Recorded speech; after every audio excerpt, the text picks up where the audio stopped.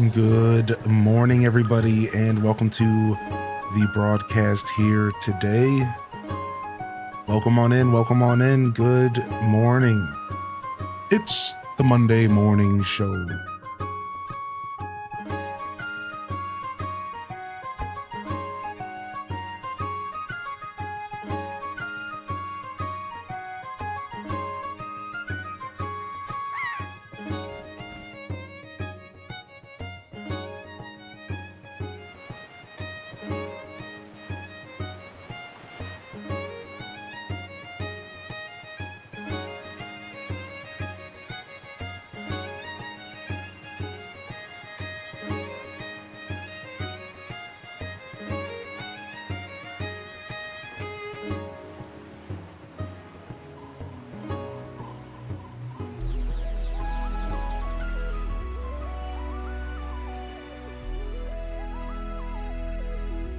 Yo. Good morning. We made it. It's a fresh week. Fresh opportunities, baby. Welcome to the Monday morning show, fam. Good to see you here today.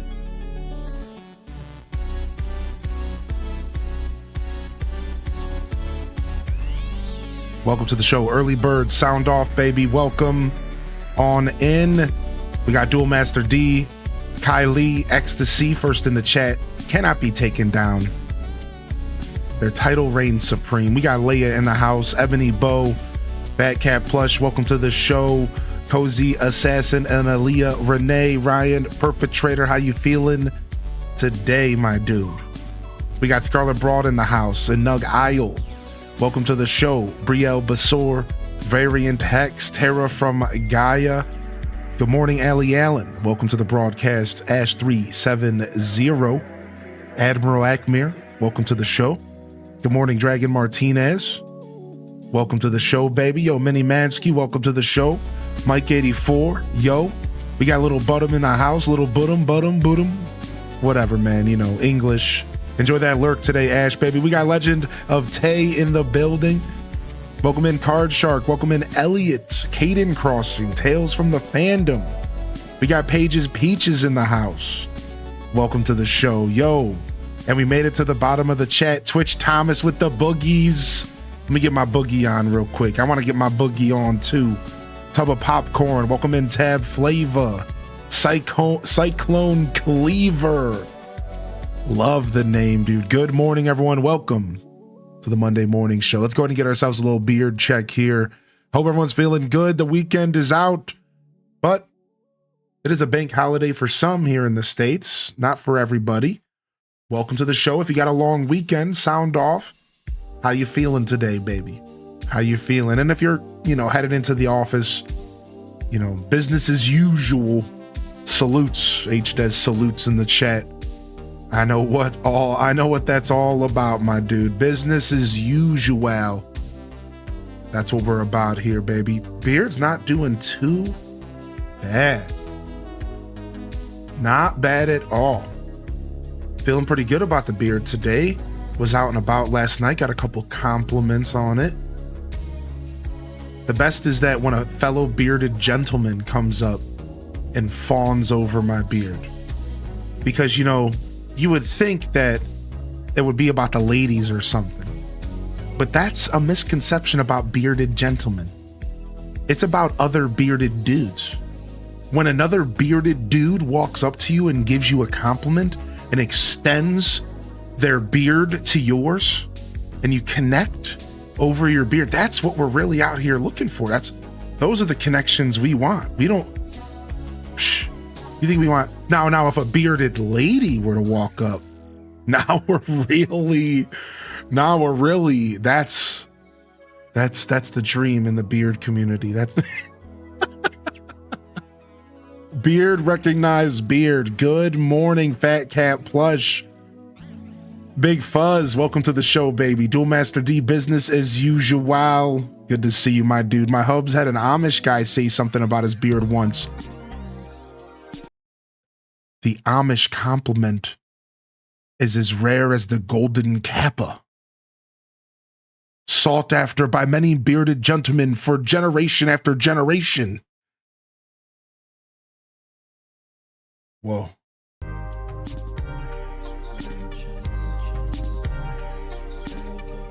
Big Doggo Media, welcome to the show, my dude.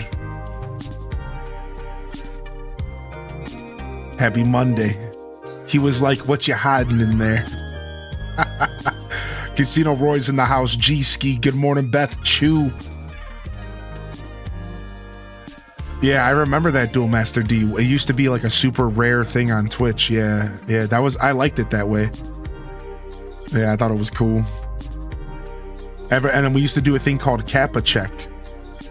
So like that's Twitch lore. So for those that don't know, the Golden Kappa used to get given to one person on the platform every day out of millions of people.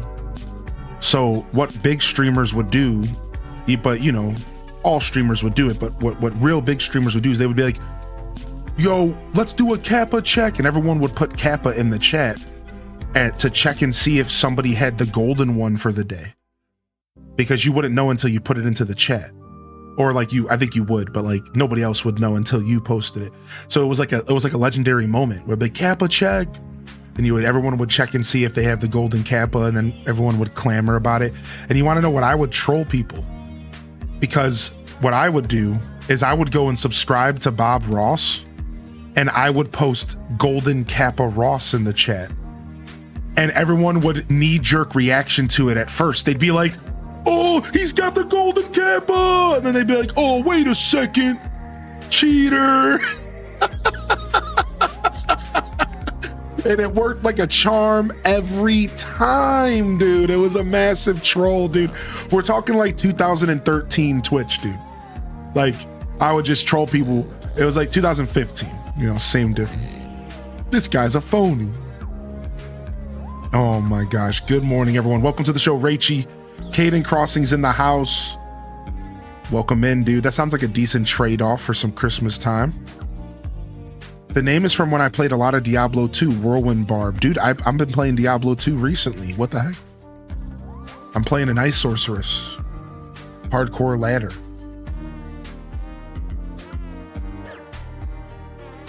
Good morning. Good morning, everyone. Welcome to the broadcast today. Burger Smalls. Big Doggo, Karen Keisha, Who the Heo, Sammy Dot, Recyclops. Welcome to the broadcast, baby. Welcome to the show. Good morning. We got Mads World in the house. Pumpkins, yeah. And if you have BTTV, there's even the Hylian Descent pumpkin. The most cursed emote, but it's a classic. An absolute classic. Good morning. How's everyone's weekend? If you're just tuning in, I'd love to hear about how your weekend went. What did y'all get into? And how have y'all been feeling? A good weekend on my part. It was just a lot of hanging out with y'all. As you know, we've been doing some long boys trying to get through Pokemon X. And just some relaxing on my part. You know, I passed out, pretty much didn't do anything yesterday, and the day before, Saturday. Yesterday I actually got reached out to by an old friend as an invite over for a community dinner night, and I didn't really know what to expect because the way he worded it was like community dinner. I was like, oh, are you like cooking for the needy or something? But no, it was just him and a couple of his close friends, and he was just cooking for them. But I hadn't seen him in years. So it was a really nice gesture for them to reach out and be like, yeah, come over and eat some food. And it was delicious. We were just hanging out, chatting, yapping, eating delicious food. Yeah, it was just cool. It was just super cool. Just hung out, chatted, yapped, stayed out a little late, and then got home and passed out. I sang Monorail with Hylian this weekend. Yeah, we had a good time. Our streams have been fire, dude. Nice playing some Pokemon X. Oh no, Akela K, that's the worst. Oh, I've been there before. I've been there before. I remember when I used to do retail, every time we had to leave, we had to set the alarm, and then we only had like a minute to get out of the store and lock the door. And if you went past that minute, the alarm would go off.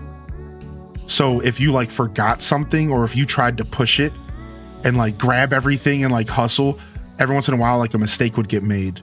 And one time I let the alarm go off, like not thinking about it. And it was rough. No one has come yet.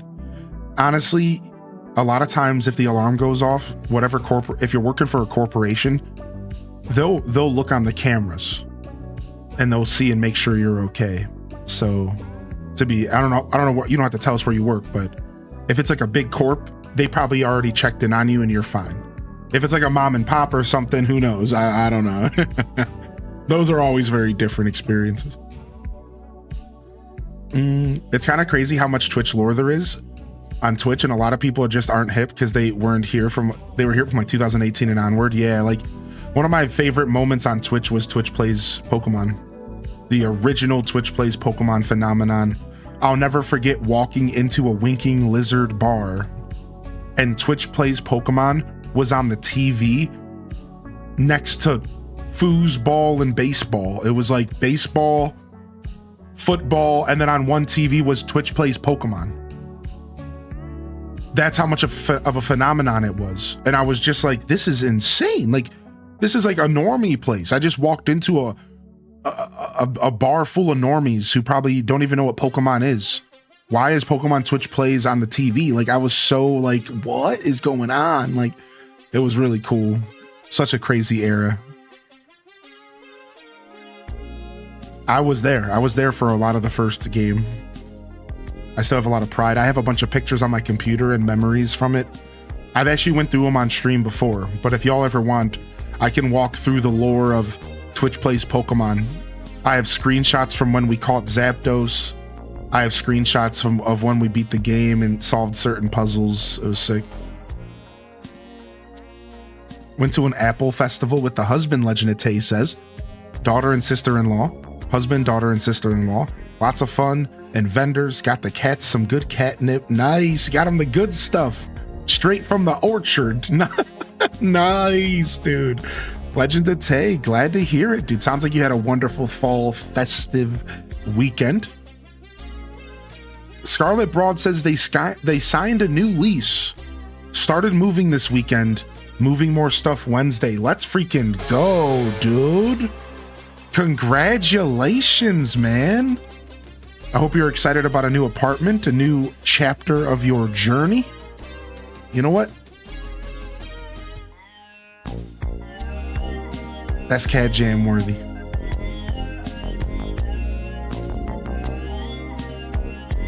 Noah Log on the bonfire, baby. Welcome to one of the many checkpoints on the internet. Through shared experience, we connect. You are tuned in to the Monday Morning Show, just chatting with extra steps.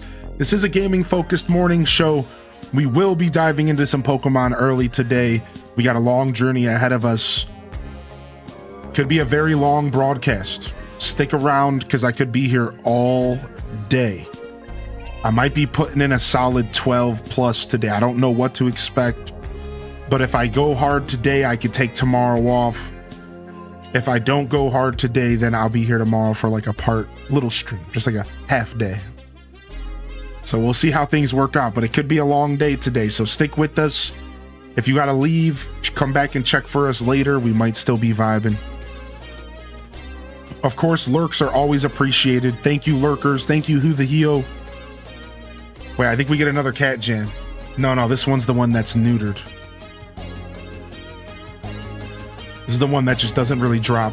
And then you're left like feeling weird.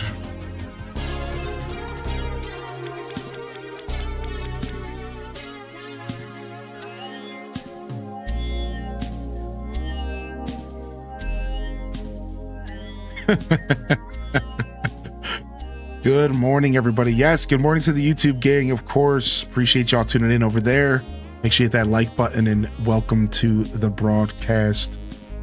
Appreciate the YouTube gang as always. Always coming through with that support, baby. Thank you. And viewership is the ultimate form of support. I never thought I'd hear that in a sentence. Cheers. Let the adventure begin. Happy Monday. Good to see you, Aelith. And welcome to the show, baby.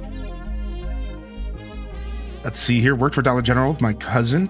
Been back before COVID. Rode basically the same schedule one day.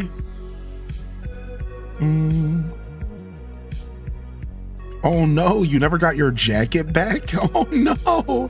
I've also left some stuff behind for quitting at a job. One time I left some steel-toed boots and everything because I was just so uninterested in going back to a job. I was just like, you can have them. It's like, I'm done. Yes, today is Canadian Thanksgiving. Is that actually today or was it yesterday? Because I felt bad. I thought I missed saying Happy Thanksgiving to the Canadian fam. Is that today, dude? Let me go in and put it in the Discord as well.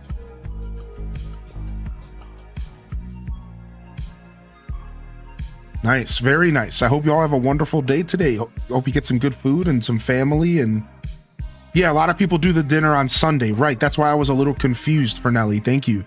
Yeah, happy Thanksgiving to all the Canadian fam. I hope you all have a wonderful day today. Hope you all have a wonderful little holiday, little extended weekend, which is a beautiful, beautiful thing. Everyone deserves an extra day off here and there. I could go for a nice big Thanksgiving plate. You and me both, my dude. Aelith says, I already told a bit of my weekend in the Discord, but Saturday during my event went well. After that, helping a couple that the guy ended up in the ICU. Oh, that's rough. Yeah, it was very nice of you to go and help out those people and help calm them down from a panic attack. Very kind of you to extend that to them, you know, and to reach out to them. That's a very beautiful thing, to say the least. Gita Chan played some Blue Protocol this weekend. I hope you liked it. I've heard good things about Blue Protocol. And you finished the base of your first Master Grade Gundam. The first and only model I ever built was a Gundam. And the truth is that I stole the Gundam from a quaint little anime shop that was on my corner growing up. And I was just like, I really want one of these, but they're way too expensive, so yoink. Hey, listen, man, I was a kid, you know. It is what it is. What's up, Zane? Happy Thanksgiving, dude. Good to see you, Zane. Welcome in, Impatient Pay. Good morning. And welcome to the show, my dude. Holy heck. Elliot, that's crazy. What a circumstance to lose your jacket, right? What a circumstance to lose a jacket in. Sometimes life just deals you some cards. It giveth and taketh the jacketh. Good morning. Welcome to the show. Shamrock Plays. Tam Perpetrator. Christopher's in the house. Welcome to the broadcast. Trips 14, Andromeda Stars. Thank you for the daily check-ins and good morning, Maggie May. Good to see you as well. Dazabound, Cozy Chicky. Good morning, everyone. Welcome to the broadcast. It's the Monday morning show, gaming focused. We dive into some games, but we'll chat for a little bit. Of course, we always like to do a little bit of chatting in the morning.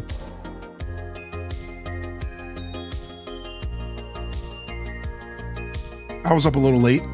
A little out of my element, going and seeing humans. I was around humans.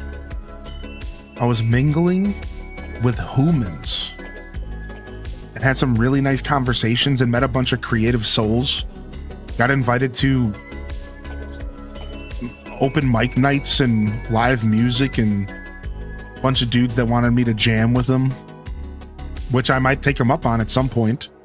Unfortunately, their little show this weekend is, you know,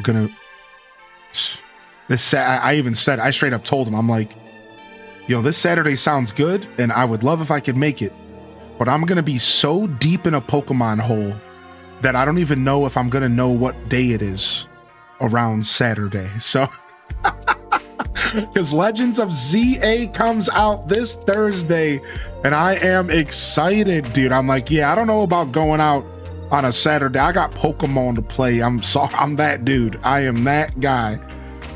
And we were laughing about it, but it was nice. It was nice being around a lot of creative souls in person. You know, I do a lot of that on the internet, and I got to hear this dude's music. It was pretty good. And It was nice. It was a nice little outing. Something I haven't done in a lot recently.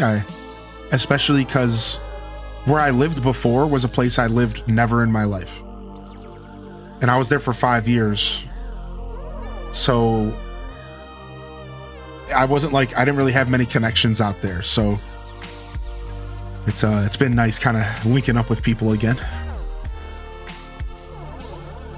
Just got the Switch 2 Pro controller. Yeah, you mentioned you picked up the Switch 2 Pro controller. The truth is that you are one of like very few people that have had that interaction with the Switch 2 Pro controller. I have heard one or two people mention that they didn't like it, the feel of it, the way that it was like they're extending their thumb or something like that.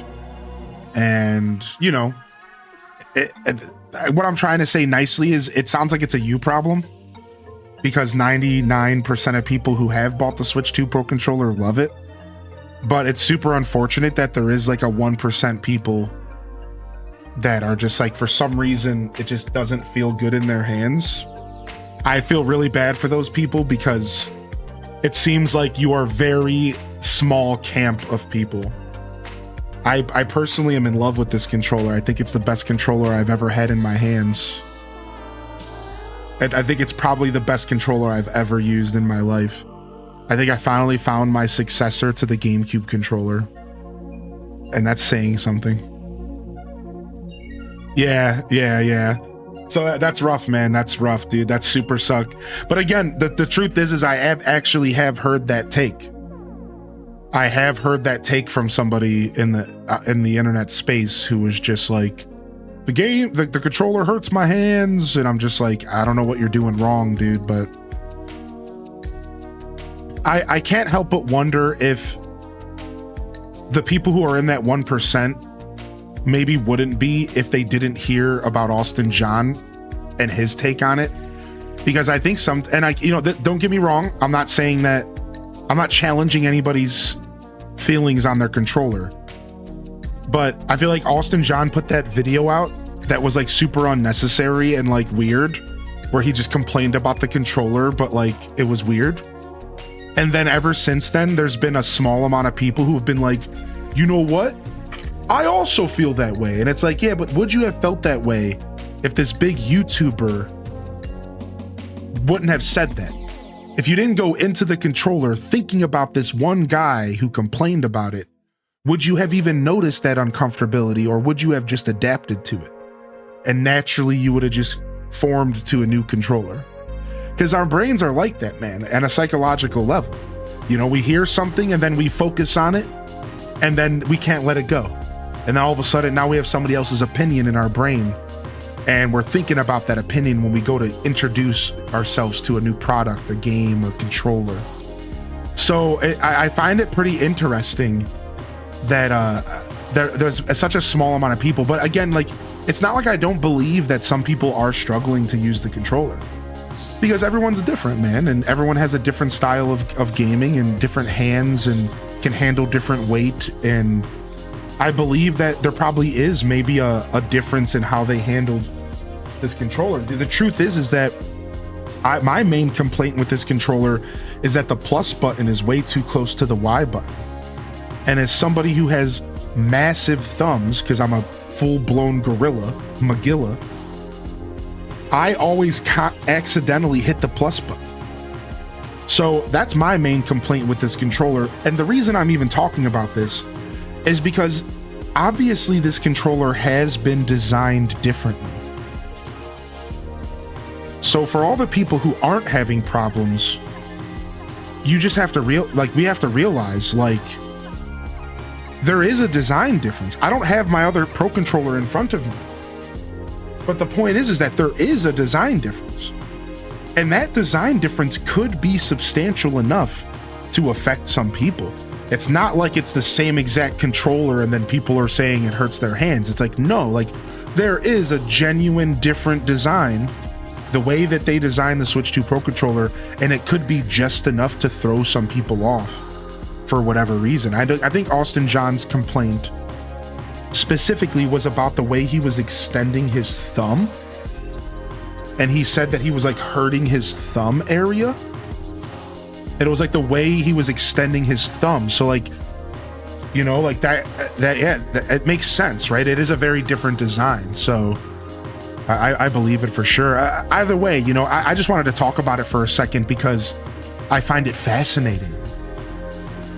But not that your disappointment is fascinating, just that this controller is designed just enough differently that on a surface level you wouldn't even notice.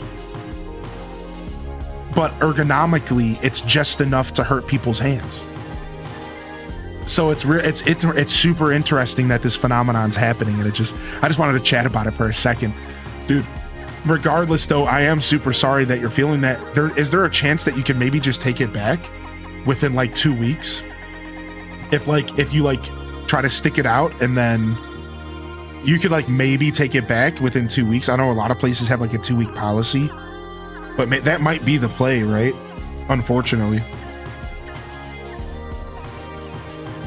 I haven't used first-party Switch 1 controller for years. That's true. Dazabound, you've been using the 8-bit Do, right?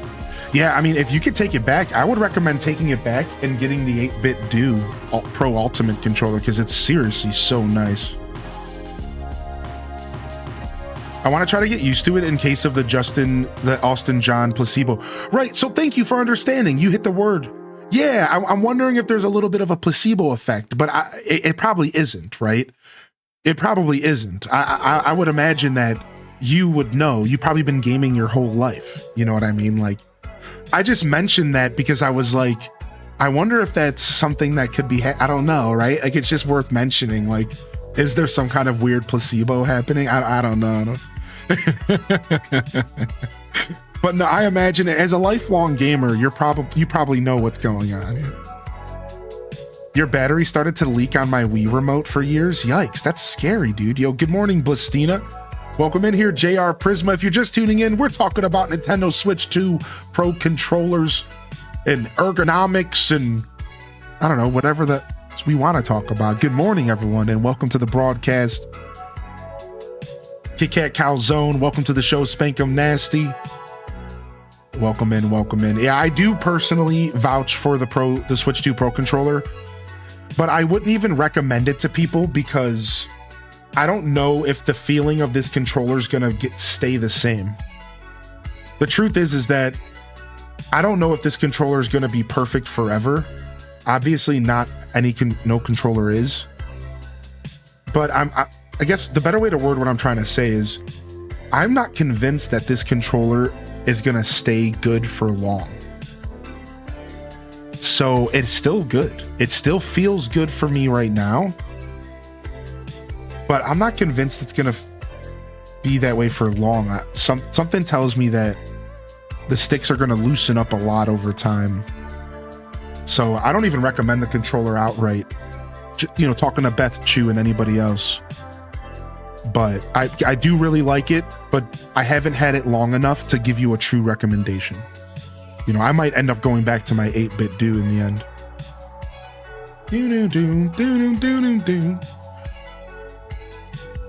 The joysticks are quite heavy. It does feel different. I still want to get used to it because I like it. Yeah, dude, hopefully it works out for you, but don't hurt yourself over it, man, all right? Please take care of yourself. Don't hurt yourself. Are you picking up Legend ZA, Twitch Thomas? Are you in the Switch 2 ZA camp? Are you going to take the plunge? And that goes to anybody, by the way. Are you going to be playing ZA? Are you going to be diving in with us on Thursday? And what's up, Rolled Chronic? What's up, dude? I love your name, dude. X and Y have a lot of style, man. I'm on 6 out of 8 badges. This game has so much style. You just hit the nail on the head. This game oozes style. I'm talking Ivan Ooze style, dude. Like, it is a beautiful game. It takes me back to my younger years of playing these classic Pokemons while also making it feel like a super modern adventure. The camera angles and the way that it delivers the environment and the world to you is nothing like anything I've ever played on the 3DS. It's one of the most beautiful experiences it's really good. Like, I'm very sad that I got to it so late, but sometimes life works out that way. Because here we are playing it right before ZA, and I think it's all perfect. You know, I think it's right where it should be. But I am kind of sad I overlooked this, because I wouldn't mind. I guess what I'm saying is, I think I'm going to look for a copy of these games, you know, legally, not sailing the 7 seas, and I'm going to load it up on my 3DS that's modded, and I'm going to play it again. I think I'm going to play this game again at some point. I really want to. Got to see the team before I head to uni. Here, I can pull up my team. I don't mind at all. Here, let's jump over and we'll pull up the team, and then we'll continue chatting here. 1 second. I'll catch up on chat in just a moment here. Good morning, everyone. Yo, welcome in. What's up, Abyss Sans? What's up, Toad? All right, yo, here's my squad. Well, of course, you could see them right here, but just in case you're on mobile, we'll go ahead and we'll pull it up here. Let's do our last time on this episode shtick, and then we'll come back to the jams here this morning, all right?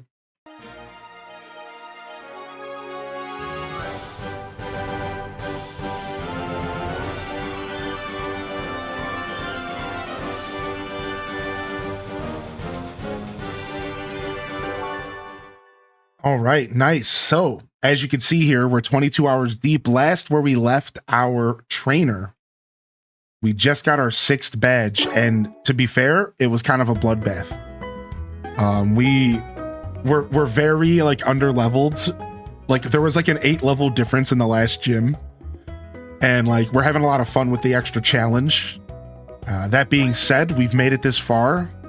For those that aren't hip to this game, let me just give you a quick recap, all right? So first off, this game is all about the Kalos region. Yonoko coming in with 39 months. Let's go, baby. That's the first sub of the day. Let's get some love in the chat, baby. So far in the story of the game, we were given a Pokedex from Professor Sycamore to go on a journey through Kalos, and he wanted us to research Mega Evolution, and we did, and we stumbled across the Mega Evolution Guru, just a guy, and we essentially became the next in line to receive a Mega Evolution ring. So that's like a really big deal. We were kind of bestowed an honor, all right? That's what I want you to think.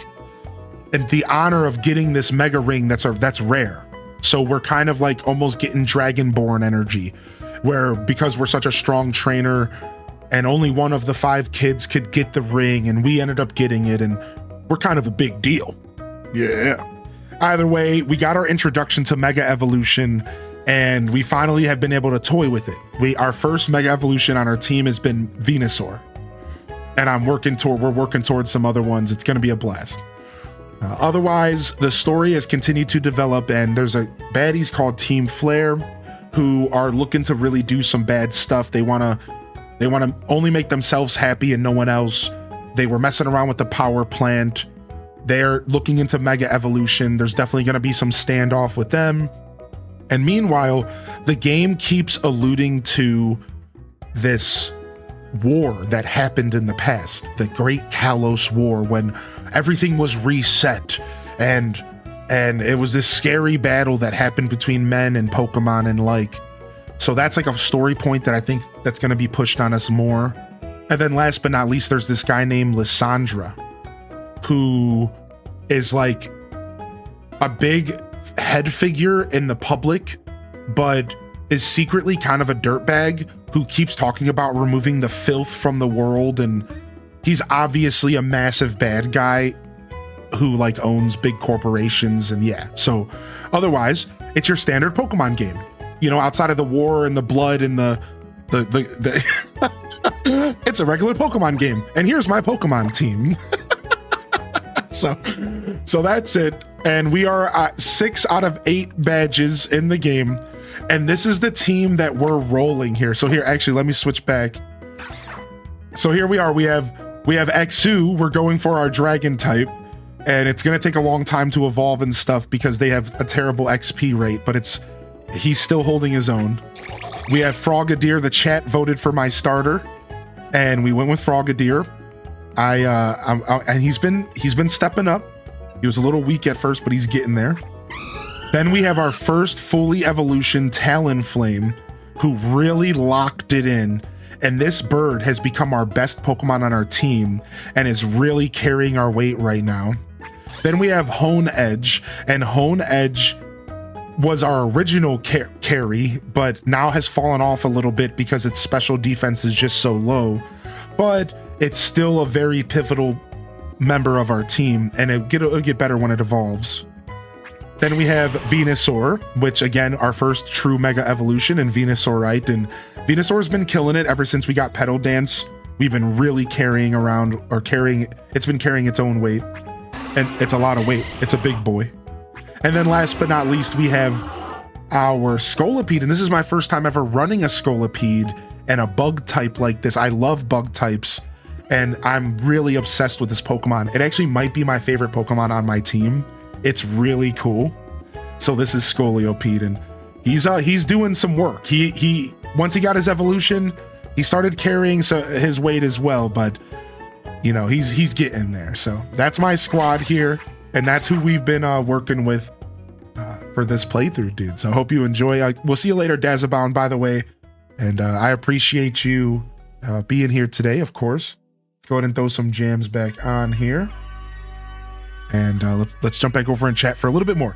We'll chat for a little longer, then we'll get back to the gameplay here today. But yeah, dude. Yeah, my team's pretty sick, dude. I'm pretty proud of it. I'm not gonna lie. Yo, we got Weirdo of Kings in the house. Oh, dude, can we get some love in the chat for Weirdo, dude? You know, it's always okay to step into our community and ask for a little bit of extra love.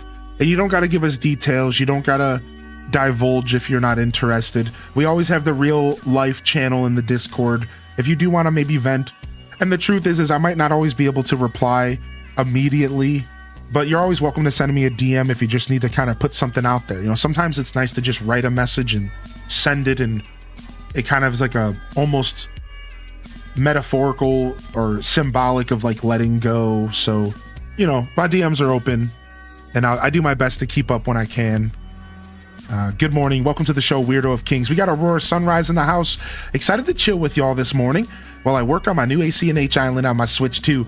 I know, honestly, I'm thinking about Animal Crossing this morning as well.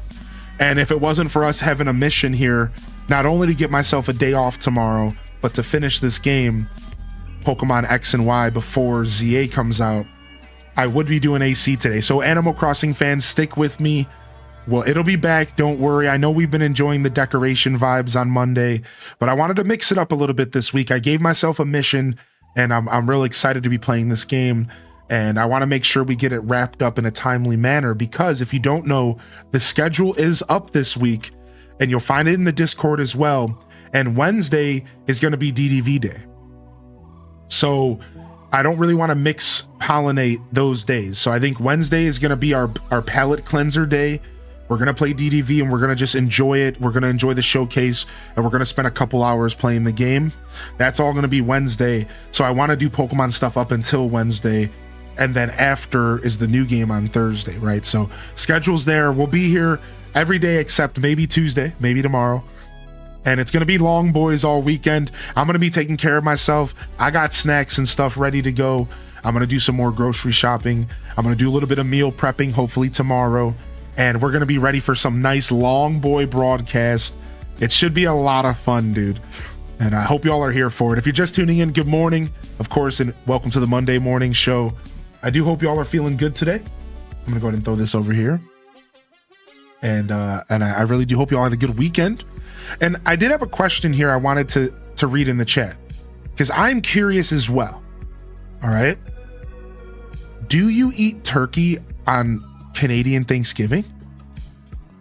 Tamper, I'm also curious. Dude. Good morning, Pixie Skies and Captain Cheeks. We got Rain 5150 in the house. Welcome to the show, Gil Wen and Dynamic Type. Welcome to the show, Dat Baby. Good morning. And welcome in here, dude. Good to see you today. The Abyss Sans. Welcome in, Atlantic Chaos. Good to see you, my dude. And welcome to the show, Weirdo of Kings. Again, good morning, Keisha. Alto Girls in the house. And welcome to the show, dude. Good morning, man. Good morning. Thank you for the recap. Yeah, of course. Of course, it's been fun. What I like is best is the allowed thought process that goes into each fight. All the reasoning on why you're using one or another Pokemon or attack. It helps to understand how to analyze options for battles. Aw, Aelith, that's so kind of you saying that, dude. I honestly really hope that y'all enjoy my Pokemon commentary.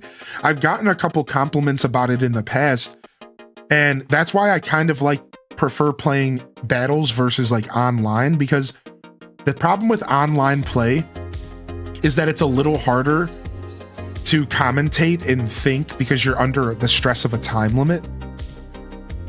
But I do enjoy doing that as well, but I enjoy this more because when I'm doing just like the regular story of the game and stuff, I get the opportunity to like share my thoughts and really kind of get into the analysis side of the battles, and it's, I really appreciate that. And I have a lot of fun at doing that stuff, and I've had somebody comment in the past that they like it as well, so thank you very much.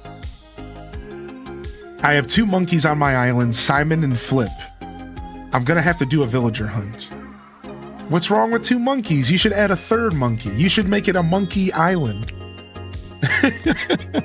Yo, good morning, Sarah Shimmy. Good to see you today, Sarah Shimmy. Welcome in, Coach Boyvin. Canadian turkey, which is just chicken. Is that real? Is that a real thing? Canadian chicken? Canadian turkey? What's up, F and Stefan? The amount of turkey I've consumed over the last 48 hours is insane. Amusing Ashley, good morning, dude. I'm glad y'all are eating good and celebrating your Thanksgiving. And I appreciate you coming to spend some of your free day with me. Thank you so much. Turkey, stuffing, mashed potatoes, gravy, salads, buns, pumpkin pie, the usual spread. Sounds delicious. Sounds delicious. We got March Marauder in the house. What's up, March? Watching you play Pokemon's the whole reason I ever gave it a chance. Aw, thank you for that. What's up, Oversoul? How you doing, dude? Welcome to the show, Oversoul. We got Wild Chick in here as well. Wild Chic. Wild Chick. Do you just want it to be Wild Chick? Is that cool? Yo, good morning, Wild Chick. What's up? How you doing today? Thanks for tuning back in. You know, I missed your question yesterday, by the way. Yesterday, you asked me a question. I didn't get a chance to reply to you. I'm going to go ahead and do that now, okay? You were talking about the game I was playing, and I didn't get a chance to reply to you. The game that I was playing is actually an older one from 2013. Right here, it's called Pokemon X and Y. And if you didn't know, the new one that's coming out Thursday is actually based off of the same region, and even like somewhat of the same story of the game that I'm playing now. Does that make sense? So you were close. Yeah, you're close, but it's not quite the new game. We're playing the 2013 Z or X and Y, it's called. Yeah, no connections. Hey, I like to think I'm pretty cool. I guess I'm just not that cool, all right? I'm not that cool, all right? I'm not cool enough to break the street date of a game, I suppose. Oh my gosh, dude.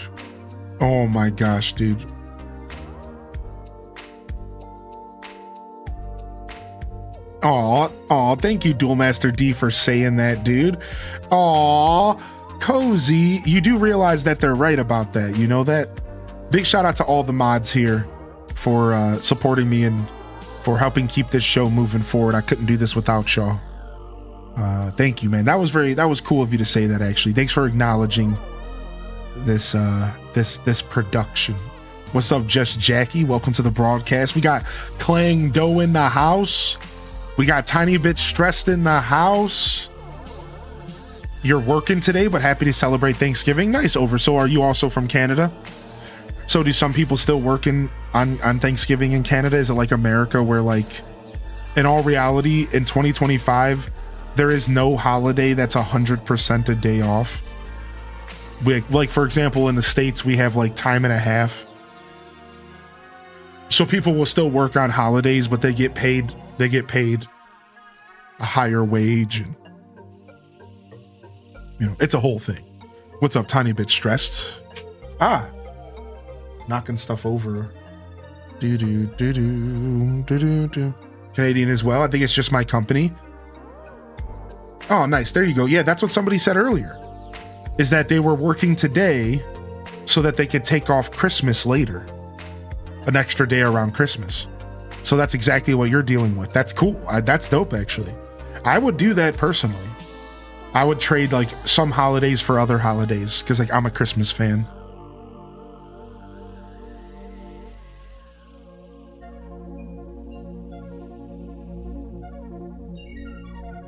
Not a lot of people work on Christmas. That's the only sacred one left.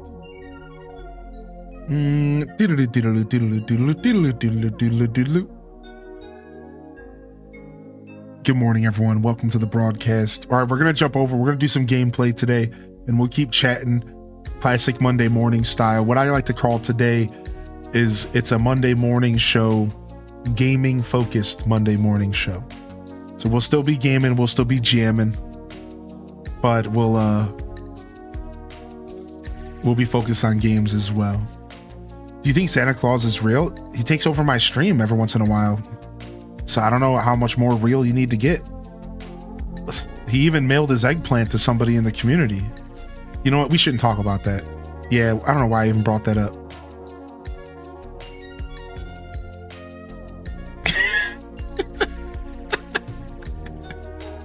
I got Olaf. Wait, tell me more about this eggplant. There's some clips out there somewhere, okay? Oh my gosh, dude. Oh, nice, dude. Nice. I see what you're saying, Alto Girl. Yo, take it easy. Take care of yourself, dude. 9 days a row isn't a lot. Yo, what up, Piku and NLB Palmer, by the way. Good morning, Palmer. I saw you pop in earlier. Good morning, Piku. Scuffed Eats stuff is in the works right now. Scuffed Eats stuff is in the works right now. So I've been spending the last couple days ordering the last bits of equipment. They've all arrived. I have a new light to try out. I got the power strips and stuff that I need. And at this point, I just need to put it all together and then do a test run. And then we'll be doing a couple live tests as well. And that'll be stuff that we could be doing as soon as this weekend, because it might be fun to have something to eat while I do long 12-hour Pokemon streams.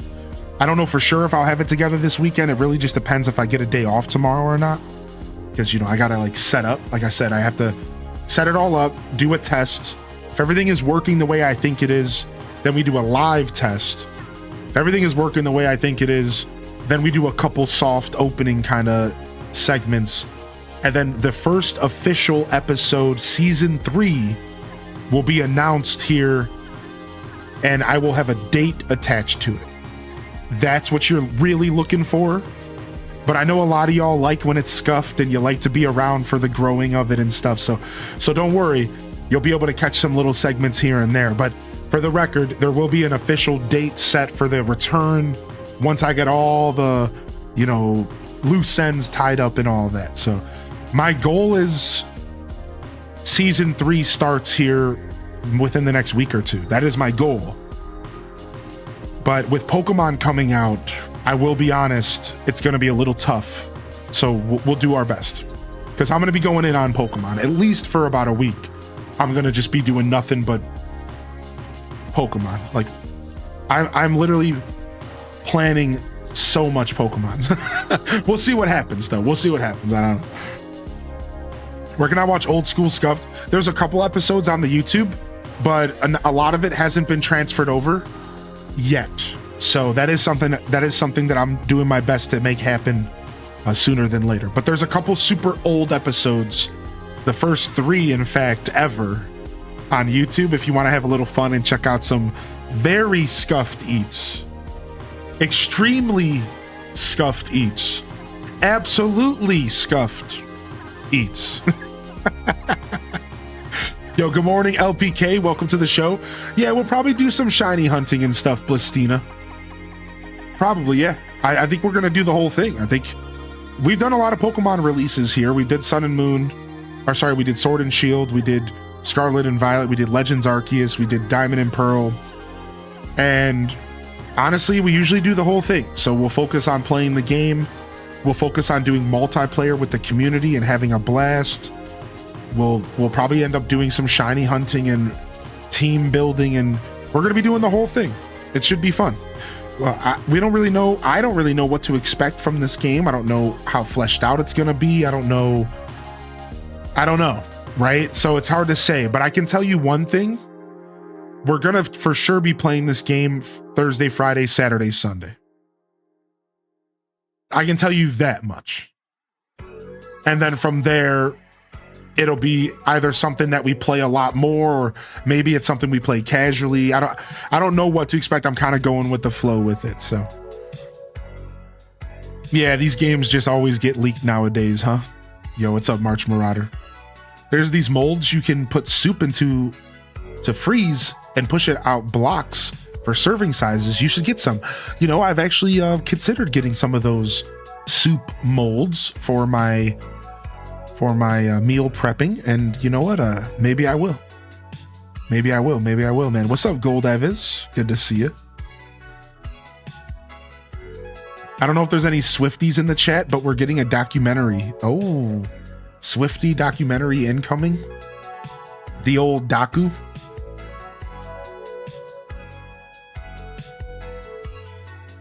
Do.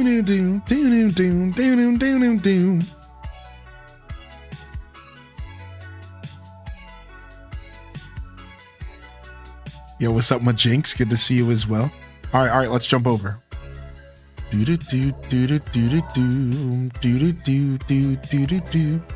I'm gonna go with Totodile personally. March Marauder, are you gonna pick it up? Do you plan to play it? Pokemon comes out Thursday. Yeah, if you're trying to avoid spoilers, you got to be careful because the whole game is leaked. The green one is Chikorita. The babe. Chikorita's the babe. Are you a movie watcher? I'm not a big movie watcher. I'm not a big TV guy. My life was always centered around gaming and music. But I have watched, I have indulged, and honestly, because of my partner, my significant other, they are a big movie buff, and they've really got me back into movie and TV entertainment, and I've been really enjoying my return, if you will. Again, I've always dabbled, but never took it too serious. And to answer your question here, which is, what's your favorite movie this year you've watched? It probably...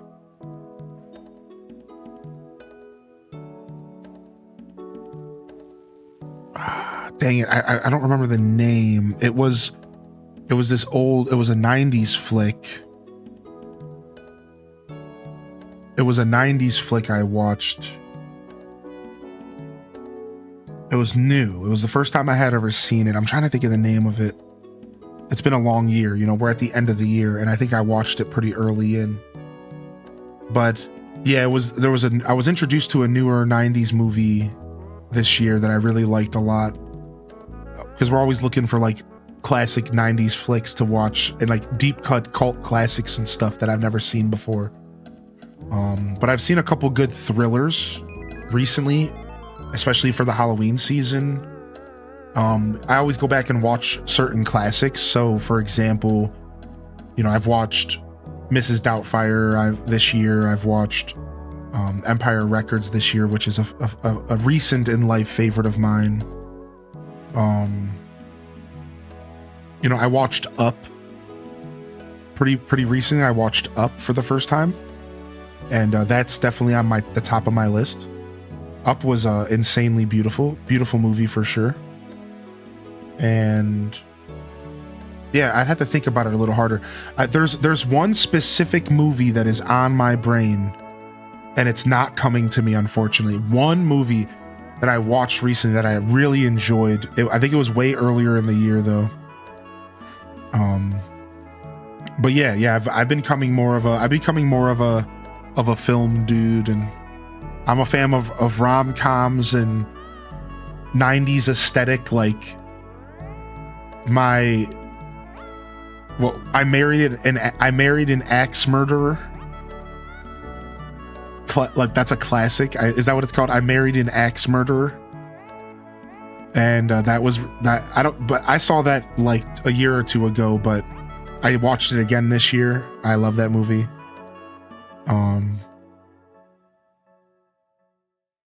I've seen a little bit of Alfred Hitchcock stuff, but not like a ton. Not like a ton at all. Yeah, we saw Ratatouille for the first time this year. Yes, dude. Honestly, Ratatouille might be my favorite movie of the year, if I really had to think about it. Because, like, to be honest, that movie spoke to my inner chef. That movie spoke to my inner chef big time. Yeah, that movie was good. Hold on, I'm gonna pull up Prime Video and see if there's a history real quick that I can quickly see, because I think I watched the movie that's on the tip of my brain on Amazon. Actually, you know what? No, I didn't. I totally pirated it. So I don't think it's gonna be here. Dang it, dude. I totally pirated it, I'm pretty sure.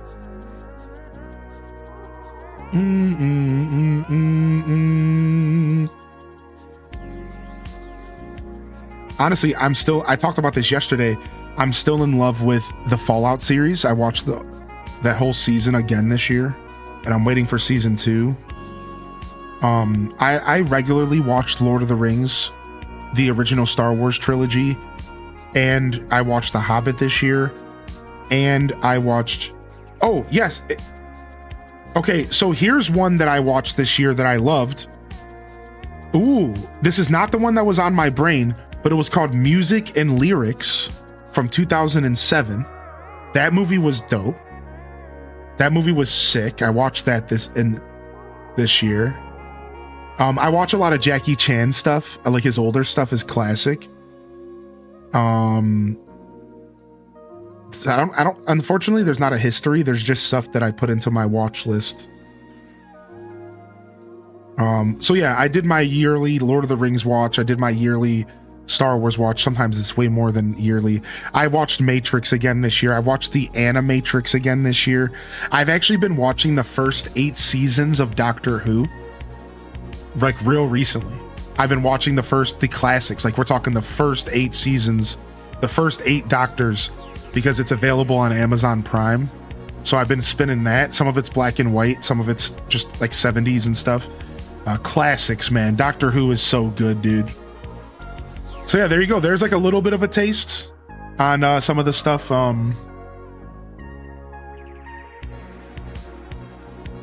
There's a little bit of a taste on some of the stuff I've been watching for sure.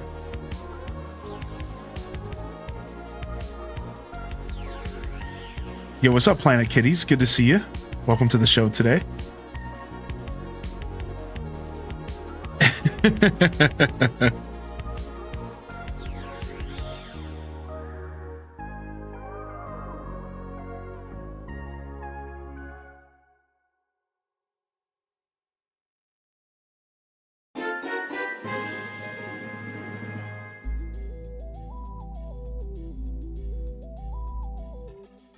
Oh, nice. What's up, Ambisick? Thank you for 41, dude. How you doing today? How you doing today? Good morning. Welcome to the show.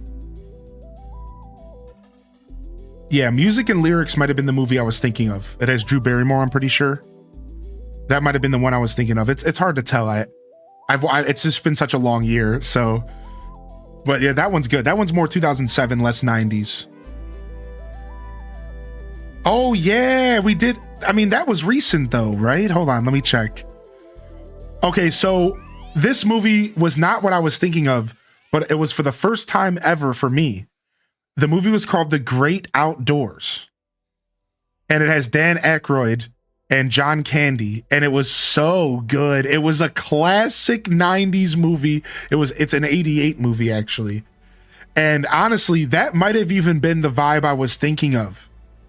I might have been thinking about that vibe. I know there was something with that like late 80s vibe that I watched. So I might have been blending Music and Lyrics with that and not realizing I was thinking of 2 separate movies. Yeah. Yo, what's up, Rose Watches Twitch? Enjoy your lurk. Yeah, the bear. Yeah, dude, that was really good, dude. That was one of my favorites from this year. It was really good, dude. Yeah. Super silly movie. Super silly movie. What's up, Llama Mama? Welcome to the show today. I love X and Y. First Pokemon game where I got full odds shiny Schmeargle. Wow. Wait a second. So, dude, there's nothing better than a full odds shiny. Just randomly falling into your lap, right? Very nice. Very nice. And so what about all of you, though, chat? Listen, I've been sitting here yapping. Is there any movies that you watched this year? What is your favorite movie you watched this year? Maybe an old favorite. Maybe The Return. You know, maybe one you watched for the first time. Maybe a new movie. If there's something that you've seen that you like. I know Majinx mentioned the live adaptation of How to Train a Dragon, which I know people have mentioned they liked. Dude, Ratatouille was good. Ratatouille was actually super good. I'm so happy you mentioned Ratatouille, Fo for all. Good morning, Fo. Because honestly, that was a classic right there for me. Have you seen The Man with No Name, The Good, the Bad, the Ugly trilogy? I don't think so. I want to say no to that, but maybe there's a chance that I've been in the same room as it kind of vibes. It's been on the TV. Maybe I've seen some of it because it rings a bell, but it's not standing out to me. I love the Naked Gun remake. Liam Neeson was a good choice for that role. Nice. 16 Candles, Breakfast Club classics. You just rewatched Pulp Fiction. Dude, I haven't watched Pulp Fiction in a long time. And I would love to, actually. It's been a long time. Yo, thank you, Ambi Sick, again for the 41, dude. Yeah. I still haven't did my yearly Casper watching, so that needs to happen soon. My yearly Casper watching. Here, let me tinkle real quick, chat. I'm just gonna super quick tinkle so that I can just be comfortable. And yo, good morning, Strawberry Grass. I'll be right back. Give me like just a quick sec.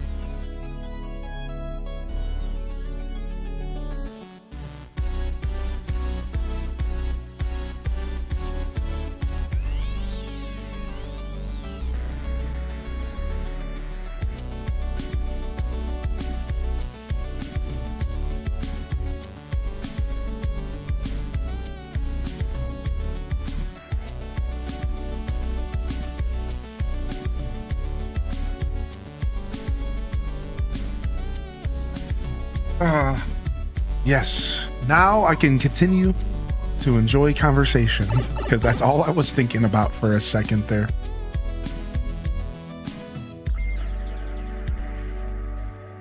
All right, give me just a second. Just gonna do a quick beard check. Beard refresh.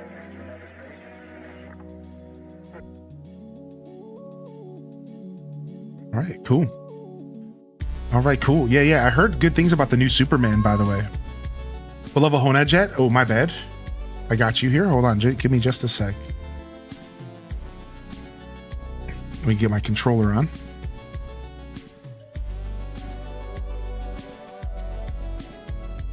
$34. So don't we evolve in one level? I accidentally used all my rare candies though. But don't we evolve in one level? I think at 35, right? We're close. I can't wait for the next Spaceballs. Wait, there's a new Spaceballs coming out? Really? Thinking of watching the Goonies? Dude, I'm pretty sure I was just talking about the Goonies with someone the other day. Oh, yes. I just got reminded, chat room. Yo, y'all say good morning to the babe. They're watching today. They reminded me of my probably my favorite movie of this year. I can't believe, listen, this year was a big year for movies. This Piku, if you're still listening, I saw The Greatest Showman for the first time this year, and it ripped my face off. It melted my face. It had me crying grown man tears that I haven't cried in a long time. Like, it destroyed me. Like, it was so beautiful. Like, I'm not even a big musical guy, right? I've seen a couple. The Genetic Opera.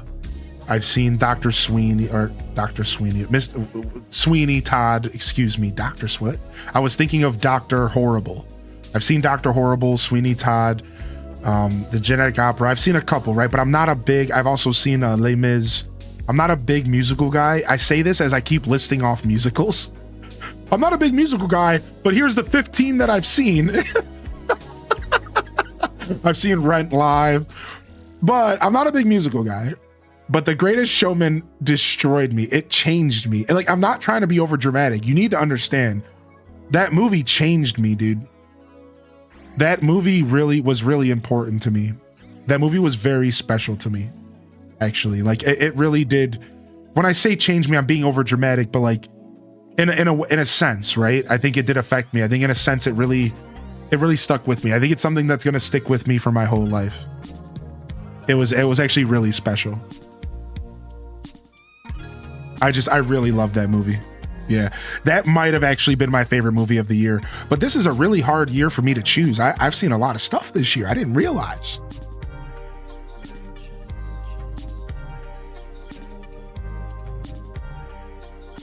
Nice, JR Prisma. I love that. That's so funny, right, Saidi? It's like, oh yeah, I don't like musicals. Actually, I've seen them all. You saw the Dracula, the musical? That sounds sick. That sounds sick. You saw The Godfather for the first time. That's a good. I haven't seen The Godfather since I was actually real little. I need to sit down and watch it. I've never seen Planes, Trains, and Automobiles, but it's been recommended to me. Should I watch it? Spaceballs 2 is going to be using the original cast. All right, Spaceballs movie night, when? Spaceballs movie night in the Discord, when? It's not an October vibe. I wasn't going to do that in October. Do we do it in November? You guys want to do that in November? Because I haven't seen that movie in 20 plus years. I barely remember anything about it. I'm just going to be real. So I need to watch this movie again. Like, it would be like basically like watching it for the first time. Like, I barely remember anything but like a couple scenes, a couple of the silly scenes. Like, it's like vague. Ooh, you've been watching the 1980s Sherlock? That's cool. I like that.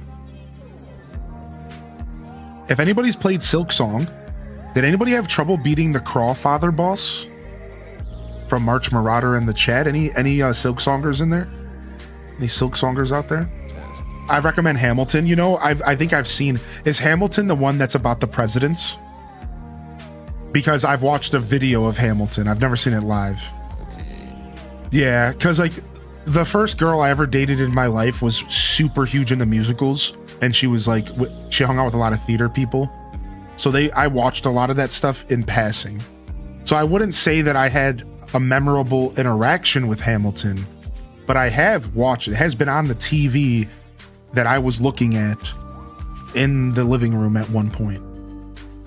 But I wouldn't say I was watching it.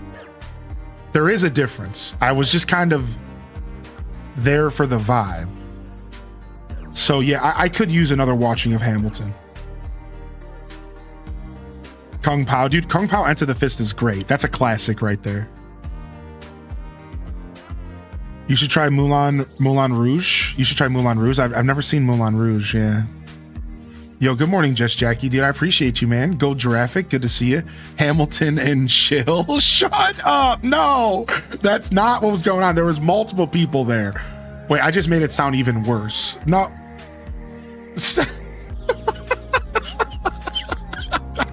No.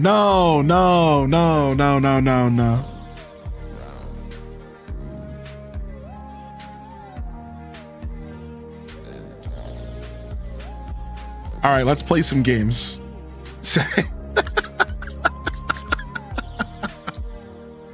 No. All right. If you were tuned in for Pokemon this morning and you stuck around through our Just Chatting segment here, you're an OG, and if you jump in the chat, you know, maybe we could give you some love.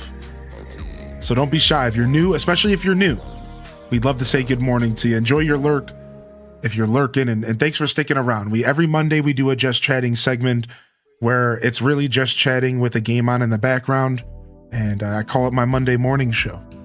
So I welcome you here to the Monday morning show. I'm your host today, Highly in Dissent, and while this is going to be a gaming focused show, I imagine some of you might just be sitting back relaxing and looking forward to some Pokemon, and whatever reason you are here, you're valued and you're appreciated. And that's my point. Thank you. And if you stuck around through all of that, it sounds like you might have found a new place to hang out on Twitch, and hit that follow button, subscribe over on YouTube, and good morning. Appreciate you all. Make sure you hit that like button if you're over on YouTube. We might have got some love from over there. Thank you so much if you're tuned in. If we got a little raid over on YouTube or something, thank you. Appreciate you all sincerely. You'll find my Twitch link in the description below, and you can come over and say good morning with us. All right. Let's go ahead and let's jump into some games here while we continue to chat. Everyone, welcome officially to the Monday morning show, gaming focused.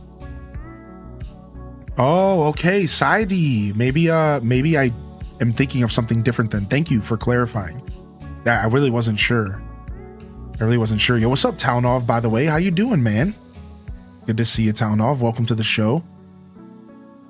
Appreciate y'all. Yo, an off day. Welcome to the broadcast, man. Thank you, dude. I love playing some retro games. I did not pre-order ZA yet, just because I usually do my pre-orders like the day before, because I have a weird... I don't like pre-orders. I'm just going to be real. This is it. And if this is weird or if it's too much, that's okay. You don't have to think the way I think. I hate pre-orders. I think pre-orders are gross. I think all of that stuff in the gaming industry is actually completely terrible for the gaming industry. So while I do end up pre-ordering games, usually like a day before or something, I don't do it until the final day, because I don't want to give them any satisfaction or anything. I don't want to add to their little pre-game numbers. I don't want them, because I don't like the idea of paying for something before I even know what the product is. So I do pre-order, don't get me wrong, but I always do it like the night before. Like a lot of times I do my pre-orders when I wake up the next morning and the game's already out, and then I'll just buy the game. So at that point, I guess it's not a pre-order, but so yeah, a lot of times, even if there's bonuses and stuff like that, I'm kind of a punk about it. I'm just going to be real. I don't share these types of thoughts too often because I don't really like to add to the negativity out there. There's a lot of negativity out there, so I don't like to add to a lot of it. So you don't hear me talk about this, but I just felt like being frank with you this morning. And I just wanted to be real. Like, I don't even like pre-ordering games. I don't like feeding into that. And so I will probably like tomorrow or something, day after. Yo, Arnold. Hey, what's up, Richie? Yo, loving the chat. Hearty welcomes. Good to see you, Richie. And good morning, Pretty Bird. Welcome back as well. Hey, as some of the people I was hanging out with, I was telling the chat about our hangout session just a little bit ago. Welcome in. This is Richie here in the chat. So I've actually known them my whole life. They've been in here before. For those that weren't here, though, I went to school with this cat, and I've been with them for a long time, honestly. And it was super refreshing to be around their energy again. And I don't know, just something super nostalgic and comforting about it. And I went out last night, as I was saying earlier, and we hung out. We had a big dinner. Richie actually cooked all the food himself, I think, or he might have got some help from Pretty Bird. I know there was a delicious pie we had. We had some delicious pie, pizza, these delicious burgers, which I never even asked what were on the burgers, but I know a lot of it was vegan. Dude, seriously, top-notch food. It was such a wonderful get-together, and I really do appreciate y'all tuning in. Good morning, man. Welcome to the show, dude. Yeah, hearty welcomes indeed. Hearty welcomes indeed, man. Dude, that makes me so happy that y'all popped in this morning. The thing is I thought that could happen. The funny thing about this is I woke up this morning and I was still thinking about y'all. And I was like, You know, I wonder if they'll make an effort to pop in this morning just because of all of the conversation. And I was like, nah, I shouldn't expect that. You know, I don't even know if they're Twitch people. Like, not everyone's on the internet like I am all day. But it's actually making me blush a little bit. It makes me real happy. Thanks for popping in, man. And seriously, thank you again for extending the invitation. It was really cool. It was getting out there and really building human connections, like in-person connections. You know, we talk about it on the channel. It's a wonderful Monday morning show conversation. For those that are tuning in here again, welcome to the Monday morning show. It's my little just chatting segment, even though we will be playing some games here. And oh, thank you, Cozy, for the gift. Thank you, Cozy, for gifting that sub over to Arnold Palmer. But yeah, anyways, you know, we talk about building connections here through this platform and through Twitch and building community. It's really important to me and a lot of the people that tune in here. But we've talked about it. You know, I still, as much as I do believe that what we're doing here and what we built here is important for, I think, everyone. I think nowadays we're all looking for some real connections, and I think the internet is a valid place to get that. But I don't think it should be a replacement for real life connections. And if you can get out there and get those, you should. And, you know, I've been really feeling that in my heart recently. I'm just going to be completely transparent and a little vulnerable for a second.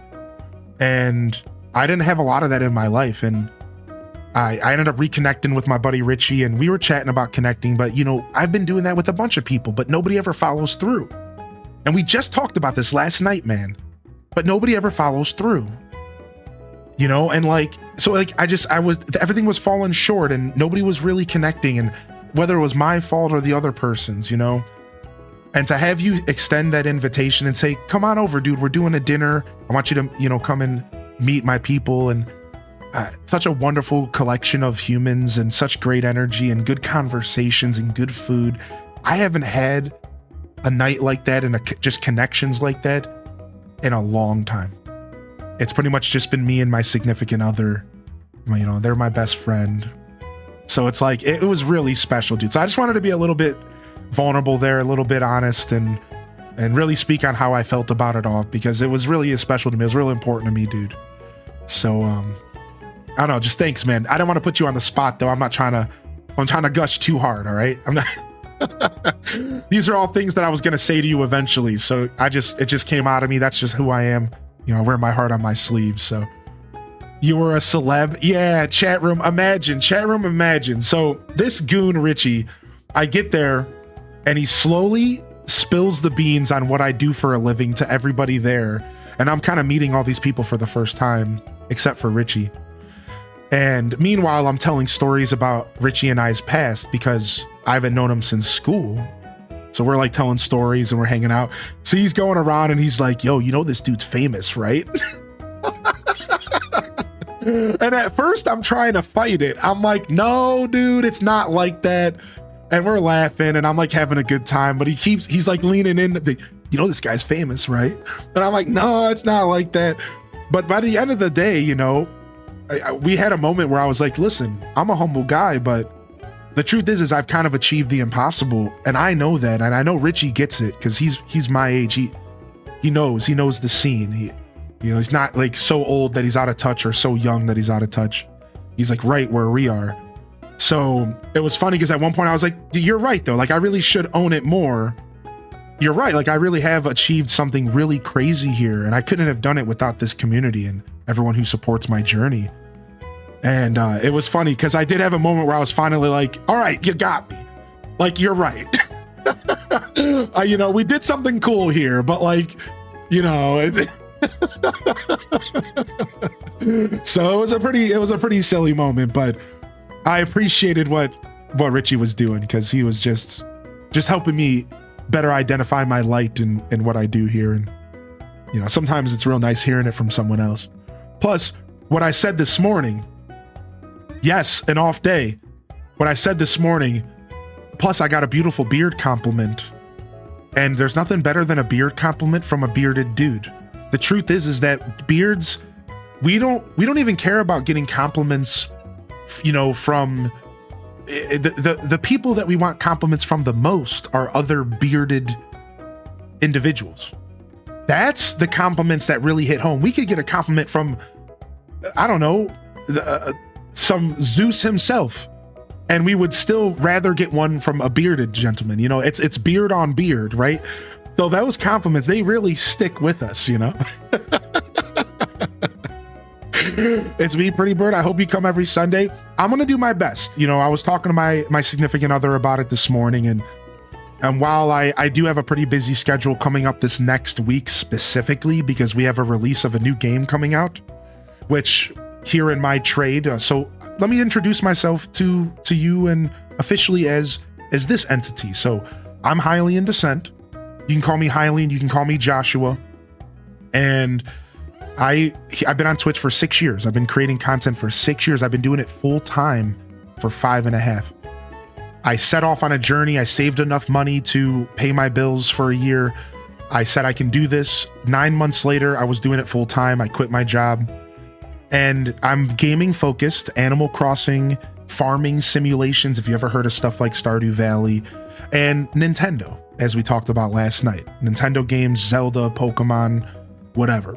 So even though I am a gaming focused broadcast, I do a lot more than just game. As you can see, we chat. I do a radio show every Monday called the Monday Morning Show. I do cooking shows we talked about last night. And again, Richie will have to connect on that. And I try to do as much as I can. I try to use this platform as a way to express myself. So that being said, games are the focus here. We are gamers first. That's kind of always been my spiel, my shtick. And sometimes there are games that are really prominent and important things for me to lean into. So that is all for me to say, hey, I'm going to do my best to connect with y'all again.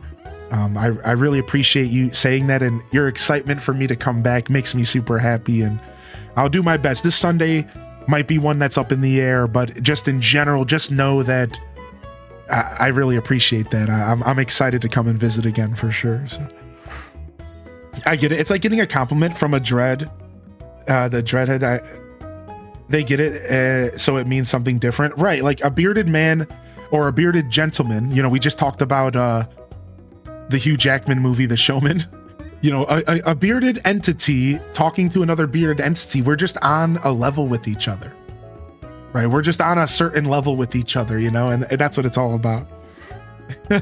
This morning, the joke I made was, don't flirt with me about my beard unless you're a man with a beard. Then come up to me and flirt with me all day, because that's actually what I really have a beard for. That's that was the joke I made this morning. I was like, listen, man, ladies, I don't want compliments from you. I'm sorry. What I really want is a bearded gentleman with a fine established beard to come up to me and say, hey, nice beard. Because that's what I'm really looking for, you know. Y'all should have seen Richie's beard. Homie is gorgeous. Homie is absolutely gorgeous. And we sniff each other's beards too, right? No, what? What? No, dude, nobody does that. Nobody does that. And certainly nobody would talk about it if they do it. First rule of beard sniffing. Dude, chill. All right. Let's get into Pokemon here and we'll keep chatting. Seriously, I didn't mean to gush too hard, but one more time, Richie and Pretty Bird, thank you for tuning in. Seriously, thank you so much for thinking of me. I don't ever expect people in my real life to come and jump into this. This is a very different universe. Twitch is very different, and it's not everyone's cup of tea. But anybody who gives me a chance and just pops in and says hello, it really means a lot to me. Even if you're just popping in for a second, I'm not gonna lie, it really does mean a lot to me. So look at me gushing for freaking 10 minutes straight. Look at me gushing here for 10 minutes straight, dude. Holy heck. Good morning, Neanderthal and Violet Purple Lavender. Violet Purple, good morning. Chell Dog as well. And Ham Labs, you legend. Welcome to the show, Ham Labs as well. You were a celeb, dude. Oh my god. Absolutely way too much fun. Absolutely way too much fun. All right, let's get out of here. I don't even know what we're doing next. I'm assuming we have to find our way to the next area. So while we're transitioning to some games, I'd still love to continue our conversation this morning. So if you're just tuning in, I'd love to ask you, how was your weekend? You know, what are you getting into? Happy Thanksgiving to the Canadian fam. That's right, Richie, we're international, baby. You know, I started this broadcast, I used to stream at 6 in the morning, so I actually had almost a 60-40 audience, 60% United States, 40% the world. Whereas nowadays it is more of a 75-25. I still have a very thick audience from all around the world, man.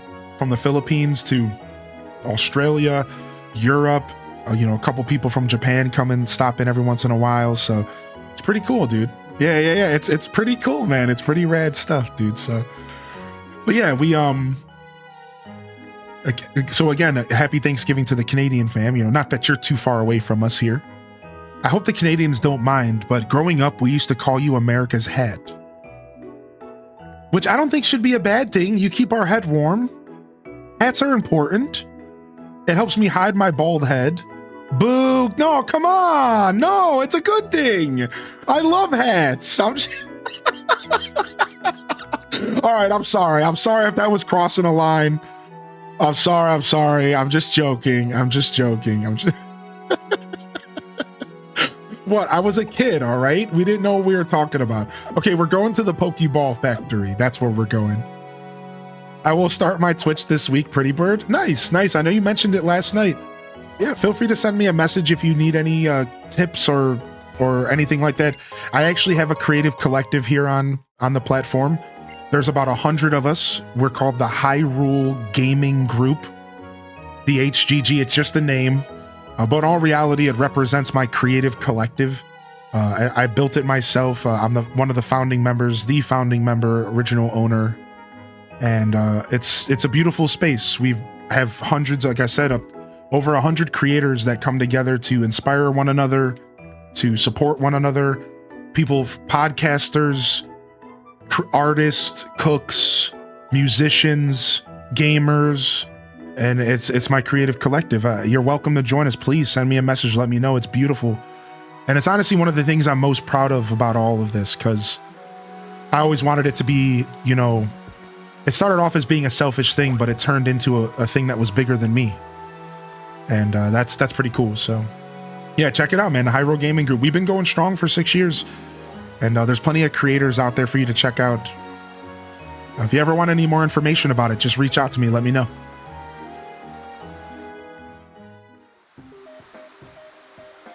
All right, the Pokeball Factory. I don't know what to expect from this. I just can't help but think about Ball Man from Sword and Shield. Dude, this song again. Hold on, I have to play a song for y'all real quick. Tales of Symphonia. OST. This song reminds me so much of this song. It's been on my brain. I have to see how accurate I am. Hold on.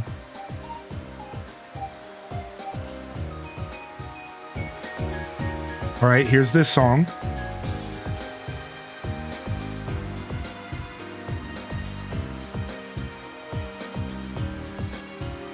I have to find the place in the game. So I'm scrolling through the list. Escape from the enemy base. Ooh, I want enemy base. Encounter with the renegades. Hold on, let's see if this is it.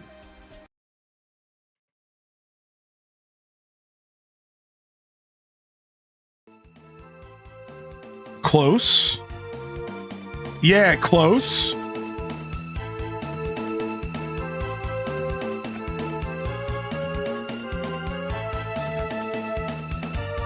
But this isn't it. Hold on. Can I find the one that's like the actual dungeon?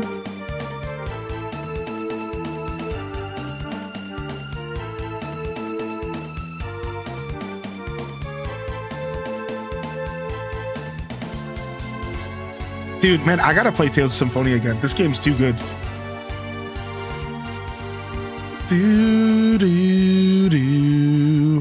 Underground passage? No. Here, let me just try looking up enemy base. Enemy base Tales of Symphonia.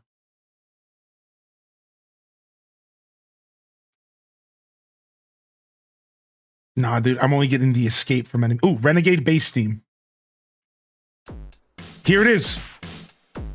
Dude, I'm telling you, this song is like so similar.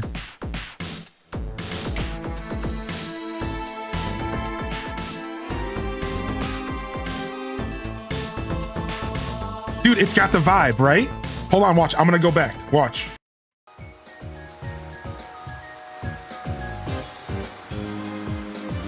All right, you hear it?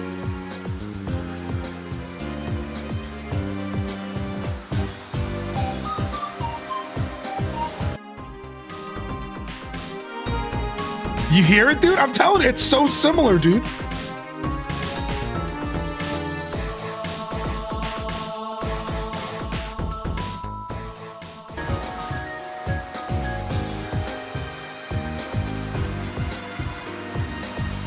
It's just like a little bit more lo-fi. It's just like a little bit more chill. Sick, dude. Anyways, you know I love video game music. I gotta do my thing. It's been on my brain since this playthrough started. I had to stop and listen. Saidi says, my weekend was for getting my flu and COVID vaccines, then resting up. Yo, I'm glad you're feeling, I hope you're feeling better, Saidi. I appreciate you. I'm glad you're taking care of yourself, right? And I hope you're feeling better. I know the last time that I got any kind of shot, it was like 2 days of kind of discomfort, and then it was okay, right?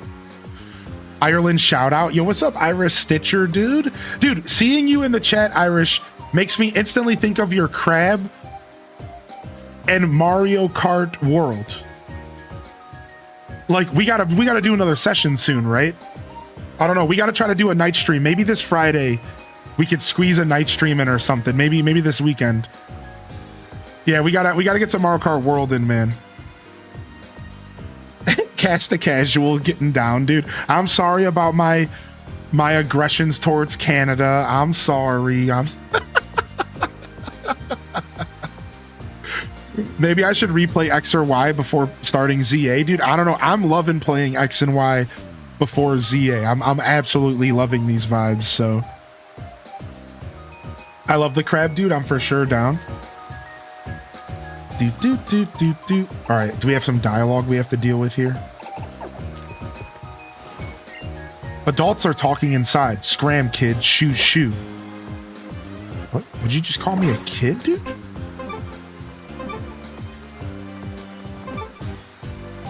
All right, I guess we're going through here real quick. This game sure loves its little mini mazes. We're a little sensitive up here lately. I know. Like I said, it was just childhood me.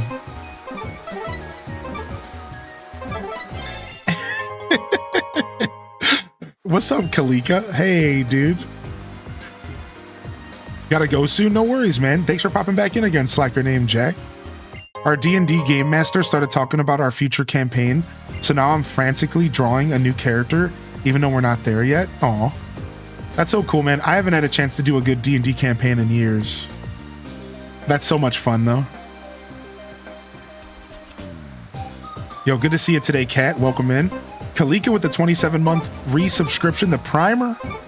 Thank you, Primer. Thank you very much. Let's take Jeff Bezos' money together.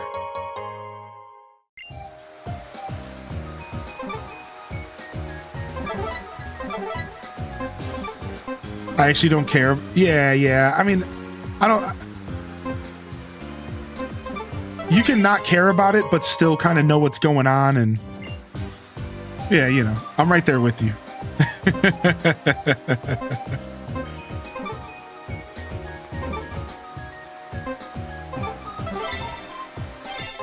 Nice. We like free stuff. Dude, that's like half the reason why I like playing Pokemon games, is running around and looting free stuff. I can't be the only one.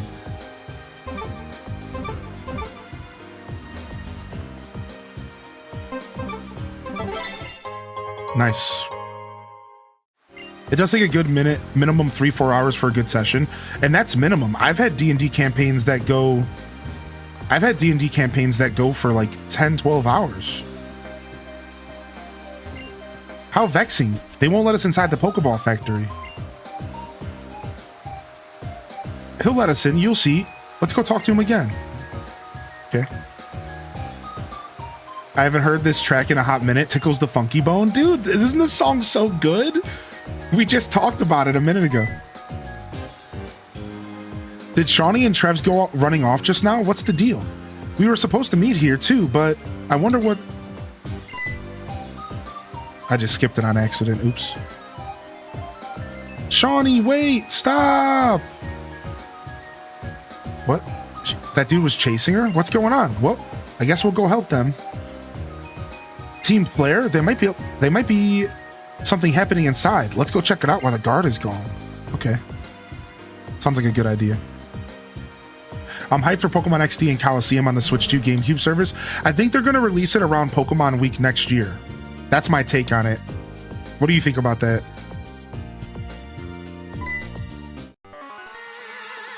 Like February. Can't that idiot outside even handle guard duty? Oh, here we go. With a red suit like that, you must be a member of Team Flare, right? Did you have to take a part-time job at the Pokeball factory to pay for that ugly suit? Got him! Oh, nice. I don't even get to battle. Got him! Got him! Straight shut him down. I'm a nameless Team Flare grunt. I have yet to make a name for myself. Okay, dude. Yo, thanks for the follows coming in, by the way. And good morning, everyone. Welcome to the show.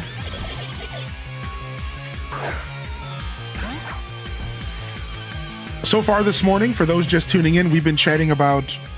So for this morning, we've been chatting about our weekends. And we were chatting about our favorite movie of the year. It was an impromptu message from a community member. And they asked me what was my favorite movie I watched this year. And we were talking about movies, and then we ended up drifting into musicals as well. So I'd love to hear from y'all what your favorite movie was this year. Maybe what you favorite TV show.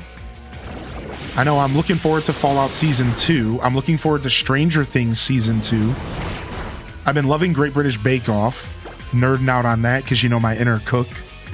I've been watching the old 90s Iron Chef a lot, and that's been a blast. I freaking love Iron Chef. Yo, what's up, Farrells?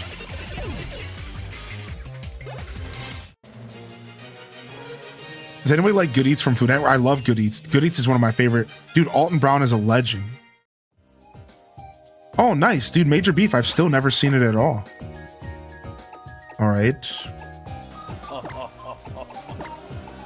Now, this is epic. Yo, thank you, Farrells, for the 5-pack. You did not have to do that, dude. I appreciate you. I respect you. I did not expect that. Good love, dude. Thank you, man. Sub Holly, thank you, dude. Thank you so much. If you got a gifted sub, make sure you drop some appreciation out there. I appreciate y'all. For those that weren't here over the weekend, I did do a little bit of housekeeping. And for those that missed it, the schedule is out. The schedule is out, and we're going to be diving into all sorts of games this week. I'll be here pretty much every day. Maybe not Tuesday. I'm probably taking Tuesday off tomorrow. But otherwise, I'll probably be here for most of the week. So you can look forward to that. Otherwise, I'm working on a few things to make the next couple days fun. Scuffed Eat stuff is being worked on. We'll be doing a giveaway for Legend ZA. We're going to give away a copy of ZA on Thursday or Friday. So look out for that. If you are going to be playing Pokemon ZA, if you're going to be watching me play it, you'll likely be able to enter a giveaway for it. Again, either Thursday or Friday. So look out for that as well. But yeah, I'm pretty stoked. I'm pretty stoked, and that's pretty much it for housekeeping. We don't have a lot to say outside of that. And, you know, recapping the weekend. Thank you so much, Farrells. I appreciate you. What's up, Ghost Compass? You have a huge crush on Alton Brown? I mean, what's not to crush on, dude? Yeah. What's not to crush on, man?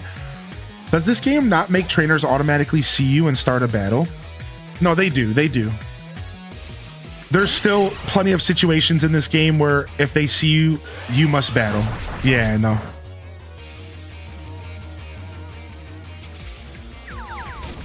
Alton Brown's my food hero. I was lucky to meet him when I was in Florida on vacation.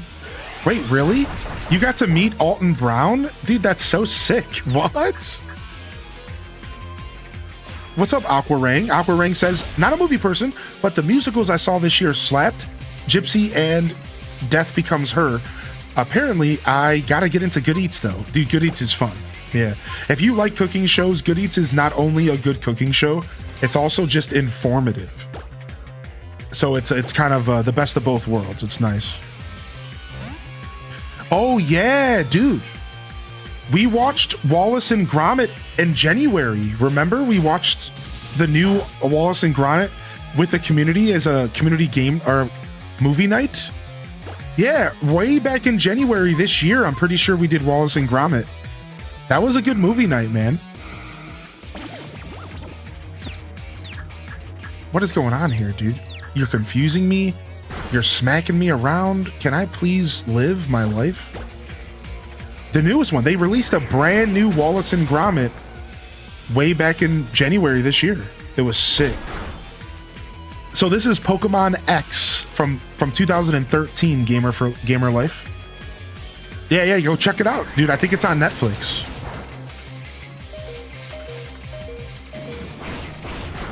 Yo, what's up, Decade Drifter? Hey, dude. Welcome in.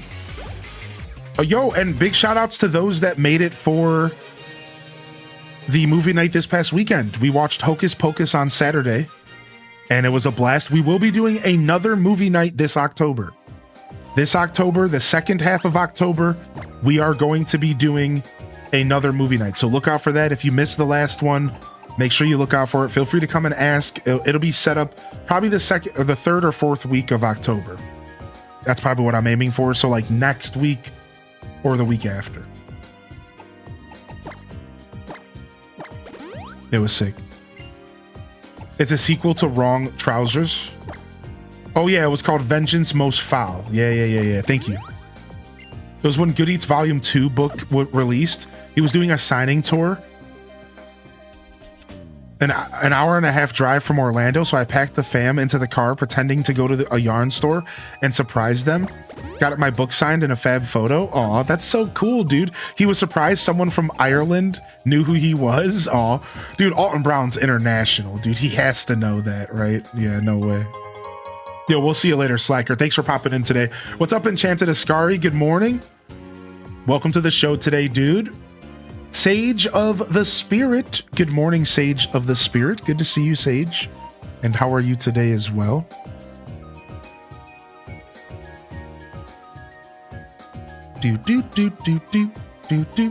So, honestly, Pokemon Concierge was good. Speaking of Aardman and speaking of,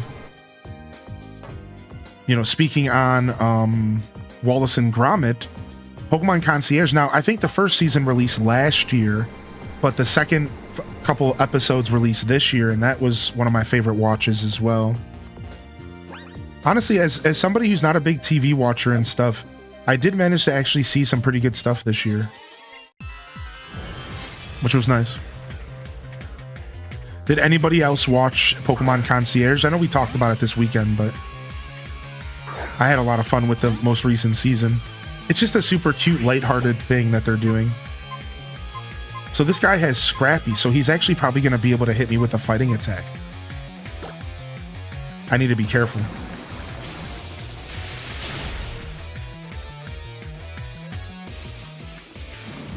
Yeah, Concierge was so good. All right, I could actually die here. I guess I'm just going to switch out.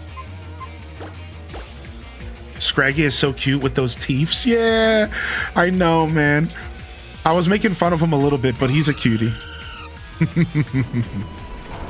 He's supposed to be like a New York hip-hop MC with baggy pants. Did y'all know that? So Scraggy was from Gen 5, which was based off of New York. So Scraggy's supposed to be like a dope like little hip-hop dude who has like baggy pants. He's like a break dancer, like hip-hop dude from New York. That's actually what he's based off of, because he was in Gen 5, which is New York. So they put out a bunch of Pokemon to kind of reference New York. Like there's like a weird like wombat mammal that there's like a pigeon Pokemon. There's like all sorts of cool stuff.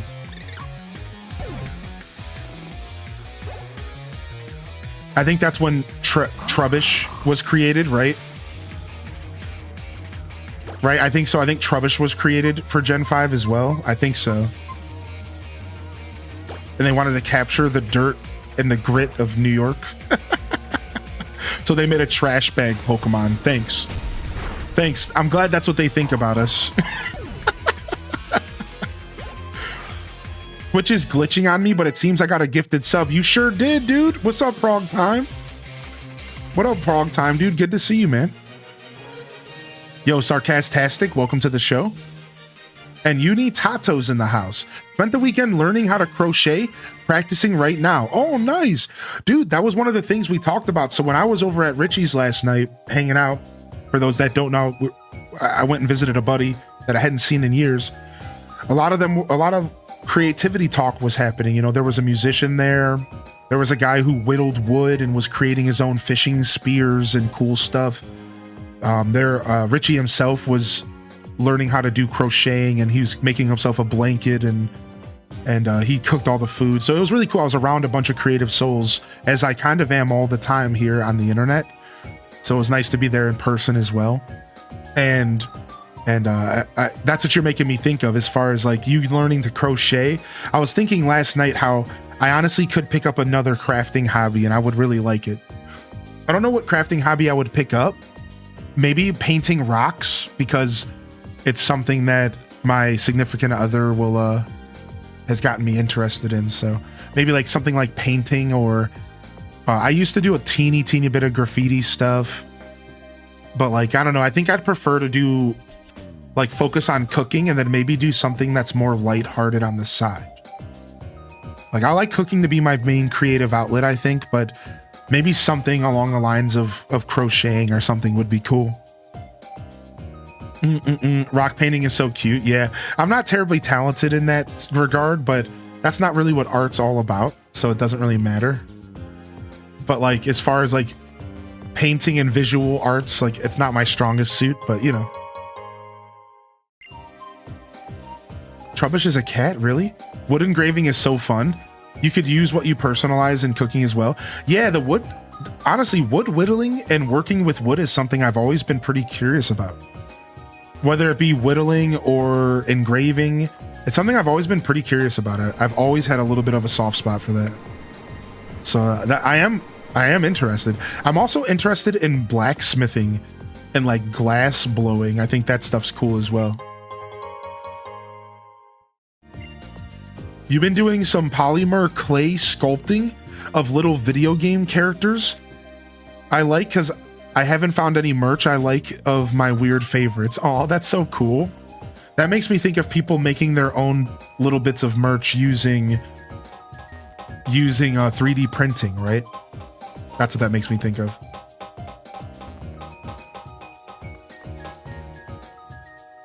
Oh, does this like... Oh, the direction of the conveyors have been reversed. This is cool, man. I love this little factory vibe. Dun, dun, dun, dun. Oh, that's terrible, Blastina. I didn't know that. Glass blowing fascinates me. Yeah, same. We automated the factory to lighten the burden put on Pokemon, but it also means there are fewer people, so the factory was taken over almost instantly. If Pokeballs are stolen by Team Flare, we cannot become friends with Pokemon. You're not wearing a red suit, so you're not a member of Team Flare. Then who are you? It doesn't matter. Beat Team Flare. Change the direction of the conveyor belt using the switch. Both you and your Pokemon should take a nice rest. Yes. I'm glad I didn't use any potion. Yo, what up? What up, Silver Blink, man? Good to see you, dude. How's easing back into the work life treating you? Is it all right? I mean, you might have been working while you were abroad, but I'm not sure. I feel like you're always working, so.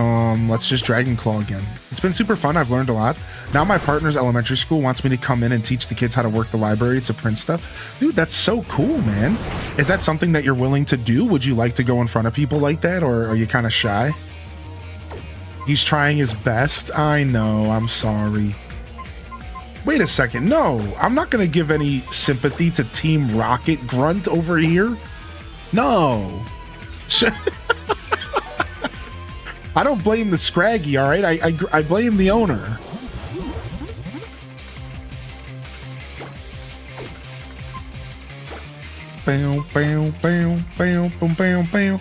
Funny story, my static in Final Fantasy XIV is called Team Flare, but it was more of a play on the members named Flare. None of us realized that it was the bad guys in Pokemon until someone outside the group pointed it out. That's funny.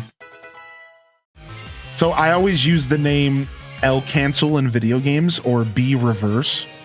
And B reverse or L cancel is also terms in Rocket League.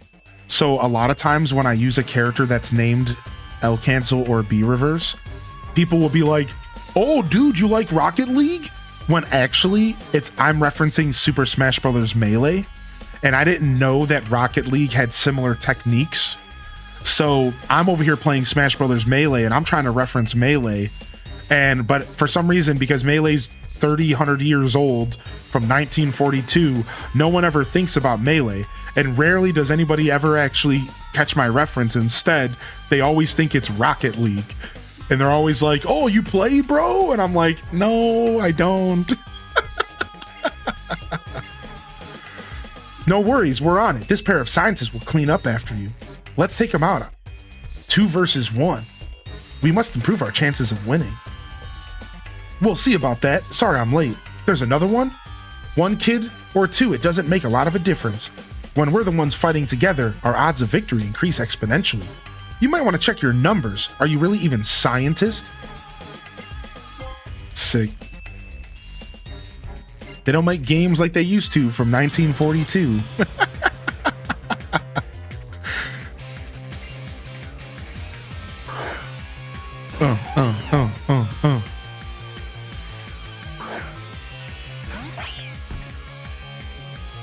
Nice. Slay Minara. Get him.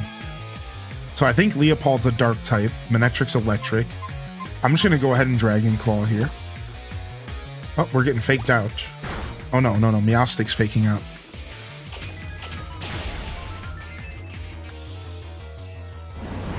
They don't make them like they used to. Yeah, super cool, Farls. It's been fun, and I've learned a lot, dude. Yeah, I want to get into 3D printing at some point. I would enjoy getting into that as well. Maybe one day I'll take the plunge.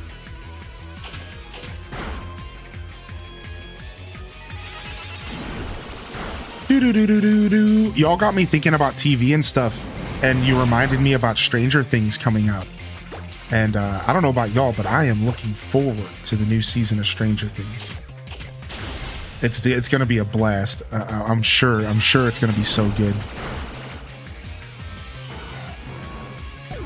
I'm also looking forward to the Game Awards. Anybody else starting to feel a little bit of excitement about the Game Awards coming out December 6th, I think, or 8th, whatever day they do? And we always watch it together as a community. Dude, I love our yearly Game Awards watching or viewing. So lame, what a shame, we got beat. Enough already. We've already stolen the Pokeballs, Great Balls, and Ultra Balls. Let's call it good and leave. You saved us. Thank you so much. Oh, you're an astounding Pokemon trainer for being so young. Oh, very well then. Yes. I want to show my appreciation. I'll give you a Master Ball or a Big Nugget, whichever you'd like. What? Who would choose the Big Nugget over a Master Ball? What in tarnation kind of choice is this? Here you go. What is this game? Yo, enjoy your work today, Strawberry. Thank you, dude. What's up, Ayana? Good to see you. As a bonus, you can have the one you didn't pick as well. What? What was the point? And for you too, of course. Thank you. This seems like a lot. I just have a feeling you two will put them to great use. You're different from those Team Flare people. Oh, and even I don't know the proper way to use a big nugget. I mean, I can tell you one way. I can tell you one way to use a big nugget. You know what I'm saying? You know what I'm saying? Anyways, my bad. Still, that blasted Team Flare. What were they planning to accomplish by taking all the Pokeballs for themselves?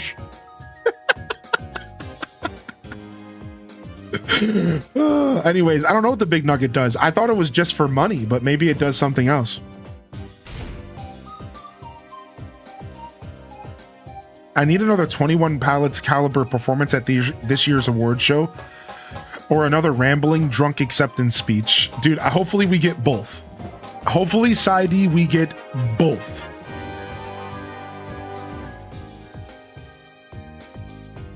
What's up, Sam Ham? Happy Monday, Hylian and Shaq. H-Day cheers. What's up, Sam Ham? Thank you for 6 months in advance, and thank you for the 3 months total. And welcome back here. Is the Game Awards that has Flute Guy? That's right. Game Awards is the one that has Flute Guy. It's the one that has my unorthodox Rabbi Bill Clinton and, you know, all those other iconic moments here on the show. Now that I watch it with this community, I'm very excited for the Game Awards. I'm looking forward to it now that I'm gaming again and actually know what some of the gamers are. Yeah, it's going to be fun, dude. We'll make it a good time. Could Ghost of Yotai be a late contender for Game of the Year? Oh, dude, 100%. I think Game of the Year contenders, Ghost of Yotai,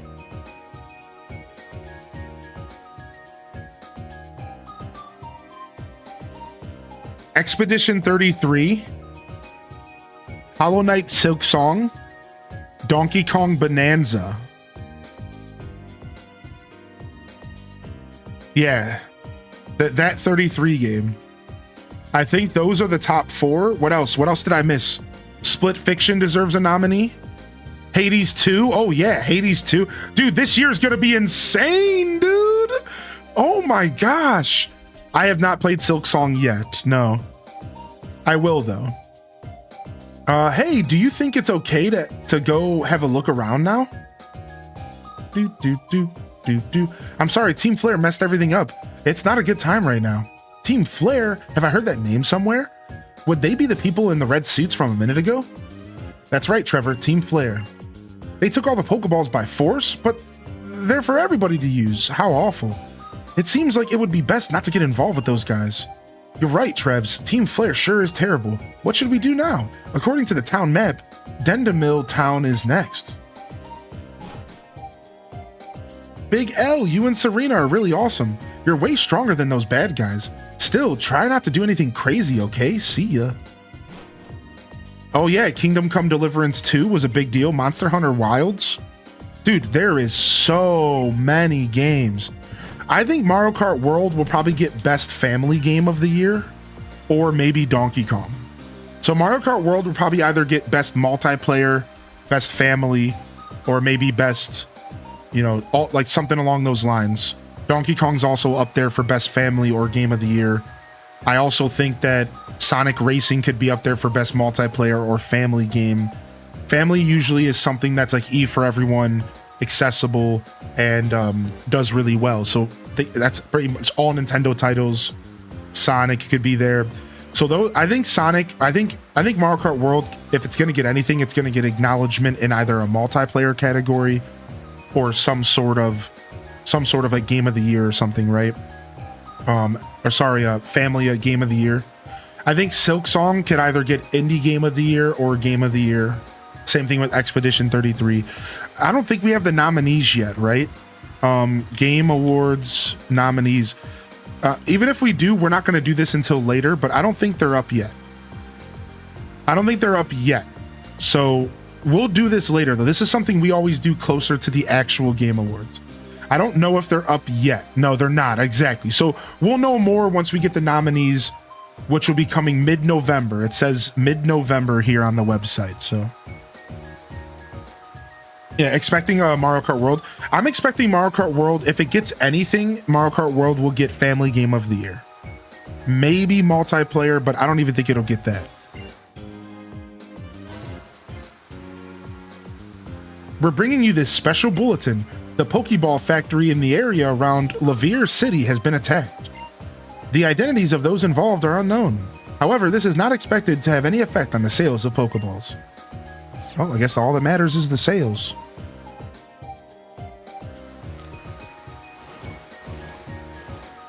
Yeah, so we'll see what happens. I'm pretty excited. Me and Mr. Casual have been playing Clair Obscura. I avoided it because of my inner hipster hates popular things. Wow, are we the same person? Are we the same person? That's literally me in a nutshell. That's so funny, dude. But it is really good. I think it'll win something. Yeah, I mean, that game's gonna win something. It's gonna be a very contested year for sure. It's gonna be fun. Dude, I can't wait for Marvel Comic Invasion. When's that coming out?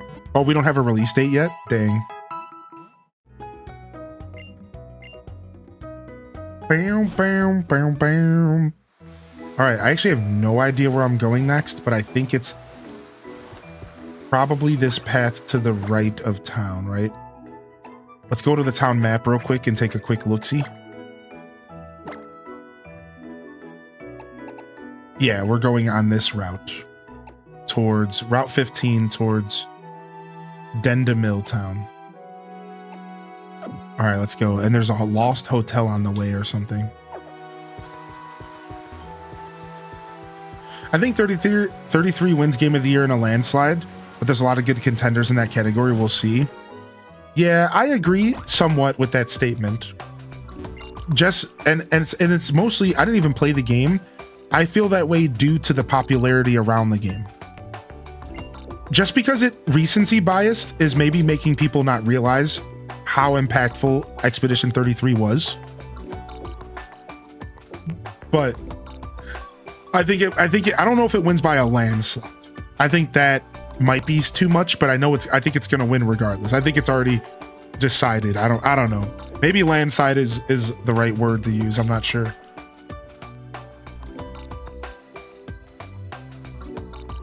My heart wants Fantasy Life to be nominated. I think Fantasy Life could win some sort of like some sort of award. I think Fantasy Life could win like music, something. I don't know. I think it deserves something. I'm not sure if Expedition 33 could beat Hollow Knight. See, that's the thing. Not that I'm challenging what you said. I think that there's recency bias happening right now. Because Expedition 33, I think right now is probably still the most popular game of the year. Outside of, like, Silk Song was popular. I think Expedition 33 was more popular. I don't think people realize. And I know that's a super bold take. But Hollow Knight was just popular because it was a meme. The amount of people who actually played and stuck with Silk Song is probably way less than you think. Expedition 33 was popular because people played it. You see the difference there? This is just my take. People played it, everybody, and it was insanely hyped because of that. I don't think Silk Song was popular with everyone playing it. I think it was more because of the meme, because of the anticipation, because of the conversation. So even though I agree with you that Silk Song is very on top, I don't think it actually wins this year. I think Expedition 33 is going to win because I think it's also in my heart what the industry wants. So this goes to Townov's comment here. I think that the industry is going to let an indie game show up AAA titles because Jeff Keighley has been putting an effort to make sure that indie games do get the shine. And remember, It Takes Two won Game of the Year like 3 or 4 years ago. And It Takes Two was indie. It's already been done. It Takes Two showed up the whole industry that year. Remember, See, it's easy to forget. So that is my art. That is my defense. My logic behind how I do think 33 has a really good chance to win. And here's the thing. Think about how good it would look. All right. Think about how good it would look if Expedition 33 won. It would be public perception. It would be so good for the look of the industry, for Jeff Keighley, for his show. Think about that. It would be so good for the optics. If an indie game stepped up and won, it would make everyone would be happy. The gamers would be happy. So I think actually you want to think about it the other way. I think Jeff Keighley's more of a man of the people, even though he does take the bag. And I think that like Expedition 33 winning would actually be really positive for him and for his show, because I think it's what people want. And I think that he's going to go towards what people want here. I think so, dude. Because remember, we only have like 10% of the vote or something. And then the rest of it is like some sort of elite group of people who make decisions. So at the end of the day, it could totally just be another sold, bought out show in which some Ghost of Yotai or whatever AAA game wins. It could happen. Right? Death Stranding 2 came out this year. Exactly. But like, I still think there's a chance out there. And I did misspeak. Yes, you're right. It Takes Two is not indie in the actual sense of independent development, but it was indie in the sense of being a small scale game. And that's the thing you have to realize about that. We've had this conversation before, so I respect Nayerman looking to put the facts out there. Thank you. But you have to remember that the way that the term indie gets used nowadays is not the way that it should be used. And I would argue that most people probably think It Takes Two is an indie game, that they're supporting a small developer. They're not. It's not. People aren't into the optics of gaming like that. People don't know. You know, EA is in front of it. They don't pay attention to that. So yeah, yes, you're right. You know, it's published by EA, but at the end of the day, it's basically a modern indie game. It's basically a modern indie game. Like, let's be real. And that's why I think that when you talk about games that won Game of the Year, a better way to word what I'm saying is It Takes Two was not AAA. That's what I'm trying to say. And is that fair? Game Awards, Game of the Year list. All right, let's just take a look at all the games that won Game of the Year recently, just so we can have a fun conversation quickly about it. So from 2004, wait, does this actually show the winners? Okay, so in 2004, here it is. Dragon Age Inquisition was the winner. Bayonetta 2, Dark Souls 2, Hearthstone, and Middle-earth Shadow of Mordor. All right. And the winner was Dragon Age Inquisition. 2015, The Witcher 3, Bloodborne, Fallout 4, Metal Gear Solid 5, Mario Maker. The winner was Witcher 3. 2016, Overwatch, Doom, Inside, Titanfall 2, and Uncharted 4. The winner was Overwatch. 2017, the winner was Breath of the Wild. The nominees were Horizon Zero Dawn, Persona 5, PlayerUnknown's Battleground, PUBG, and Mario Odyssey. 2018, the winner was God of War. The nominees were Assassin's Creed Odyssey, Celeste, Marvel's Spider-Man, Monster Hunter World, and Red Dead Redemption. So there's a good example right here where Celeste didn't win over God of War, which, to be fair, Celeste was amazing, but God of War was a big AAA game that everyone loved. It makes sense. 2019, Sekiro, Shadows Die Twice, Control, Death Stranding, Resident Evil 2, Smash Bros. Ultimate, and The Outer Worlds. And in this case, Sekiro Shadows Die Twice won. Another example of indie being overshined. So just what Townov mentioned earlier, AAA winning every time. 2020, The Last of Us Part 2 won. The nominees were Animal Crossing New Horizons, the year we got robbed. Doom Eternal, Final Fantasy VII Remake, Ghost of Tsushima, also got robbed. And Hades 1, got robbed. I guess I'm wrong. I'm not gonna lie. I was wrong. And this trend, indie is always getting overlooked. Actually, you're kind of right. I can't believe Hades didn't win over The Last of Us 2. I'm sorry, you might love The Last of Us. I bet you it's great. I don't know, man. I think Hades is probably a better game. I'm just gonna say it. How did Ghost of Tsushima not beat The Last of Us 2? Like, I don't know, man. I don't know, man. Anyways, 2021, It Takes Two. It Takes Two beat Deathloop. It Takes Two beat Metroid Dread, Psychonauts 2, Ratchet & Clank, and Resident Evil Village. This is the year that I'm focused on. I think that this year proves that a smaller budget game, or another way to word it, is a non-AAA game won, right? A non-AAA game won. You have to admit, like, this is the only example so far, but a non-AAA game won this year in 2021. And I think that's a pretty big deal. That's the year that I'm like, maybe that's going to happen again this year. Maybe that could happen again this year, right? Elden Ring won in 2022, and it beat Stray, Xenoblade Chronicles, Horizon Forbidden West, God of War Ragnarok, and A Plague Tale Requiem.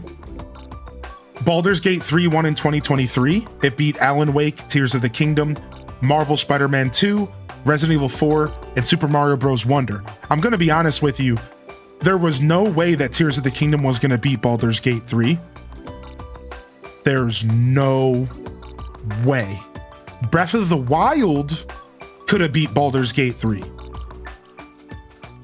because it was a first of its kind. But I'm sorry, it just wasn't going to happen with Tears, even though I love Tears, and even though I would have loved to have seen it. Believe me, I think it deserved to win, but it was never going to beat what happened with Baldur's Gate 3. Baldur's Gate 3 was a phenomenon.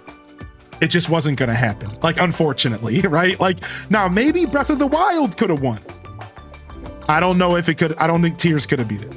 And then last but not least, 2024, Astro Bot won. It was up against Balatro, Black Myth Wukong, Elden Ring DLC, which was such a weird nominee, Final Fantasy Rebirth, and Metaphor ReFantazio. And Astro Bot won, which I had this conversation last year. We talked about this. I spent an hour talking about how Balatro not being a like traditional video game, so it was hard for it to beat Astrobot. It was hard for it to compete with Black Myth Wukong because Balatro's not the same type of video game as those. Astrobot and Wukong and Final Fantasy and Metaphor were full encompassing experiences with stories and narratives, and right, whereas Balatro is just kind of a really dope game.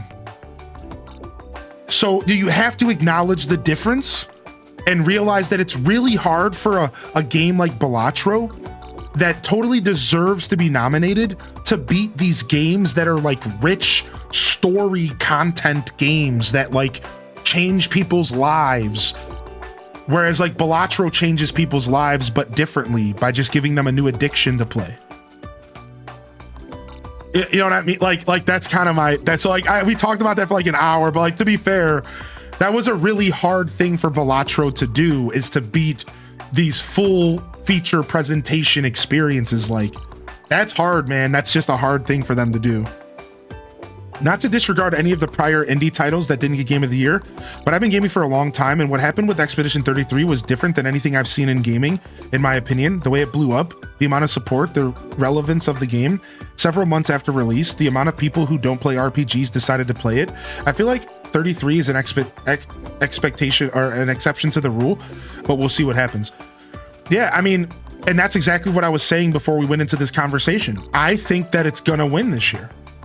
And I think it's because it was a phenomenon. And like I said, we're all sitting here with recency bias.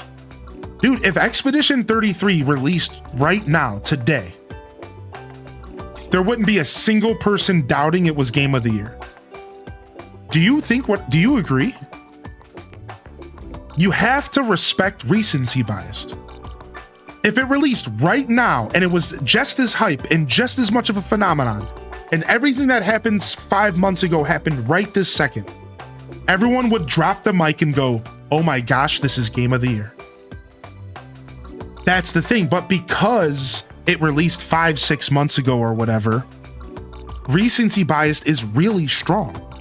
It's hard to remember the power of this game's, presence 5 months ago. So you have to consider that. Even if you don't agree with me, you have to consider that. You have to realize that if this game released right now, it would destroy everything that you have seen so far, and everyone would be going nuts about it. But just because other stuff has come out since then, to make a joke, gamers act like they forgot about Dre. It's real easy to forget about what it did to the industry in that little 2-month period, and even further afterwards, as Fliptoes said. So and for all the people who really don't maybe think it could happen, as Fliptoes said, we'll see what happens. These are just our opinions. We're not trying to convince anybody of anything. But I do think that it has staying power. Well, I think it's gonna win. If I had to put money down, if I had to bet $20,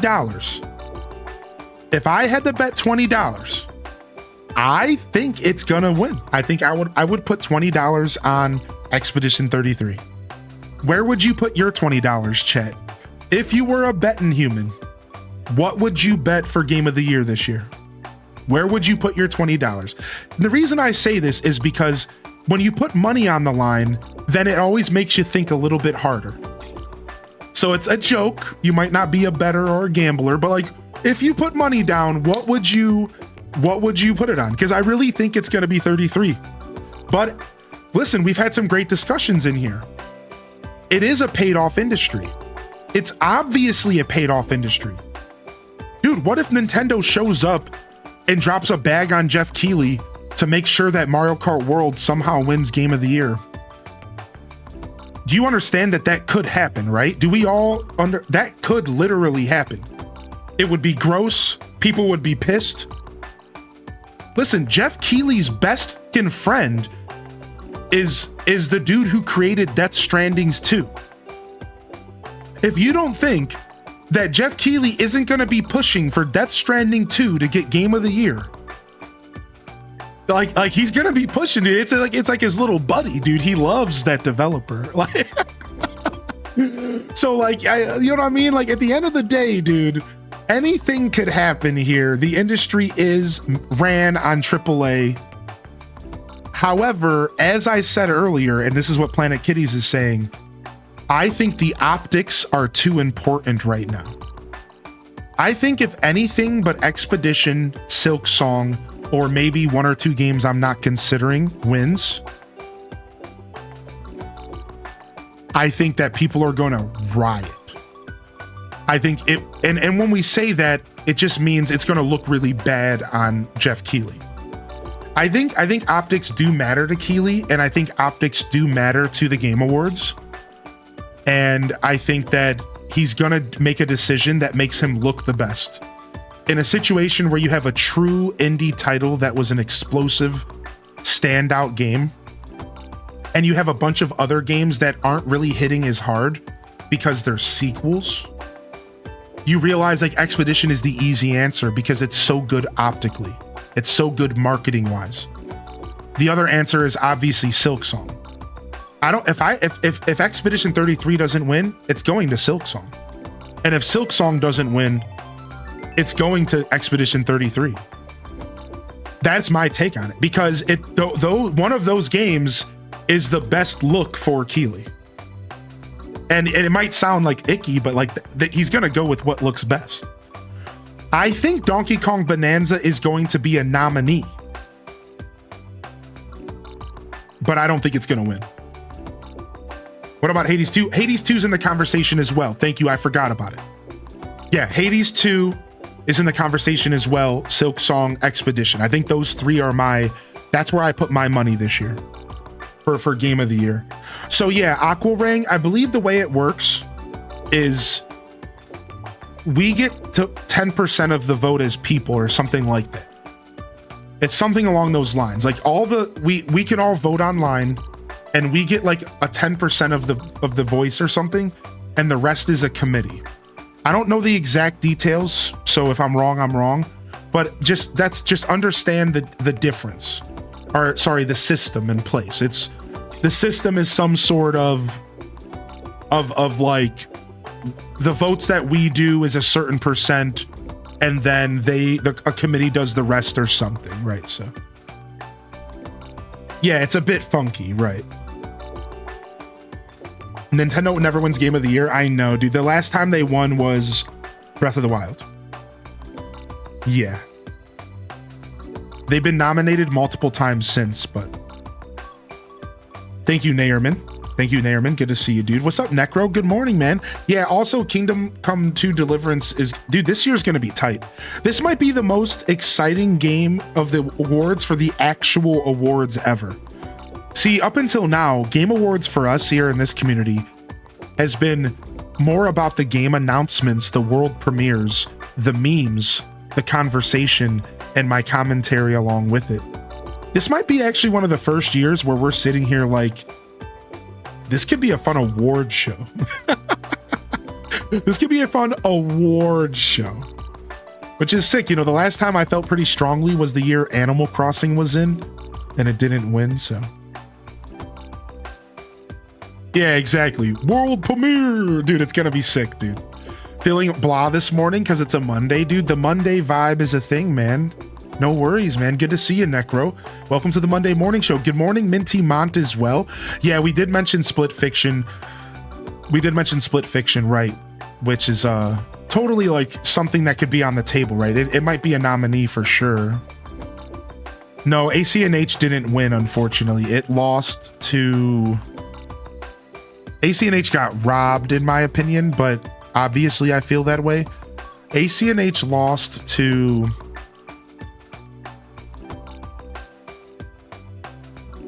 The Last of Us Part 2, which, again, don't get me wrong, Last of Us Part 2, probably sick, but I'm sorry, no way, man. I'm sorry, dude. If anything, Ghost of Tsushima or Hades 1 earned it.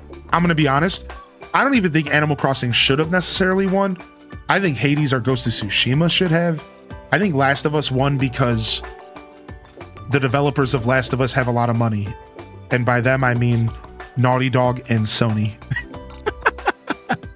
I think Sony said, yo, we have a bag for you, sir. And they said, okay, true. Nah, man, like, I'm joking. The truth is that Last of Us is very popular. It is a phenomenon. So, like, you know, I can talk all the smack I want, but people really love The Last of Us. It has a freaking TV show. You can't say that about every game. Like, it is a big deal, so. You want to know my favorite question, though? What game is going to win Best Sound Design of the Year? Not even musical score. Sound Design of the Year, because that's always one of my favorite awards that they give out. Sound Design. What game really hit sound design out of the park this year? That is one of my favorite awards. I'm pretty sure they used to do a separate one for design and then for the score. I hope they still do. I think they still do. The score will probably end up going to Expedition 33 or something, but yeah, same here, Nairman. Yeah, I'd have to see the nominees. I think Hades 2 or Silk Song could be up there for sound design. I think Donkey Kong could be. Oh, you're okay, Sadi. Thank you, though, for saying that. We're never judging, man. I suspect the majority of gamers don't really give an F about the awards, especially Nintendo's family-heavy player base. Yeah, I don't think most people do. I think you're right about that. I think most people don't really care at all. And most people are just tuning in for the fun of it. And I'm excited to be here. I hope you all are ready to put some time aside and watch it with us. The date's already a thing. It's already got an official date and everything. And we'll be watching it together. So make sure you take off of work and stuff. I think it's a Thursday night usually. And maybe take off Friday. My controller's acting up. Hold on. Maybe take off the Friday after so you can stay up late with us. Because seriously, it's seriously a lot of fun. I think it's going to be the 6th this year. I don't remember. It's the first Thursday of December, if anybody wants to look it up. But they always set the date every year, a year in advance. So it's just a Google away. But it's seriously a lot of fun. It's probably one of my favorite shows we do every year. I don't do a lot of reaction content, but it's really fun. Person could read memories. I met some eccentric ladies man in the cafe the other day. Turned out he was a professor. He told me a story about how long ago there was a Pokemon that was much beloved by its king, and how that Pokemon ended up saving the king's life. According to the professor, the stories that remain from that time indicate that it was a fairy type. Maybe a Flabébé. What's the cutoff for games coming out? I think the cutoff is mid-November, because that's when the nominees go out. So for example, Metroid Prime 4 is not going to be on the nominees. It will be probably either next year or just forgotten about, unfortunately. I think the cutoff is mid-November, because that's when the nominees go out. Also, why is this route's music different than all the other routes? It's like they're ramping up the game for me. Listen to this. It's like they're saying, you've made it this far. Wow.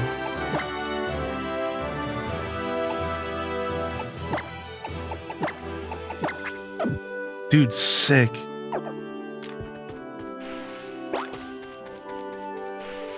Dude, piles of leaves to jump through. Nice, dude. Whoa! A dude jumped out of the leaves? What? Okay. Unfortunate for the end of game releases, yeah. Or end of the year releases, exactly. I already told y'all my game of the year. Dude. Y'all already know.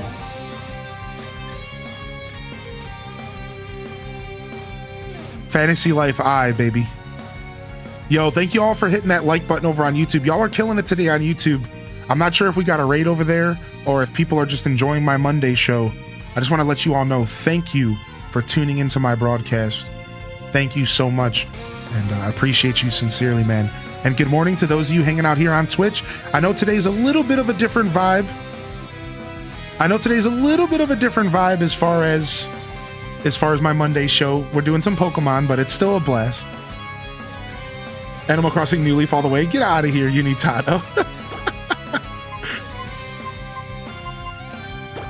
Fantasy Life I is also my game of the year. Yeah. I had so much fun with it. I have a few theories for what they're announcing. Silksong DLC announcement. We know it's in the works. Oh, do we? Oh, he yawned me, didn't he? Hopefully Animal Crossing announcement, like saying they're working on it, and if we're lucky, if they announce the Silksong DLC and hint to the next Hollow Knight game. I like that prediction. That's cool, Columbina. I actually like that prediction a lot. I think as far as announcements, I don't know what to predict myself for this upcoming Game Awards, what kind of game announcements we could look forward to. But I think one that we're going to get is I think they're going to maybe like potentially show off a big trailer for Grand Theft Auto. And I think they're going to start ramping up the marketing for Grand Theft Auto 6. Right now, the marketing has just been a couple videos on YouTube. I think we're going to start actually seeing some marketing, like some trailers and like some more stuff. And I think that could start as soon as Game Awards. I also think we're going to see Kojima's new project. Kojima said that he is working on a bunch of stuff, and one of them is a new approach towards Metal Gear Solid. And I think that that's gonna be sick. Like, I think that that's like a smart decision on his part to put out his own kind of take on Metal Gear. And I think we're gonna see that. I think we're gonna see that at Game Awards this year. I think it's getting closer. Now that he's done with Death Stranding, I don't see why we wouldn't maybe get a teaser about that, another teaser. Otherwise, I think we're gonna see some sort of God of War project. I think God of War has been in the works and it's gonna be up next in a sense. I think God of War 3 or some sort of God of War project is going to be announced. That's just something I think's been looming for a bit. I think it's something I'm like pretty confident I think's going to happen.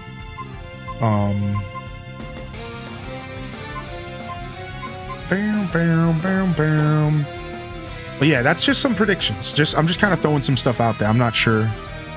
I've been addicted to Grand Bazaar, Animal Crossing New Leaf still, but Grand Bazaar's I8. Dude, I love Grand Bazaar. You're such a goon.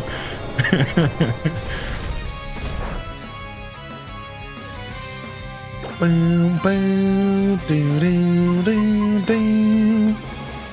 Yeah, Horizon 3 could be a thing. Yeah, I could see Sony ramping up that. Oh, you know what? The next Final Fantasy. The third installment of the Final Fantasy remake, the final installment, is likely going to be announced at Game Awards. I'm calling that one. Because there was already a prediction that we would see it for Tokyo Game Show, and we did not. So I'm thinking if we didn't see it for Tokyo Game Show, I think they're going to tease it. I think they're going to tease the next Final Fantasy installment at Game Awards. I think that's very much a possibility.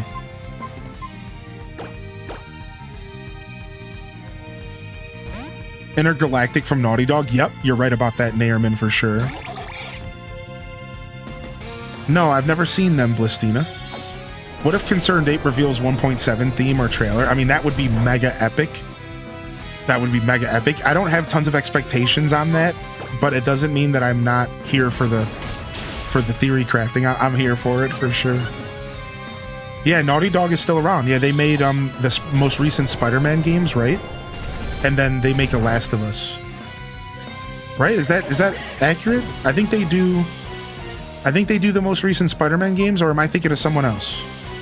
I might be thinking about somebody else. No, Insomniac is Spider-Man. I always mix up Naughty Dog and Insomniac. Why do I always do that? So I think Naughty Dog's most recent work has been The Last of Us. Right? Is that accurate? Or am I just completely off base? Right? Wasn't that like their biggest stuff? Isn't Naughty Dog Last of Us? I think so. I think that's their biggest recent stuff. Yeah, so like that's what they're most known for as of late. They are still kicking. But of course, back in the day, they were known for Crash and Spyro and stuff like that, yeah.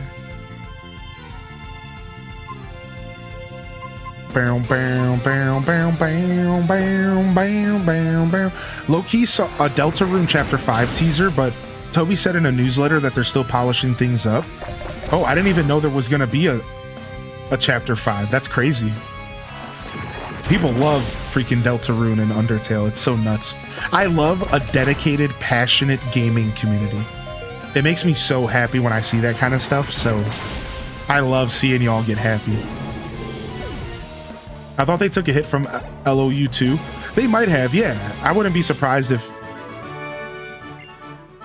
it didn't do as well as they had hoped, I think that's kind of what you're referencing, yeah. What's up, Toon? Hey, Mini Phil, welcome to the show. Yo, happy Thanksgiving to the Canadian fam, by the way.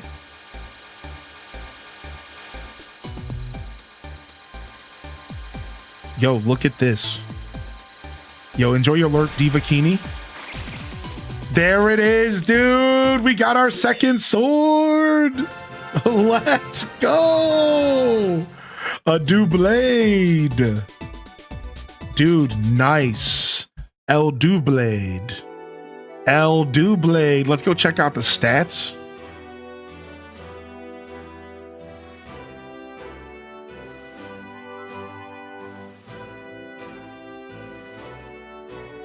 Just fixing my team screen here. Got a Dusk Stone. Wait, is there another evolution from the... Wait, is Doublade have 3 evolutions? Wait, what? I don't think I have a dusk stone to answer your question, though. Wait, Aegis Slash. Do you have to have a dusk stone to evolve it? I don't think I have one of those, dude. I have a dusk ball.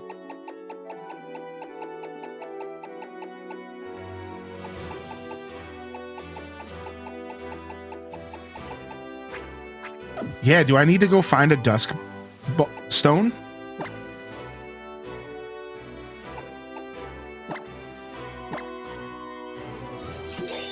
Better find it? Yeah, I have to look it up. I need to know where I can find one in this game then. All right. We have 119 defense. What a nice boost. What a nice boost. What a nice boost for our defense. So it has one more evolution that's going to make it even stronger. Aegis Slash. Dude, sick. Dude, I'm stoked. We need a good steel move on this Pokemon. We need a good steel type. Yo, what up, Pixie Rose? Hey, good morning, man. Yo, hearty welcomes in the chat if you got a free hand. We got Prof Unknown in the house as well. Welcome to a gaming-focused Monday morning show. Still just chatting with the game on in the background, but we're just focusing a little bit more on the game because we're trying to get through this game so we can take a day off. That's the dream, is streaming for 10 to 12 hours today and in hopes to get a day off on Tuesday. We'll see if we can make it happen. We might just end up doing a small stream on Tuesday, which is fine. You know, tomorrow.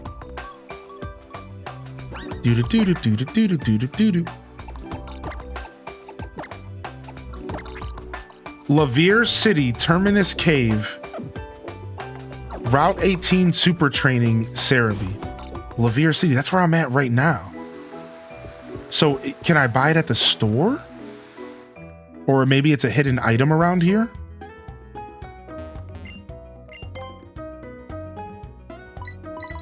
Oh, speaking of, we probably need to get a couple more pots, huh? Bum, bum, bum, bum. Thank you for looking that up, by the way. Let me get myself some great balls. Whip out that douser, dude. Thank you. Oh, we can get ourselves some proteins and stuff. Speaking of potential game of the year topic, I just remembered Trails of the Sky remake got a low 90s Metacritic. Could be a dark horse nomination. Dude, I love that. Yo, what's up, Raiders? Hey, dude. What's up? What's up? What's up? Yo, thank you so much for the raid, dude. How is co-working and studying? All right. Oh, it could be something that's not until after the Hall of Fame, huh? Sometimes they do that. That makes sense. Oh.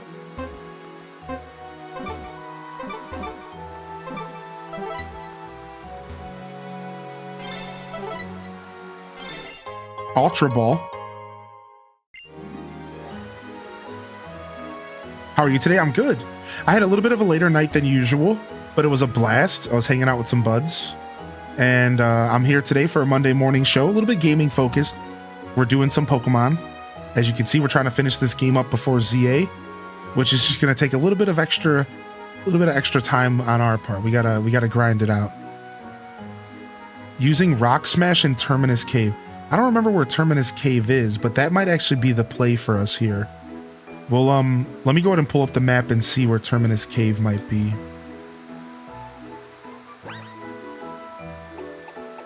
Because, oh yeah, I can fly now. I can go anywhere I want to go.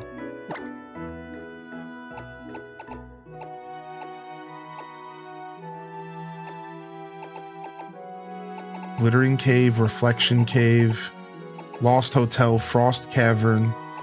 Terminus Cave is over here, so we're not there yet. Okay, so we can go, we're going to be heading there soon. Okay, sick. All right, so we'll, because honestly, I'm not in a rush to use the Dust Stone anyways, because I'd like to spend some time with Doublade, because I agree, I think Doublade looks sick out. So I'm not in a rush anyways, so that's okay. We'll take our time. It sounds like we might have to wait. It sounds like it might not be in this city till later. Sorry, we'll get out of here. Sick. Because I'm pretty sure I talked to everybody in this town. Yo, what's up, Didius Maximus? Dude, raise your hand if you've totaled your car on the second to last leg on your 10-day road trip, and now you're trapped in a strange land. Everyone was okay. No, wait, no, I can't. Didius, are you okay, dude? What the heck, dude? What? Are you okay, man? What the frick, dude? Yo, enjoy your lurk, Rachel. All right, we got to see what's in here real quick. Dude, yo, Bless is in the chat. I'm sore but alive. Dude, that is honestly sounds like one of the worst ways to end a trip. I'm real sorry about that, man. What matters is you're okay though, right? What matters, you got a rental. Okay, so you're gonna be able to make it home. That was my next question. So you are gonna be able to get home. You'll be driving home. You know, I'm sure maybe after a little rest, you'll be able to get home. That's what matters, right? That and that you're okay, man. What matters is I can laugh about it. Right, exactly. You can laugh and just... Dude, that's mad scary, dude. You'll head home tomorrow. Y'all ever strive for a promotion so much that you work 20 minutes early and before all management? No, just me. I've put in some work into trying to get a promotion before. I can relate. Oh my gosh.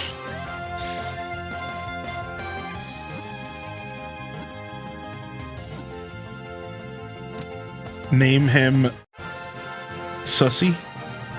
Name him Sussy Among Us. I like that. That's funny. All the shoes are safe. What? Did you pick up a bunch of shoes? I know you like your kicks. Did you have some shoes from your travels that you picked up?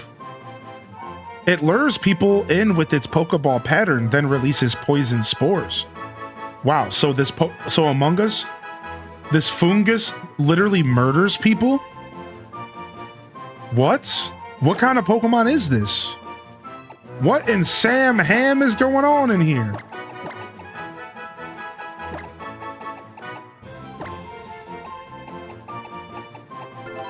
So many, I hit like 7 Nike outlets. Nice, dude. I know you're a big fan. All right, well, we got ourselves a new Pokemon. Sick.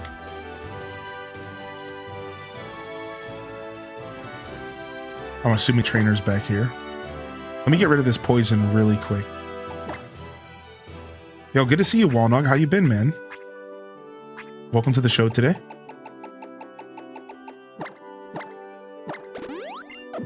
DJ Weed Pizza, how you feeling as well, man? I haven't had a chance to say good morning to you. I don't think so. We got Jitterbug Jules in the house. Excited to see this playthrough before ZA comes out. Yeah, I'm so excited. And it's my first time ever playing it, so it's even more special, you know? And I really cherish first-time playthroughs with my community. I really cherish it. It's one of my favorite things to do with everybody. Is there any world or timeline where Legend ZA releases and gets Game of the Year nominee? You know, I wish my answer to that could be yes, but I don't think at all. In the current climate, I don't think at all. I don't think so.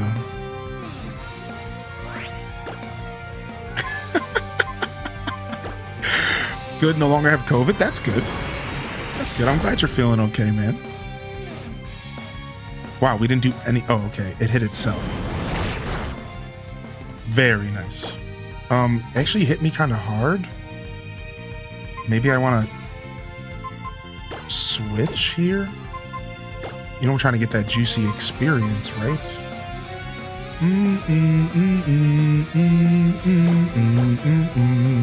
The guy can dream.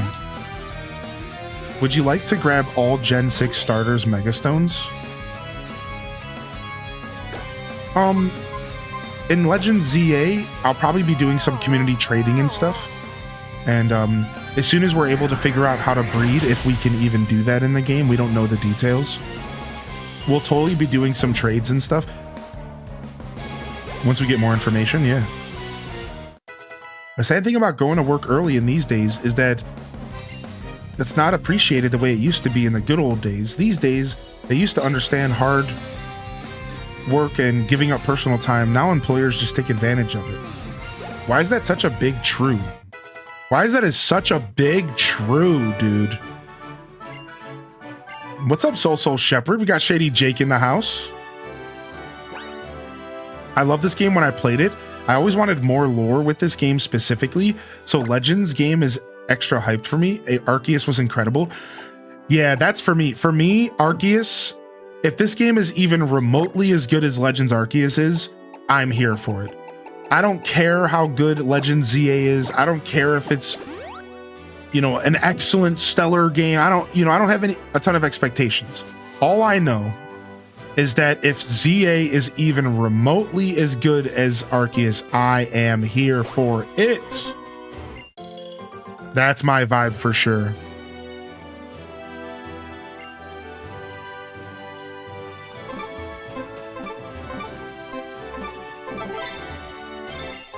Nice, free antidote. Just grinding on work so I can take off on Friday for Pokemon. Nice. Dude, I love that. Getting the work grind on, dude. Oh!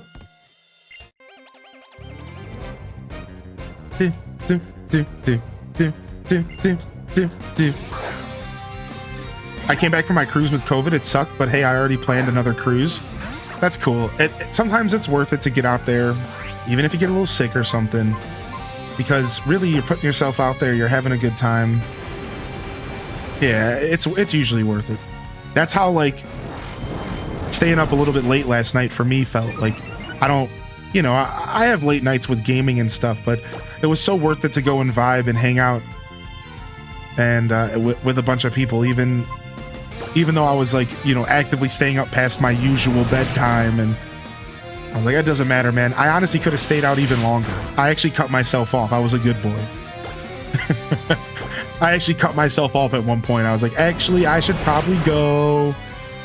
I didn't want to, but I did.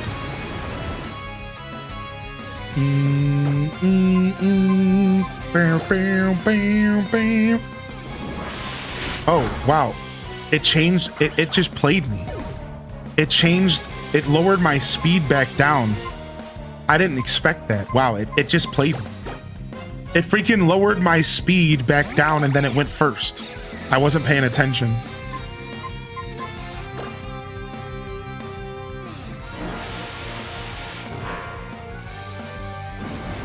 Nice. I hope work's going well for everyone who's out there. Salutes in the chat to the working warriors here today on a Monday. All right, Swoobat comes out. Let's just hit him with the smackdown, baby. This game has such good attack animations. The animations of the Pokemon and the attacks are so top notch, dude. I'm about to get hit with Future Sight. Oh, nice. We won. Yo, Raiders! Yo, welcome in, Simcopter. Dude, good to see you, Sim. What's up, man? Welcome in, Raiders. What's up, Stealthy Golem? Oh, wow. They had a third Pokemon. I wasn't paying attention. What's up? What's up, everyone? Welcome in, Raiders. How we doing, Random Gen? Welcome in, Simcopter and Sim Fam. And welcome to my Monday morning show. If this is your first time here, I'm Hylian Descent. You can call me Hylian or Joshua.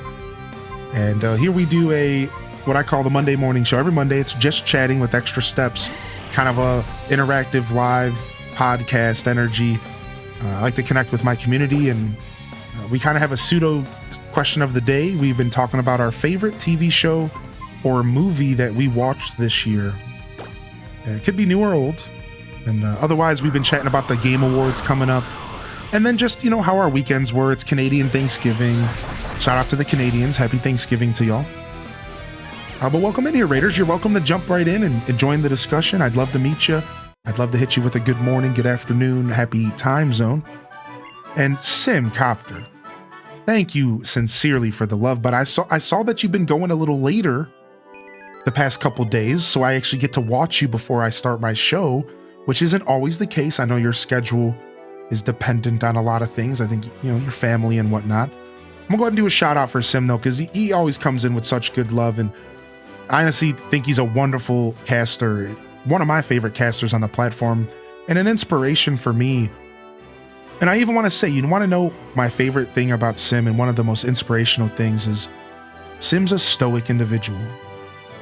All right. I feel like that's one of the things I strive to be, is more stoic and more, you know, always in my element as a creator, never really taken out of my element. I don't think I've ever seen Sim once let a comment rub him the wrong way or anything. I don't know, maybe that's not true, but in my experience. So hit that follow button at the top of the chat. Check him out, man. He's a wonderful creator. I love checking him out when I get a chance. It's usually during the middle of the night when I'm being a degenerate. But like I said, in the mornings when I see you hanging out, I actually poked in there and lurked on you a little bit today. So funny seeing you pop in here. Thank you, man. Anyways, enough gushing. Welcome to the show, everyone. Good to see y'all here. And thank you for the follows, by the way. If you prefer, we are on YouTube. If you want to throw us up on the tubes, you're welcome to. We call it the Lurker Zone. There's no chat over there, but just a place for you to enjoy the content. So if you want to lurk, you're welcome to. Of course, my Twitch is where my show truly shines, and you're welcome to lurk here and hang out with us as well. Good morning, everyone. All right, and here we are. We're doing some Pokemon X and Y.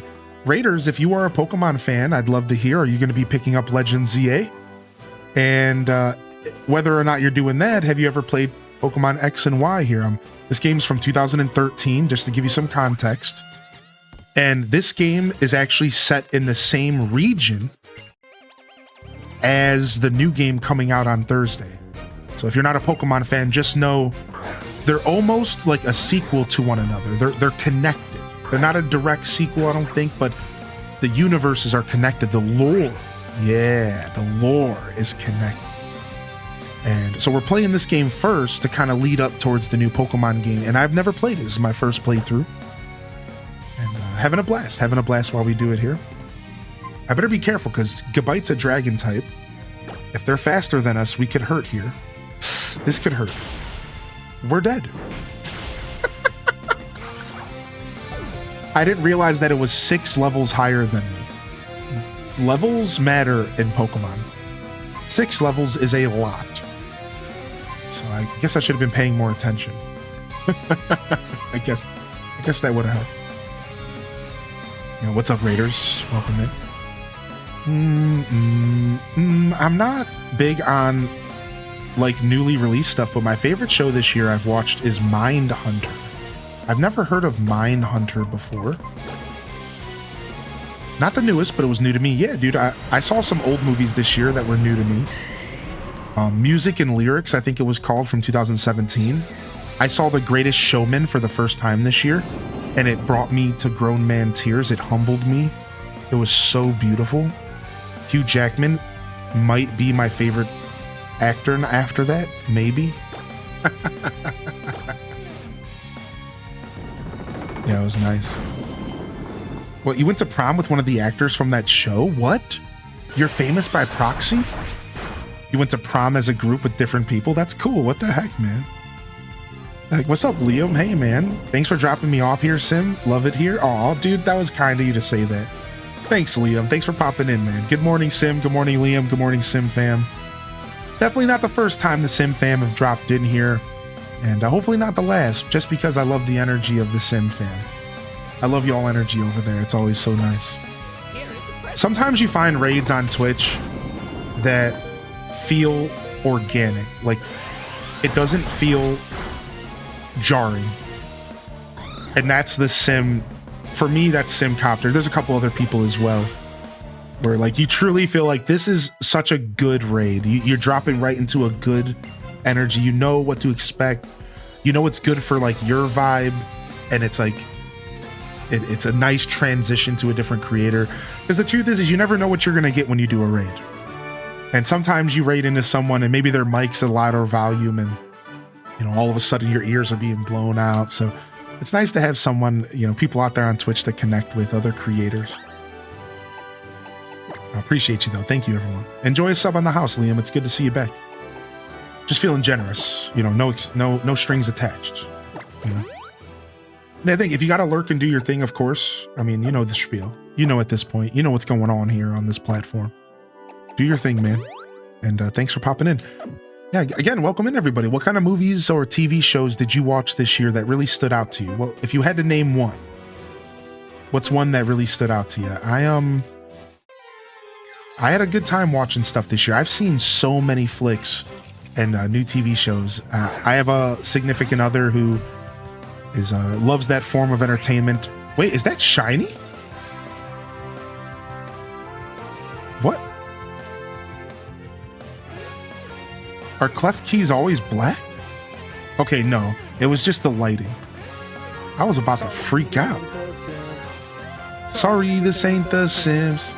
Sorry, this ain't The Sims. Sorry. Sorry. Hey, my missing car keys. I love that so much. Hey, my missing car keys. Yo, thank you, Liam, for the biddies. You didn't have to do that, man, but that was appreciated. Thank you, man. That's a classic here. That's one of my jams. Shiny clef keys gold. Thank you. Yeah, for some reason it looked black as soon as I saw it and I freaked out. The most recent season of Outlander was good. Also, The Residence on Netflix. Oh, hey, the key to the mod dungeon's there too. How you doing, Random Reject, man? It's good to see you, bud. Happy Monday, fam. Eating a chili cheese omelet and ham to some good old Pokemon. All Hey! Everyone stay Well, safe thanks out for there, making me Smiley. and everyone else hungry. Good morning, Medi Senju. How you doing, bud? Thank you for 29 months. Thanks for tuning back in. It's always nice to have you here. No matter how much time you put between yourself and this community, we're going to welcome you back with open arms. It's good to see you as always, man. What's up? What have you been gaming on, Senju? You got to let me know the deets. You know that's my favorite question. What have y'all been gaming on? You watched Kiki's Delivery Service for the first time. Nice! Are there any Studio Ghibli fans out there? That's dope. I love Studio Ghibli, you know, whatever you want to call it. Whatever your flavor is. Getting your Ghibli on. Your Ghibli on. You gotta watch them. I haven't before. Honestly, there's a couple good ones to start with that are more lighthearted, but then there's some real deep stuff.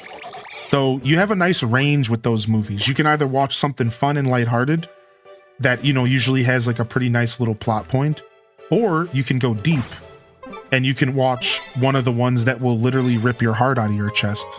Your choice. Whatever your mood is. Dun, dun, dun, dun, dun. You had a marathon this summer? Nice. Was there any that stood out to you, Ginger King, that was your favorite? Would you like sharing? My favorite Studio Ghibli movie is Princess Mononoke because it's such a beautiful commentary on nature versus industrialization and how important nature is to us all and the beauty of nature. I think that's like probably the biggest commentary from that movie outside of a couple other things. And while Princess Mononoke is very long, I will say that it is a long movie. You really have to be ready to watch that movie. It's still my favorite. Yeah, Howl's Moving Castle is so good. Unfortunately, my Happy Home Designer 3DS game has vanished. Oh, doomed. That's not good. Do you have video game stealing gnomes about? I hear those gnomes are quite pesky, sire. Nah, I'm real sorry, though. Anybody going to a midnight release? You know, I didn't even know there was going to be midnight releases for this game. Whoa, that's a whole-ass Vileplume. Whoa, that's a big old boy there. You know, I didn't know there was going to be ZA releases, midnight releases, until chat told me yesterday. Unfortunately, I'm not going to be going no Flip Toast because I want to play with the community at 8 in the morning on release day. So I'm going to just do that. I'm not going to be doing any kind of midnight stuff with this game. So yeah, but it sounds fun. I would go if I didn't want to focus on my stream. So not only am I sacrificing getting a physical edition, I'm also not going to the midnight release because I'm going to get digital so I can just play it right when I wake up. You're going to a midnight release with a friend? Nice, Flow done. That's cool, man. All right, will you stop draining my energy? Can you stop? Rude, Vileplume, rude. One of my favorites is actually when Marnie was there. Dude, when Marnie's was there was beautiful. Beautiful. Beautiful film. Such a beautiful film. What's the one where like the dude's a wolf or something? Is that Studio Ghibli or no? That I think that was just like something similar to Studio Ghibli. Does anybody know what I'm talking about? An animated film with like a wolf boy or something? What am I thinking of? Frick. It's Wolf Children. Yeah, Wolf Children. Wolf Children was so good. That's not Studio Ghibli though. It's just, it was recommended to me because I like Studio Ghibli, I'm pretty sure. And it was really, really good. This is just a random recommendation, but if you haven't seen Wolf Children and you like animated films, please check it out. It's really good. Yeah. That was a beautiful flick. Oh yeah, no problem, Liam. Enjoy your lurk, man. Like I said, no pressure. I just wanted to give some love out to you. Enjoy the emotes, enjoy the adless show, and enjoy your lurk, man. Lurking is valued, lurking is appreciated, and I wouldn't be here without my lurkers. So just a quick reminder of that for those that needed to hear it. Chatting is optional. This is a low pressure engagement broadcast. That's actually something I've been saying recently. I've been coining because I realized that I want to create an experience where people remember and get reminded constantly, often, that your engagement isn't required to enjoy my show, and I take it as a compliment if you can enjoy it outside of engagement. So thank you. I really do people understand kind of where I'm coming from and why that's so important to me. Because I think in this era of everyone vying for your attention, you know, in my line of work, I'm one of those people, but I realize I don't have to do it in a harmful way. I can accept what I get through my hard work. I get to live through my creativity. I'm very blessed. I don't need to push and take. And I want you guys to know that. I want you to know that you can just tune in and just enjoy my content. Whether you're lurking, chatting, supporting, viewership is a form of support. Don't forget that, man. Because like I really want to make sure that we never lose, and that you can tell this is important to me. I never want to lose the essence of content creation. It was all just fun at the end of the day. And it's really easy for me to say that because I make a living off of it. But this all started as YouTube poop. You know what that, anybody know what that is? YouTube poop, Dragon Ball Z abridged, like that's what this all started off as. It was all just people having fun, posting goofy videos about spider monkeys riding on the backs of pigs and stuff. Like it, and I don't want to lose that, even though I do this for a living, even though people literally do this for a living. And it's a really special era that we live in, that people can live through content. I don't ever want to lose that essence of us just having fun, dude. It's not about anything else, man. We're just gaming, dude. It's just games, man. That's it, dude. It's just cool. Like Twitch, 2012 Twitch. Anybody, were you here for that? 2013 Twitch, 2014 Twitch. It's just about games, man. People were just doing it to do it. There wasn't partner programs. It was just people hanging out, dude. I don't want to ever lose that. Again, though, I know I went off a little bit of a tangent there, but anyways, it's just important to me. How do you need instructions on how to cook spaghetti? As a prolific lurker, muchos thank yous. Yeah, no problem, man. Prolific indeed. I love that use of words. Another beautiful non-Ghibli movie is Ernest and Celestine. Or Celestine. And then Fern Nelly says another one is called Your Name. Thank you for the recommendations. I might look into those. I appreciate that. Thank you very much. It looks like a wall we can blast through. Wow, a Pokemon may be able to blast through this cracked wall. Wait, what TM do I need? What HM do I need to blast through that wall, chat? What? What HM do I need to blast through that wall?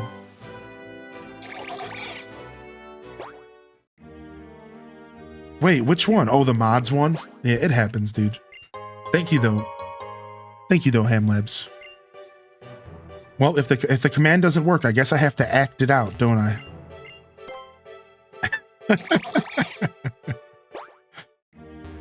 Really anxious lately, so lurking more. I appreciate being able to tune in and get my mind off things, even just a little bit. No problem, man. You know, as I say often, you know, I'm here to express myself and to do content and to build a community, and I have a lot of reasons why I show up every day. But if anybody can pull any extra value out of my show, and you know, you can tune in and you can find peace of mind, like that's really special to me. So thank you, Lucinda. You know, that makes it all worth it, really. Your Name is an amazing movie. Suzumi is my recommendation. Or Suzume, maybe it's Suzume. Yo, what's up? It's Ashley. What up, Ashley? What you been doing, dude? What you been gaming on, man? Good to see you back in here, by the way, Fernelli. All right, we have a double battle here. What are we gonna do? How do we break through this freaking wall? All right, double battle. Let's go. Oh, you. If it's a battle you want, we won't refuse. Eep, who are you? Why are you talking to me? Is it a battle you want? A battle? Wow. Mysterious Sisters Rune and Rhyme.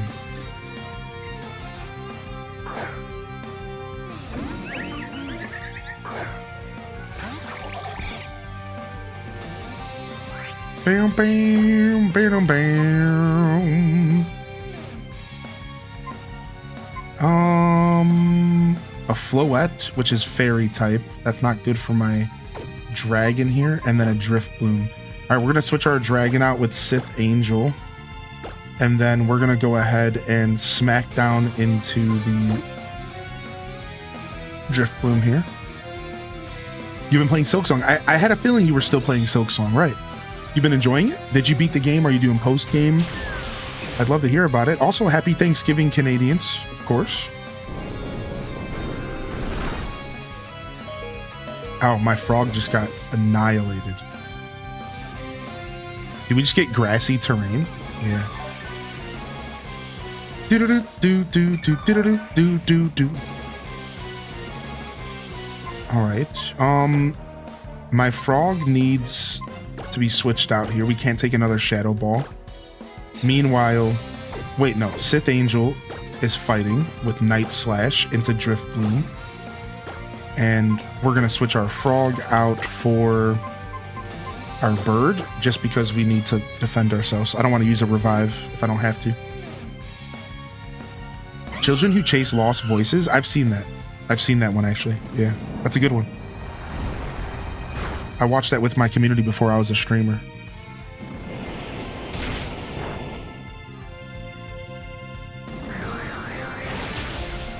Nice. Cut into him. Nice and thick.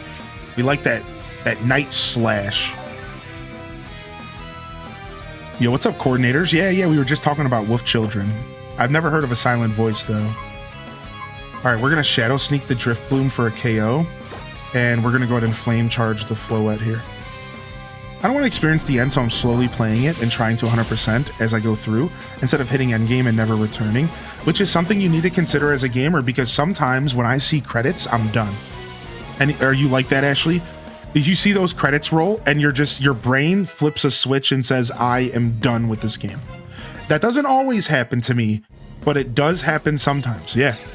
And your brain just goes, done, like, moving on. I don't know, it's just, I'm not always this way, but enough to where you have to be careful. Yeah. You have to be careful about that. Yeah. Yo, what's up, Dawson? Welcome to the show today. Good to see you. Dang it, I forgot to get coffee, and I think my coffee machine probably turned off by now. I was gonna get some more coffee here.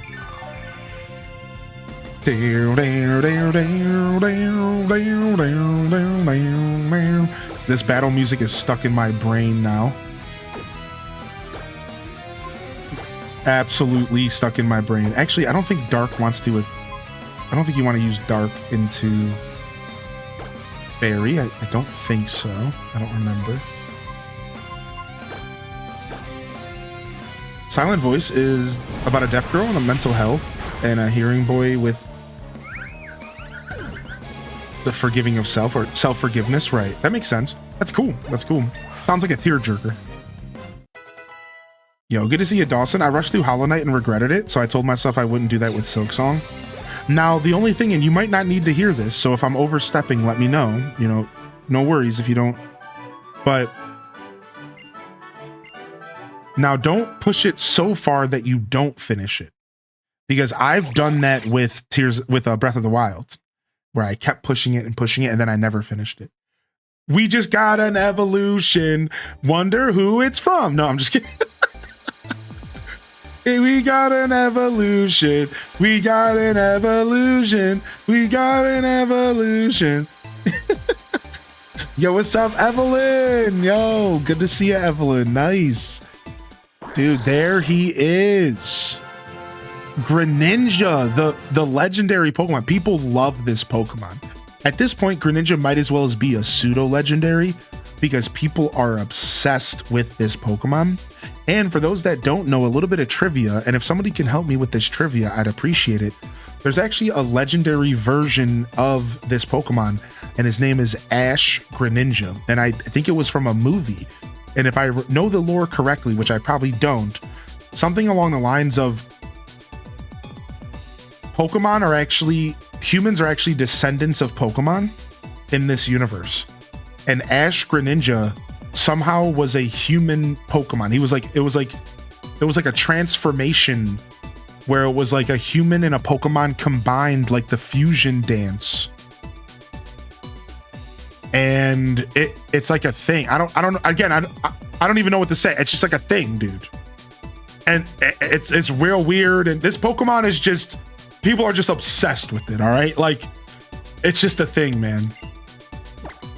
Yeah, Battle Bond Greninja. No, I don't have that. No. All right, Water Shuriken is his special attack. It hits the target 2 to 5 times. It always goes first. I mean, obviously we need this attack. We're gonna drop Water Pulse for it. I'm sad to lose Confusion, but it was a Digibond. Call it what it is. Ash Greninja is Ash's Greninja from X and Y's, and it happened because Ash and Greninja had a very strong bond.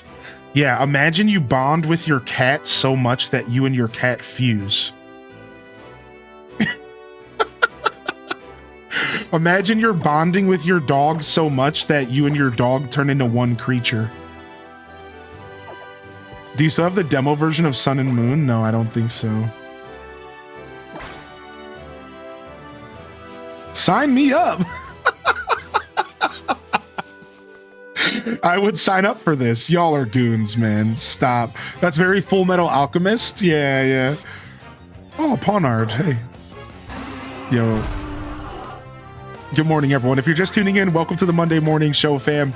We're doing a gaming-focused Monday morning show, but it doesn't mean that we're not here for good conversation, good company, and a wonderful way to start the week, because this is, again, the Monday Morning Show, the best way to start your week, right here, twitch.tv/Hylian Descent. I hope everyone's feeling good, man. If you're just tuning in, I'd love to hear how your weekend was. If you're over in Canada, happy Thanksgiving. If you have the day off, what you gonna do with it? How you gonna spend your day off? I appreciate y'all tuning in, man. Welcome to the show.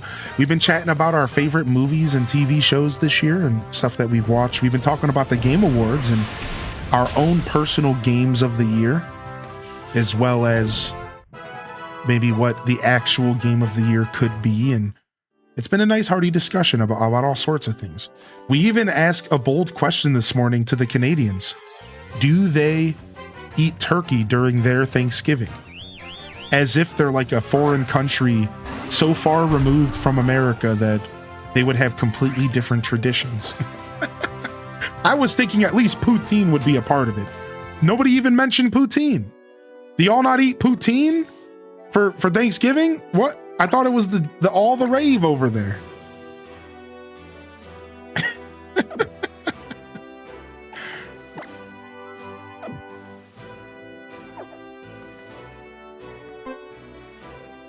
They fused, and I guess they did the dirty thing. No, please, not with Pokemon.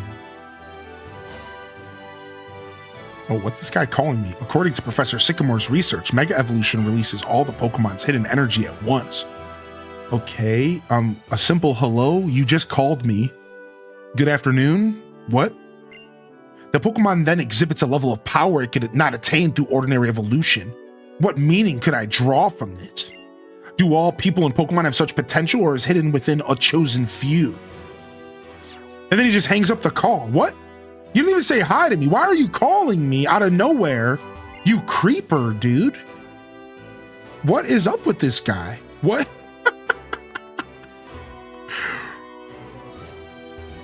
Is there a special HM to break open these walls? Is there going to be like an HM like head smash or something? Like, how do I crack open these cracked walls?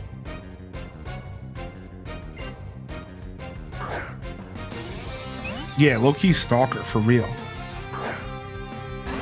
HM wall smash? Yeah, HM Hulk smash. That's what I was thinking. HM Hulk smash, right? Yeah.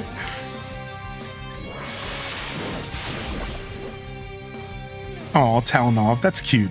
No, truthfully, when you do build a bond with a critter, you really do kind of feel each other, you know? In a very ethereal way, right? You know, your cat and dog can tell when you're uncomfortable or upset, right? Here's what poutine is. So poutine is cheese curds. Have you ever had cheese curds? Covered in gravy. And mashed... No mashed potato. Yeah. It's just gravy with cheese curds. I think that's like... Oh, and fries. I forgot about the fries. Yeah. So it's French fries, cheese curds, and gravy. And if it doesn't sound good to you, that kind of makes sense, but it's actually really good. Think about like a KFC famous bowl. And anybody ever had one of those? It's like, think about that kind of. It's like a bowl of food that just goes well together. Scuffed poutine. Bam, bam, bam, bam, bam. To make a Thanksgiving leftover poutine, that would hit as well. The leftover meat and the stuffing, and usually do it stovetop under a bed of fries. Oh, that sounds so good, dude. I love that. I worked at KFC. I'd make my one every day. Dude, really? That's so funny. I had a lot of KFC growing up because one of my best friends one of my best friend's moms dated a guy who ran a KFC. And we would go there every day after school and just get free food because he basically had to do it. Because, you know, he was trying to impress the lady and the kid. And so it was really funny because we basically just exploited this dude who was in love with my friend's mom. We're just like, yo, dog, you got to give us free food every day, right? Obviously. Obviously, you're feeding us every single day, correct? We just showed up every day like, food? Food? Please, sir, could we have some more porridge? Like, we would take over the TV in the lobby and watch Dragon Ball Z. So all of his customers would have to sit there and watch Dragon Ball Z with us. You got all these people at KFC and we're just watching Dragon Ball Z on the TV like, hey, this is we own this place. It was sick, dude. It was so dope. Taking advantage of this poor guy who just wanted to make sure that he was impressing this lady. You know what I mean? You know how it is. You know how it is, dude. You're trying to impress some new love in your life. You're trying to do good things. So you're like, oh, sure, they can come over to my store and have some free food. He probably thought we would show up once, right? Every single day. And you want to know the best part about this story? After they broke up, we still showed up. Now imagine how that dude felt. After they broke up, we were still showing up every day for like the rest of the year. Like, yo, can we get some free food, dude? We want to watch Dragon Ball Z, dude.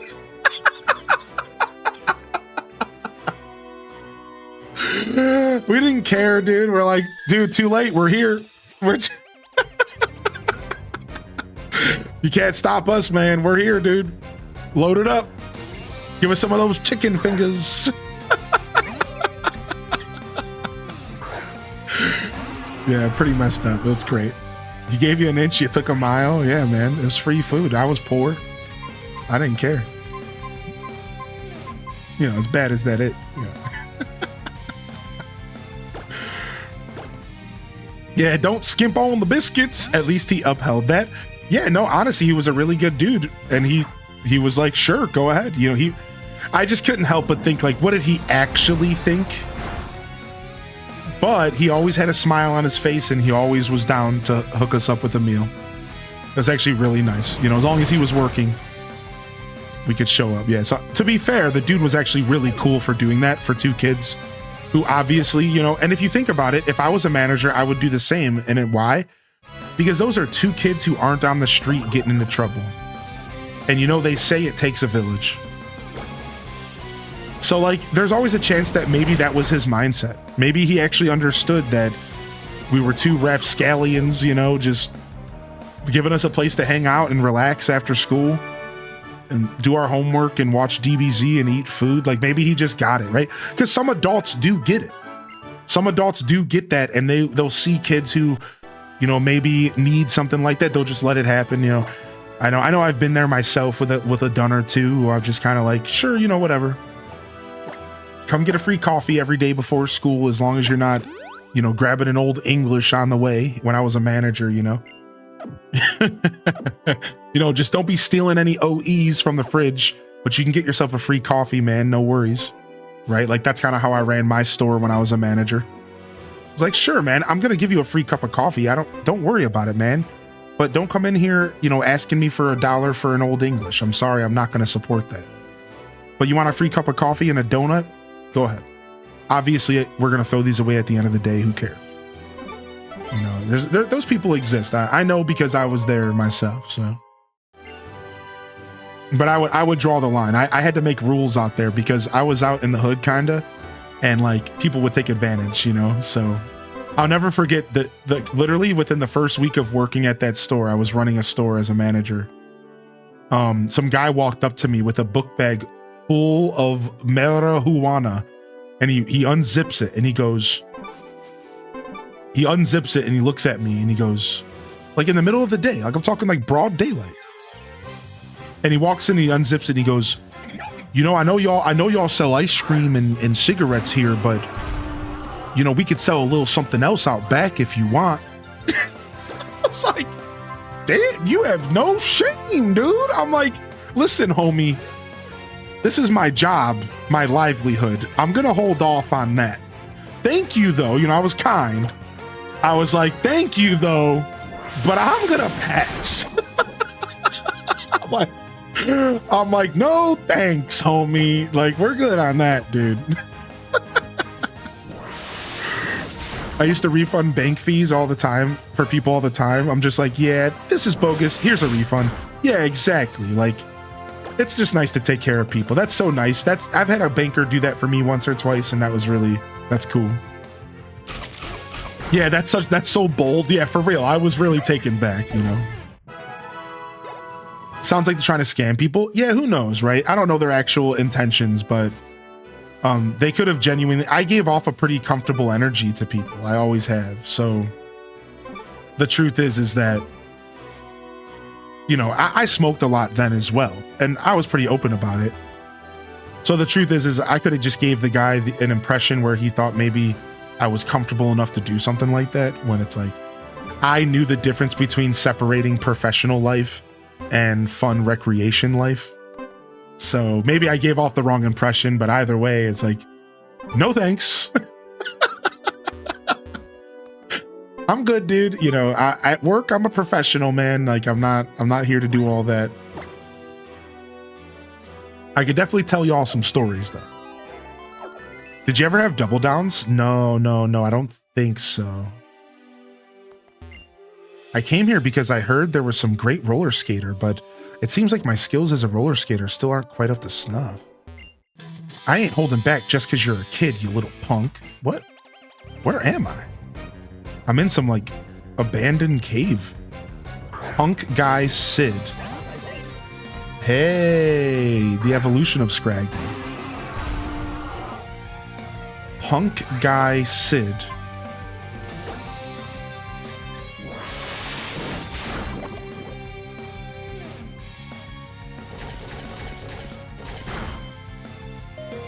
Wow, we survived at 1 HP. Maybe that's because of our friendliness. Not really sure, but we'll take what we can get. Yeah, okay, the double down. Yeah, no, I've never had one, but I do know exactly what it is because there was a promotion. There was some sort of gaming promotion with the double down at one point. I don't know what it was. I think you could get like a free month of Game Pass or something ridiculous if you were down to get down on the double down.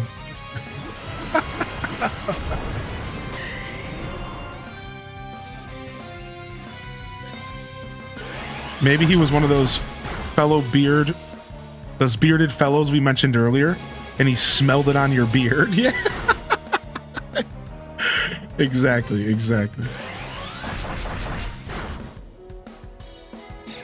Yeah, I agree with you, Matcha May. I'm grateful for those types of people as well. Oh, it was Diablo. Yes, it was Diablo 3 or something like that. Yes, dude, you're right. Yo, happy Thanksgiving, Canadian friends. What's up, Nick82? Good to see you.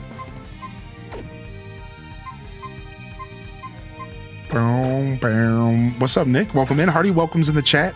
HDES waves out there. For those of y'all just tuning in, we're probably going to be here for quite a bit today. So just a heads up, if you're sticking around, if you're hanging out, if you ain't got nothing to do, or if you're just looking for some content to enjoy, we'll probably be here for most of the day because our goal is to finish this game by the end of the day today, or worst case, tomorrow for like a half stream. So just want to throw that out there because I didn't put it in the title and stuff, but probably going to be here for like a minimum of 8 hours, maybe pushing 10 or 12. We're going in. We're going to finish this game, dude. So enjoy the show if you're out there lurking. Thank you for lurking about.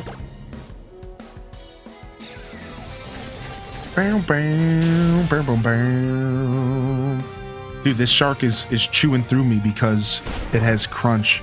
Crunch is such a powerful attack, dude.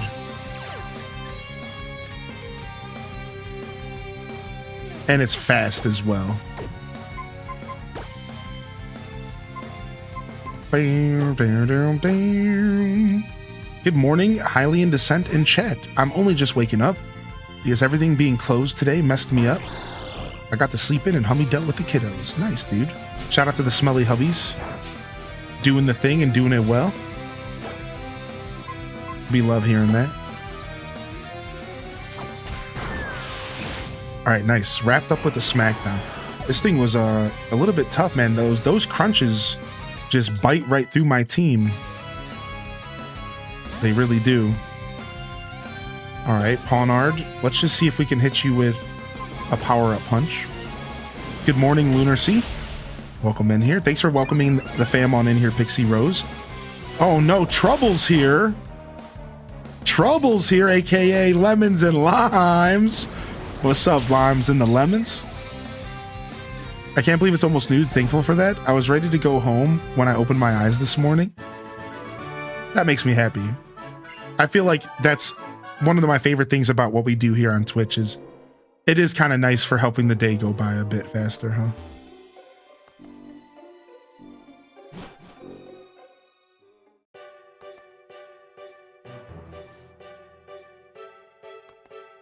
All right, hopefully there's a town here so we can heal our Pokemon. What's nice about windmills is they can be moved by a breeze and, in a pinch, by people or Pokemon. I hear your future is secure if you join Team Flare. Keep on trucking, young adventurer. All right, where are we at? Ooh, Dendamil Town. We found snow. Well, hello, Link. How have you been? How's your journey going? Dude, Professor Sycamore's theme comes on again. You see, when I was younger, I visited many different regions as well. I met many kinds of Pokemon and noticed how each place has its own distinct flavors. So I really came to enjoy trying new foods as I traveled. Because of my adventures, I'm an expert on the cafes all over Kalos. Professor? Come now, Dexio. I'm going somewhere with this. Do you remember the Pokemon Lysandra mentioned in that cafe? Yes. Wonderful, I knew you would. Kalos' legendary Pokemon is called Xerneas. According to material I've read, those who saw it were so overwhelmed by its power, they were only able to say that this Pokemon resembled the letter X. Apparently, this Pokemon can control energy. It gives life energy to plants and Pokemon and makes them full of vitality again. Wherever do you think a Pokemon that amazing could be now? When Kalos' legendary Pokemon loses all of its vitality, it goes to sleep in a secret place. I don't have a clue where it could be. The writings that mention it are also around 1,000 years old, so they aren't much of help. It would be absolutely astounding if you found it, Link. Maybe I'll look into the legend a bit more. If I find something, I'll let you know. Ha ha ha ha! Oh, it would be a thrill if you found it indeed. But your Pokemon journey is yours and yours alone. I want you to enjoy yourself and do everything, whatever you'd like. Well, thanks, Professor Sycamore, for granting me that luxury. I was hoping to have him look at my Pokedex in person. Oh well, I can still get my Pokedex evaluated at the Pokemon Center's PC. Anyways, I'm off to look at the Pokemon in the Frost Cavern and fill up more of my Pokedex. Okay, see you later, dude. I'm just here for a Poke Center, but, you know, live your life, man. What the heck is this city, dude? What? Look at this windmill. Nice. Bam, bum, bum, bum, bum, bum, bum, bum. Woohoo! Sick. On the Pokemon Center. The first snow vibe is so cute. I love it. Yo, Iris Stitcher says, I'm traveling to Strasbourg, France tomorrow for a work conference. I'm excited because I will be traveling on the TGV high-speed train from Paris. I've always wanted to go on the TGV. Life goal unlocked.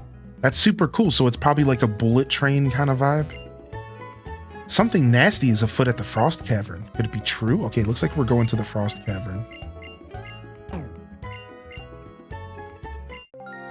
Yeah, the journey is yours and yours alone.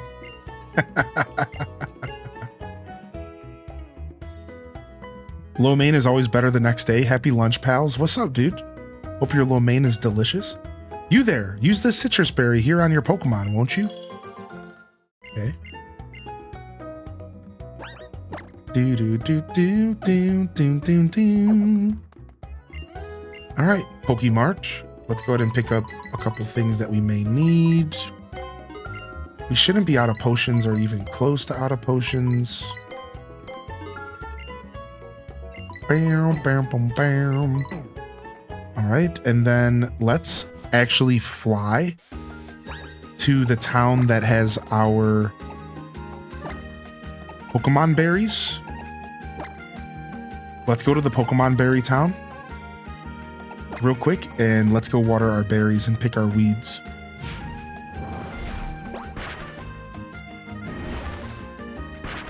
Nice, that's so cool. I've never been on anything like a high-fast train. Now, in the Cleveland area, there's a thing called a rapid station, which is just like a standard train. We call it the Rapids. I'm not even sure what the word is for it, but we call it the Rapids.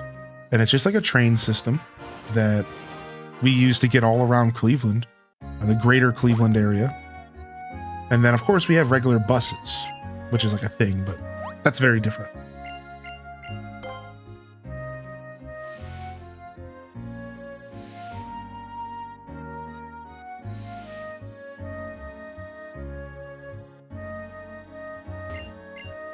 You took the high-speed train in Italy, 180 miles per hour.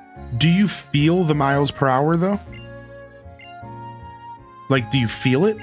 Is it that fast? Yeah, I didn't think you felt it. Right. You probably don't actually feel it because of the way it's designed. That's super cool. I never gotten to ride a train outside the local zoo. Never a real train. Me either. Actually, one of my goals is to take a train across the country to go see the Redwood Forest. That's actually a goal of mine. I want to travel to California, and if I were to travel to California, I would take a train, and it would be like it's not too long of a journey at all. From the research I've done, it's not too long of a journey at all, and it's like 2 or 3 days, I think. It would be really cool.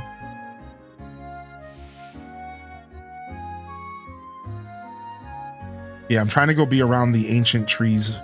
That's what I'm trying to do. I just want to be around their ancient presence. It'd be so cool. Bum, bum. All right, Dandemill Town, here we come.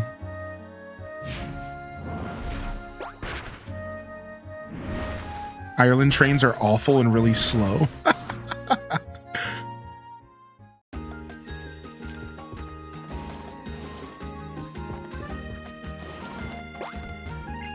Welcome. Moo Moo milk is just $500 a bottle. How about some for your journey? Sure, we'll take some milk. They're so big, it's surreal. From the redwood forest to the Gulf Stream waters, this land was made for you and me. Are we singing?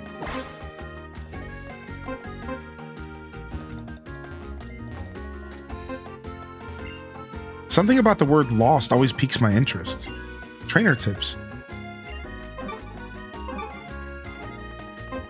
Okay, it's probably in there. Yeah, it's in there. Okay. Can we go around and get over there?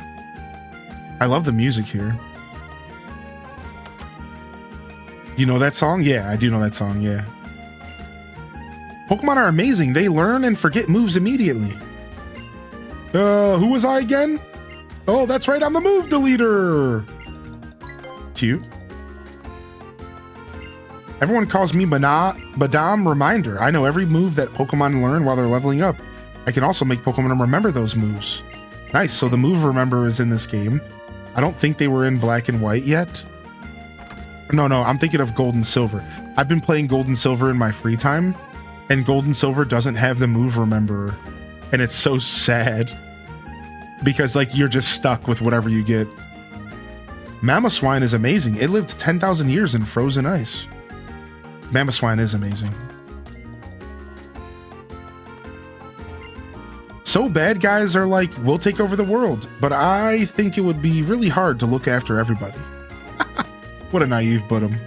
Ah, you have a Pokedex. How many Pokemon have you found from the Mountain Kalos? 24? If you find 70 more, I'll give you something sure to delight. 70 more is a lot, dude. You're asking for, and that's endgame. Dude, I love this town. This town is nice. What do you think about the Hex Maniac design? I think it's dope.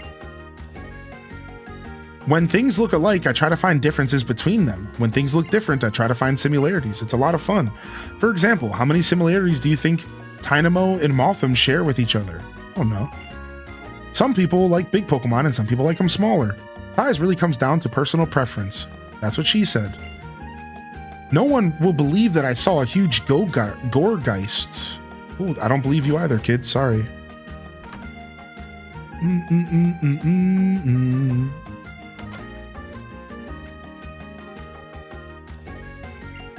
One of the ways that Pokemon trainers make their Pokemon strong is they use TMs. I know it's a bit sudden, but tell me, do you have the TM for Dragon Tail? No. Are you a reserved person? What? What does that mean? Sorry, I don't have Dragon Tail yet. Even when it's cold, I wear shorts, but that's not a facade. This is facade. This game is so cheeky sometimes. That kid was lying for sure. Yeah, big liar. Big phony. I love the camera angles, man. Woo! Can we go back up it? No. I like how we can rollerblade upstairs, though. That's crazy.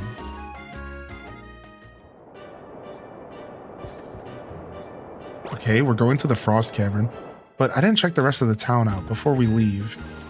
I want to see if this town has a Pokemon gym, dude. I don't think it does, though. The Frost Cavern water flows in, and the swimming Pokemon look so comfortable. Cool. A nugget. Yo, good morning, Brittany. Good to see you, dude. Rollerblading upstairs. What kind of magic physics is this? That was my thought exactly. Yeah, what a stuck-up lady. I know, right? When I'm working in the fields and plowing the soil, I feel like I'm a part of nature. Ooh, me too. When I do it in Stardew Valley. Digital nature, my favorite. It doesn't involve actual hard work. Yay. All right, we're going to stand up and do our first little stretch of the stream because we might be here all day.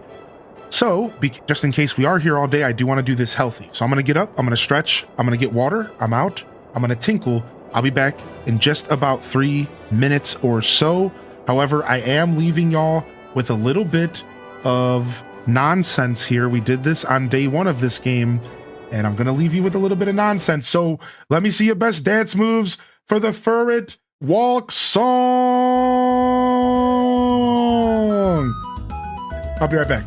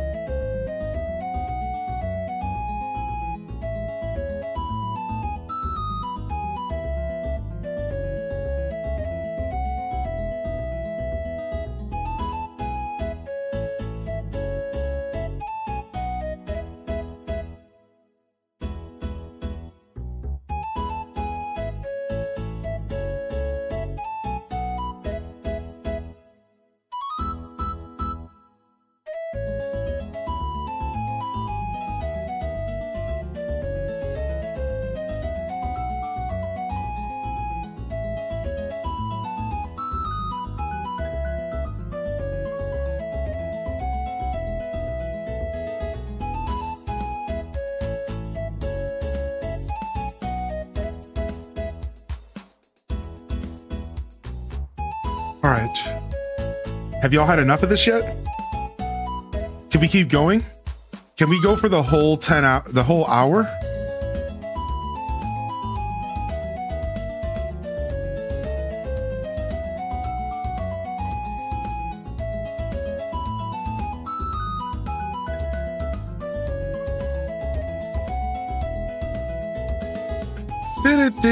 Do beep bo bo beep bo beep bo beep bo bo bo bo bo bo dun dun dun dun dun dun dun dun dun dun beep bo bo beep bo bo.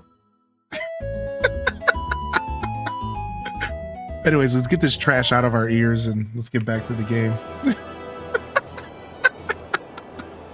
What's up, everyone? Good morning. Never enough. Exactly. Never enough, dude. What's up, everyone? Good to see you. Welcome to the show. I know I was just baiting. I'm sorry. That was 100% me just baiting. Sometimes I can't help it. I'm a troll, dude. I'm a troll, dude. I'm sorry. My toddler was hooked. Yeah.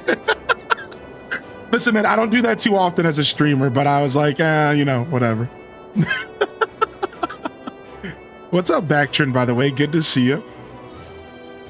That was about as strong of a bait as when I left Lucario up at the top of the tower. Yeah, I left Lucario at the top of the tower, and the chat was so triggered. The chat was like, how dare you leave this Pokemon behind? I was like, I don't really need him. I don't. And Lucario is still up there to this day, waiting around.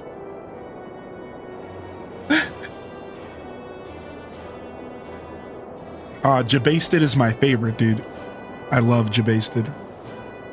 Yo, welcome in, everyone. Thank you for your patience, by the way. If you stuck around after the break, I just want to say thank you. Jump in the chat, let me know you're out there. Bell Bun, good to see you, by the way, Bell. Oh, you went to an anime convention. Nice, dude. That sounds awesome. You went dressed up as Ariel. You know, I just got some DMs from my buddy Dr. Mario. And Dr. Mario mentioned that they went to New York Comic-Con. And they dressed up as the Ox King from Dragon Ball Z. And it was so cool. I'm not going to share his pictures, but, you know, if he wants to share them, he can. But yeah, and it made me realize, like, I want to go to that. I want to go to a Comic-Con. I want to do that stuff, man. We got to do that stuff, chat. Let's do that stuff. Let's try to catch a local one in Ohio or something. It sounds like so much fun.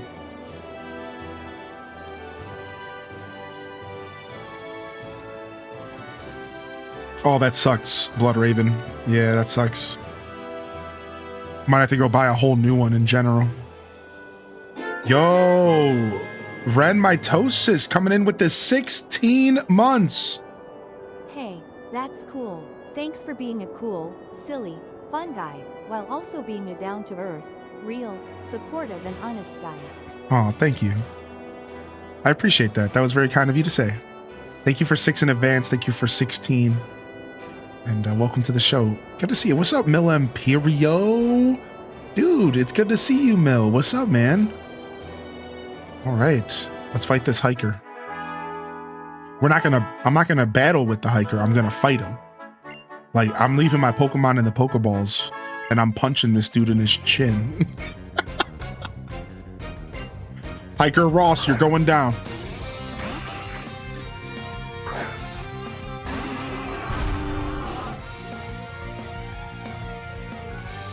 I'm assuming some flying attacks can come out of this. We do have rock, though. Let's go ahead and roll out. Where's his beard? What? Not very effective. I thought bugs were weak to rocks, and I thought flying was weak to rocks. What? Maybe I just don't understand what typing this Pokemon is.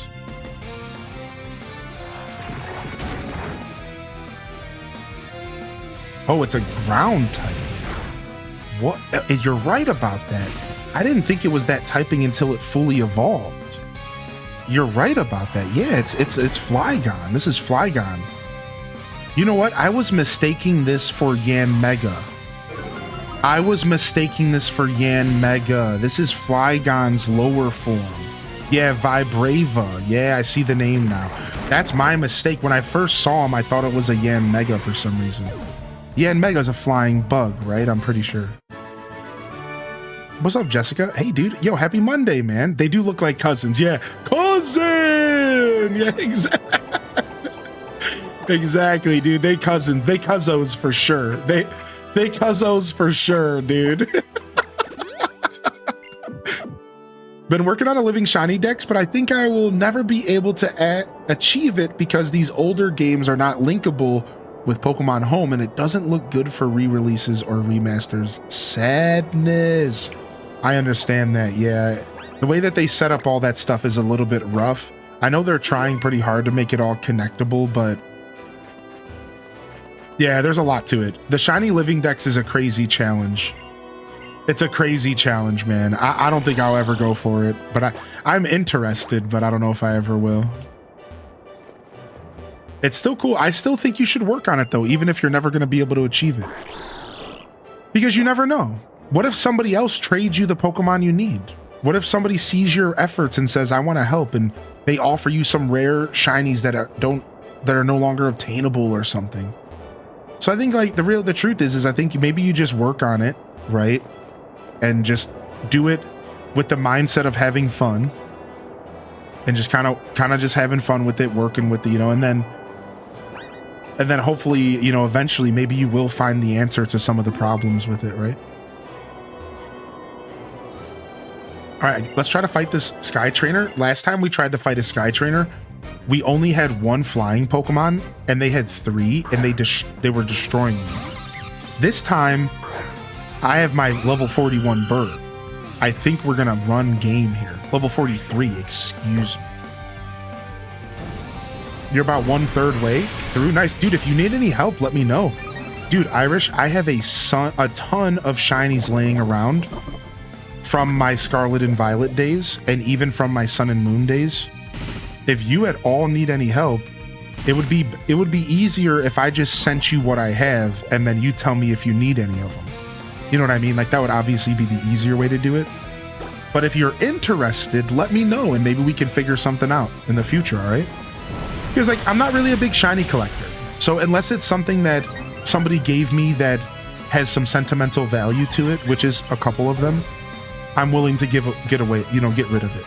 As long as it wasn't a sentimental gift, I'm willing to get rid of it, so. Yeah, I'll have to send you a message and let you know. I have a bunch laying around. Yeah, the community is always gifting me. You know how the community is. You know how it is.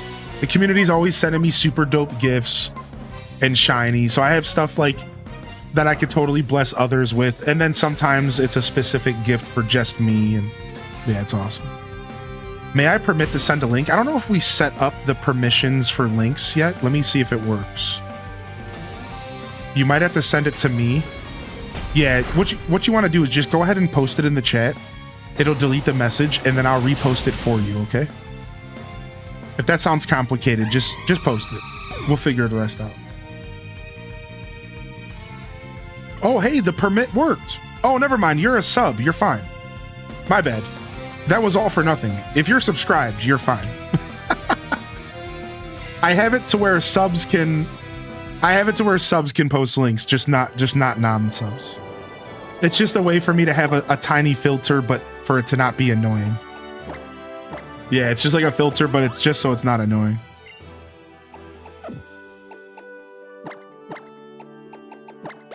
Can I post links? Links can be posted by subs, yes. However, links without context or relevancy to the conversation are, you know, let us know what you're posting. You know, don't just drop random links into our chat. Unless you're talking about the Legend of Zelda link, all of those links are welcome. Cozy gets it.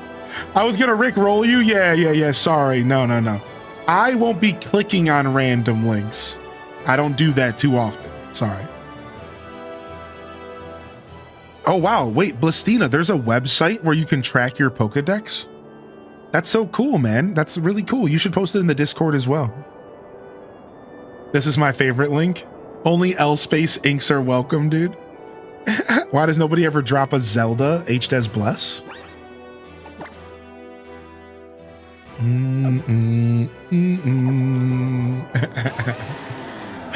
No Rick rolls. No Rick rolls. Is something wrong in the Frost Cavern, Mamoswine? Sweet. Are you headed to the Frost Cavern, trainer? The Mamoswine here usually can't get enough of giving people rides on Route 17, but these days it seems to be too worried about something in the Frost Cavern to give rides. Mamoswine is a Pokemon that loves cold climates, so maybe it sensed something amiss in the Frost Cavern. And you are? My name's Trevor. I'm researching the distribution of Pokemon in the Kalos region at Professor Sycamore's request. I see, so that's why you're walking clear out to the Frost Cavern then. Mamoswine seems concerned about something over there, so be careful. I will, thank you. What are you going to do, Big L? I'm going to prepare for my expedition. I'm going to go on the expedition that you're preparing for. I'm out of here. How about some not safe for work content for sure? No, save that for the memes channel. But even then, you know, keep it safe for work. That sentence didn't make any sense, but here we are. Welcome to my show, the Monday Morning Show. What's up, NGB, by the way? Is it Eng or Eng? However you want. I'm going to say Eng for now. Is that okay?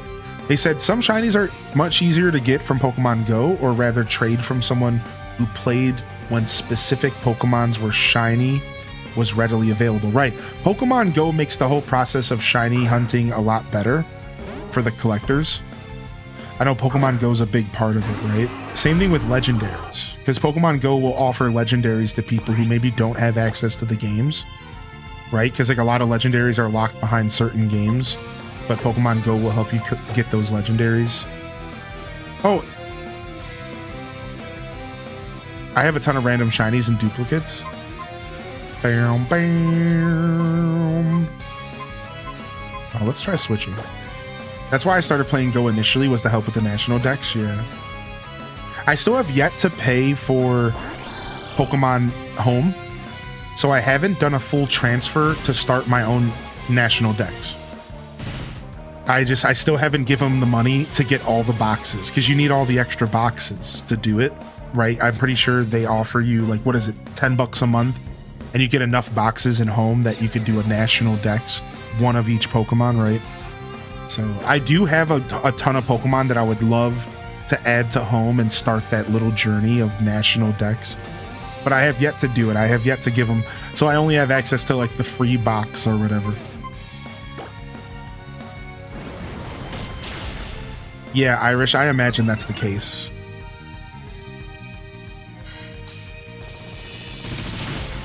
I couldn't agree more with you, Duel Master. Damn, damn, damn, damn, damn, damn, bee, bo, bo, bo.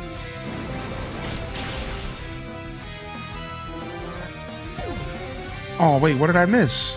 You got to meet your new baby nephew and visited a pumpkin patch? Nice, dude. We were chatting about what everyone got into this weekend. If you're just tuning in, you gotta jump in the chat and let me know how your weekend was. I had a great weekend. I seriously had such a wonderful evening last night. You know, I haven't talked a ton about it, but if y'all were here earlier, how many of y'all saw me gushing like a big H-Des baby? H-Des blushes in the chat. I seriously had a really good time. I haven't connected with humans in real life on that level in a long time, man. It was so cool. I had a really good time, man. I had a good weekend, dude. I choked down water so bad it came out of my nose. You know, I have weekends like that too. Don't worry, I have weekends like that too. Don't worry. You saw the Stardew concert in Chicago. Let's go, dude.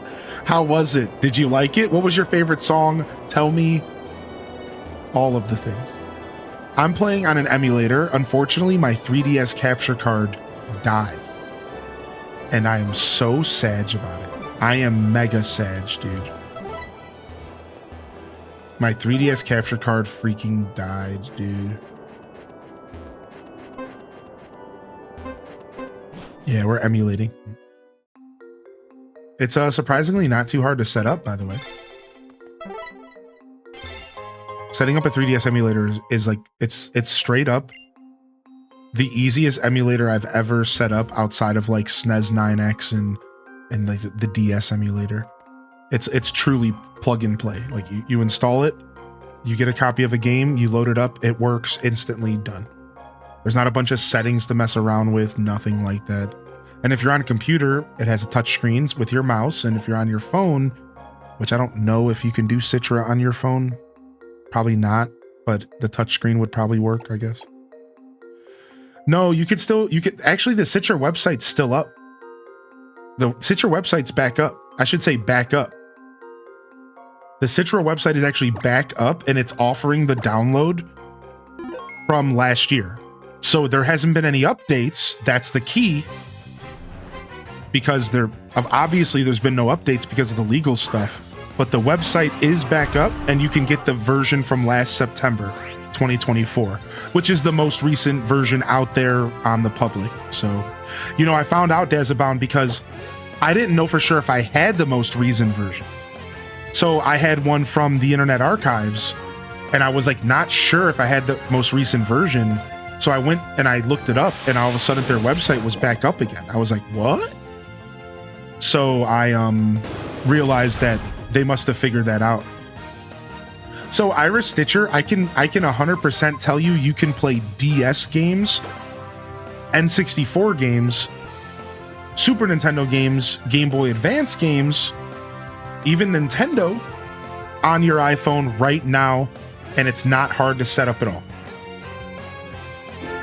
However, I don't know if 3DS games are up there. I apologize about the confusion. 3DS games might be a little too much for iPhones right now. Androids might have 3DS figured out, because Android's always a little bit ahead of the game in that sense. But yeah, I don't think about iPhones. How, dude? Go look up Delta. Go to your iPhone app store right now. One made it through, Irish. The official app store. One made it through for the first time ever. This happened last year, or the beginning of this year. It's called the Delta emulator. It's called Delta. It's literally on the Apple iStore. You don't have to side load it or anything weird. All right. And now from there, it is a little bit more complicated. All right. You have to be a little tech savvy. I'm going to be real. All right. I have Delta right here. Look. Here, I'll load up Wild World just so you can see. Take a look.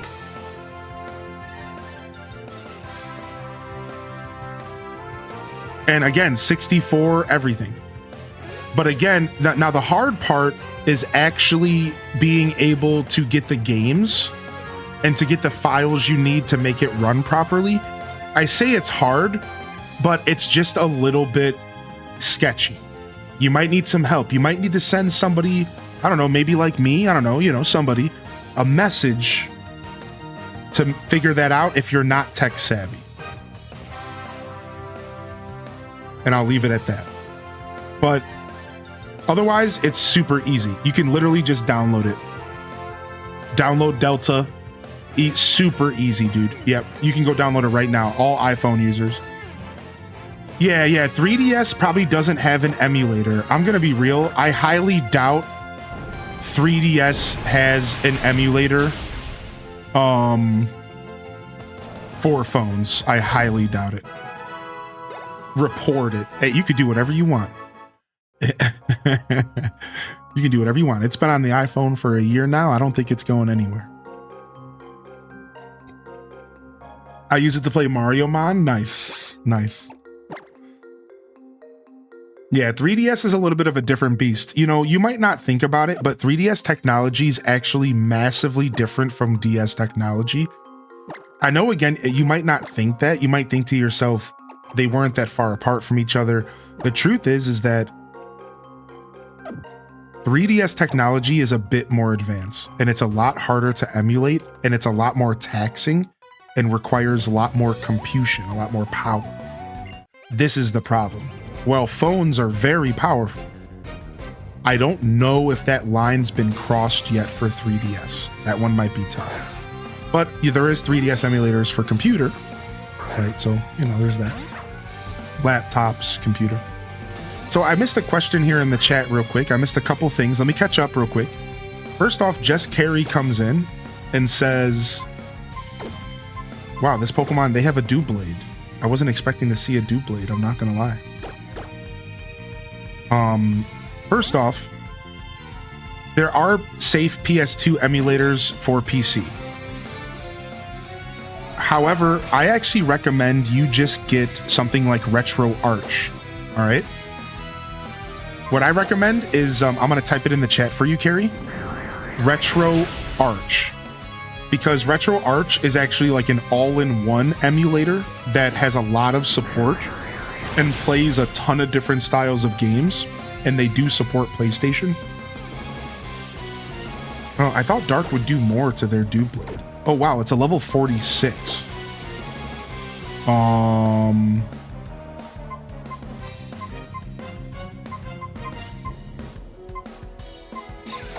I might actually have to I might have to actually put effort in here. Oops.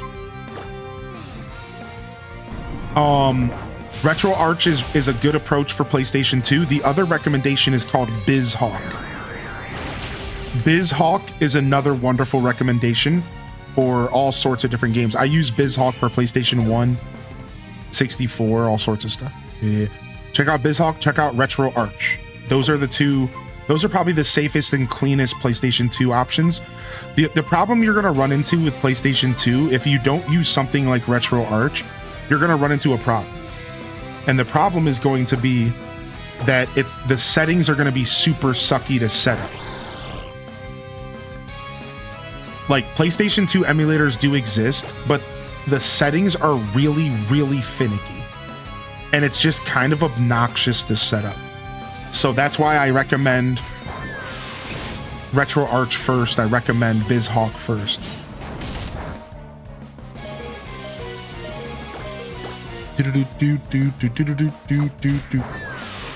Oh, you're good, Irish Stitcher, dude. I always chat about what I want to chat about. No ifs, ands, or buts. And emulation talk isn't taboo, for the record. Emulation talk is not taboo, for the record.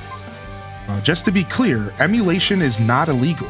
It's a form of game preservation, and it's a form of consumer control that allows us to play the games that we want to play, where we want and how we want, the games that we purchased and paid for. You see, emulation gets mixed in with illegal activity. Those aren't actually the same thing. For the record, downloading games illegally and playing them without buying them, that's not guaranteed with emulation. A lot of people use emulation to play their games they already purchased on their computers instead of the original hardware. This is a very different thing. The whole reason that illegal got bundled into it is because there are some bad actors who would prefer to be pirates and sail the seven seas and to not purchase the games that they emulate. But that has nothing to do with emulation. Emulation is literally a tool. Tools can be misused, my friends. Don't forget that. Don't let anybody ever tell you any different. Emulation is a tool. Tools can be misused. That's it. You know, do I vouch for pirating? Hell yeah, I do. Why would you ever pay for a game when you could get it for free? Are you kidding me? Also, stop buying Netflix. Stop buying Hulu. Go pirate everything, please. Please, because the more we do that, the less BS we have to deal with. So, like, you believe me, like, I'll be straight with you. I'll cut it straight. Why are you paying for anything if you are even remotely tech savvy? Please. Let the suckers like me pay for video games. All right?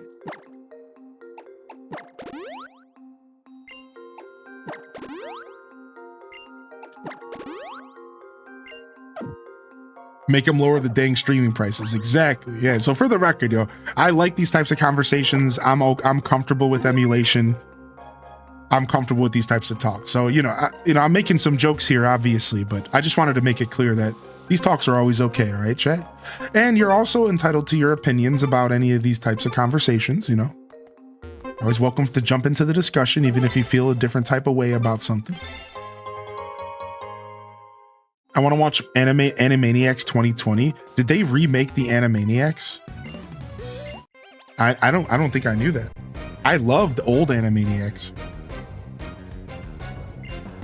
Do do do do do do do. I've emulated old games I couldn't play any other way. Full confession. Yeah, there's nothing wrong with it, man. I mean, and I guess in a very, very lighthearted, like, moral way, in the same conversation of, like, you wouldn't download a car, would you?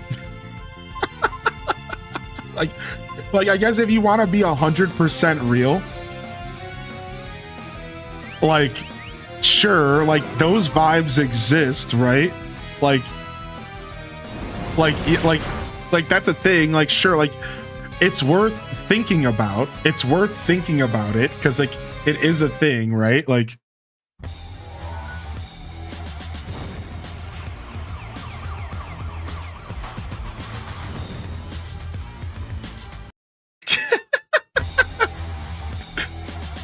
You wouldn't download a car. like sure, you know, I'm down to have a legitimate conversation about stuff like that. Like, sure, there's some moral, you know, obviously that's a conversation for another day, but really at the end of the day, I don't care. And I would download a car. So screw you. And, you know, whatever.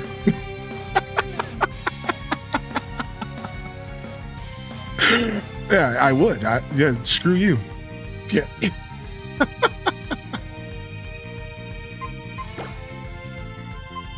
The throwback, dude, the sirens in the background. Yeah, I know, dude. Yo, what's up, Metazozen? Good to see you, by the way. The car's now mine, exactly. Yo, what's up, Rock Socks? Hey, welcome in, man. Yeah, right. Obviously, in the ideal world, and you know, this is a good mic drop moment for me anyways, is you buy and support the things that you want to you buy to support the things that you want to support.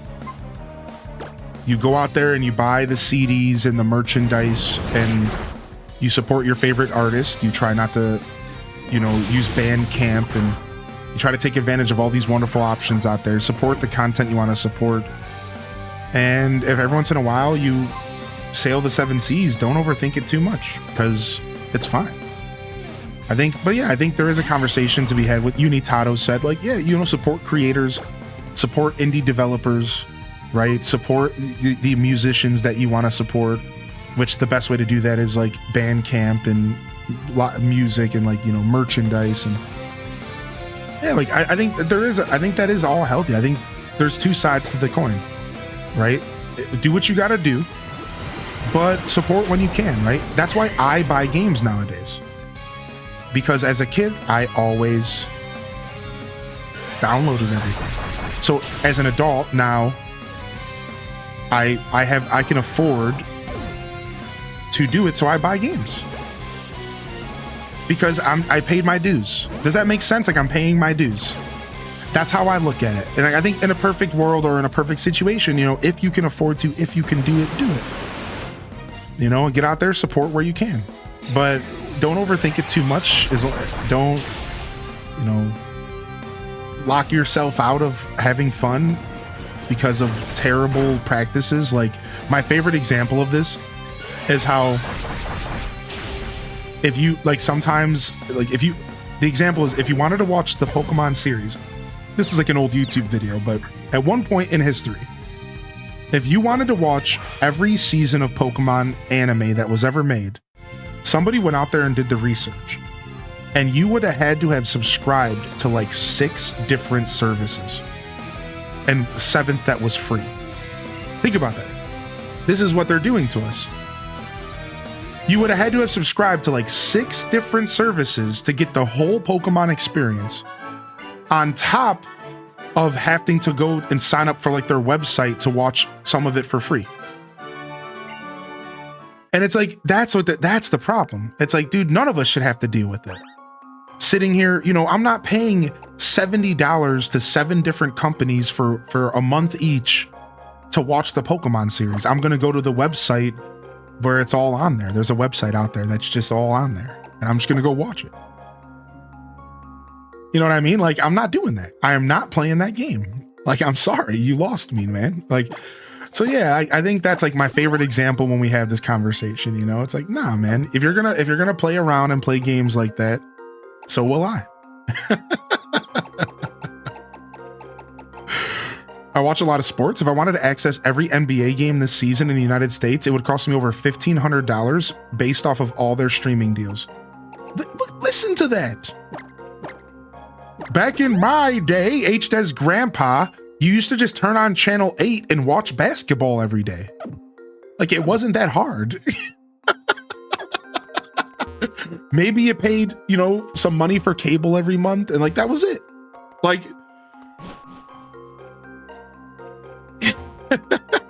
it's crazy, dude. But yeah, anyways, yeah, I always like to have that conversation because I think it's funny. So how do I add games to Retro Arch? I'm not gonna lie, I don't have a ton of experience with Retro Arch. I'm sorry, Jess Carey. If anybody knows how it works, I'm not sure. It might just be something as simple as a drag and drop. You might have to be a little bit more specific with it. I'm real sorry. I actually... Now, I could sit down with you after the show and help you out if you want to send me a message, by the way. You're welcome to do that. If you can't figure it out by the end of today or tomorrow, please send me a message. We'll sit down together and we'll figure it out. All right? I have no problem doing that. But yeah, it's just been so long. I've only used Retro Arch very little in my life. It is very console specific. Thank you, Dazabon. Yeah, you need a BIOS file. See, that's where I was going to say. You might actually need a BIOS. BIOSes aren't terribly hard to find. You're supposed to dump them yourself. Yes. Thank you, Daza. Nintendo's ninjas are fierce, man. I'm afraid. I live my life in fear. I'm waiting for the day Reggie just pops into my chat like, no, no, no, Hylian, don't do that. Are you sure you want to say that, Hylian? I'd be like, Reggie!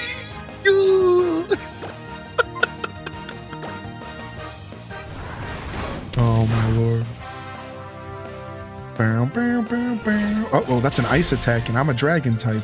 And that hurts. I forgot that dragons are weak to ice. That's a really bad thing to forget. But yep, I forgot.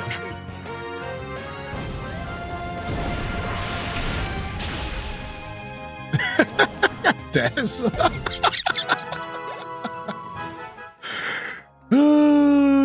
Setting up those rabbit ears on the TV with the tinfoil was a pain in the rumpus, dude. Pixie Skies knows the classic life. The rabbit ears television. Who here ever had a TV with rabbit ears? I want to see a show of HDez emotes in the chat. Who here had to use a television with rabbit ears, dude? That's insane to me. That's even a conversation right now. I forgot about those days, dude. The rabbit ears, dude. Oh my god.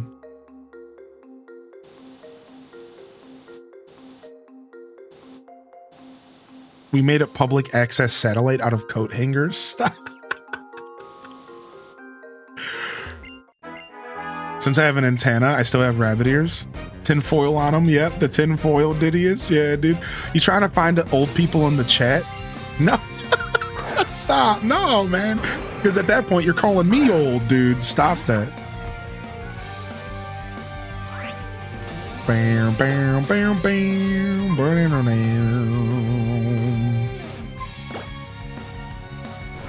Yeah, back in the day when we had to slap the side of a television to get it work, and it worked.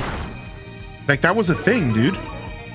You would literally slap the side of the television and be like, figure it out. And like the TV would just like work. Yeah. Slapping the side of the TV. That was my that was my IT support. Y'all, before IT support was even a thing, before the word IT even existed, you know what IT support was? It was slapping the side of your television. That was IT, dog. It's like that scene from Zoolander. That perfect scene from Zoolander where they just go ape on the computer. Yeah. I fucking love Zoolander, dude. It's so good, man. Blowing on CDs and cartridges. Dude, I have a horror story for all of you. Potentially one of the scariest stories I've ever told here on my channel.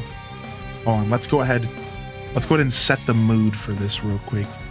Spooky story time with Hylian Descent. This one is gonna leave you with blood-curdling chills. And I have the perfect song here.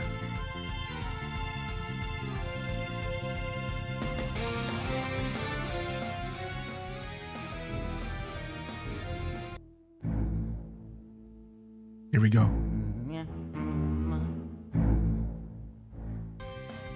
One day, when I was a kid, my buddy had an Xbox. And his Xbox got the red ring of death. Yeah. But the story gets even worse. This kid was, let's say, a little spoiled. Let's say this kid was,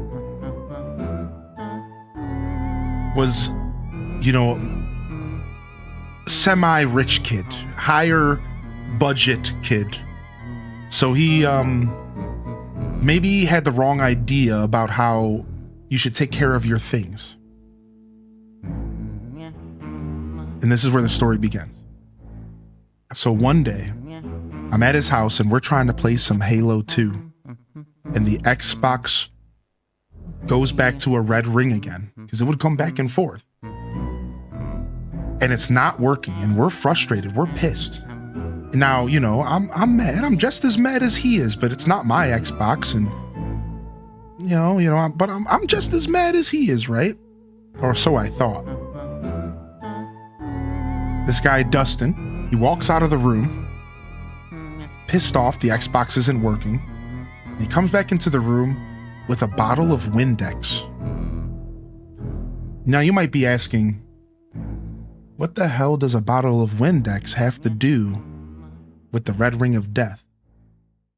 Well, the truth is it has nothing to do with the red ring of death. This dude was out of his mind. He goes and he opens up the tray, the CD tray of the Xbox, and he starts spraying the CD tray with the Windex. I'm talking, homie soaked it, sopping wet, like it was dripping, oozing. He slams the Halo 2 disc into the Xbox and slams the tray closed in frustration as I sat back and watched an absolute lunatic out of his mind.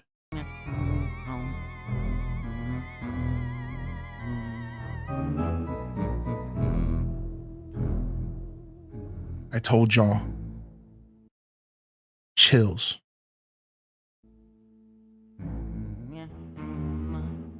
We're talking sick.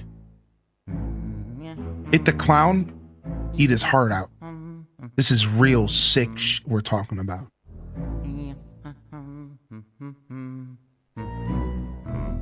Obviously, the Xbox didn't work because who the f does that? Am I right?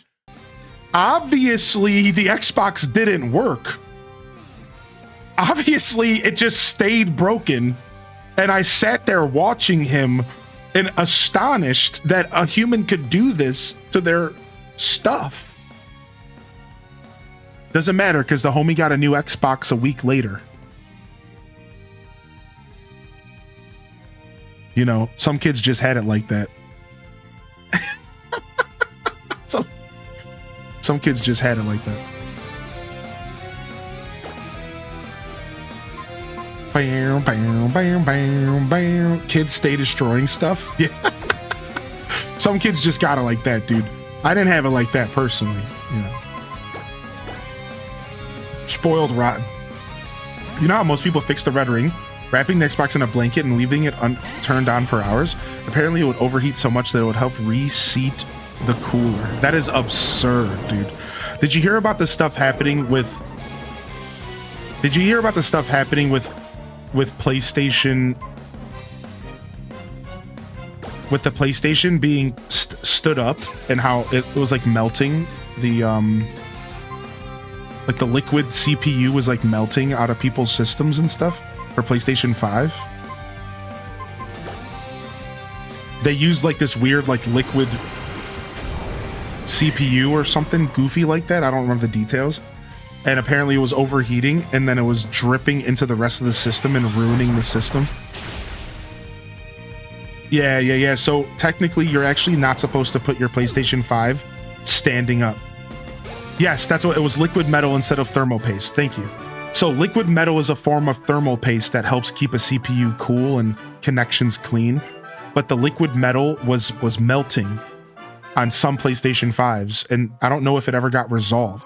So you're supposed to actually have it sitting down. Like, even though they advertise that you're allowed to have it standing up, because of this issue that is rare to some extent,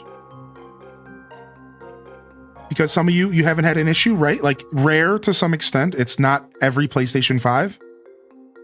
But technically, if you're supposed to put it horizontal. Like that is actually like, that's what most of the experts out there are saying. They're like, really, if you want to just make sure you fully avoid this, you probably want to lay it down. Go ahead and do a little bit of research on your own, just in case you want to like double check what I'm saying.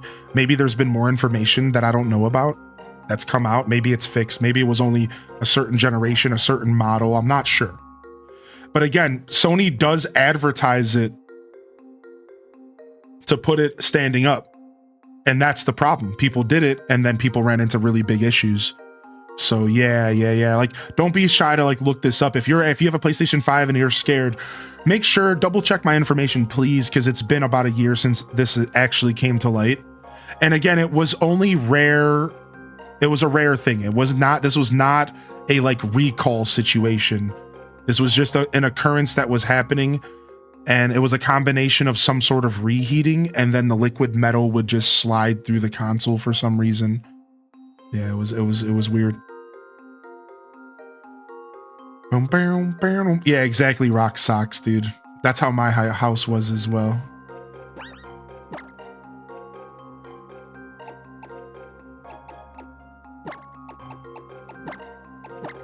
Not good, yeah.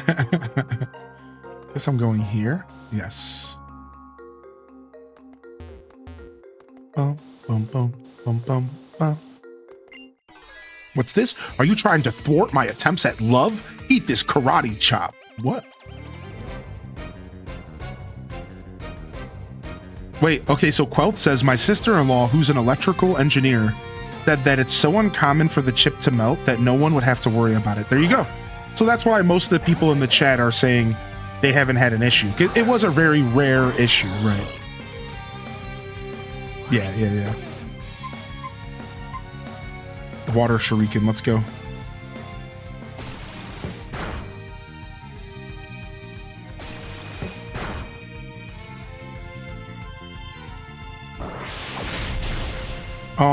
What? Oh, because I'm a dark type now. Oh, because I'm a dark type now, I have to be careful about fighting attacks. Ow. Ouchies, dude.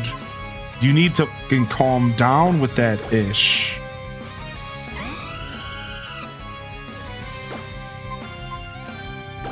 Ramen noodles in the microwave because I'm too tired to stand at the stove. What's everyone munching on for lunch? I got a banana waiting for me.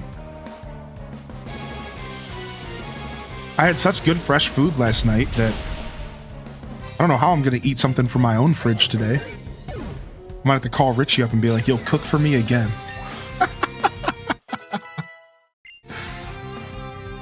What story stuff have you missed today? Acrobatics? Sure, we'll drop quick attack for acrobatics because it always goes first. Yeah, nice trade. So you haven't missed much. We went to the Pokeball facility. We fought Team Flare. We walked to Dendamil Town. We found out that something's happening in the Frost Caverns. And that's where we're headed right now. So we've been live for 3.5 hours. We spent an hour chatting, and it's been very light progresses. Oh, what the heck? I don't even know what happened. I just get hit with rocks. It's been light progress. But yeah, that's it. The story stuff has been pretty light. It's been mostly just us making it to this new town, and then something's going on with the Frost Caverns. Oh, we also learned about Xerneas. They explained to us about Xerneas. They revealed the name of the legendary, and they give us some lore about the legendary Xerneas, which was pretty cool, actually. Oh, is it just using Earthquake? No, Bulldoze. Man, these fighting dudes, I have so much trouble with these fighting dudes, man. These guys, Throw and Salk, have been killing me this playthrough, dude. These guys suck, man.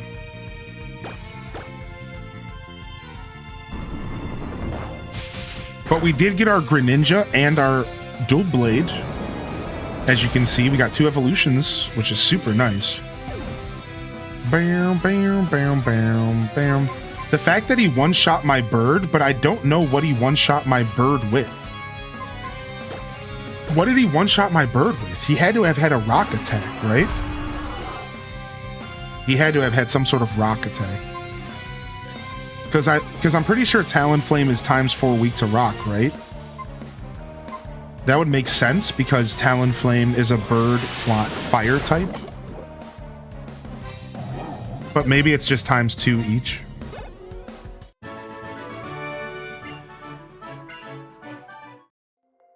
Man, that guy wrecked me. He used Rock Slide? Thank you. I didn't see it. Yeah.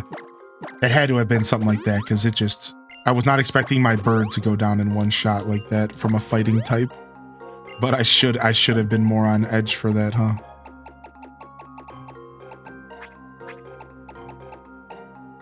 Dang, I thought... Did I already use up all my potions? Oops.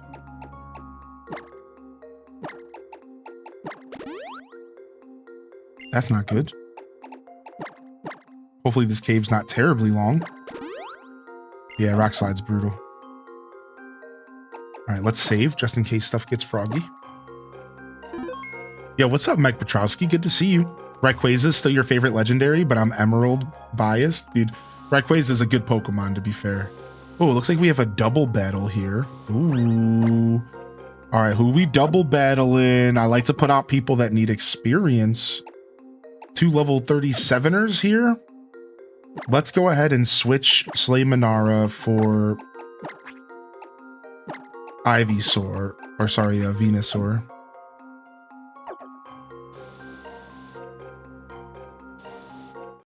Got him. You've been replaying you some Emerald, such a great game. Yeah, I've been replaying Pokemon Gold and it's been a blast. I'm just slowly chipping at it. I load it up and I do like a badge. Like I just got Lieutenant Surge's badge, I think it was, or Sabrina. It's been so much fun. No, I've never played Coliseum on GameCube. I'm looking forward to coming to the Switch too. I never got a chance to play Coliseum, or I think I might have played it, but for just like a little bit.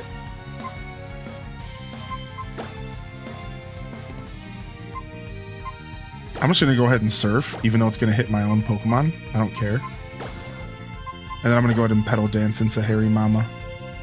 Oh, Petal Dance only chooses me, so it's only, is it gonna just target whatever one it wants? Thank you, Cozy, for that. Yo, what's up, Panda Breb?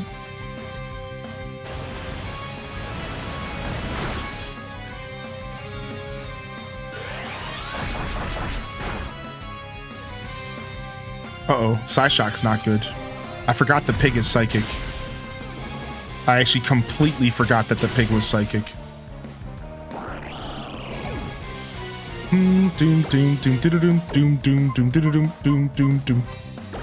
Completely forgot the pig was psychic, actually. Got a bounce? Yeah, no worries, Irish Stitcher, man. Good to see you, dude. Thanks for popping in. Yo, enjoy your Lurker, Aurora. Everyone's getting that Pokemon itch as we get closer to ZA. I know, dude. The Pokemon itch is getting good. Sonic Blast. Yeah, we could use a U-turn for sure. Take that, Hariyama. Oh, yo, did you miss? Did you miss, your little baby? Thing's a brick house. That thing is tanky. That is a brick house.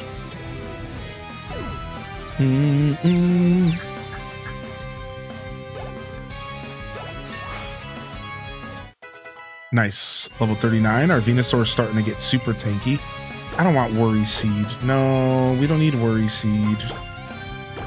I've walked 40,000 steps with my shiny Latios. Dude, nice. That's so cool. I think the Pokewalker is so sick. I said it yesterday or the day before, but I'm mega jealous.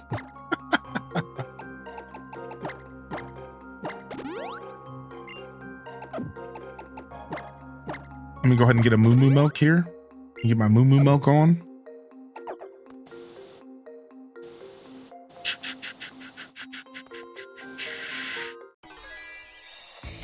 Yo, I finally meet the eyes with someone else in this freezing cave.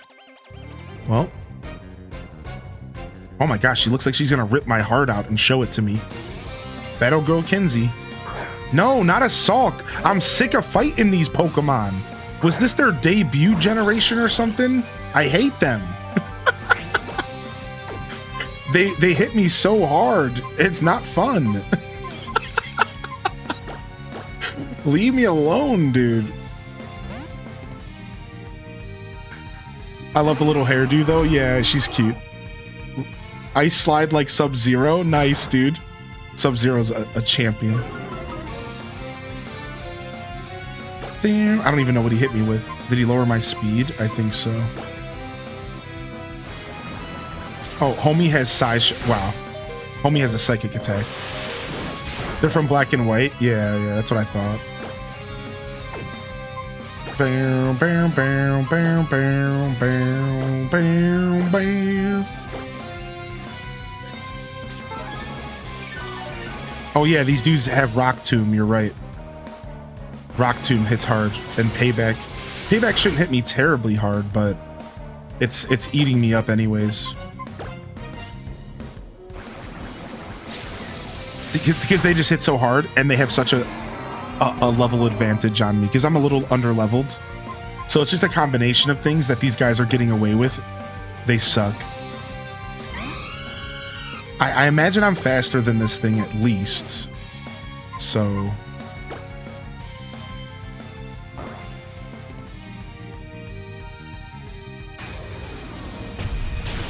Thank goodness. The bird comes through. The bird's my answer. They just surprised me with that rock attack last time. Acrobatics is crazy if you don't hold an item. Oh, is acrobatics the one that's affected by an item? I didn't even realize. I thought that was something else. Nice, that's cool. I am holding an item, I think, on this bird. What is it? What are we holding? Could we get rid of it? Oh, we're holding the lucky egg. No wonder this Pokemon leveled up so much faster than everyone else. I forgot about the lucky egg. We could totally take that off now. Sure, dude. And then we can go hard with acrobatics. I was wondering why this Pokemon just got so much of a higher level than everyone else. Duh, it's had the lucky egg, dude. We should probably give the lucky egg to our dragon, because the dragon has such a slower XP rate, it feels. Or at least later evolutions. Yeah, I'm good on XP share. I'm not a fan of XP share, personally. But I do know it's an option, yeah. It's just not my style. The first thing I did when I got XP share was turn it off, in fact. It's just not my style. Not that there's anything wrong with it, for the record. It's just not my style.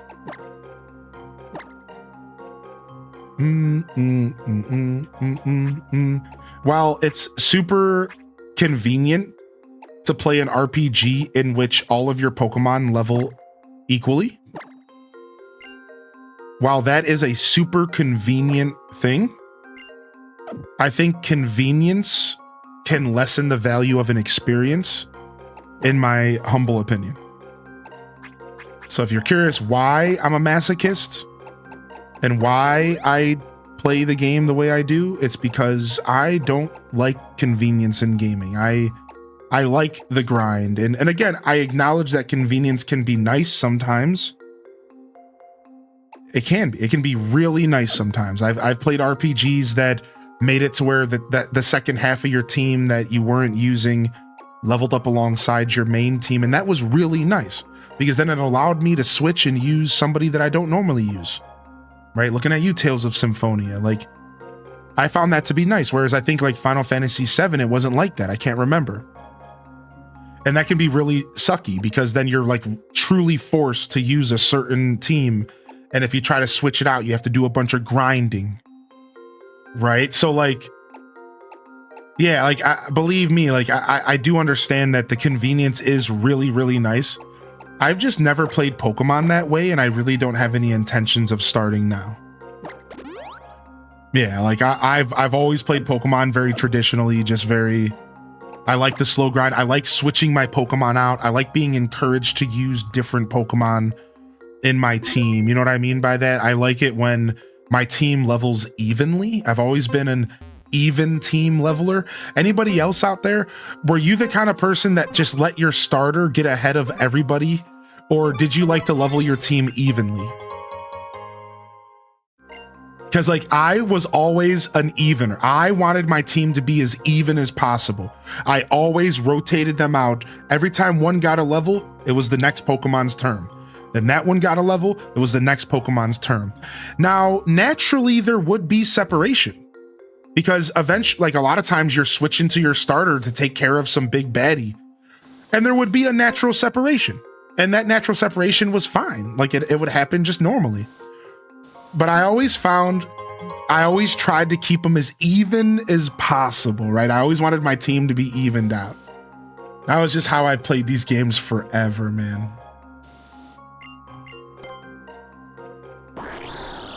Yeah, to each their own, right? Nice. Never melt ice. So I heard Legend ZA doesn't have the option to disable autosave. Twitter was getting very mad about it. It's the only spoiler I saw before I uninstalled the app before launch. No disable on autosave. So what that means is that the game will autosave if you maybe like kill a shiny and then you can't go back and get it again. That sucks, dude. Shiny hunters are not happy about a change like that, dude.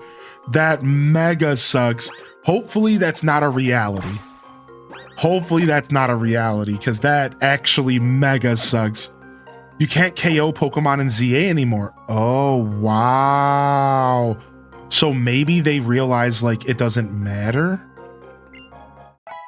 Oh, nice. We got a heal. Good. We needed that really bad.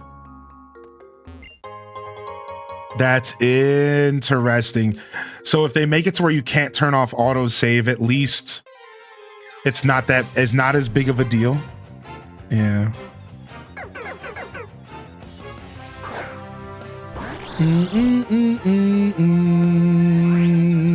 Bum, bum, bum, bum, bum. Yeah, I agree with you, Kino Woofy. I end up using the larger XP required Pokemon because the starter's always leveled quicker. Yeah, I agree with that. I 100% agree with that, yeah. That's so fair. XP share does alter gameplay. Right, and again, like, listen, I don't think that hard about it, but I am stuck in my ways. I have been playing these games since Pokemon Blue. And I'm just kind of like stuck in my ways, that's all. So am I open to XP share? You better believe it. I've even used the actual old school XP share all the time. The one where you have it for just one other Pokemon. I like that in Gen 1 and 2 and 3, you know? So yeah, I think it has a time and a place.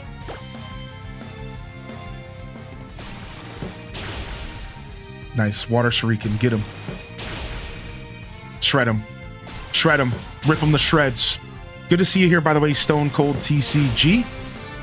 Welcome to the broadcast, my dude. What's up, Mariah's Art, by the way? Good morning. Good morning, Mrs. Pirate again. Good to see you here. Just catching up on the chat real quick. Sucks that the Hoenn starters are not in the game. So what is that, Gen 3? You know, maybe they'll show up in the game in DLC, right? You know, they had to hold back something to make us pay for later.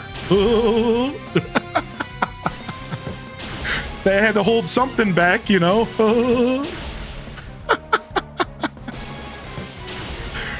Nice.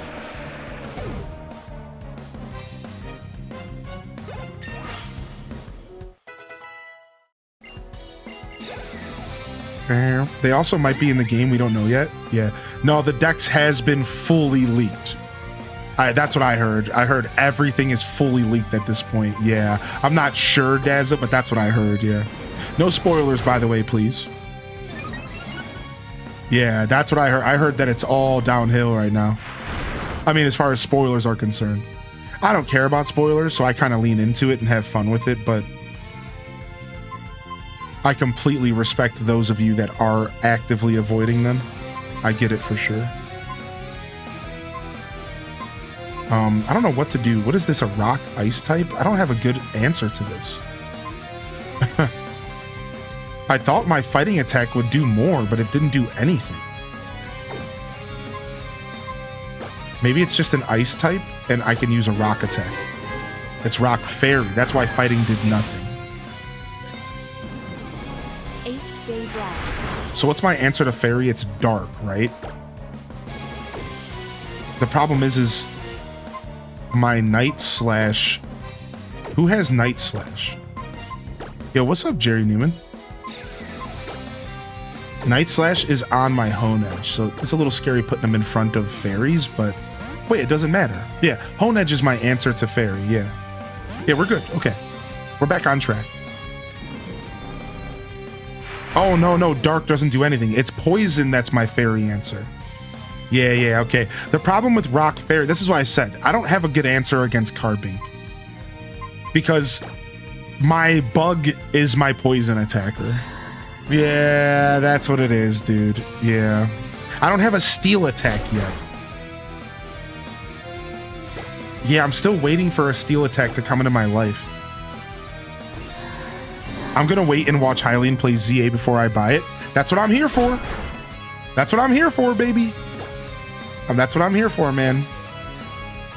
I hope that y'all enjoy the show. We'll be here Thursday. We'll be even giving away a copy of the game. Yo, what's up, Starfunks? Hey, dude, happy Monday, man. Good to see you, Starfunks. That's right, we are doing our first ever X and Y playthrough. And it's weak to water. See, I wasn't, for some reason, I wasn't thinking clearly. Water is the answer. So I should have just been surfing it, and I would have been fine with surf. Okay. Thank you. Thank you very much. I can get Iron Head at 45. Well, that's something to look forward to. Let me check my TMs real quick. Maybe I somehow got a steel attack that I don't realize. Gyro Ball. I think that's it, unfortunately. Yeah.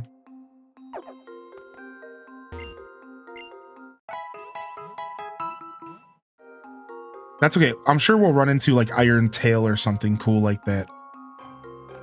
To be fair, like I'm sure that'll happen.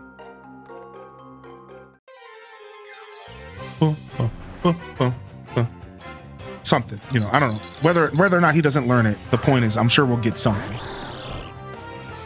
We'll figure it out.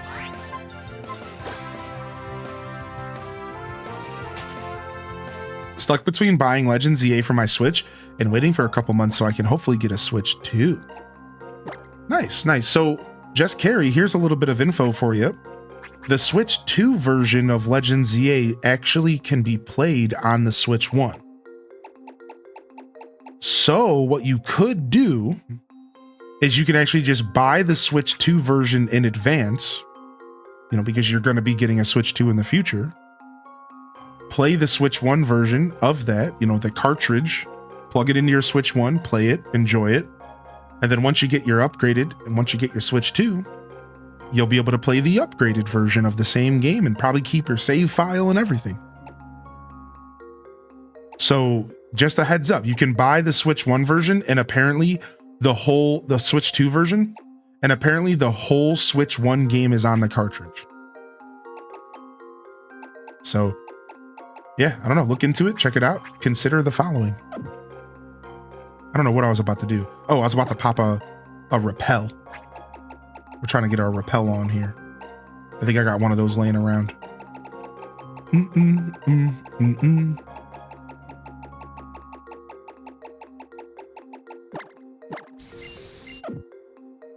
That's super smart. Yeah. Like, again, like if you know for sure you're going to be picking up the Switch 2 eventually, it seems like the best play, right?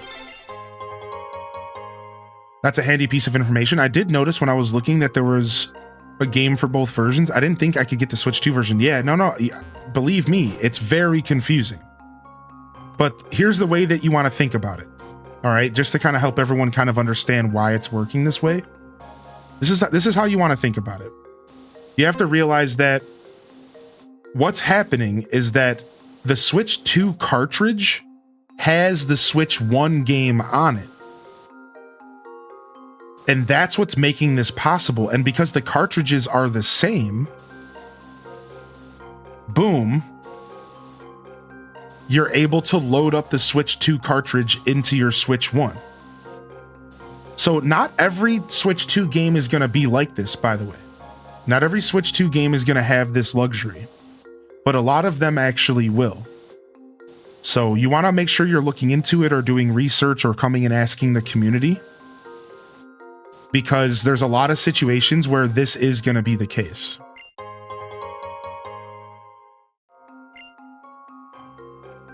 Do you ever load up a game you haven't played in a while and the sounds just make you happy? Sure, all the time, actually. Sometimes I'll load up a game just to hear the sounds and the music and turn it back off again. Did I mess up here? Because can I get out of here? Yeah, I can go this way. Okay, good. No! Wait a second. I need to get to that guy.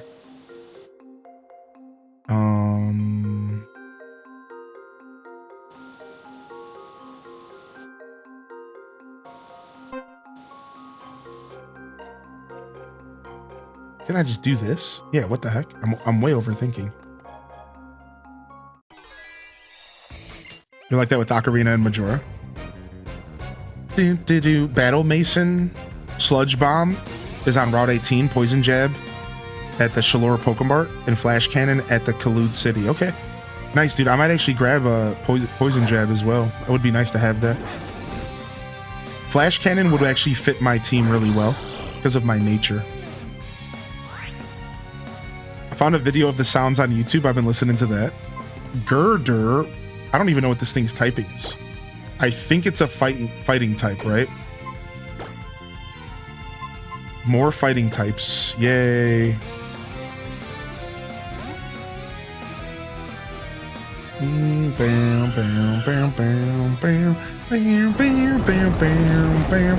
Dang it!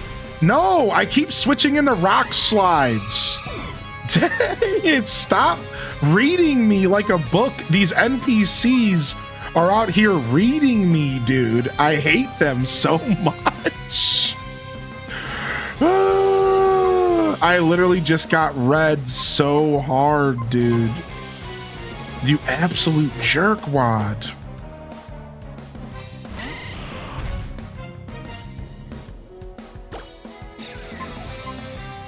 The read of a century.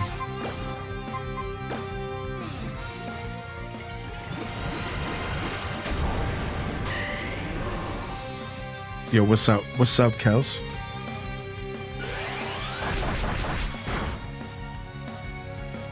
Oh, another rock slide. Which mon is gonna get Flash Cannon?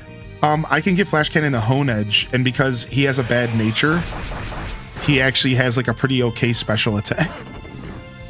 So I could give it to Hone Edge, I think, if Hone Edge can learn it, which somebody said he could earlier, but I don't know. Yeah, I could. Yeah, because of his freaking nature, it's like, oh, might as well just lean into the mixed attacker vibes.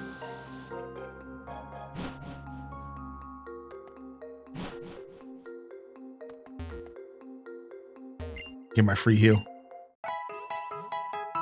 Thought I had terrible special attack, but I guess. Yeah, I mean, like, dude, natures do a wonderful thing, you know? Its special attack is 47, its attack is 93. It's not bad.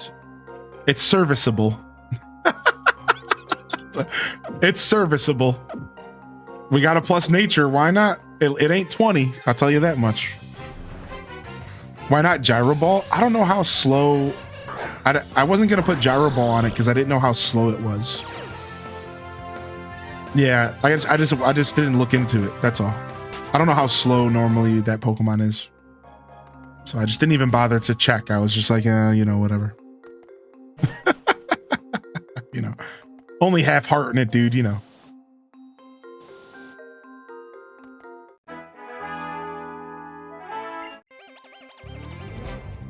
Dun, dun, dun, dun, dun, dun, dun.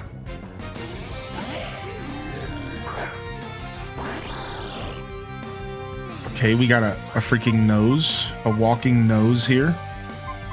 Yeah, I think he is pretty slow though. We probably could give him Gyro Ball. Yeah, 35 speed. 35 speed is pretty slow at level 37. Like I said, I literally never even checked if Gyro Ball was even an option. I kind of hate attacks that are based off of speed stuff, but because then it requires me to know how fast the opposing Pokemon is. But it actually is going to be a good alternative for now, because it's going to be Stab. Oh, I didn't mean to switch. Oops. Well, this could be bad.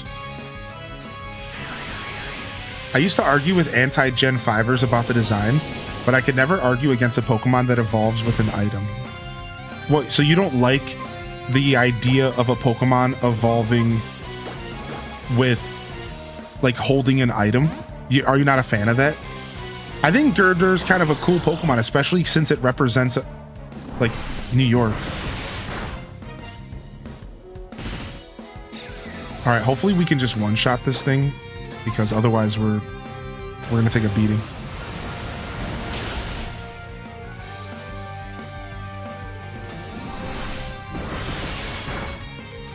Oh, is he a trade Evo? Is he? Yeah.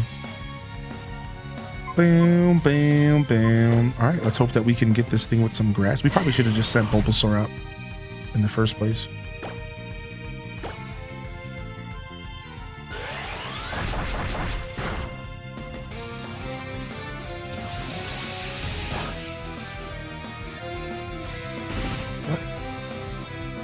What was that attack?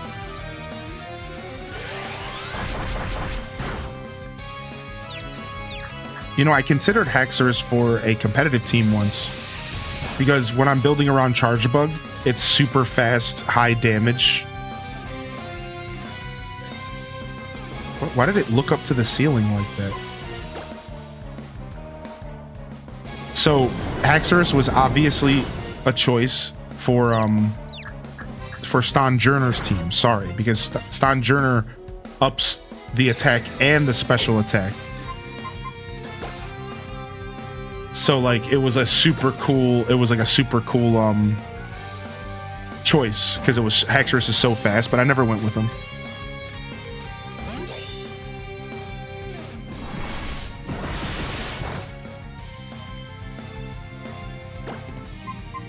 Will the Shadow Sneak to wrap up this Probopass, please? Probopass might be the stupidest design I've ever seen. It's ridiculous and I kind of hate it. Whoa, no love for the Schnage? Y'all are out here hating on the Schnage. I don't like that, dude. You better stop hating on the Schnage out here. I kind of hate Probopass as well. I kind of hate Probopass as well. I'm not gonna front, dude. I kind of hate him as well.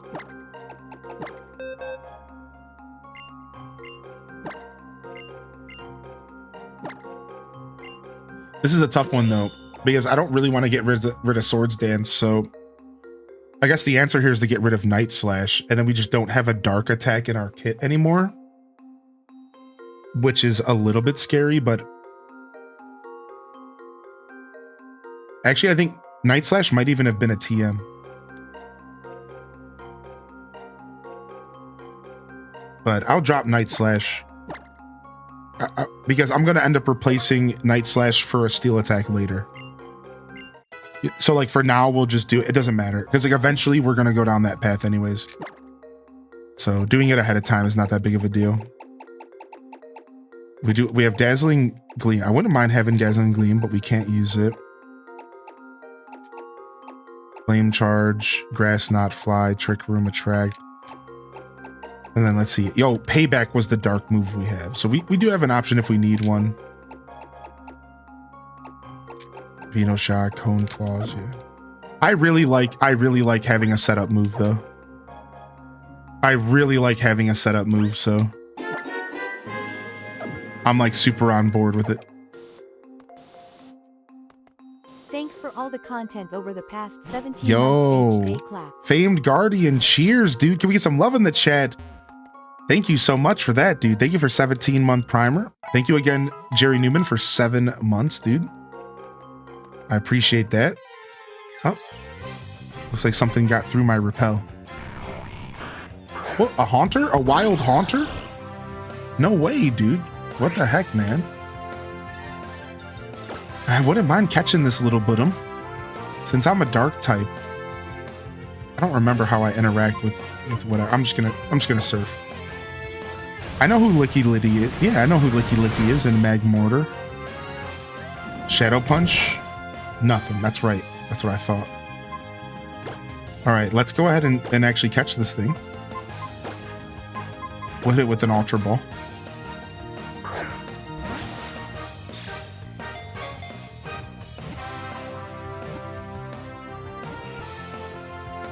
Nice. Classic. Classic Pokemon, dude. This one's going to Famed Guardian. Thanks, man. How you doing today, Famed? Welcome to the Monday Morning Show. We were chatting about the Game Awards earlier. Dude, what a creepy Pokedex entry. Like, if you feel like you're being watched when no one's around, Haunter is there. Like, what a scary freaking Pokedex entry. Don't do that, man. Don't say that. So hype for ZA? Yeah, me too, dude. Classic. Love me a classic Haunter. At least Haunter doesn't drown game consoles in Windex. True. That kid was sick. Dustin was sick, I tell you.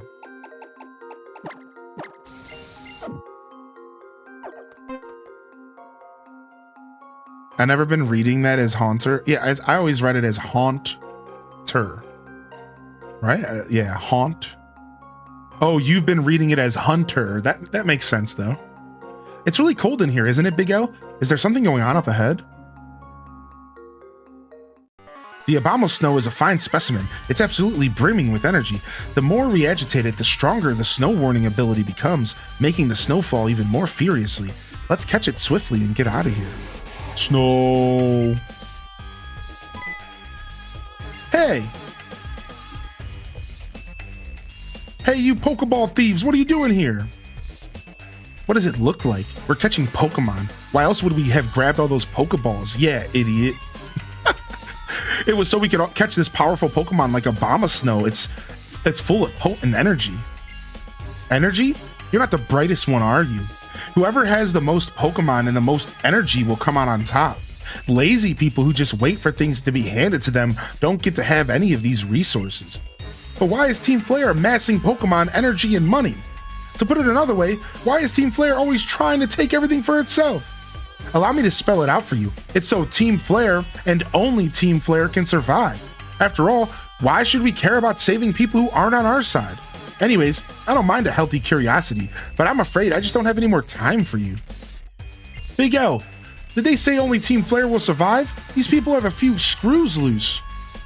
You two, hurry up and send these kids packing.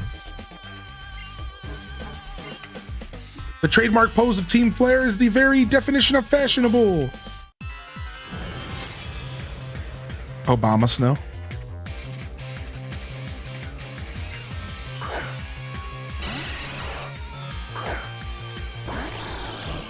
Do-do-do-do.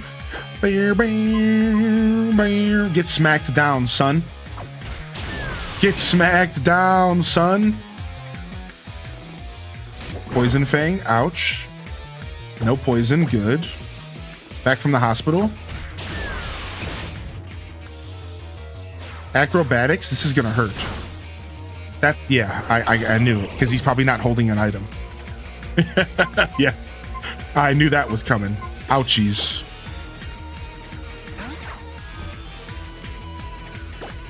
Dang, Golbat's faster than me. I mean, it is a pretty higher level.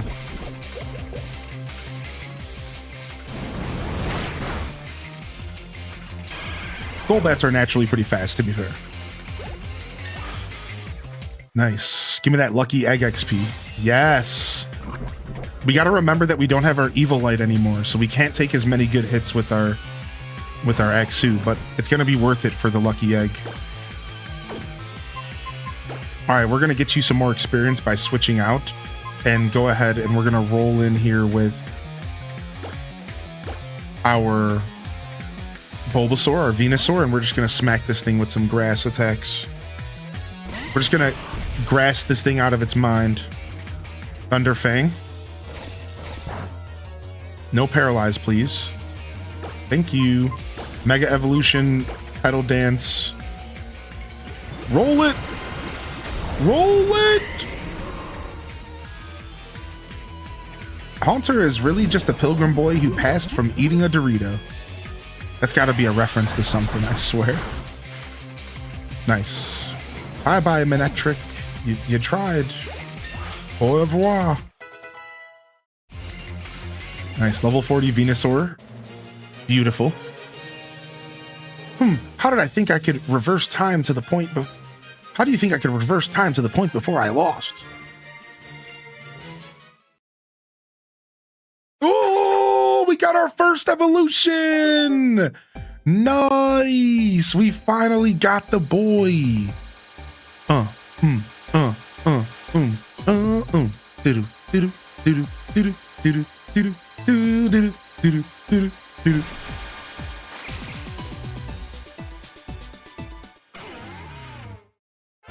So now when's the next evolution?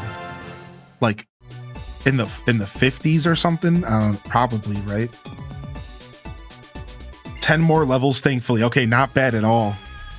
I may have lost, but isn't this Winter Wonderland beautiful? Almost as beautiful as the Team Flare pose. What? Are you even... do you even know if I'm in the same room as you? Like, do you even know what's happening? All right, summary. Ooh, look at that attack boost. Ooh, the speed's falling off a little bit, but we'll just have to do some hyper training to make it a little better. Yikes. I'm facing Mightyena. I should be using... Oh, he's trying to figure out how to battle. Snow. You're more powerful than you look. I wonder how much energy there is inside of you. Weird. I didn't know for sure if there was going to be another battle. I didn't even mean to talk to her. I didn't even heal my freaking Greninja. Oops. All right, well, Spartan, I'm just going to leave you in front of this thing, and I'm going to throw a Toxic. I just wanted to test your limits. Oh, well, you got crit, so I guess we didn't get to test anything. Good job, though. You tried. All right, Birdman, we need you. You're level 48. That's huge. At least we have a 45. All right, let's go ahead and hit with an Acrobatics just to see what it's like on some neutral damage. Oh my god, dude. No item Acrobatics is insano style, dude. That is nuts bananas, dude. Dude, level 64 is an insane evolution point. You're done with the whole game at that point.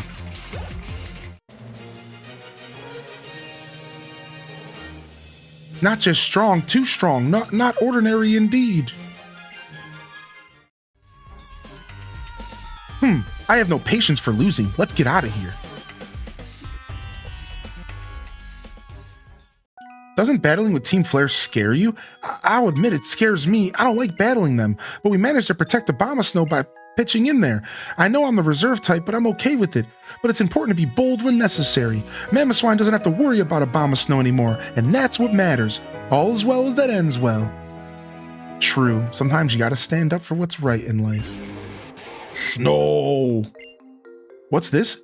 It looks like Abomasnow wants to give you something. What? He just gave... Wait, he has a Mega Evolution? Snow! He has a Mega Evolution, dude? What?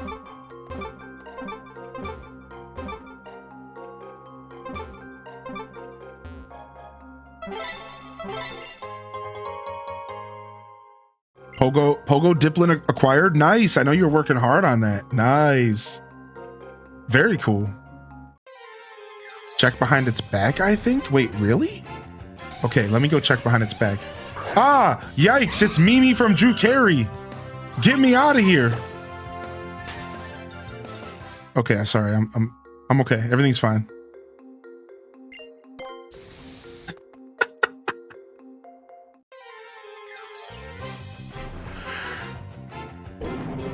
Ah! It's a bear. What's up, yo? Happy Canadian Thanksgiving. What's up, Nembo Tavi?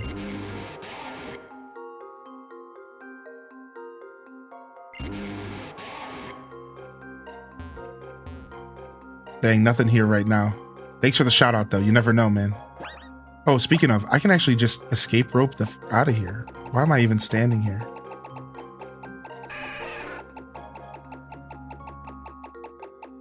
We gone. Sorry to waste time. You're fine, dude. It was worthy to check, in my opinion, so. Not a waste, man. Thank you, though. Thanks for being so kind.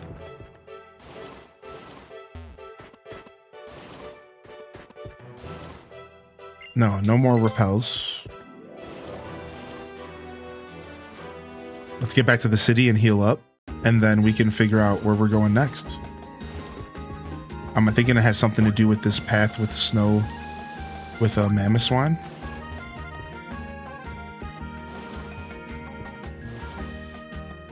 Back from the grocery store. Nice. Did you get that Chef Boyardee I asked for? Do do do do do do do do.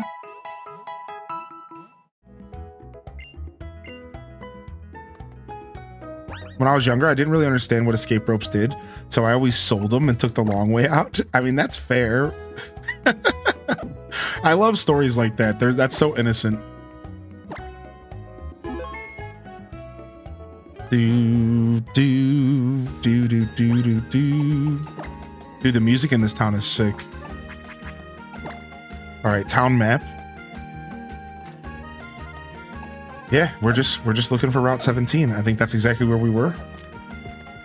Just double checking. And then this time I think we're taking the Mammoth Swine Trail or whatever the heck that is. Life's been crazy. The kids, I haven't even been on open TCG Pocket in a long time. I just opened it and I'm completely lost. There's so many new packs and battles to catch up on.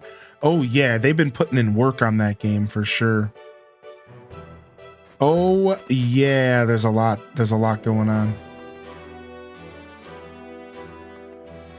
No, this is just where we came from. Where the heck am I even going? Am I even on Route 17?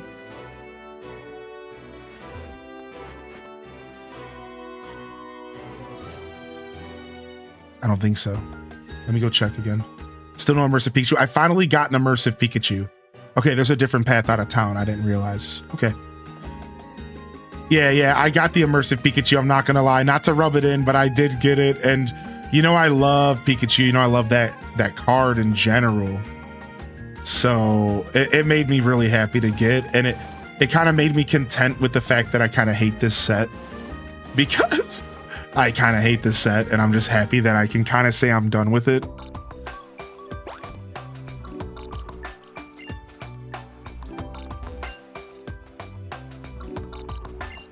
To me, Mamoswine has got to be the easiest Pokemon to ride.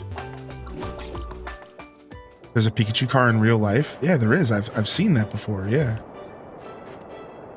So, on the back of a Mamoswine, you could smash rocks in your way. Ahoy there, trainer. Shortly after you headed off to the Frost Cavern, Mamoswine came back. Did something happen over there? They were trying to use Abomasnow to make some kind of energy source.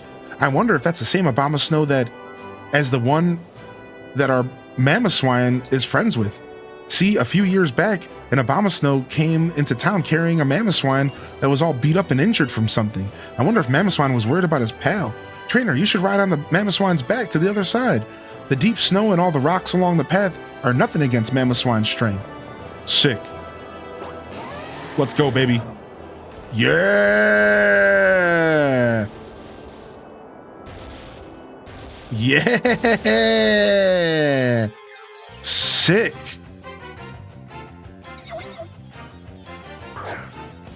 Do do do do do do do do do do.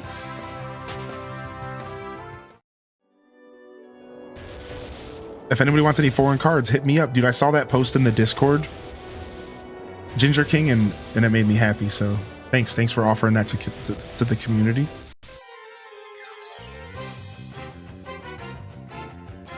Oh, it's a little Delibird. What a little nerd. They're so cute. What are these, Gen 2ers? Do you have a quick ball? No, I'm out of quick balls, unfortunately.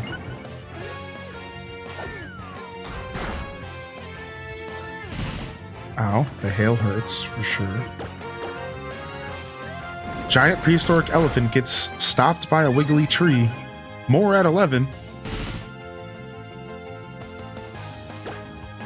Oh, I honestly should have just caught it. I didn't think about it.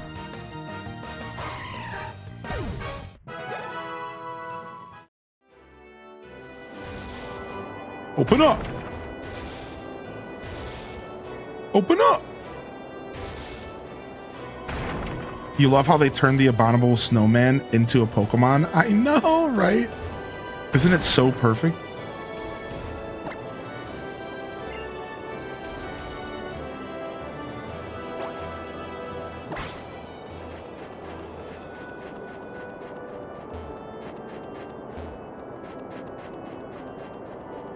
Dead end. Item. Timer ball. Yeah, I enjoy the different language cards and stuff in TCG Pocket as well. While I have stopped going after them in Wonder Picks as much as I used to, though, I will admit. But I do still enjoy trying to collect them, especially foreign cards of my favorites.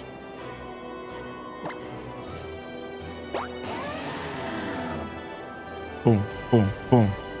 Break it open. All right, I need to... Dude, I honestly love the way that they handled the, like, Rhyhorns and the Mammoth Swine, and this whole part of the game is actually really cool. And I really appreciate it. I really appreciate their effort to just really turn Pokemon into such an adventure. It seems like that's what X and Y was all about. Good morning, Renegade, and welcome in here, fresh followers, by the way. If you're new over there on YouTube, subscribe if you're looking for more Pokemon content or Nintendo variety. And if you're over here on Twitch, good morning and welcome in. Thank you for the follows here. I really appreciate y'all. Yeah, I think for me, man, there's definitely something... There's something about this game that's just a little bit more adventurous. This game can really locks in on the adventure vibes big time. That riding around on the backs of Rhyhorns and stuff, just like interesting things that like I wouldn't even ever thought of. I wouldn't have considered doing it if I was the developer. It's cool, man. I like what they did in this game.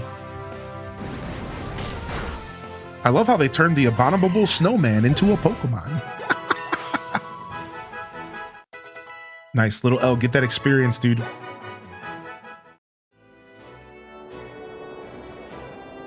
I might have to play this for ZA. Yeah, I mean, it's not like you don't have all the time in the world, you know? Even if ZA is coming out soon. Take your time and enjoy it. This game's really fun.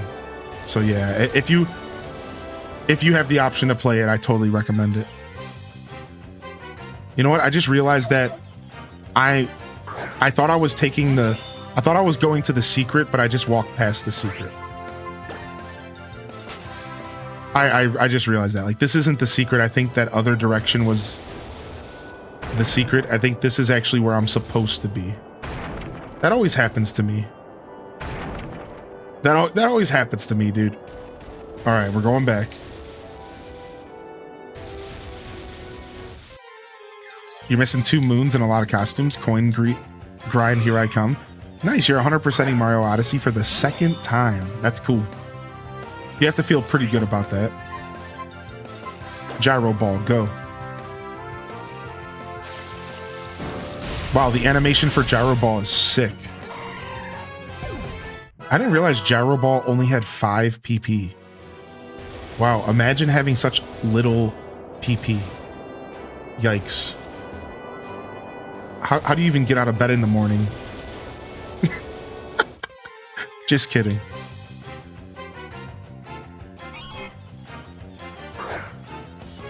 Hey, 5 is enough.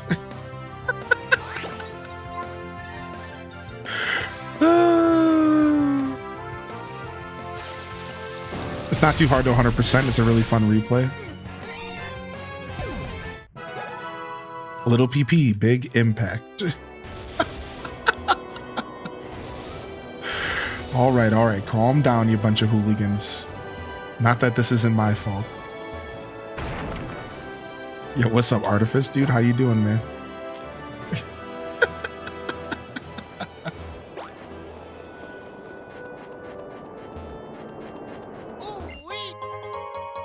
Boom, ba-da-da-dum, boom, boom, boom.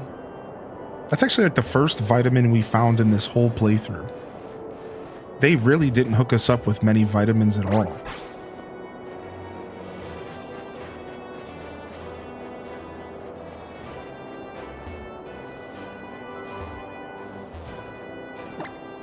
All right, get back on. Let's go.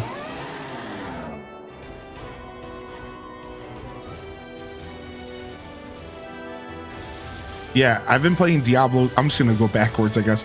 I've been playing Diablo 2 in my free time, and I had a hardcore character make it all the way up to about level 70, and I was like half AFK going in a bail run, trying to also play TCG Pocket while also doing work on my stream. I was triple wielding. And guess what? That triple wielding, my character died. But I've been loving Diablo 2 again so much that it didn't stop me from continuing to play. And now I have like a level 25 and I'm back at it again. It's been fun.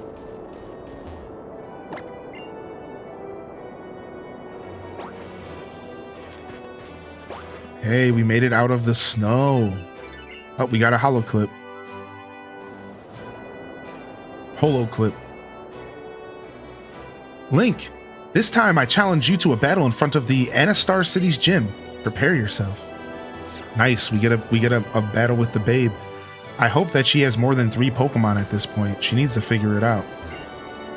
Some Pokemon may evolve if they gain a level when it's raining. Wait, is that Gudra? Is Gudra the one that's locked behind rain or something like that?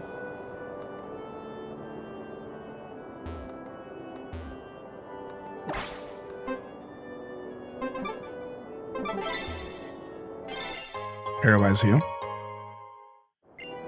Serena is in love with Ash. Did you know? I did know that, but I'm about to steal his girl.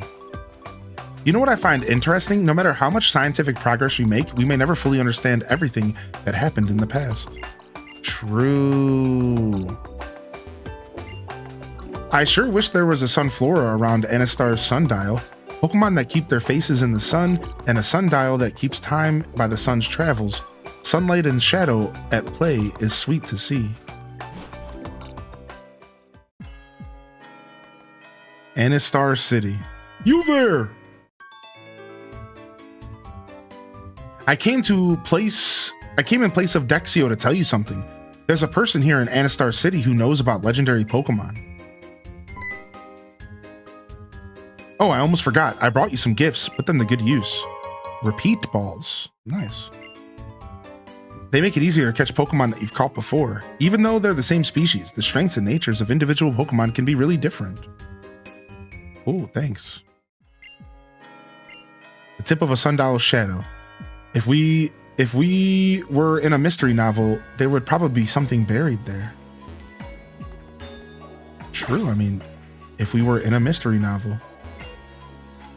Wait, what's this? The Starry City making the hours.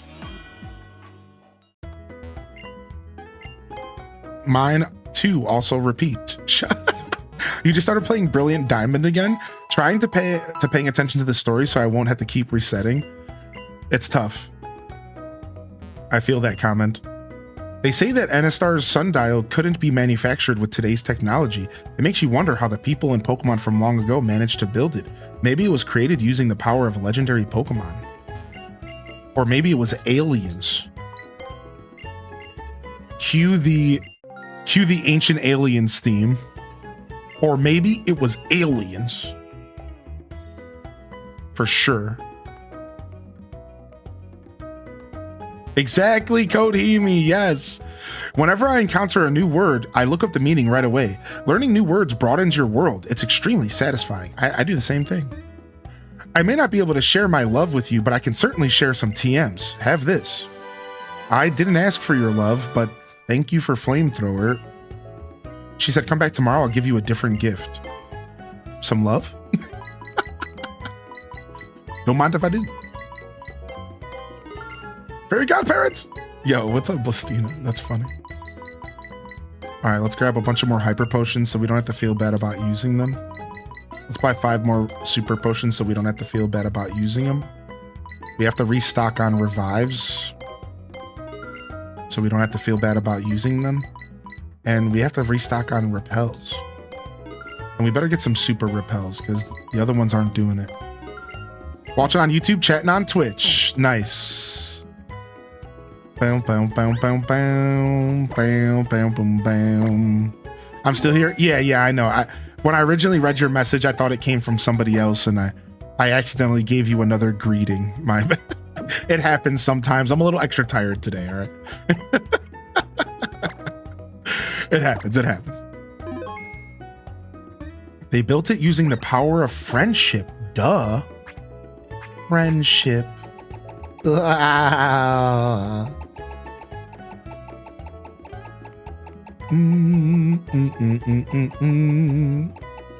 One big old nugget can be sold at shops for a high value. Eviolite. What am I looking for here? You know what? It's going to be in this inventory. Here we go. Rare candy. Going over to our fracture. And then calcium. Special attack. That's going over to... I suppose that's going over to our Venusaur. PP up. We'll hold on to that. Iron. Defense. That's going to go to our freaking sword, who just needs all the help it can get. Okay, so...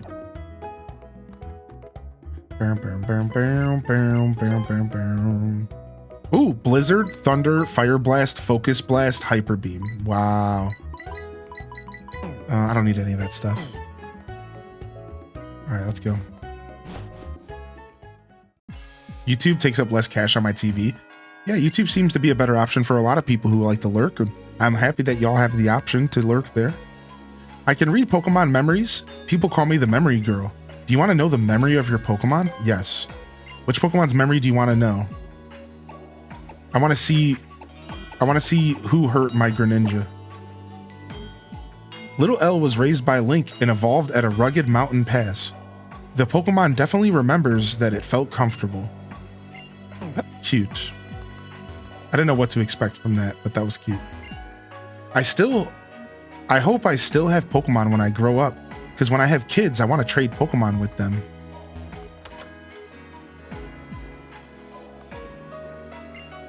You there, use this and awaken your Pokemon's hidden powers.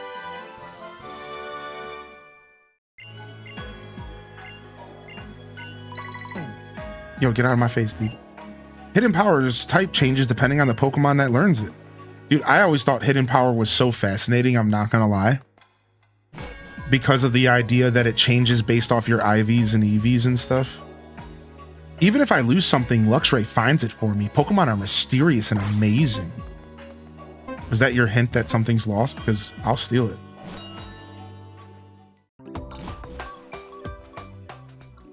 Yeah, Jessica, I'm sure that happens more often than you think. I'm sure that happens to a lot of people. Yeah. Do. Yo, talk to me. Those red suits would look dreadful on me, so I didn't join Team Flare. You didn't join Team Flare because of the uniform. Fair, dude. Why, hello there. You must be an apprentice of Professor Sycamore's I've heard so much about. Let me guess that you've come to ask about the legendary Pokemon of the Kalos region, Xerneas. Will allow me to tell you what I know. It happened around 800 years ago. The Pokemon known as Xerneas used its shining horns to illuminate the lands of Kalos. At that very moment, people and Pokemon throughout the land felt great energy and a vitality surge through their bodies. At the same time, a vast forest sprang up with Xerneas at its center. Legend has it that when it nears the end of a 1,000-year lifespan, Xerneas releases all of its remaining energy, sharing it with all the living things nearby. There's another story I know that talks of the appearance of just such a fortuitous Pokemon.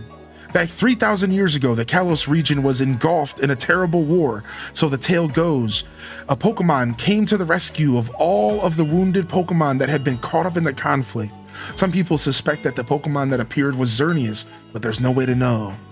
Maybe they just wished a legendary Pokemon had come to the rescue to brighten a tale of woe. Supposedly, after Xerneas released its remaining energy, it transformed into a dried-up tree. It remains in hiding deep within the forest, according to old tales, as I say, stories and tales. Ooh. Oh, some people. Oh, so Team Flare was here asking about Xerneas, so they're probably heading to the forest by now. Yo, let's check in with the afternoon squad, though. Good morning, everyone. Good afternoon. Happy time zone. It is 1:47 here in my world, and you're tuned in for a nice long boy here today as we try to make as much progress in this game as possible so that we can either take a half day tomorrow or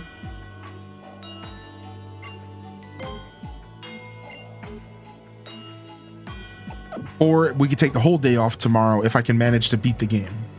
This guy wants me to loan him a Pokemon under level 5. What do you want? What do you want with my Pokemon, dude? I just want to give a big merci to a world filled with Pokemon. Okay. When I turn 21, my goal is to not drink some beer and not smoke cigarettes. That is my goal at 21. What's up, Elijah? You know, when I turned 21, I didn't go out or anything. I did drink some brews. I grabbed a 6-pack. I brought it back to my house.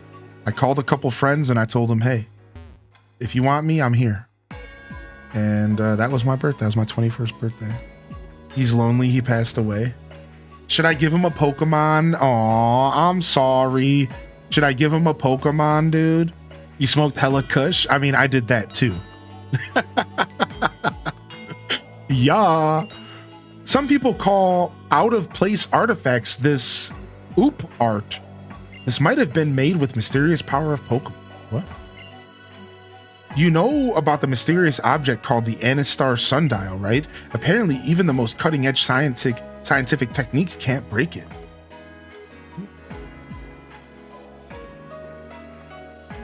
Okay, there's a cafe. I haven't really done any of the cafe stuff.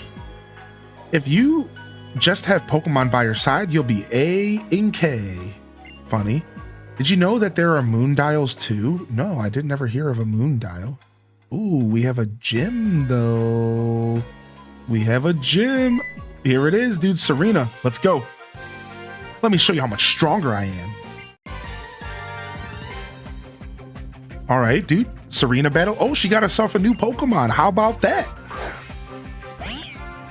Okay, she's stepping up in the world. All right, let's go. Sith Angel, show this Meowstic what you're all about. We don't have that Dark Attack anymore. That's fine, but we do have Shadow Claw. Oh, but it has Shadow Ball. That's not good for us. And there goes our special defense at 0. Ouchies. All right, that's fair. You know what? I deserve that. I got a little bit gaudy. I got in your face. I knew it was a possibility. Something bad would happen. But that's all right. We're okay. Disarming voice. Yikes. All right, get out here, Scolipede, and hit him with the bug bite. Meowstic was a VIP back in the day. Yeah, what's up, Mike? Oh, there comes that Psychic. Oh, and that's... My team does not like taking Psychics, dude. But it's okay because we have a Dark type now, and I forgot. What am I doing? I could have put Greninja out the whole time, and I wouldn't even have to matter as much. Well, we're here now, and that's what matters. All right, we're down to an even 4 out of 4 here, but 4 out of 3 left. Okay, let's see what happens here. We're going to try not to use any healing items. Let's have some fun here. Level 46 Chestnut. That isn't good for me. That's a high level. I'm going to go ahead and pull my bird out and hope that I don't get hit with a rock attack. Dude, I'm so excited, Mike. I'm so excited, homie, dude. I'm having a good day. How are you? All right, Brick Break. We take that fighting hit easy here. Flame Body. Give him the burn. Don't come out here touching my bird. Did I say you could touch my bird? That's right. You get burned. You touch the bird, you get burned. Now take some acrobatics, which I actually think is also super effective here. Easy. Nothing. Done. Chestnut, dude, you are not prepared for my bird. My bird is the star of the show around here. On the wings of my talon flame, we shall thrive until we see a Vaporeon, and then we shall hide. All right, you're up, Venusaur. Let's go, baby.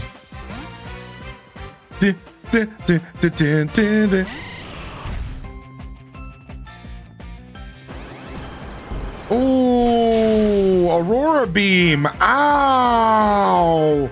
I forgot Venusaur. I forgot Vaporeon can do that. Stop. All right, we're going to just sit in front of it anyways because we're rude like that. We're just going to sit in front of this thing because we're rude. We don't even care. Nice. It only quick attacked. It didn't Aurora Beam again. Yay for bad AI. Yay for bad AI. Okay, we're probably going to go down here. Wait, how did we go first all of a sudden? I guess we were faster the whole time. Vaporeon's not that fast, I guess.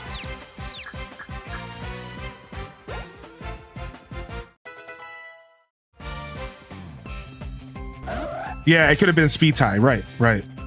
Absol comes out. It's a dark type, a pure dark type. Dark doesn't want to be effed around with a couple things. I always forget what Dark's weaknesses are. I'm just going to go ahead and keep pedal dancing here because I think we're okay.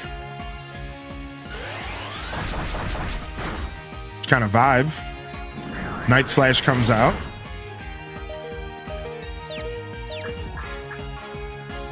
Fairy Fighting Bug. Fairy Fighting Bug. Yeah, fighting was what I was thinking about. We could have came out with our bug and give it a nice old bite as well. But you know what? We'll finish off here with Greninja's power-up punch for now.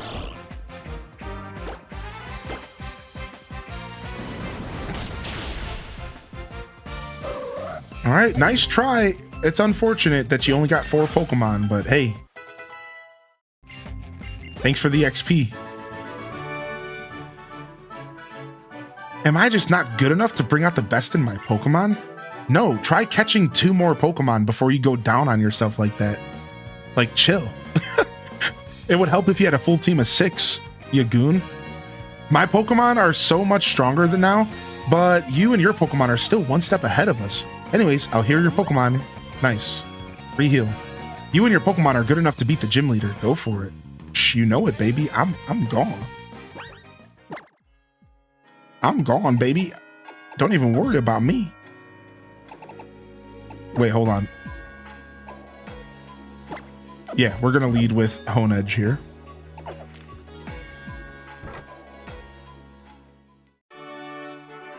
Ooh, the camera panning. What is this?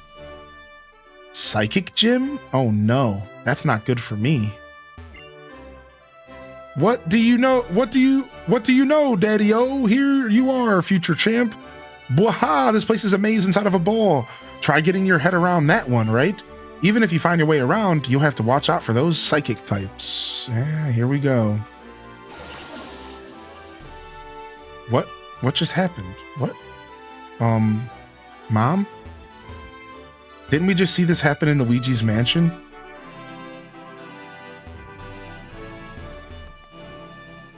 Is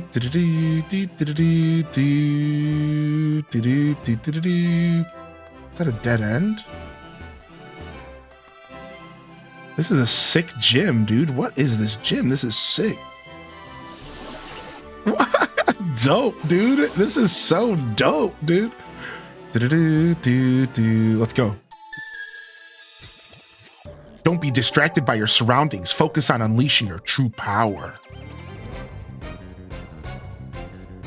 It would help if she wasn't trying to fight someone that not only has been playing Pokemon longer than she has been alive, but also got a chat room ready to give tips and tricks. She never stood a chance. Yeah. True. We're getting real meta now, dude. I don't actually know if maybe Gyro Ball's the play here, actually.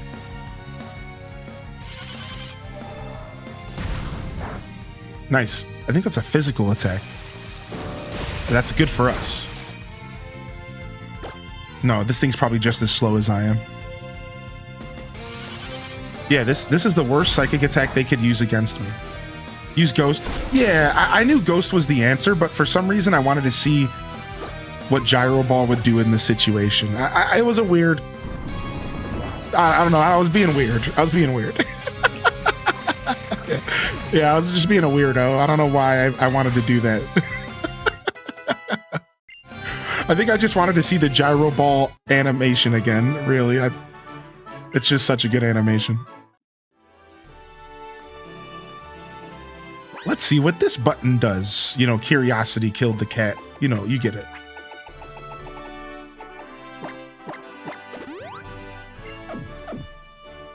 Bum bum bum bum bum bum. Wow, wow, wow, wow, wow. Some a Link to the Past warping sound effects for you. You're welcome.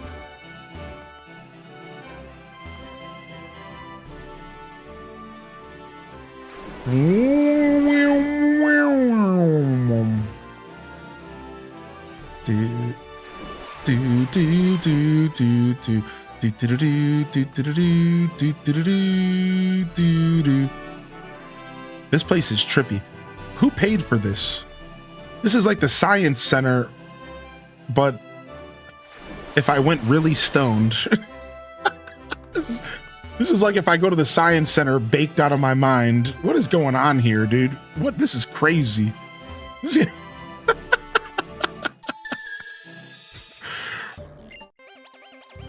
Taxpayer dollars at its finest. Psychic Harry with the Metacham. Okay, dude, I see you, man. 3D Maze Runner. Is there a different way to go to the Science Center? I mean, no comment.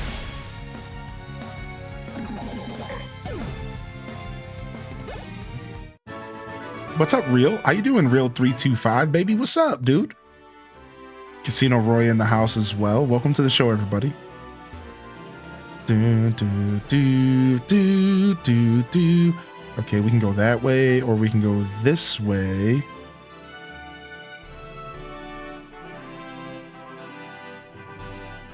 Bum, bum, bum, bum, bum, bum.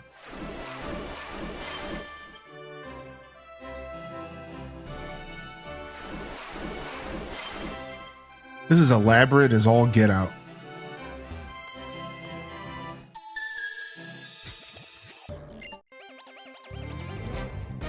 Shout out to Celeste from Wild World.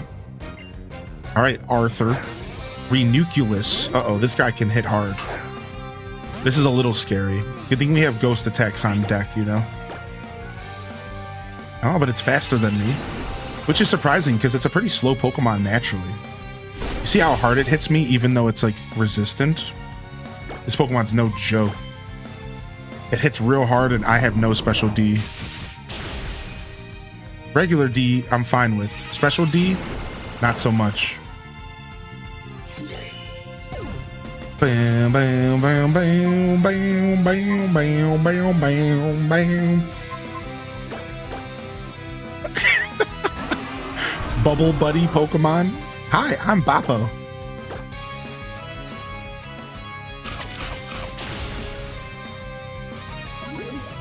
It's a germ? Yeah, it's like an amiibo, right? Something like that. Amiibo! Amiibo! Amiibo!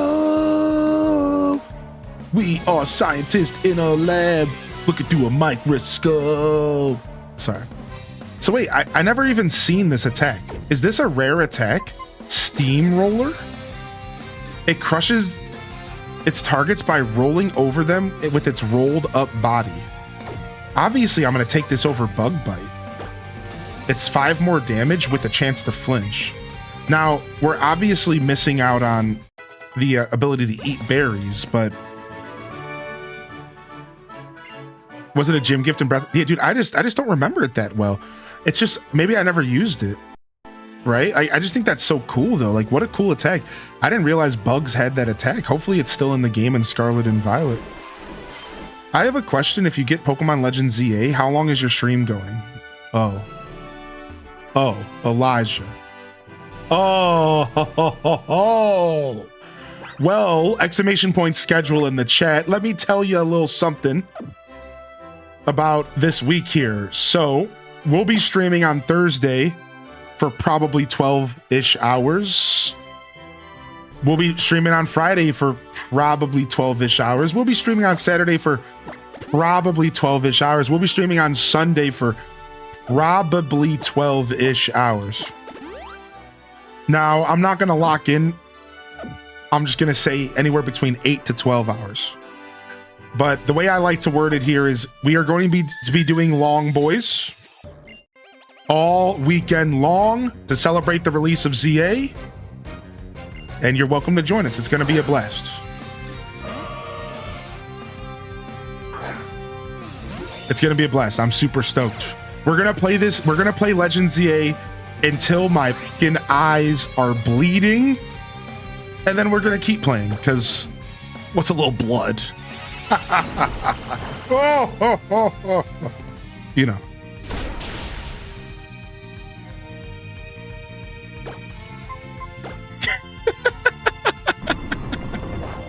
Get ready to camp out, baby. It should be fun. It should be fun. Until we pass out, aka streaming Stardew style. Yeah, no, I'm excited, man. It's gonna be fun. I know how I feel about playing Pokemon games and how Arceus made me feel. Now, the truth is we don't know enough about Legend ZA to know exactly how it's gonna go. So who knows? Maybe it's not gonna grab me as much, and maybe I'm gonna end up only playing for 8 hours a day. Maybe I'm gonna be so obsessed, we're gonna do an impromptu 16-hour stream. Right, I'm not sure. So I can't really give you all 100%, but I will tell you is I am mentally prepared, and I'm even going to be preparing physically and around my house for some long streams. Anybody hip to long man?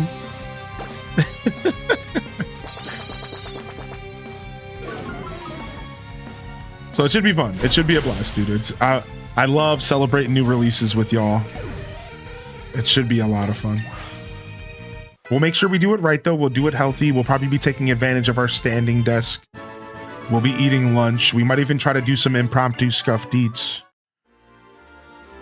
Regardless, it's going to be fun, man. I'm real stoked. And for those that haven't heard, we are giving away a copy of the game, all right? I'm going to give away a Switch 2 copy of the game because you can actually play the Switch 2 version on your Switch 1. I know that sounds a little crazy, but it's true. And that's going to either be on Thursday or Friday. I haven't fully decided. So either Thursday or Friday, we will be locking in for a nice little giveaway as well. And it should be fun. Just something to give back to the community. Especially because we do have a sponsored segment the day before. If you haven't already heard, I have received a sponsorship for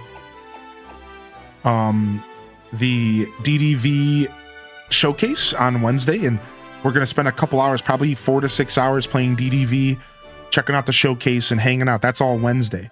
It'll give us a nice palate cleanse from Pokemon, right? It'll give us a nice little palate cleanse. And then we can just dive straight into Pokemon, and it'll just be a nice little, I think a palate cleanse will be good because we've been doing all this Pokemon, right?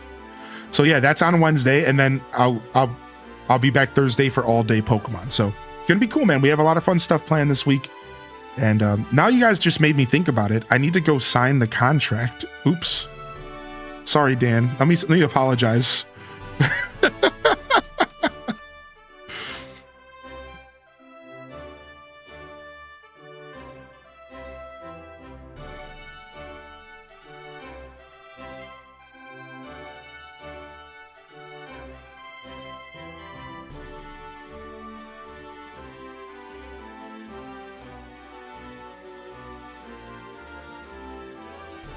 All right, sick. Yeah, I'm like, oops. They sent it to me and I read it over, but I forgot to sign it and send it back. Oops. What if he's like, actually, dude, never mind. No, dude, it's happened before, so. No, but. I don't care that much, but I'm really excited to showcase the new content. So what's happening is they're doing a showcase to talk about the future DLC. And we're going to watch that. And then we're going to play the game and check out some of the stuff I've missed recently, because there's been a couple updates, one or two. It should be fun. It'll be a nice day of just like some of our more traditional vibes on the channel. Not that we haven't been doing Pokemon since before I was even a partner on this channel. So I like to think Pokemon really is a very important part to our community here. I really like to think that Pokemon is actually a pretty important part to my show. And I wonder if some of my OGs feel that way as well. We've played pretty much every new Pokemon release, and it might not be something I play every single day, but I really do hope you all know I feel that way. I feel like my channel can be summed up by a lot of things, and I think one of those things is Pokemon. You know, I obviously have a big passion for it, and while it's not an everyday game, it's not the necessarily cozy style games that a lot of people know me for. It's something that I cherish playing for y'all and alongside y'all, so. All right, here we go. Y'all ready for this? Yeah, dude, Flo Dunny, it was so much fun, dude. Scarlet, dude, playing with the community. We're going on an adventure, dude. It was so good, dude. All right, here we go. We're gonna need cat jams. We're gonna need wiggles. It is the Monday show, and we have yet to have a jam session. Get your best dance emotes ready. A ritual to decide your fate and future. The battle begins.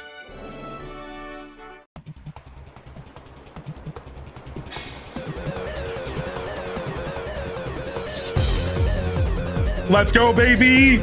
Unleash the cat jams!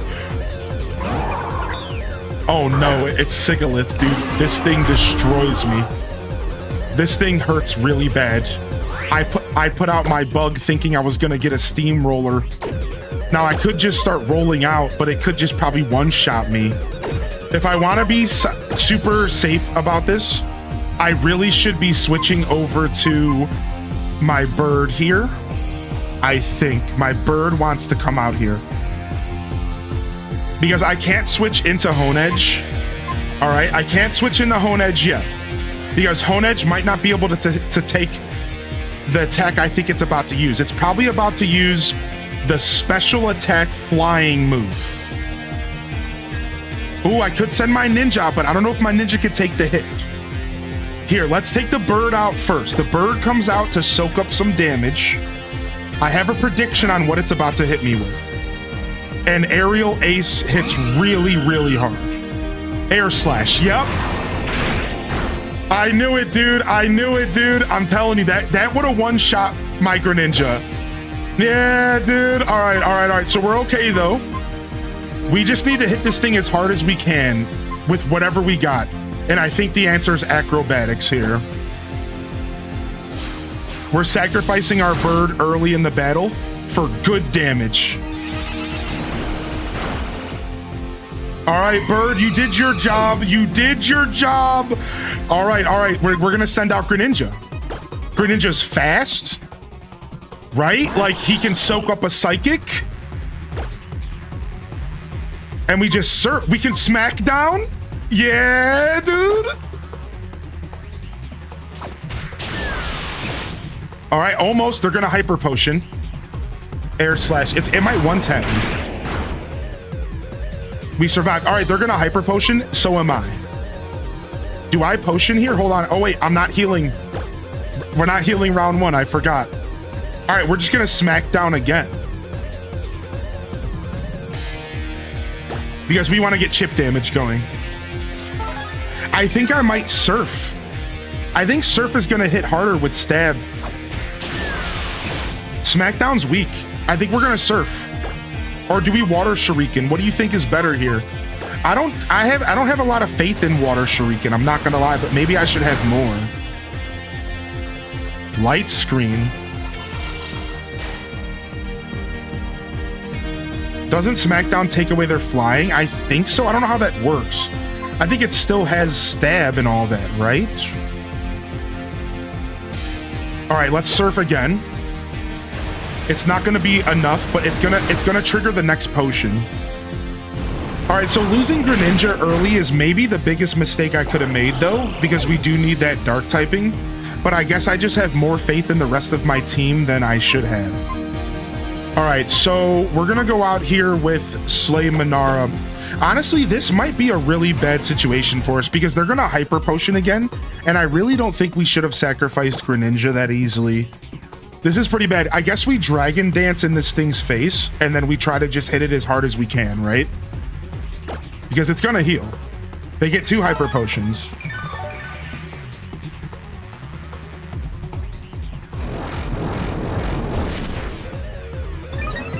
We don't have Evil Light. Keep that in mind. We should have probably put Evil Light back on. All right, we're dragon clawing. Yes, it crits. Yes, dude, crit might have mattered. Yes, dude. All right, 1 down, dude. We might have needed that. We might have needed that. Slow King shows up. We can Slow King. Oh, I don't know how I feel about Slow King. Oh, I think we might want to switch to Sith. I think we just Dragon Claw. I think we just Dragon Claw here.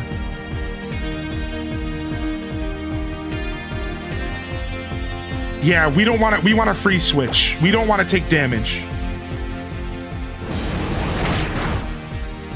Nice, dude. Another crit. Nice, dude.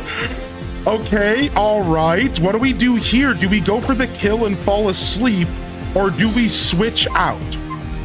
I think we just go for the kill and fall asleep, right?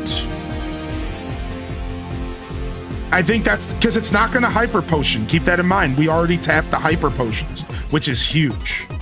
I think we go for the kill. It could have recovered.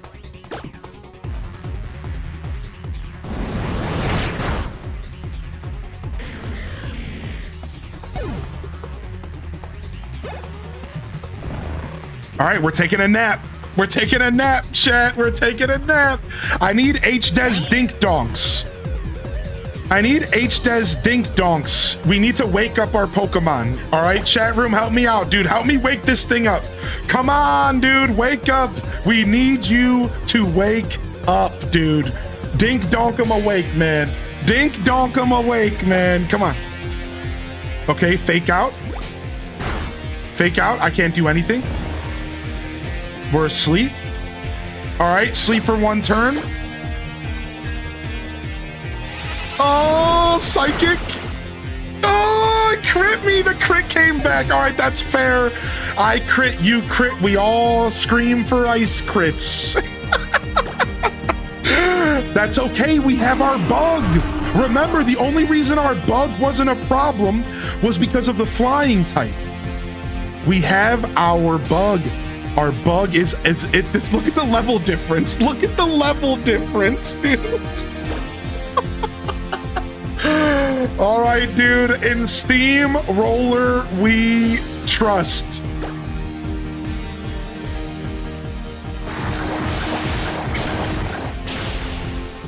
Okay, not bad. We didn't get the flinch. Oh, we didn't get the flinch. Oh, another crit, dude. Eat my shorts, dude. Eat my motherfucking shorts, dude. Oh, okay. All right, we cannot take a hit with Ivy. We're not going to be able to take a hit here.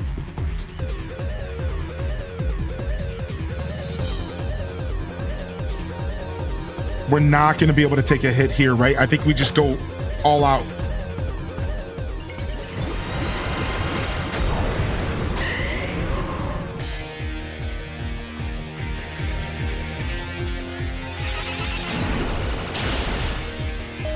We took a hit.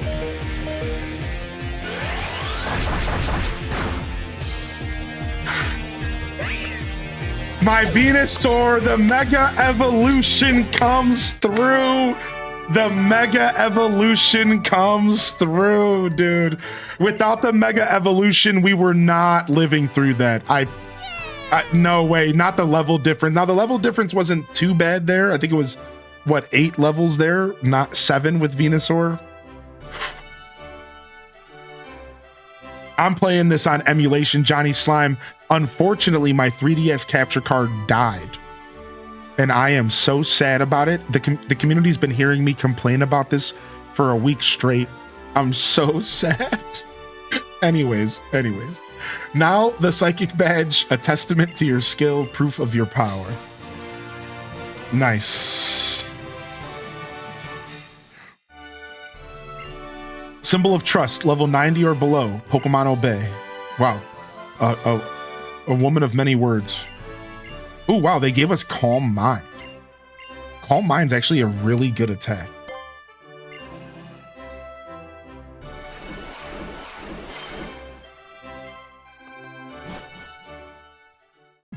Oh, dude, that sucks, Johnny Sign. Man, if you need any help, let me know. I mean, are you having any troubles with the keys by chance? Just out of curiosity.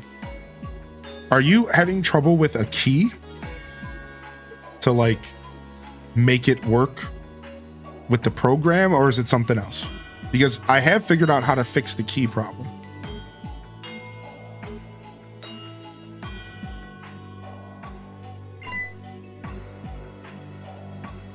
I think I'll challenge you to a daily battle when this trip is all said and done. Seems like a neighborly thing to do. Let's have a rematch. Battling tough trainers is the best way to get stronger after all. What could this be? It's a program problem? Yeah, Johnny, I had to email the original there's an email that you can, for if you have a specific type of board, you can actually email the Katsu Kitty people, and if you send them like a little bit of information, they can send you product keys to use. So it depends on what type of 3DS capture card you have. There's two different types. There's Katsu Kitty and there's one other one. The Katsu Kitty boards are, you have to have a certain program. I do have the program on my computer and it's not too hard to come by. I can even probably give it to you if you want to add me on Discord. I could drop you the program off and see if it helps. And that the problem is that the program requires you to have a product key. So you have to have the key either on a piece of paper, or you have to have the key, like you have to get it from an email or something. So yeah, just a heads up. But if you want to send me a message, I can actually send you the program that I'm using that's made for the Katsu Kitty boards, if that's the one you're using. And then there is ways to check which one you're using. Yeah, you're welcome to send me a DM if you want. Anyone in Discord know how to mod a Wii? I've never done it, but it's not too hard. I could probably send you a video or two. If you want to go to the Tech Talk and Help channel and leave a blurb, I can probably send you a link or a video or two. Honestly, modding a Wii is actually really easy. It just requires an SD card, and then you need a device where you can plug your SD card into your computer. Usually it's a little USB thing. And then you just transfer some files and it's just like, it's like nothing. It's actually really easy. Yeah, it's called Loopy or something. That's right, Twitch Thomas, yeah. Lysandre, Pokemon trainers, I come to you by the Holocaster to make an important announcement. Listen well. Team Flare will revive the ultimate weapon, eliminate everyone who isn't in our group, and return the world to a beautiful natural state. Unproductive fools are consuming our future. If nothing changes, the world will become ugly and conflicts will raise the land from end to end. I repeat, we will use the ultimate weapon and wipe the slate clean. I'm sorry, those of you who are not members of Team Flare, but this is adieu to you.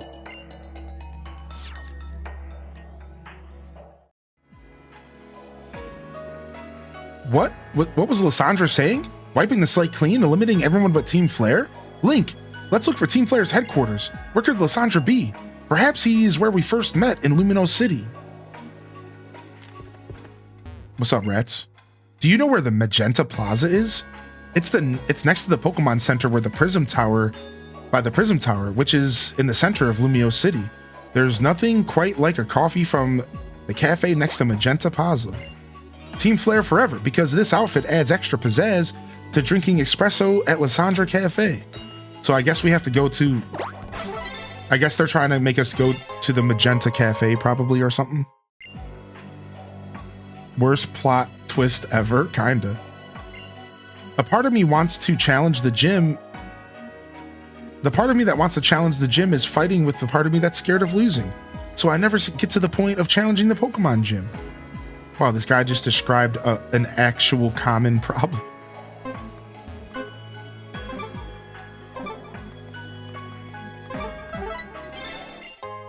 Pretty wing. Team Flare gives redheads a bad image.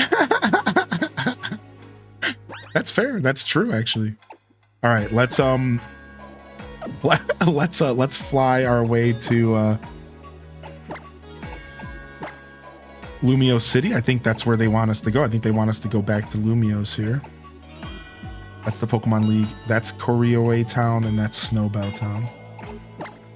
All right, back to Lumios we go. Let's get ourselves healed up, and let's go see what's going on with this conflict.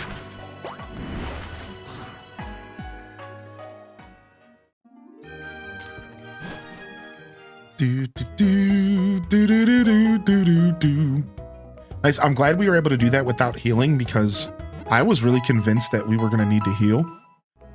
But we had a couple little lucky moments, a couple crits that really helped us out. We took a hit we didn't expect to take. It's fun. Oh, is this the Magenta Cafe that we were just talking about? No. This is like the PR studio, yeah.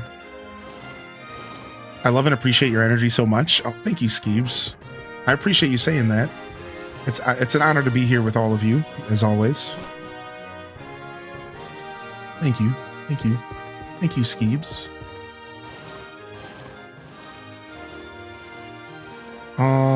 I don't actually know where the heck I'm going. Just the Magenta Cafe, right? I know where the Red Cafe is, but I don't know where the Magenta Cafe is. Yeah, the rollerblading is pretty silly. I agree.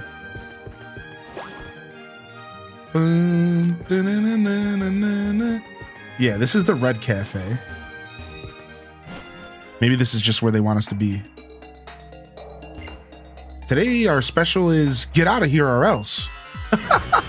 Yes, dude. I think we found the right place. Today, our special is get out of here or else. Dude, the amount of times I wish I could say that as a retail associate or working in hospitality, like, you know how many times I wanted to say that to somebody? Today, our special is get the fuck out of here.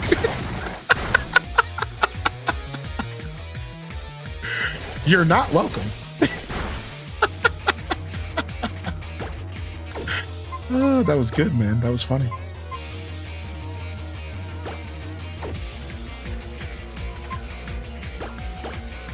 When someone comes in 10 minutes before closing. Yeah, I'm really curious how they're gonna include this game's music into ZA. Because if you know Nintendo, now I know it's Pokemon Company, Game Freak, whatever. If you played Nintendo games before, one thing you'll realize is like they love remixing their old songs and paying homage to like the original, you know, songs. And so I'm imagining ZA is gonna have a good amount of this game's music kind of mixed in and remixed in a. So hopefully we'll be able to catch some of it now that we've played it. Yeah, it reminds you of the Traveler in Hyrule. Yeah, nice to meet your smiling face. Now I'll rip off your skull. Yeah. The password to the hidden door in this cafe is open sesame. Wow, that's a great password.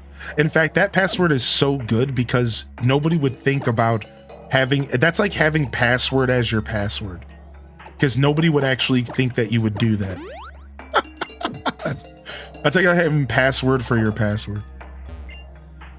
Today's special is Scramble! If you don't get out of here now. Free from the work grind. What's up, dude? No, not a ton of banger Pokemon caught today. We caught a couple, like a Haunter. We actually found the classic Haunter, which was cool. But it's mostly been a day of battles and trying to wrap up the game here. We just got our 7th badge. And that's worth noting. I have a sneaking suspicion we're going to be running into the legendary sometime soon. You know we're going to be catching that. Yo, Zoldar with the 55 months. At tier 2, dude. Thank you, man. Thank you so much for sticking with me, Zoldar. How are you today, man? The code to get inside is 1234. Ooh. Let's go ahead and save. What is this random jazz? What? There's a base walk?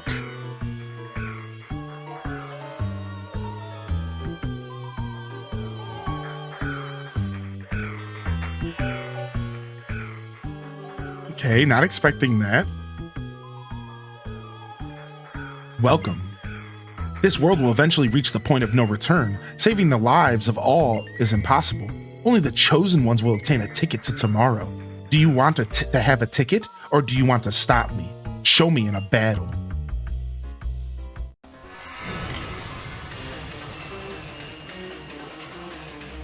I wasn't expecting to fight this guy right now. Sick. Okay, this is dope. I'm loving this, dude. What?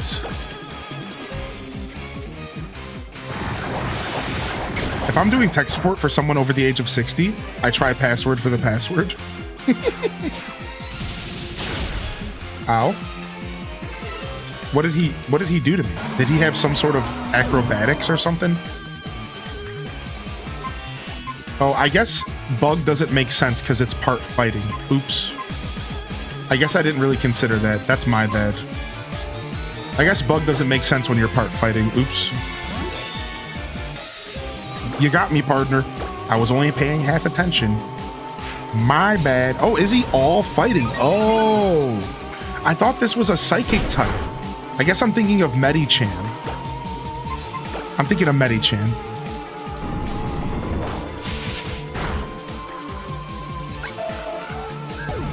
Yeah, exactly, Twitch Thomas, yeah.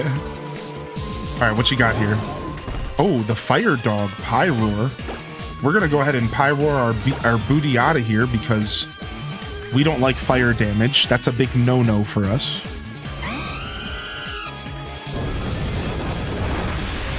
Ooh, Fire Blast is intense. Not good enough, though. Take some acrobatics. Oh, Hyper Voice. That hurt, man. You're faster than me? You're faster than my bird, dude? You're faster than my bird? What? I don't like this. I want off this ride. Not nice.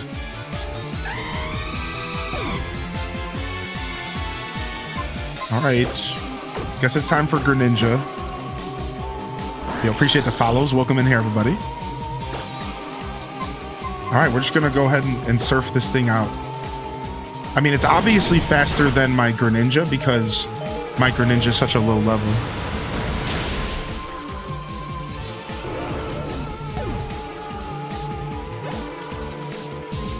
Tater Tot. Alright, this dude has the Hidden Dragon. That's not good for us. Homie has the Hidden Dragon and it's a level 49. This is not good for us at all. I'm faster than your Gyarados, though? What?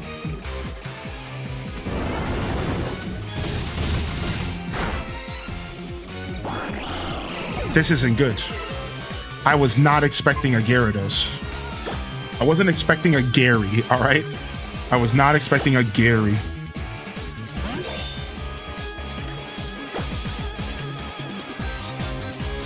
I think we just Shadow Claw.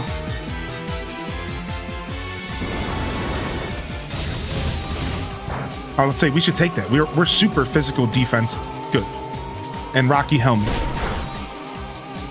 Yeah, man's Crouching Lion, Hidden Dragon. Yeah, dude. Nice. He's stuck outraging, and he doesn't really do any damage to us, so Honedge is really showing its stuff. This is the first time I really got to show my Honedge off the way that it should be. Taking those defensive hits super well. And that's what it's all about. That's what it's all about, right? And so good job, Honedge. Dude, Gyarados is so awesome, yeah. No Eviolite, nope. No Eviolite. I don't even know what item it has right now, actually. Actually, what item does he have? What? It switches his attack with its defense stat. I mean, honestly, that's like not a bad move for this Pokemon, but we're not going to do it. Yeah, I'll show you my item after. I don't remember. What? Your last Pokemon's a Murkrow? Listen, I'm not trying to talk down on Murkrow or anything, but your last Pokemon's a Murkrow? Okay, foul play is gonna hurt. Yeah. Dark type. Murkrow could be a problem. I don't really like flying types.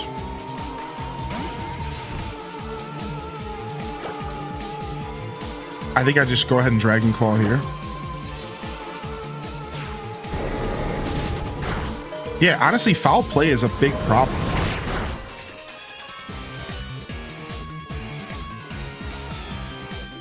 No, I don't have an electric type, unfortunately. I don't have a single electric attack in my team.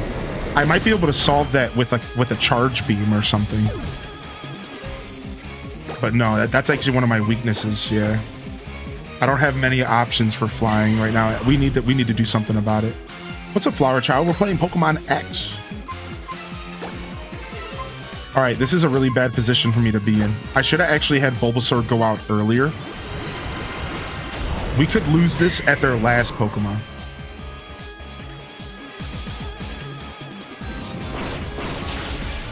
Nice, we took that hit really well. Nice, we got it.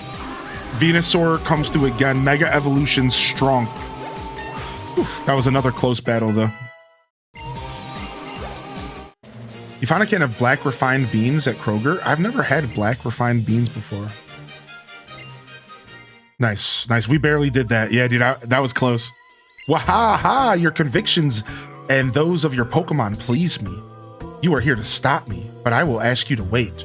I tried to save people and the world with the profit from this lab, but my efforts had no effect. The world was just too vast and too full of fools that I couldn't save through my hard work alone. That's why I decided that the only way to save the world was to take it all for myself. I don't expect I will ever make you understand how I think and feel.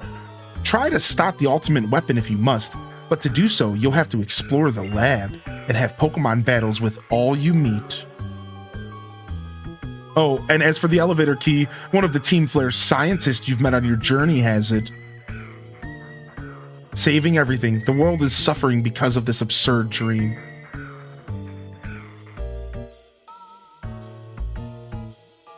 Of course, you know, they don't give me the heal. Of course, we just had that conversation, remember? Oh, but of course, they're not willing to heal me. Thanks. They don't give me the free heal this time. You know what I mean? Like, where's my free heal now? The perfect opportunity for you to hook me up.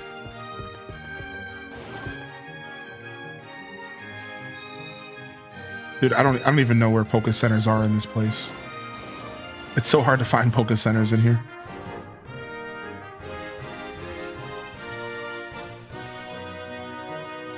Lucky if you knew that was their last Pokemon. What a champ. Yeah, I know. Yeah, I've never seen black refined beans. I've only ever seen the regular.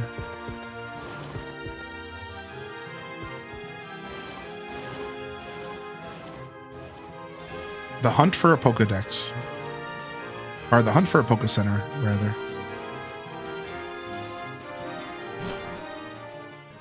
Yeah, there's got to be one around here, right? Exactly. Cars in Pokemon feels weird. You think so? Bum, bum, bum, bum, bum. Nice. That was some fun battles. Do do do do do do do. Do do do do do do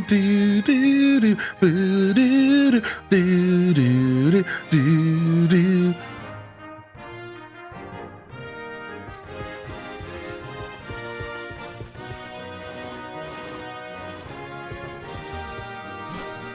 Honestly, I was super lost all the time in Lumio City, so I ended up using the taxi. Yeah, I almost used it just now, Septius. Yeah.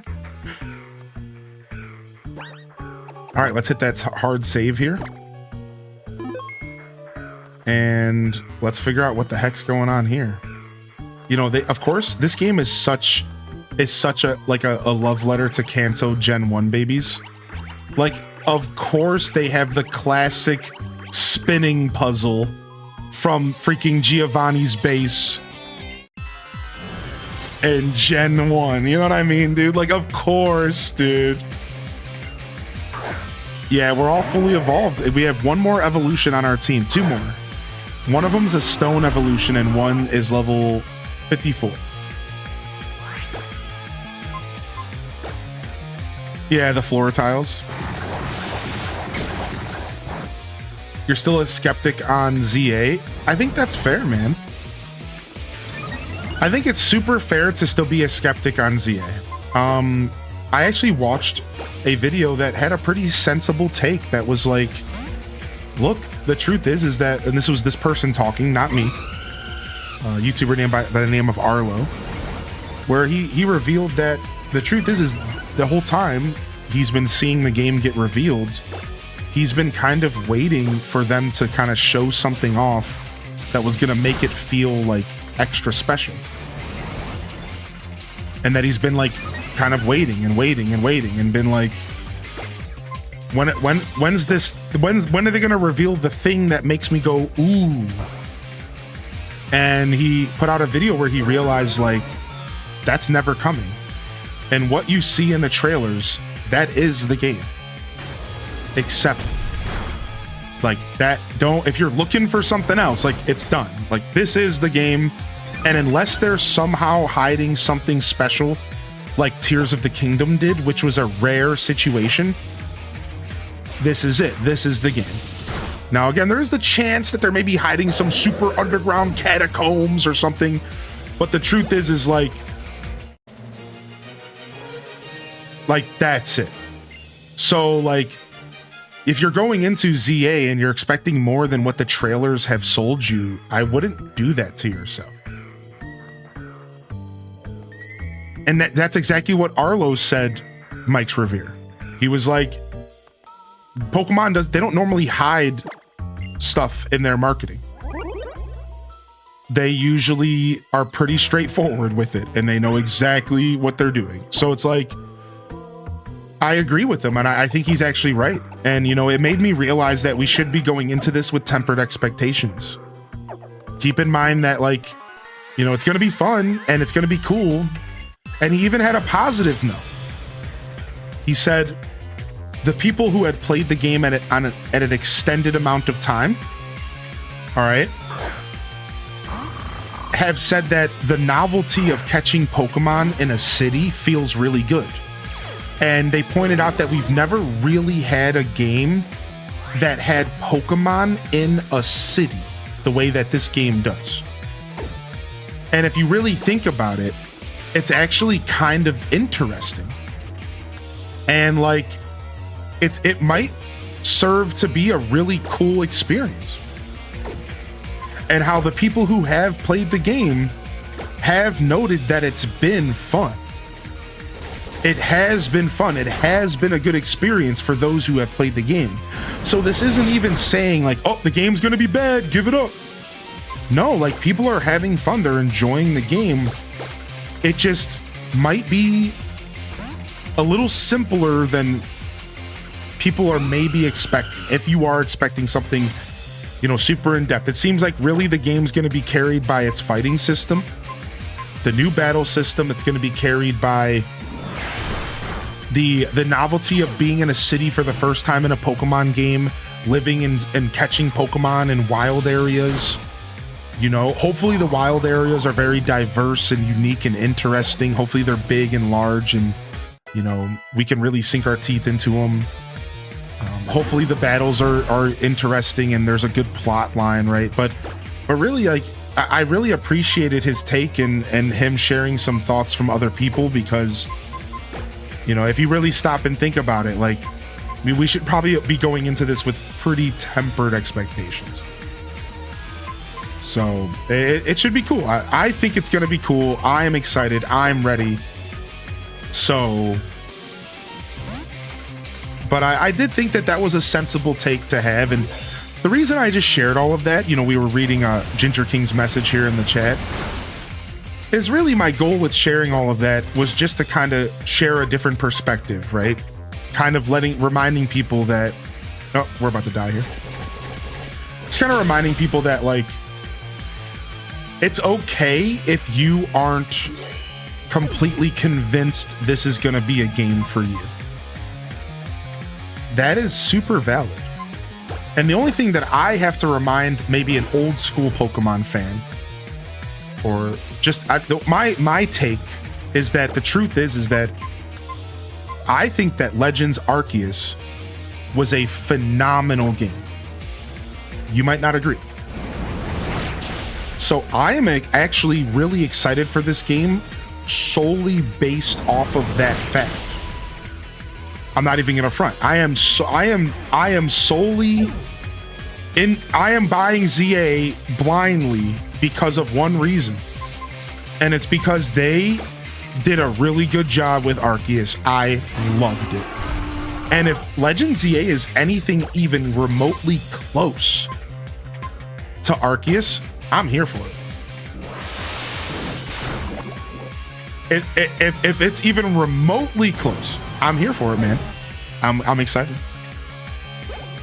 So we'll see what happens, you know. So, but I have faith that this game could be good because of Arceus. And if my faith is misplaced, it could be. But I'm here for it. And yeah, Ginger King, that's one of the things Arlo mentioned in his message to bring up Arlo again. He was like, his opinion was that the city vibe was kind of dumb. And he wasn't convinced that the city vibe was going to be good. So that's why he was kind of waiting for something else to kind of make the game feel more special to him. And he was like, I don't think this is going to work the way that they think it is. And so he's a skeptic on the city vibe. I think that skeptics on the city vibe, and this is maybe this is where I maybe squeeze my opinion on your opinion. I don't do that often, but I'm just going to say this is a general you. If you're nervous about the city vibe, you're just nervous about change in general. And I'm going to call out most people. I'm just going to call you out. I think you're just afraid of change in general and you just don't know what to expect, so you're a little worried. Because I don't think the city vibe is even at all a bad concept. I think it could be done really well.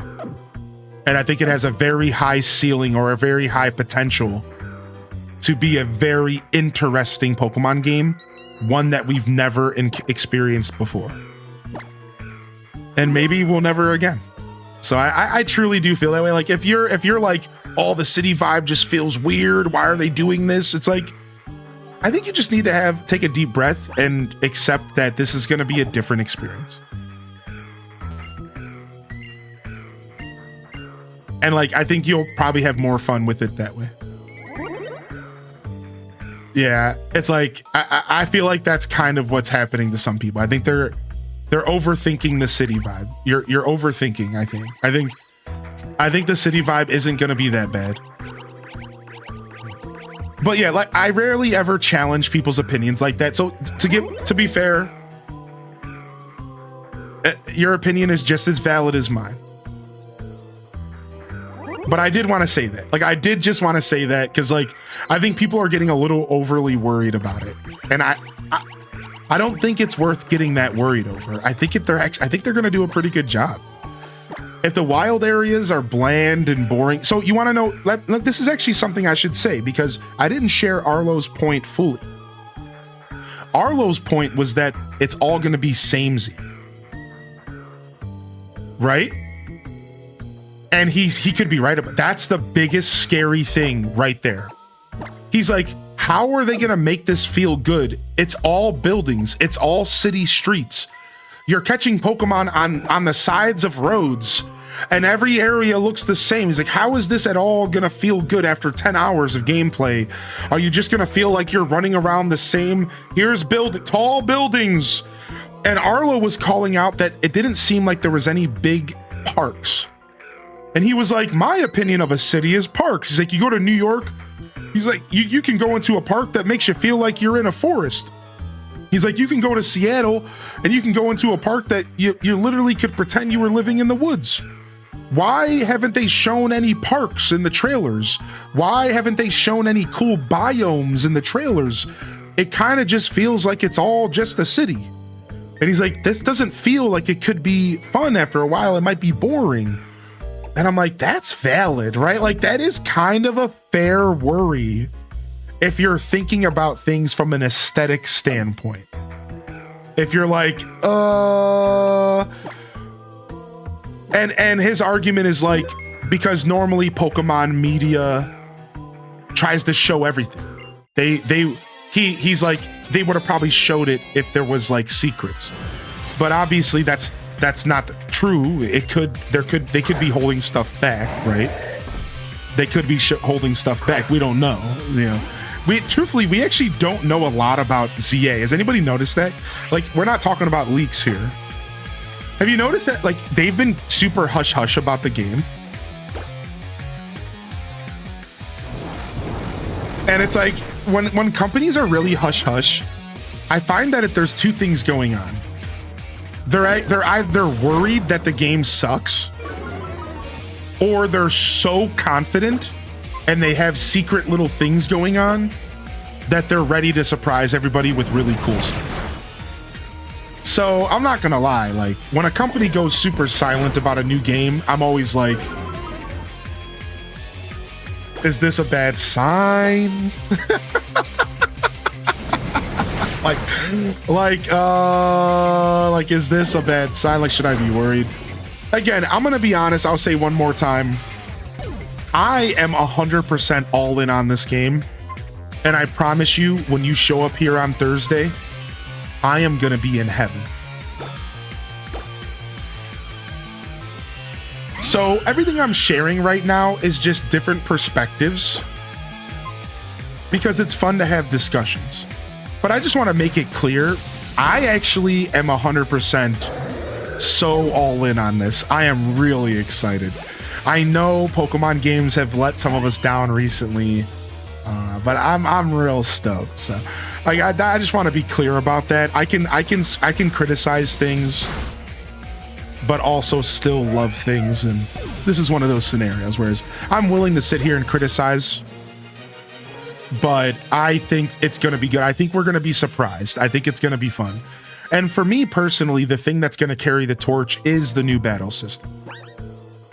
It's our first ever active battle system.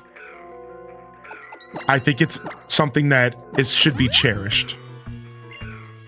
Personally, as a lifelong Pokemon fan, I think supporting anything they do that is different, anything that they do that is unique, everything that they do that is pushing the mold away from the traditional stuff that they've been rehashing for decades, I think is good. So I'm a big supporter of them just like mixing it up. Even if it's not the best graphically, even if its performance sucks, even if it has all these same problems that people are sick of from this multi-billionaire company, I am willing to continue working along with them, because I think that they're pushing the games in the right direction. This is healthy. This is good. Like, they are doing the right thing here.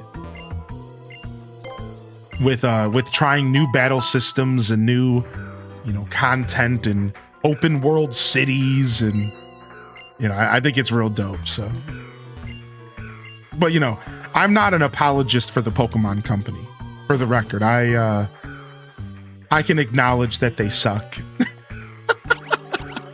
So, definitely not an apologist for them. All right, like, to be clear, like, I know they suck. I know, but I'm gonna take a risk. No sign of him here either. Have you seen anything? We're looking for a really tall guy. I mean, tall. If you stretched out a Seviper and stood up, he would be that tall. We received some intelligence that Team Flare is also trying to find him for some reason. His relationship to Team Flare is still a mystery.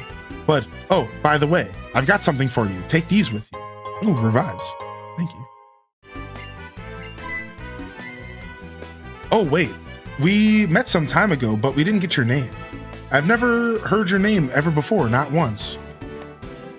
Anyways, we came here at a certain professor's request to stop Team Flare. I assume your goal is the same. Don't do anything reckless. What weirdos. They're trying to pretend like they don't know me.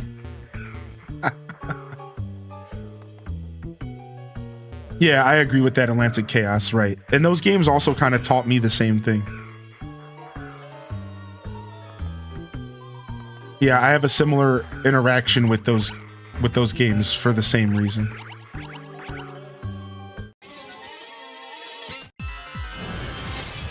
Yeah, there's something so special about starting a new Pokemon game. So here, let's go ahead and change the subject just a little bit so we can get more people involved in our discussions.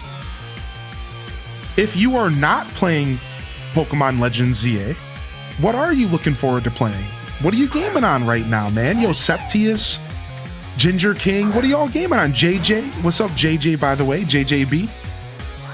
Yeah, you know, and again, for those of you that are nervous, I am playing on day one.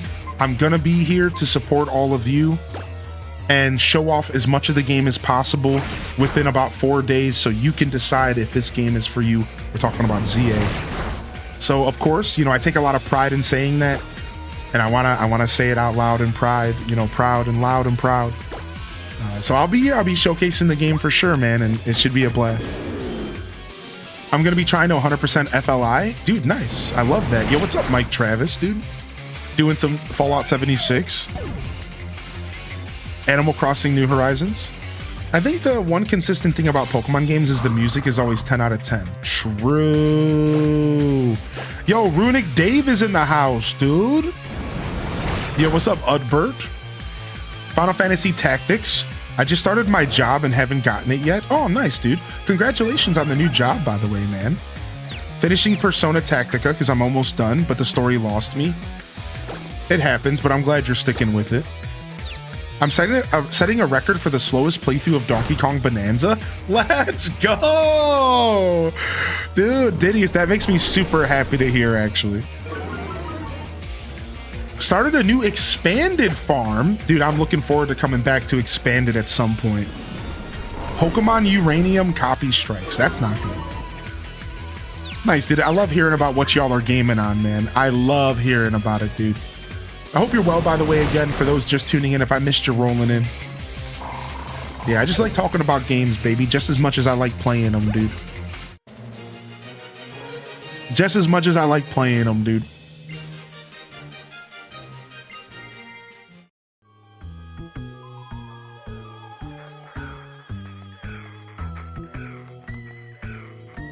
All right, do we want to continue? Let's switch you out.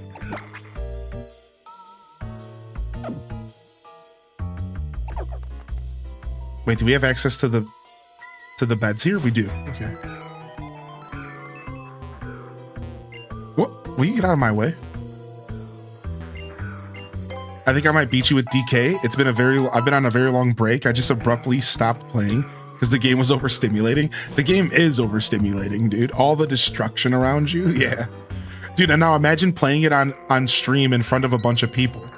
Because my brain was leaking out of my ears while playing that game on Twitch. Yo, nice, Caden. You like that, dude? Look.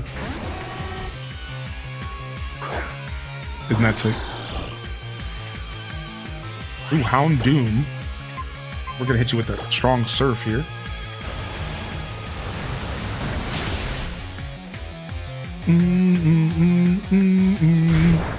You hit it well. I appreciate you saying that. Yeah, I try. Honestly, usually when I personally get overstimulated, it's usually like you don't visually see it until it's real bad. I think everybody has a point of overstimulation where that's visually affecting them. For me, that's something that happens if I'm like doing 12-hour streams. You know, tune in at the 11th hour of a 12-hour stream, and I think you can kind of visually see my wear and tear.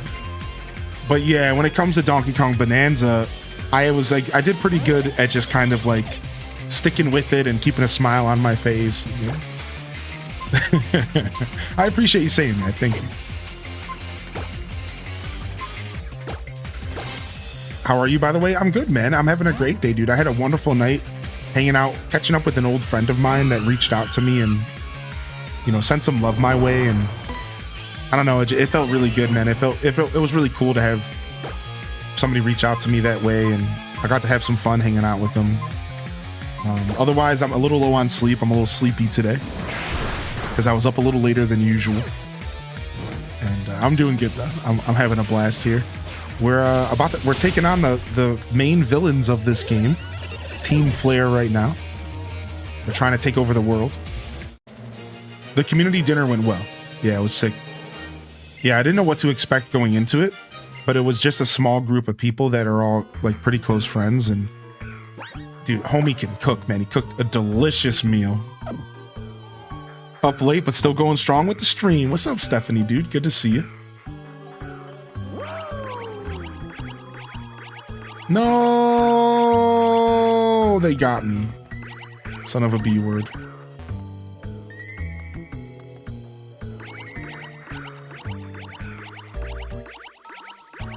Do. Wee. Wee.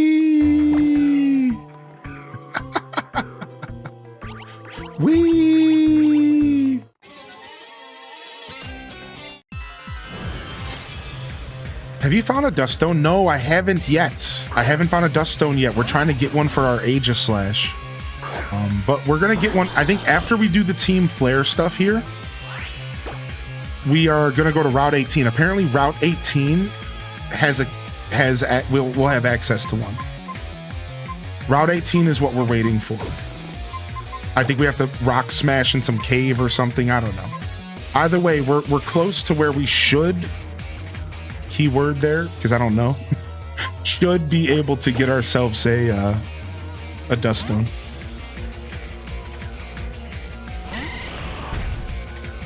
Yeah, the community dinner was dope. Tater Tot. I honestly want to sit here and talk about it all day. I had so much fun. I met a beautiful group of people who all just had just such good energy, man. It's just like the kind of energy where you know you're like actually not being judged, even though a little bit of quiet judging in the back of your mind never hurt anybody. But just like super lighthearted, just great energy, good food. I didn't know anybody there except for the dude who hosted. But I instantly was able to sit down and just mingle and chat. And I don't talk about this a lot with my community. The truth is like, I don't really have a ton of people in my life, like at all. That's just where my journey took me over the years. And without going into a ton of details, when it comes to my physical life, obviously I have all of you. Obviously I have this whole community. The internet, I'm great. But when I turn off the stream, when I get off the internet, the truth is I don't really have a ton of people around me, like at all. And like, that actually started weighing on me recently. You know, I reached out to a couple old friends and they are just doing something else. They're just moved on. And I found myself kind of struggling to kind of build connections recently and trying to rebuild some old connections. And it's just like, oh man, you know, I don't have any family around me that I interact with. Pretty much just me and my partner, and we're long distance. And like, it was kind of weighing on me a lot recently. I'm not even gonna lie. Like, that's actually what really had me messed up a lot of September. And I was going through some kind of heavy stuff in September, and a lot of it actually had to do with that. Like, I was like, just like not really feeling well about that, and like was like trying to wrap my head around it. And so it was actually just a really interesting interaction, because this dude, Richie, shows up in my stream and he's like, hey dude, and we're chatting a little bit and we're trying to like connect a little bit. And he's like, dude, you should come to this dinner. There's a bunch of people here. And I show up and there's just 6 of us. It was so nice though to be in a room with human beings. Everyone's phones were in their pockets for the most part. And we were just enjoying each other's company. Imagine this, dude. Just enjoying each other's company. Talking, chatting, eating. Right? Like, everyone was there for each other, dude. It was like super crazy. I was like, dude, I haven't had this vibe in a long time. Like, and I was so appreciative. Like, I wanted to kiss Richie on the forehead, man. I sent him a big message at the end of the day, like, yo, dude, I'm proud of you. You brought these people together. You're treating them to meals. Like, and I didn't really have a chance to tell him until actually this morning on stream. Which is funny that, like, dude, he like really impacted me. Like, it actually really affected me. He doesn't realize, but him reaching out to me, sending me just a kind little gesture. Yo, come eat some food with us. It actually, like, it was actually something I literally needed. And I'm telling this story just to kind of share my wisdom and to share my experience, but I'm also sharing this because for two reasons. One, because reaching out to someone and even just saying hello, how are you doing, actually goes such a long way. And I just want to like remind people of that. Take my words with a grain of salt. Ignore me if you want to ignore me. But like, I think just keep that in mind. That like, sometimes that can go a super long way. And you never know when someone out there kind of needs a little reach out. And I needed it. And it was just, I don't think he knew that. And that's the cool part. I don't think Richie knew. I think he might have known because the dude's on another level. I think secretly in his heart, he did know. And that's a conversation for another day. I swear, I think he knew. And that's why he reached out. But regardless, you know, and then to go back to my second point, which was just that human connection was special, man. And I wanted to just share that because if anybody else can relate to that, or if anybody else can kind of feel that energy, make sure you're reaching out to someone, man. Like I'm telling you, like, I love our internet connections. I love our online community. But if you have somebody in your life and you haven't had a chance to talk with them, send them a message. I'm telling you, because as somebody who just went through that, I had such a wonderful evening. And it was nothing that special. It was literally just a bunch of dudes and one other individual just sitting around shooting the ish. We were talking about all sorts of goofy stuff. It was just fun, dude. And there were a bunch of creative souls, and we were talking about a lot of creative arts and stuff. And so I don't know, I just wanted to kind of put that out there. I like to share my wisdom through my experience. I'm not trying to tell people how to live. I'm not trying to preach. I don't even like that word. So please don't take this the wrong way. I just wanted to share my experience because it really hit me hard. I just, like I said, I've been thinking about the dude all day. Like, I want to send him another message. Just be like, man, thanks again. Like, it was just real cool. Yeah, it was just real cool, man. So I appreciate y'all listening, and you know, hopefully somebody can take away from that. That's what this is all about. The Monday morning show. Hopefully you can take a little bit of a nugget of wisdom from my experience, and the next time you're hesitant about sending that message to go do something that you're like, I really don't want to leave the house, maybe consider doing it, dude. Or not. You can just come hang out with us here, and if that's enough for you, that's okay, man. Yeah, again, I'm not here to tell people how to live, so. Let me catch up on chat really quick, though, because I see some beautiful messages that I didn't read, so give me just a moment. Stephanie says, I feel that it's extremely hard. Had a pulmonary in August 2020 and quickly realized I wanted to change things and find people. And it takes time, but you will find people. Right. And I think just having an open heart and an open mind and not closing up completely, I think that's a big part of it, right? I feel that way about love. When anybody ever comes to me for love advice, which doesn't happen too often, but happens more often than you might think, my first big chunk of advice is always make sure your heart's still open. People out here walking around with their heart closed up tight like a freaking Fort Knox. Out here, walking around like bodies scrunched up, metaphorically, mean mugging everybody in their vicinity. It's like, man, if you're struggling with finding love, the first thing you need to do is open your damn heart up again and take a deep breath, because you probably already closed it up and gave up. You probably gave up a long time ago. And you got to realize, like, if you are struggling in that department, like, I think the first step for anybody is like, dude, take a deep breath and open that heart up again. Be willing to interact with strangers. That's how you start those little connections with people, open your heart up again, man. Try not thinking about the worst case scenario. Try to give people the benefit of the doubt. You might get taken advantage of sometime, but I think usually the risk is worth it, Anyways, I rambled. I soapboxed. Thank you, Stephanie, for sharing. Thank you, Panda Breb, for jumping into the chat and sharing as well, man. And it's nice to know that I'm with my people and that people here can to relate to what I'm saying, right? Well said, Dazabound. Exactly, dude. Well said, Dazabound. You're so real talking about stuff like this. Oh, thank you, Caden Crossing. I know it's not everyone's vibe to be on Twitch and listen to some big oaf like me share their personal experiences, but I think a lot of people do appreciate it. And for me, it's who I am. The truth is that I wouldn't be able to do anything any other way, because I wear my heart on my sleeve. And literally since the first, who's been here since 2019? This is how my show's always been. I want people to know that. Like, if you've been watching me from 2000, like, this is how my show has always been. That's the truth. Like, so it's like, if you don't think just because I got an audience that now I'm like, oh, I have something to share. No, like, I have been this way since I had 5 people watching me. This is who I am. You know, I want people around me to grow. I'm growing constantly. I like to share my experiences. So I just really like people to understand that, you know, like, this is how I've always been. And this is just a part of my broadcast, you know, take it or leave it. This is just what I do, man. So, you know, it's just what we do, man. It's just what we do. So anyways, I'm getting emotional over here. I appreciate you, man. Yo, thank you, Tater Tot, for your word as well. The heart and heart comment was chef's kiss right there.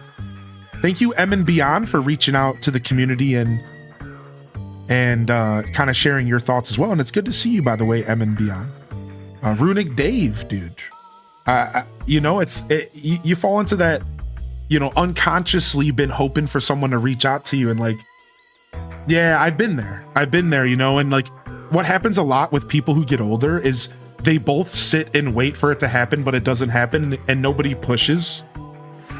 That happens all the time, right? It's like you old friend reaches out and you haven't seen them in a decade, and they're like, we should get together, and you're like, yeah, and then you're like, but then nobody ever sends the next message.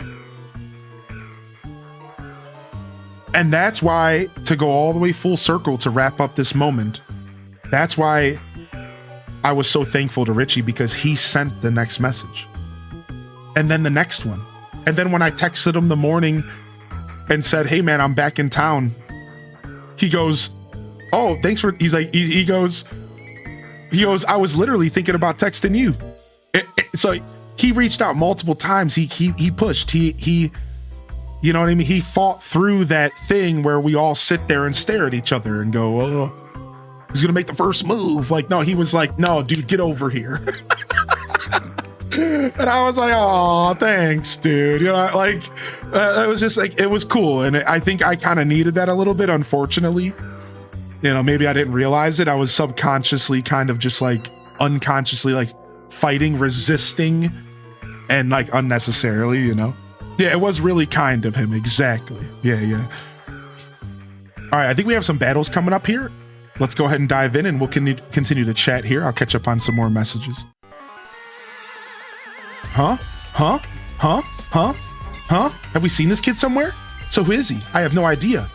But obviously he's not in Team Flare. Let's get him. Yeah. Yep, that sounds good to me. Then I'll get in the first blow. Okay. Oh, appreciate you, Skeebs. The community and I do. Yeah, appreciate you, Skeebs. We all go through the motions. Yeah, exactly. Thank you, Panda.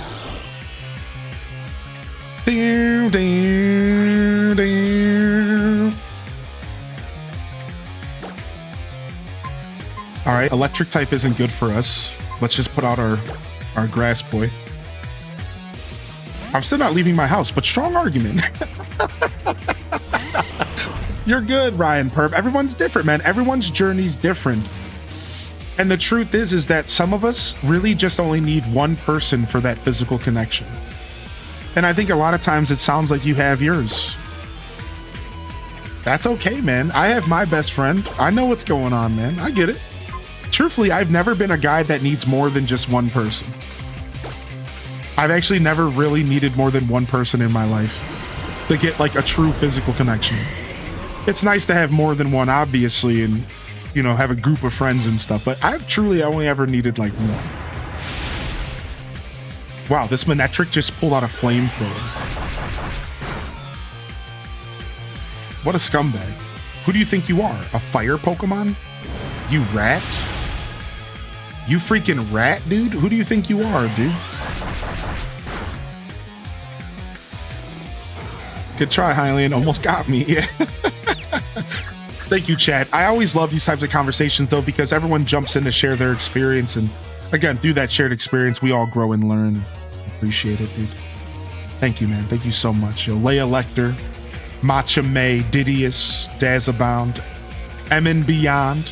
This is why you and your husband do quarterly potlucks and we invite everyone we know. I know, man. I'm inspired. I wanna do my own community dinner. I wanna host a dinner at my house because it sounds so satisfying. Yo, Just Carrie, thank you for sharing as well. I didn't miss you there, Carrie. Thank you so much. And thanks again for saying that, Caden Crossing. You know, I'm just doing my thing out here, dude. Welcome to the Monday morning show, y'all. I'm an introvert, but I'm learning weirdly enough that I want a little circle of friends, not a big one, because I get really close and deep with friends and you can only invest so many people, right? And that's just mature and for you to understand that. Like that's super cool. Oh, I should have expected a dark attack, I suppose. You owe your neighbors after you stole their mail.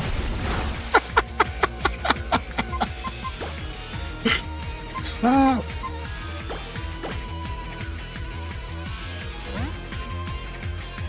He's poison dark. Ah, I thought he was a poison type.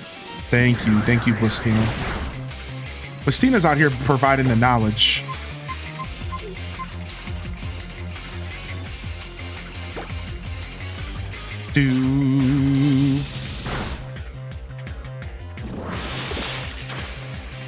What did he just do? Oh, that's not good. Good thing you're dead here.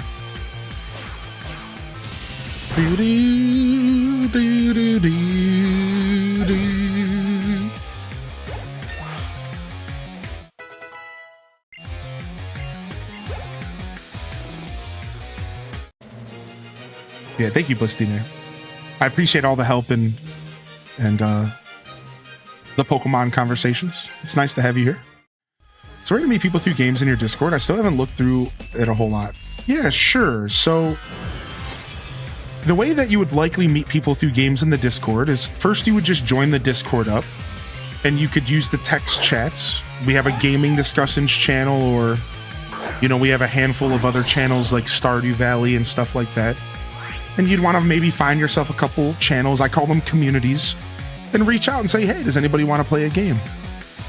The other way you could go about it is you could actually use the voice channels if you're into voice chatting.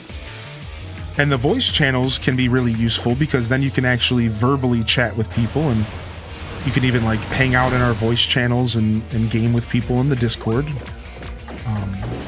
That would be maybe another way to go about it. You're always welcome to utilize our Discord as a resource in that way. And, you know, maybe just put a message out there and say, hey, I'm looking to play, here's a handful of games that I own.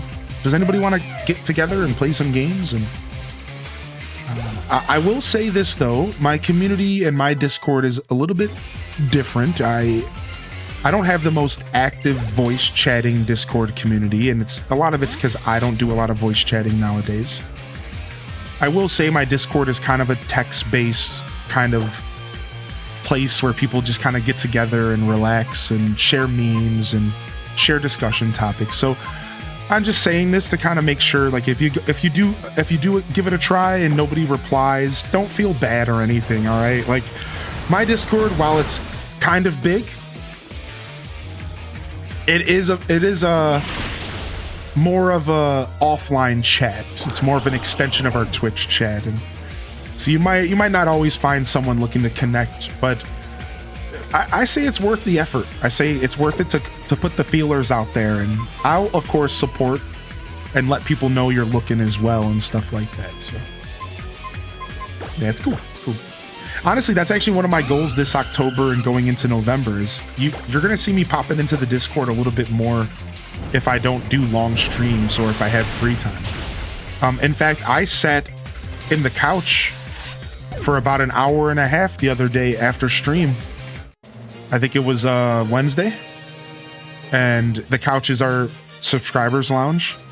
And I sat there for like an hour and a half, just in case anybody wanted to come say hello. And you're going to see me doing a little bit more of that kind of stuff. So join me. You're welcome to come chat. I want to do more. I want to try to get some more of our voice chatting moving. So, and I won't always be in the sub lounge. You know, I'll hang out in the public chat sometimes too. You and your Pokemon were utterly in sync in that battle, and I don't know why. You're here for answers, aren't you? I suppose we're at your mercy.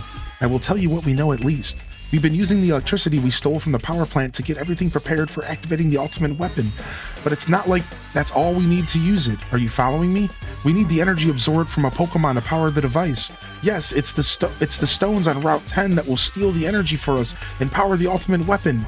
In reality, those stones that line Route 10 are the graves of Pokemon. When the ultimate weapon was used to end that horrible war over 3,000 years ago, it stole the lives of all those Pokemon. Their lives were the price of peace then. And if we want to make our own wishes come true today, we in Team Flare also have to sacrifice something precious. Dude, these dudes are sick, dude. I wish I'd known. Yeah, honestly, the truth is that I didn't announce it kind of purposefully, because I just wanted to try out sitting in the Discord quietly and see if anybody noticed. So it's nice to hear that y'all did notice. A lot of times I will probably just like tell you, hey, by the way, we're ending the stream a little early today. I'm going to be hanging out in the Discord to make up for it. But I purposely didn't let people know. I was being a little hush-hush. Yeah. So just a heads up, like I will be more vocal about it when I'm in the mood to like actually host. But sometimes I just want to pop in and just see if anybody notices and, you know, give somebody a chance to come and chat with me, you know. I like being a weirdo, you know me, dude.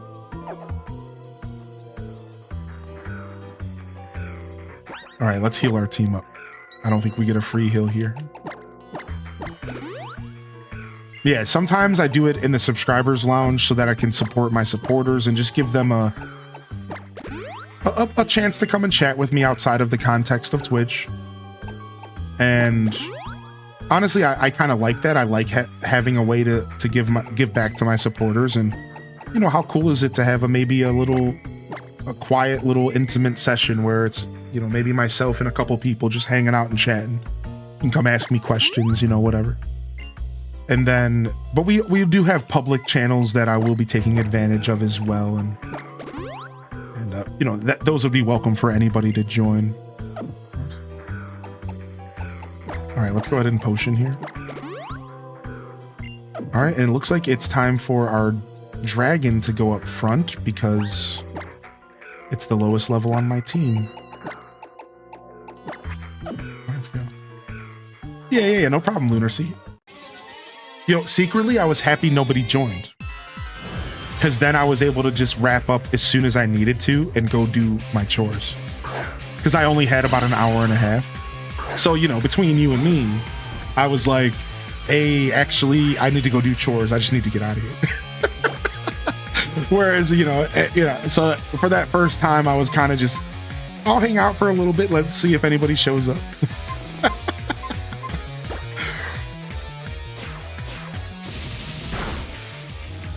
Man, Golbat. Stop hitting so hard, dude. What? Stop absorbing hits so well, dude. I'm freaking sick of Golbat. I'm sick of you, dude.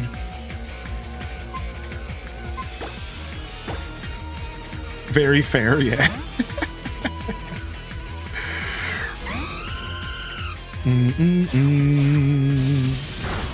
Okay, I see your acrobatics. I poison you, and I raise you 1 acrobatics. What you think about that? But I love Zubat. Peanut Butter Gamer, is that who you're referencing?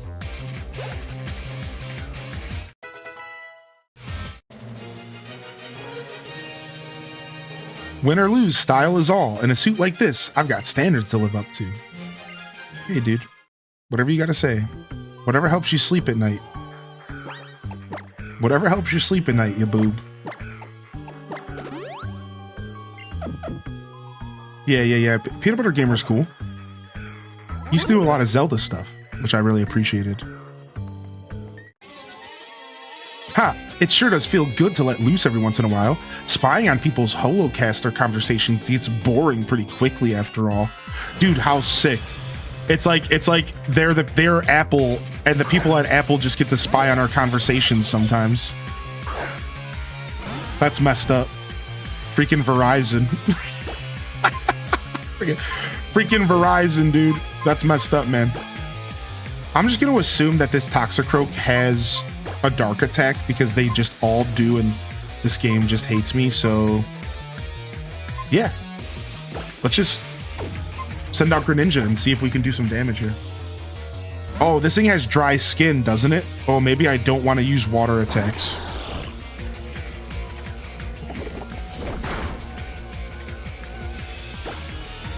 Yeah, maybe water is not good here, huh?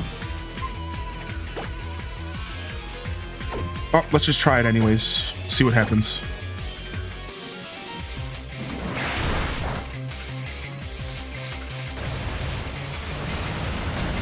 Got him. He must have some other ability. Sucker. Yeah, long boy today, baby. We're trying to take a big chunk out of this game. The goal is either to finish the game through some sort of insano 12-hour stream, or to go long enough to where we only have a couple hours left for tomorrow morning. That's our goals here. So the day is young. The day is young.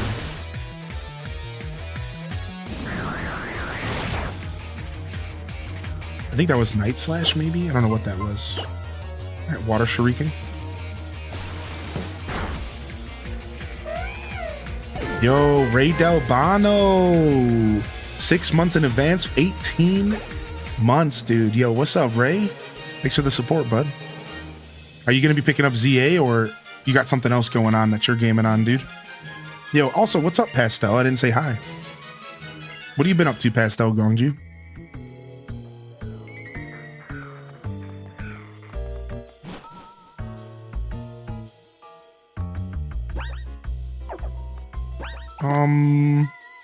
We're good. We're good for now. We'll be able to go and heal in just a minute. Oh, you're the kid from that Frost Cavern. On your lonesome this time. No. Oh, well, of course you're not. You have your Pokemon, huh? We gather data about all the trainers in the region through the Holocaster, so we know all about you guys. And you know how the Mega Ring is used to awaken a Pokemon's power, right? Just like how the ultimate weapon can max out a Pokemon's power. Looks like you and me are practically after the same thing, huh? Yeah, what you been gaming on, Pastel? Currently doing my dailies in Final Fantasy XIV, then I'm gonna play some Grand Bazaar. Oh, you've been jamming on Grand Bazaar? I didn't know you picked it up. I don't think I knew that. Isn't Grand Bazaar so good, dude? Oh. All right, we got a dog here. Dragon Claw. Foul play is not good. My attack is too high for foul play, dude. It sucks. All right, we're not faster than the Houndoom, unfortunately, so let's go ahead and just...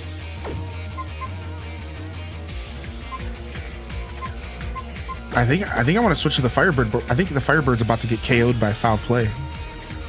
I don't have a good switch in for foul play because a lot of my Pokemon are attackers. Okay, we lived. Okay, we should be faster.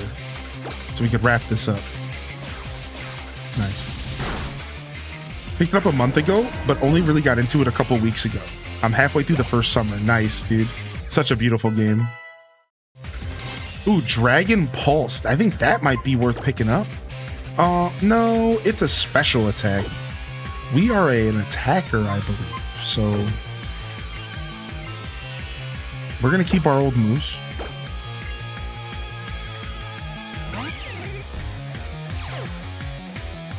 Weavile's out. I'm gonna go ahead and just try roosting in this thing's face. Oh, they quick attacked me. Oh, they got me, partner. You got me, partner. I tried to get a little greedy on them. Tried to get a little greedy on them.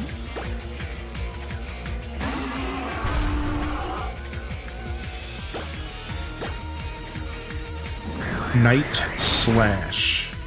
Ow.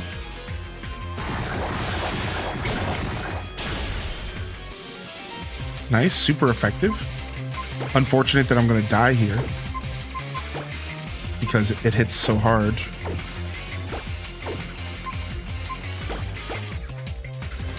That 7 level difference. Talk about ouchies, right? All right, now this is a little bit of a precarious situation. Wow, it crit. Okay. Ow. So I think we die here, right? Because like I know I'm putting grass in front of ice. That's not good, but I was hoping to maybe sop up a hit and then maybe hit back, but nope. Wow, dude, Mega Evolution just soaking up the damage, dude. I should have not lived. To be fair, Ice Shard is like, it attacks first, prio move. It's really weak, so.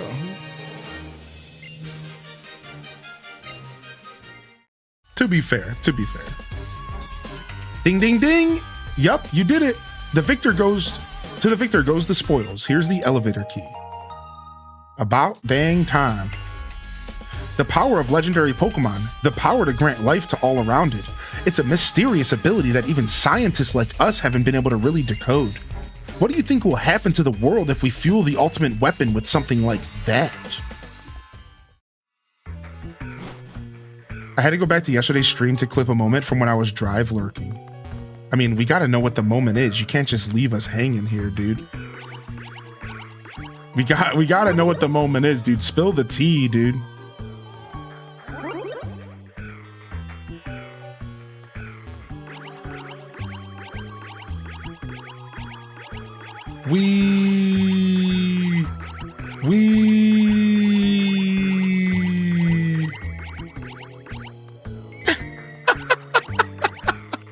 Were you listening? You were lurking, you were listening during that?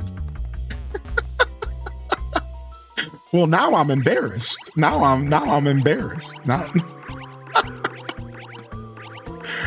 you should have been listening during that. Stop that. Oh my lord. We were having a little too much fun yesterday. All right.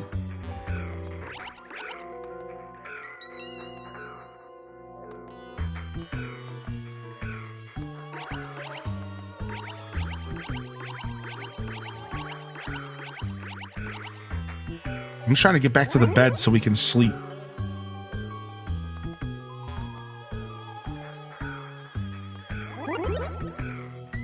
Boom, boom. Dang it! I took the wrong one again.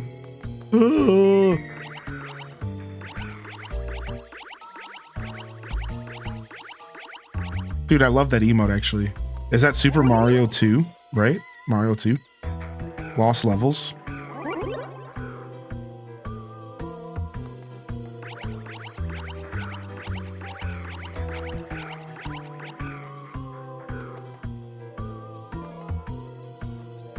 A Fanto? Is that what it's called? I don't know if I knew the name of that.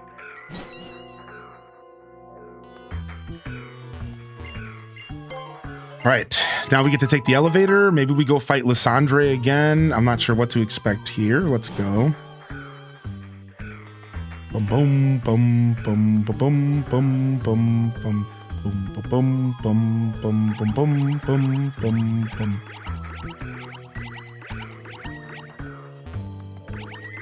Doom, doom, doom, doom, doom, doom, doom, doom, boom, boom, boom, boom, boom.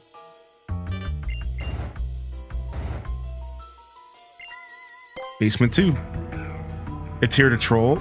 We love calling it the mask douche. I mean, to be fair, those dudes suck.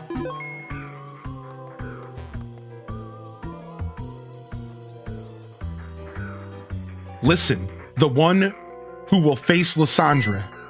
What? They got him trapped. What? Uh-oh, lore drop, chat. H-Des Ruffles. A terribly long time ago, there was a man and a Pokemon. He loved that Pokemon very much. Awkward. A war began. The man's beloved Pokemon took part in the war.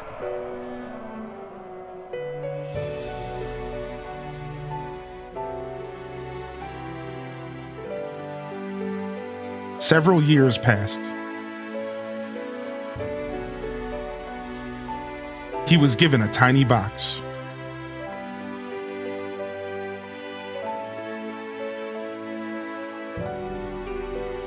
The man wanted to bring the Pokemon back, no matter what it took.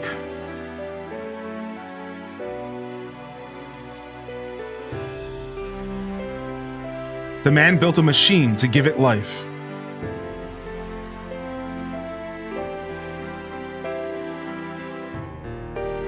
He brought his beloved Pokemon back.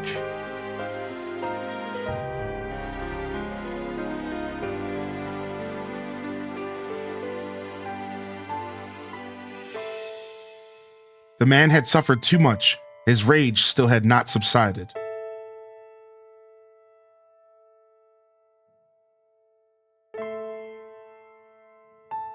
He could not forgive the world that had hurt the Pokemon he loved.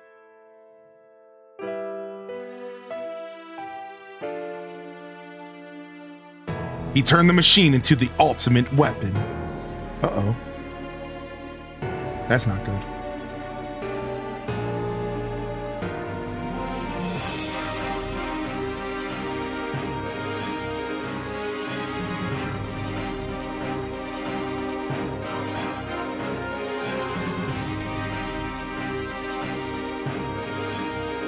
The man became a bringer of destruction that ended the war.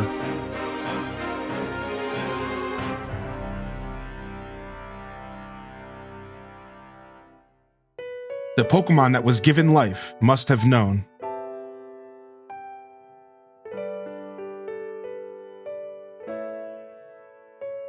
That the lives of many Pokemon were taken to restore its life.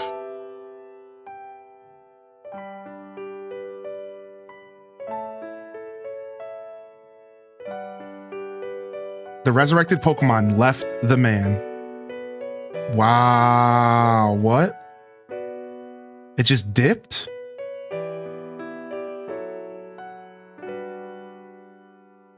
Just straight punishing him?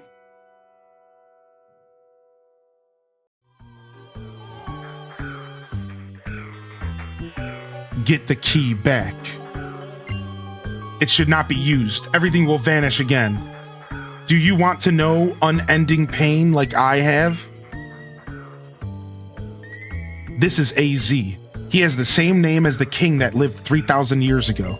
And for some unknown reason, he had the key to the ultimate weapon hung around his neck. It's finally time. Follow me to my chambers.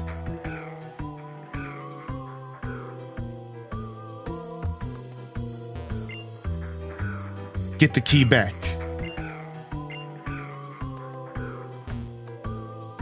AZ, huh? Yeah. So yeah, Legends ZA is going to follow this storyline to some extent. Yes, you are right about that. Correct. So we don't know to what extent though. We don't know how many years in the future it is. But I can tell you this much. You see this guy right here? We see him in the trailer for Legends ZA. He's in the trailer. He's old and hunched over. He's in the trailer. So like, yeah, like and again, we don't really know how it's all gonna happen, but this dude is in the trailer. This dude is in the next game. So like, we don't know how many years from this game to ZA, but either way, like, it's going to take place like within the same timeline. That's all we know. Yeah, and his Pokemon too, correct. So, which, that is kind of a spoiler, but of this game, not of ZA. Does that make sense, Sleepy Catlow? Yeah, like, that fact is actually a spoiler of this game. I already knew that he does eventually get reunited with this Floette. I don't even know if it happens during this game or not, or if it's something that happens in between this game and the new one coming out on Thursday. But at some point, he does get reconnected with this Floette, and I'm sure it's probably at the end of this game. It's probably a super beautiful thing. So, ruin, yeah. So,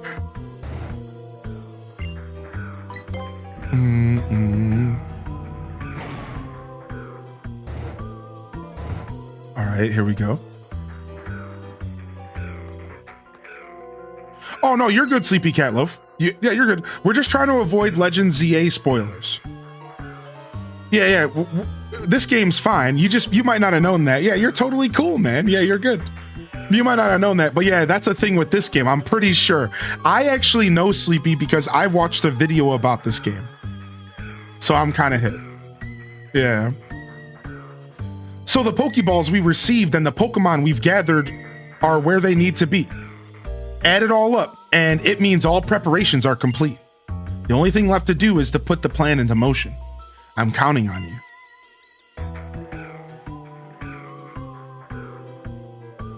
One push of a button, and we can activate the ultimate weapon from this room.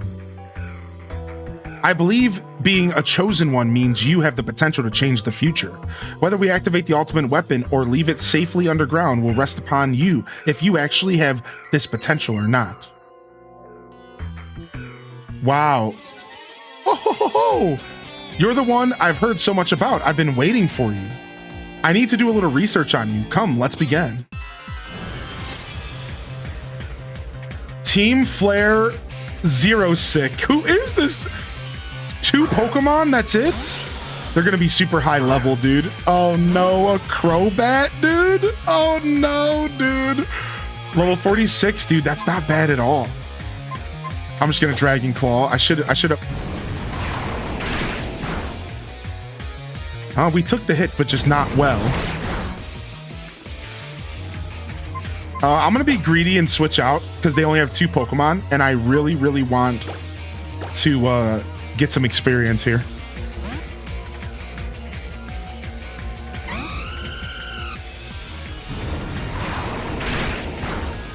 All right, it's bird on bird crime. What are you gonna do, buddy?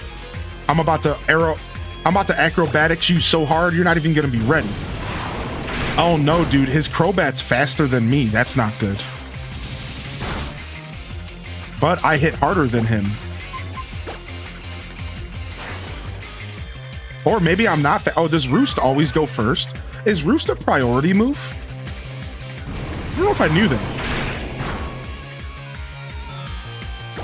Yeah, is Roost prio? No, we're speed tied. We're speed tied. Whoa, weird. Nice, dude. How about that?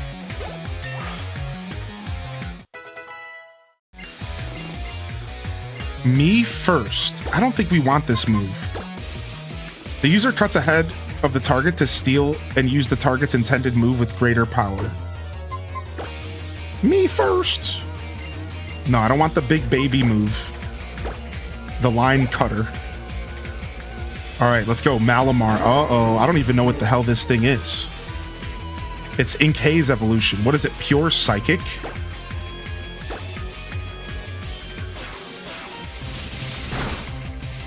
Dark Psychic. Psycho Cut?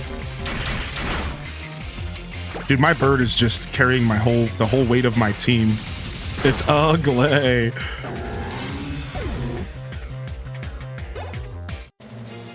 Yeah, it does, Kino. Yeah. Oh, you're wonderful. Your Pokemon are amazing.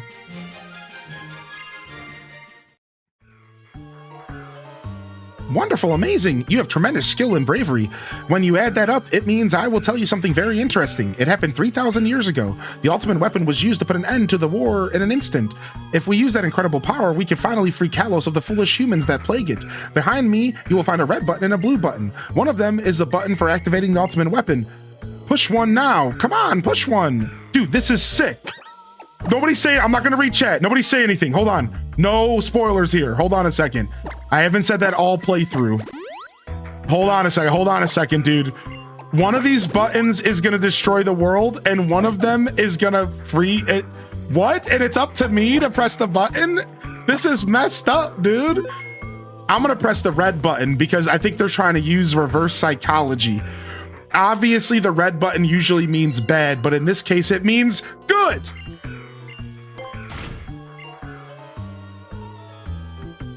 You pushed it. Ho ho, you pushed a little red button. Too bad for you. Pushing that button has enabled us to use the ultimate weapon. Don't feel down though. I would have activated it even if you guessed correctly. What a chode. Come on, look at the monitor.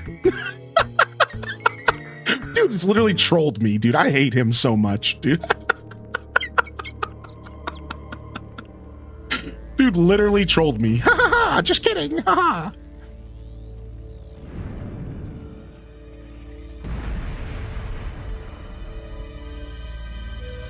What's up, Jelly?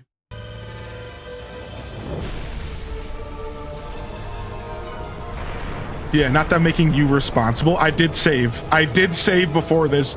Was that a good thing? I did save. I did save. I'm scared. Hold me, chat.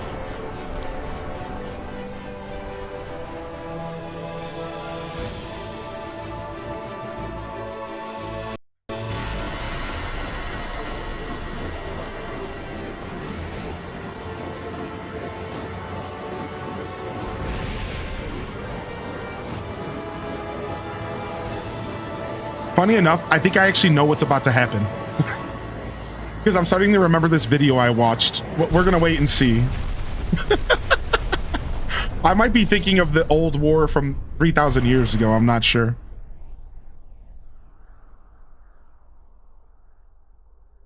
Oh, okay. Let's see what happens.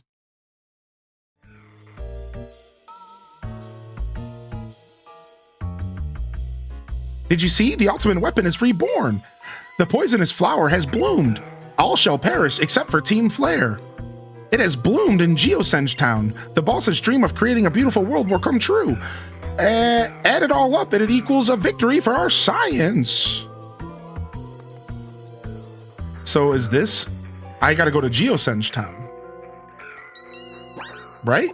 Like, that's what they're telling me to do right now without telling me to do it, because this game seems like it's from an era where they didn't feel the need to tell you everything exactly, which is actually super refreshing. Oh, they won't let me escape rope because I think I have to run into some of my fellow NPCs. I was like, if they don't let me escape rope from here, it's either because it's not a cave technically, or it's because I'm gonna run into some of my friends on the way out as part of the story. I think Hylian joined Team Flare because now this dude is telling you his whole plan.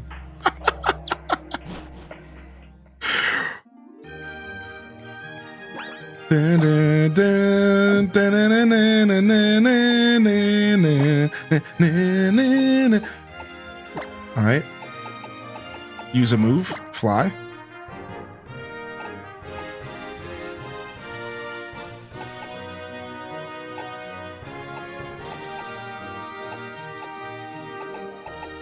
I don't remember where this is. Here it is. Geosenge.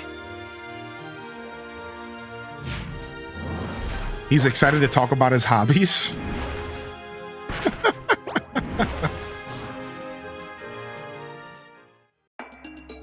All right, let's go ahead and get ourselves a proper heal.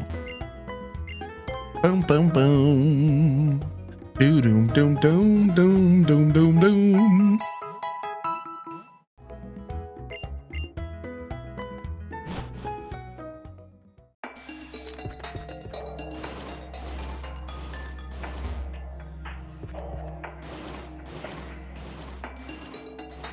What? This is crazy. Look, dude, it's just here. Yeah, the houses are literally knocked over. I didn't even notice that. What the heck? I bought a new life for $5 million.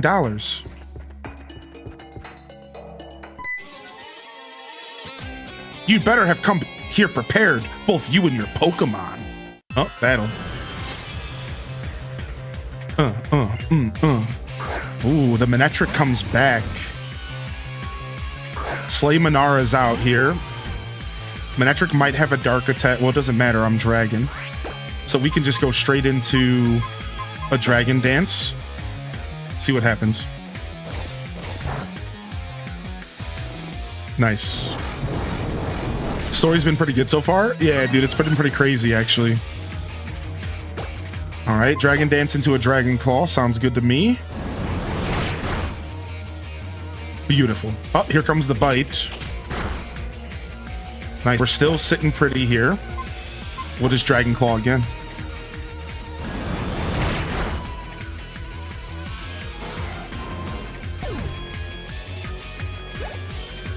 Nice. Scrafty. I should just be able to Dragon Claw here again. Oh, this thing is tanky.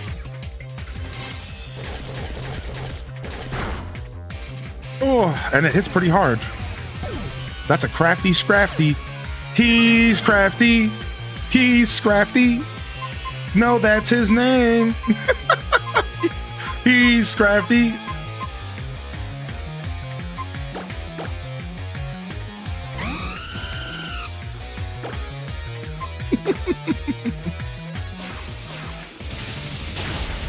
All right. The bird comes and saves the day. Golbat, my seemingly weakness on this team. Every time I run into a Golbat, my heart palpitates. Freaking Golbats, they hurt, dude.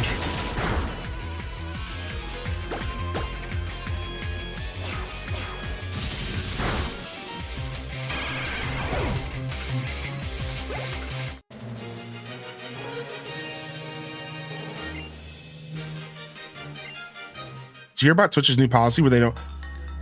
So yeah, actually Twitch just put out a review about that. You know, I didn't talk about that this morning. I meant to, I forgot. So Twitch actually put out a massive post talking about everything and breaking it all down and discussing it. And this is the conclusions I can tell you.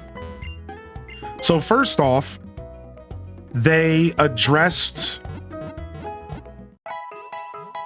like here, hold on. I'm actually going to just pull the post up because this is actually worth quickly talking about. And then we'll post it in the Discord and stuff for the Hyrule Gaming group. So we talked about this the other day. Some people were thinking that lurkers weren't counting and they don't understand that there's just like a lot that goes into the system. So there's actually it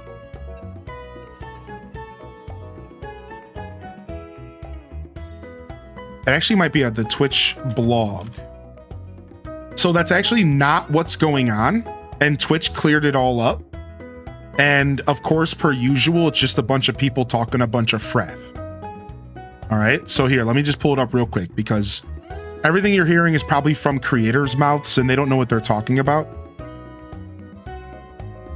And yeah, that's the problem. That's actually the problem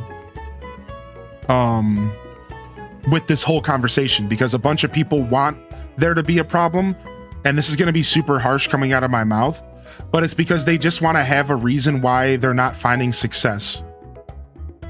Now, there is a problem happening, but you know, you need to step up and realize that losing a couple viewers because of this botting situation isn't going to make or break your channel finding success. So like, take a deep breath and just focus on making good content and stop. Like, and it's causing a lot of big problems because people are just spouting off the mouth. They have no idea what they're talking about. And they're just looking for an excuse on why they're not finding the success that they should. They're claiming that they're being hurt by Twitch. And it's like, no, you don't understand. Lurkers have always been counted. Nothing has changed, but they did actually address the elephant in the room. All right. And this is what it is. So they said, first off, this is in the partner Discord that I'm not in because that's how much I care. I really should be in this Discord. We've gotten a lot of questions about viewership and the impact of our ViewBot mitigations. And we've heard from some creators that they've observed unusual drops in their view counts. When we made updates to our ViewBot detection tools earlier this year, our goal was to make sure that view counts represent actual viewership and aren't artificially inflated in any way. Having accurate view counts is important for streamers who are trying to build their audiences and for live stream industry more broadly. We recognize that for a lot of creators, Twitch is a livelihood, and we don't take that lightly, Addressing view bots is a balancing act. We want to identify our artificial views without affecting real viewers, and that's a constant tension. Pause. So they acknowledge that yes, what they have done might be affecting some people's viewership. In that sense, Kumakozu Zoku is not wrong, but it's not the way you think it is. We continue to evolve systems to get better at spotting and removing view bots while making sure we're counting real views accurately, and we really appreciate the feedback and questions as they help us improve this whole system, all right? Then they go on to say this.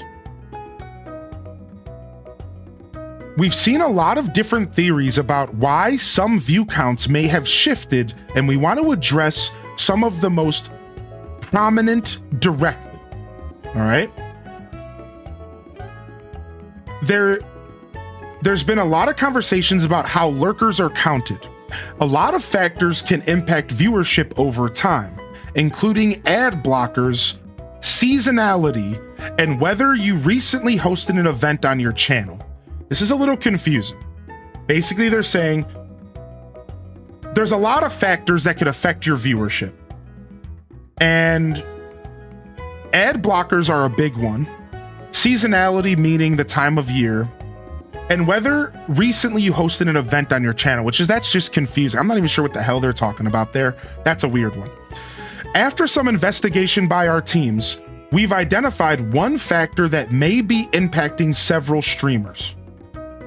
First off, some viewers use third-party browser extensions to view streams. For example, with one plugin, your feed and your Twitch follower list, and when a streamer goes live, the plugin opens a tab for that streamer. That's not good. Next. For years, we've counted a limited number of sessions per IP address towards view count. If you have a lot of streams, so I have to cut through here.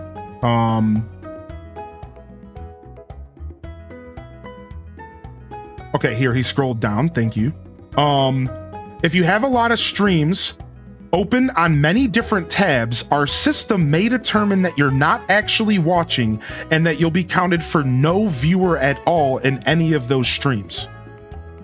This is exactly what we just talked about the other day. See, it's not that lurkers aren't counting, all right? It's that there's a lot of circumstances that are affecting lurkers not counting. If people are watching 15 different streams at once, the system flags you as a bot, and then you don't count as a viewer in any of those streams. You also can only count as a viewer in up to 2 streams per IP address. You also have to watch your ad blocker. You also have to watch your third-party extensions. You see, so there's so many factors. So there's a lot of people that are really trying to go gung-ho, like lurkers don't count on Twitch anymore. That's not the truth. And people are jumping the gun saying this.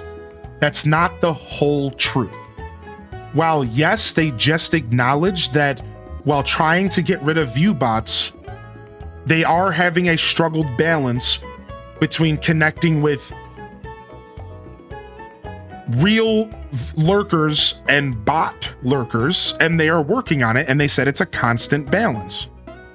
So yes, there is, in a sense, I feel like they just announced that there is a trade-off, and they are struggling to find this balance, right? They are struggling to make sure that everyone counts while also bots aren't running rampant. If you don't know, bots are a big problem, and this is important that they take care of the bots. But people are going around like, oh, viewers aren't counting anymore. It's like, that's not how that actually works. While yes, there are some issues happening on the platform that could be affecting some viewership, depending on how the viewers interact with the stream. It's on the viewers mostly. It's on people who are watching more than 2 streams, and even then, you're pushing it. You're getting flagged as a bot. If you're watching through different directions, televisions, whatever. But let's keep going for just a second. Based on our investigation, we believe this is one contributor to view count questions. We've also seen some people point out that view count and chatter list aren't matching up, and this is a big one that needs to be debunked. View counts, viewer counts, and chatter list does not correlate, and that never has. And there's one thing I want to mention in here before I move on, and this is key. They said that view count is updated more frequently than the chatters list, and the view count includes all viewers, even those not logged in. So we got a confirmation that even if you're not logged into Twitch, you still count as a viewer, which I thought was really nice that we actually got a confirmation about that, because we just talked about this the other day about how that might not be the case. It sounds like it is actually the case, and you're fine. So you don't even have to be logged into Twitch. You could still count as a viewer. You could still support streamers. And then here's the last final note. When ads play, you may see a brief fluctuation in view count. Users with certain ad blockers may temporarily not be counted towards your view count during an ad period, though this normally will normalize when the ads are done. So again, for all the people that are like claiming that their streams are being ruined by Twitch and lurkers aren't counting, my first question is, are you running ads every 30 minutes? Because you are likely butchering your view count whether you realize it or not. And while they said that those ads, those viewers would normalize and the ad blocker issue would fix itself, that could be a big factor on why people are losing viewers. Yeah, sure, maybe if you're streaming for 8 hours, over time your lurkers are slowly depleting because you're running ads. And it takes that person typing back in the chat again to kind of new their lurker. I could see that being a real problem, a real thing. And I bet you most of the people, if I had to guess, that are complaining, also run ads every 30 minutes. I almost guarantee. So, you know, it's not that Twitch has destroyed Twitch for smaller creators. Lurkers are being counted. Yes, there are changes happening to the platform, but no, Twitch isn't destroying small creators. People are still able to find their success on the platform, and I think people need to take a deep breath and I say it one more time, and it might be one of the harshest things that's ever come out of my mouth for small creators. Stop looking for excuses on why you aren't finding success, and get the fuck out there and find your success.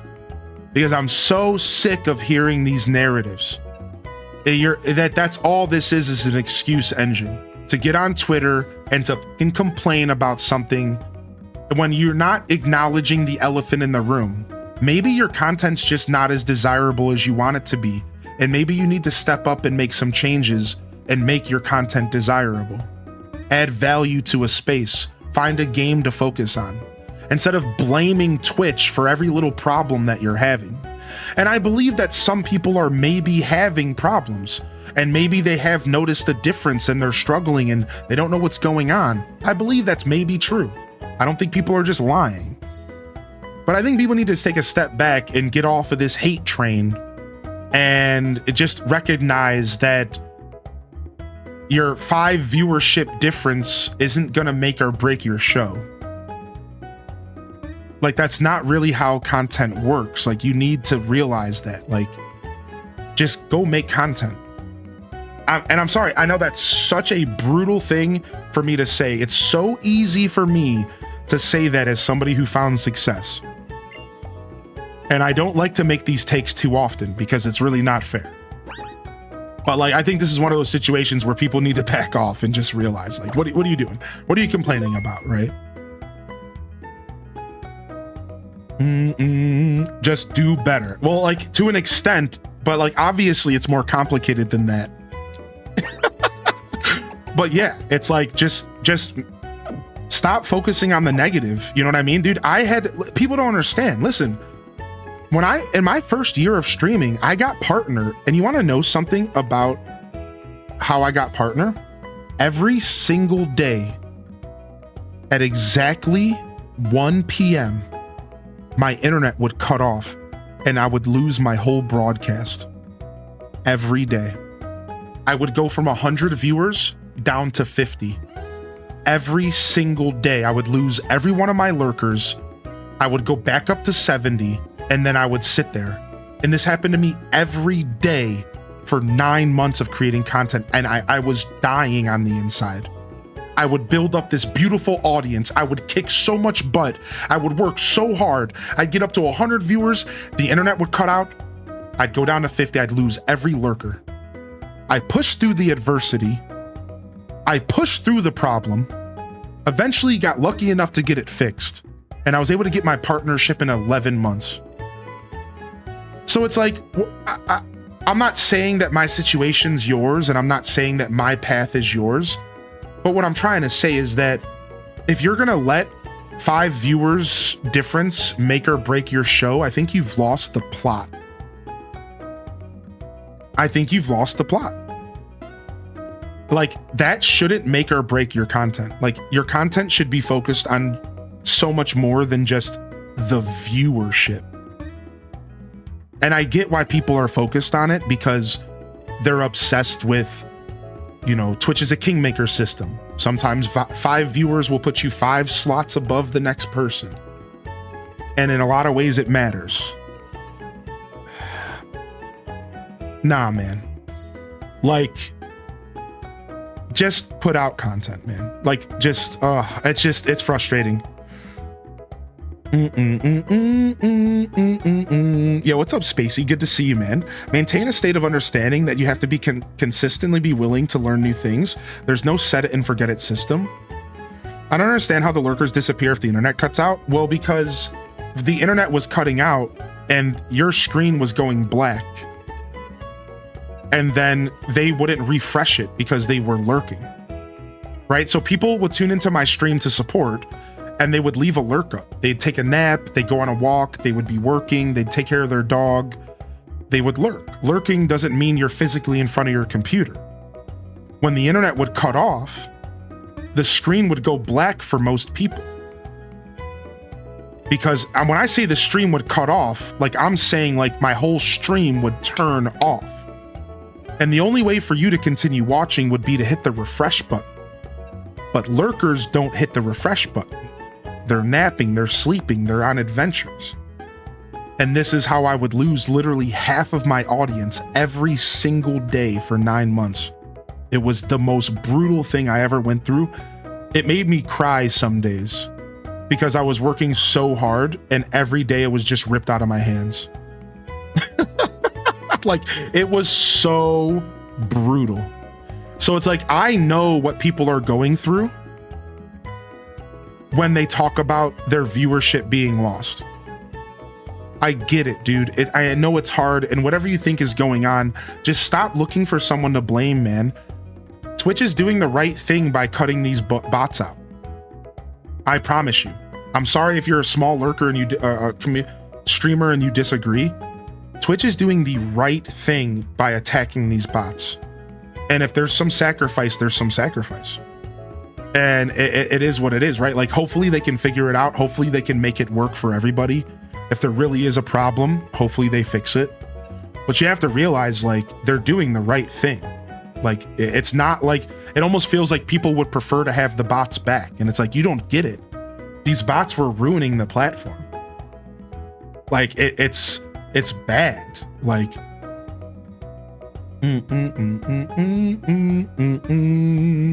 yeah, I agree with you, exactly. And free release, you just explained how I feel. It's like, I agree from both sides. While I feel for these people, I also think at some point you do need to just push through it, right?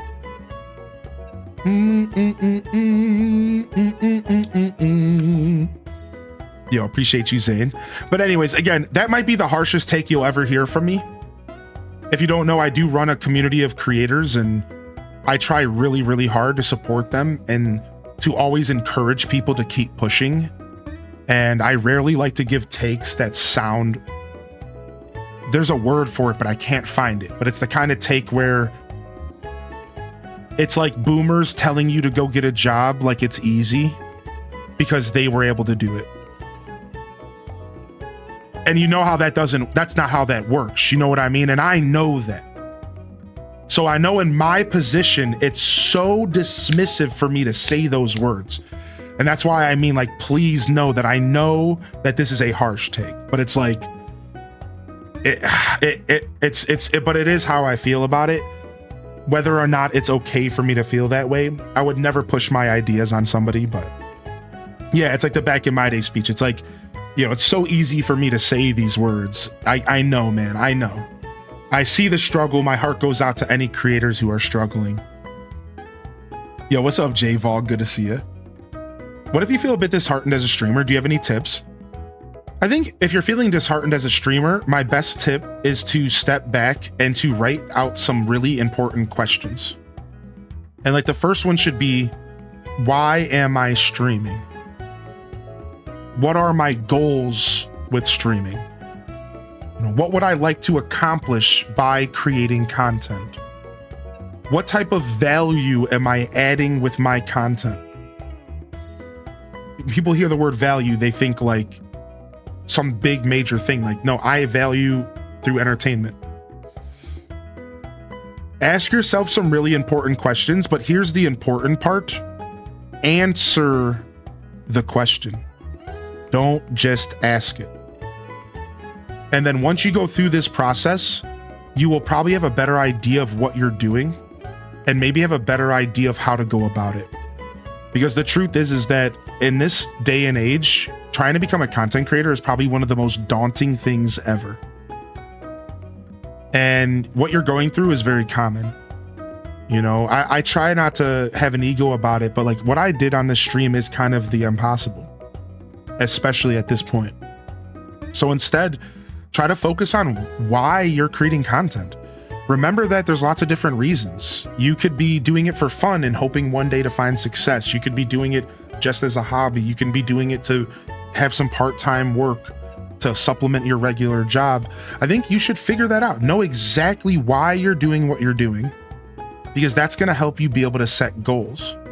Because once you know this is my journey, then you could say, okay, well then what's the first thing I can do right now to make that journey a success? That's my favorite question you follow up with.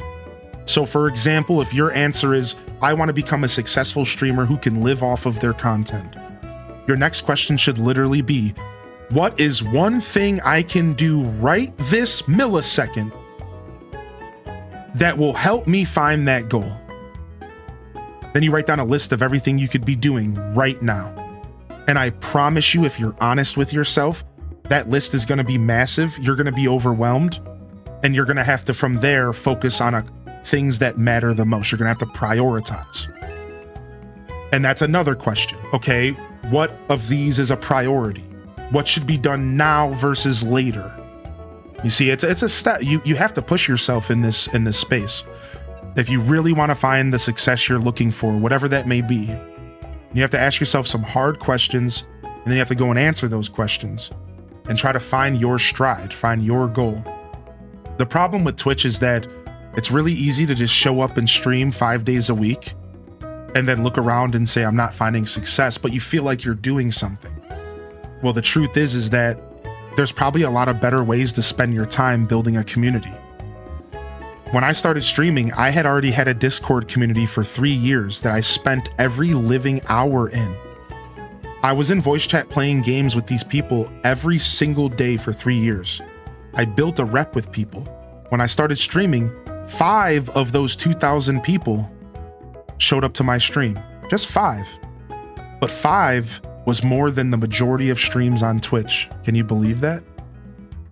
5 people showed up out of thousands that I spent 3 years connecting with.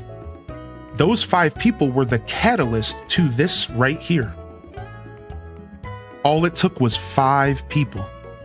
From there, I pushed and pushed and pushed and pushed and pushed and pushed, I found my audience. I found the games that worked for me. I pushed and pushed and pushed and pushed until I found the success. So it's you have to realize that the first answer to being disheartened as a streamer might be stop streaming. Go make a YouTube video. Try a different game. Try cooking. Try singing. Try making music. Try playing a genre you've never touched. Try playing the hype game that just released. Try playing the game that from 10 years ago that's still kind of popular. You need to be experimenting and putting yourself out there. You need to be making TikToks. You know, this is the ish that every single person tells you. Every single person that when you ask these questions, they're like, oh, how do you grow? And they're like, go make a YouTube video. So I'm not really giving you useful information at this point. The point is that get out there and try new stuff. I think if you're really feeling disheartened, it might mean that you've lost your path. And simply getting yourself back on your path might be the biggest thing for you to go straight back to where you want to go. Try to find your path again. You know, I know when I get disheartened, or when I have in the past, it's always because I fell off of my path. And I have to take a step back and remind myself, wait, what am I doing? I get back on my path, I feel good again. Whether that path is the slow burn, whether it's, you know, whatever it is, your path's going to be different than mine, you know? So good luck on that, Renrir. And, you know, you're always welcome to reach out to me if you ever have questions, right? You know that. I hope you do. Shout out to the Hyrule Gaming Group. And appreciate you popping in. But I could talk about this for hours. I just wanted to take a break from the game. We've been playing all day. And I could talk about this for hours, to be honest. So it's something I'm obviously very passionate about. And it's not everyone's favorite topic, so I don't do this too often. But every once in a while, it's nice to step back and just kind of share my thoughts on the streaming space. And but I know it's not everyone's favorite topic, so let's go ahead and move on, shall we? Yo, what's up, Stormy Rivers? Yeah, the truth is that Twitch didn't really say much in that message, did they? And maybe there really is something like truly affecting lurkers, and maybe everyone's not going crazy, and maybe it's all true. I don't know. I've seen some proof. Either way, I think as viewers, we talked about this the other day. You know, you guys should never feel expected to do anything. But if you do want to try to support your fellow creators, and you want to make sure you're counting as a viewer, a lurk refresh every hour or two by just typing in a chat, dropping an emote in the chat, doing an exclamation point lurk, that actually is probably the best way to do it. Like, if just so for anybody who wants to know, if you as a viewer are truly worried about your favorite streamers struggling, that might be the best thing you can do. But I don't think it's your job as a viewer to think so hard about that. That's not your bit. You are just here to be entertained. So please don't make it a thing. Like, don't feel obligated to do anything. All right. But if you really care, you know, if it's something that you're passionate about, that's probably the best thing you could do, to be honest. Because otherwise, whatever's going on with Twitch is pretty icky. You know, it sucks. But whatever. If the reality is that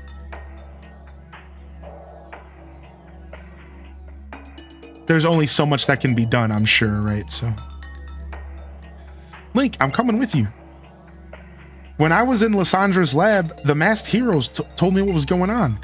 They also told me what Team Flare plans to do with the ultimate weapon. Come on, let's stop Team Flare. No, we have to stop Lysandra himself. The world isn't corrupt enough to give up on yet. Another base.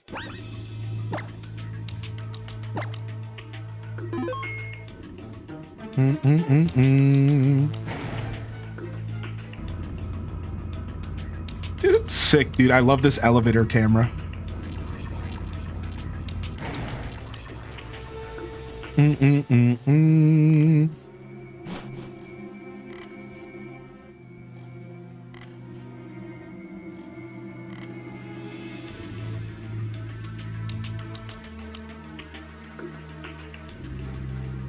That's funny, Kumazoku. What the heck? It was 3,000 years ago the ultimate weapon was used and many Pokemon lost their lives. The Pokemon attached to the stones on Route 10 are an energy source for using the ultimate weapon. Oh, I didn't mean to sit down. I'll leave my fate to Lysandra, but I'm worried about tomorrow. I've been saved by Lysandra's support. We're absorbing the energy from the mysterious tree, but that's it. There isn't a Pokemon anywhere near here. All systems are go for the ultimate weapon. All we have to do is charge it using every bit of that thing's power. Everyone in the whole world must be happy before any one person can be happy. But the world is too big, and there are too many people and Pokemon, so there isn't enough happiness to go around. What kind of weird thought process is that? Don't forget the old gem. Comparison is the thief of joy. If you get too wrapped up in comparing your own success to how well others are doing, the madness, that's where the madness lies, yeah. That way, madness lies. Sending anyone love to anyone who needs to hear it. I appreciate you, Spacey. Thanks for all this support over the years. I feel like I haven't said that enough. I know it's like a year hiatus, but thanks to you and fellow HGG, it helped me through a lot of years, and I love you guys for it. Aw, thank you, man. Thanks for taking the time to say that. Welcome in here, Kita Benita, by the way. I really appreciate that, dude. You know, that kind of stuff makes it all worth it, obviously. And that was pretty kind of you to say. Thank you.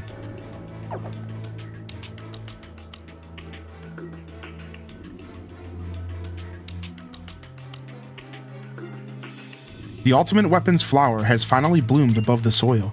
Don't you find its beauty captivating? As we speak, it draws its energy from the legendary Pokemon. We're not going to let you use the ultimate weapon. Even though resources, space, and energy on this planet are limited, the number of people and Pokemon has increased to an unstable level. Whether it's money or energy, the ones who steal are the ones who win in this world. But that doesn't give you the right to destroy everyone but the ones in Team Flare chooses.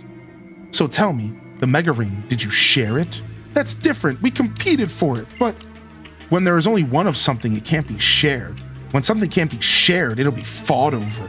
And when something is fought over, some must survive without it. And the only way to create a world where people live in beauty, a world without conflict or theft, is to reduce the number of living things. What about Pokemon? Is he crying? Tears? Why? Pokemon shall no longer exist. Pokemon are wonderful beings. Humans have worked with Pokemon, and we have helped each other flourish, but precisely because of that, they will inevitably become tools of war and theft. Enough of this. If you want to stop the ultimate weapon, and I refuse to do so, so I will keep you busy for just a moment. This dude's insane!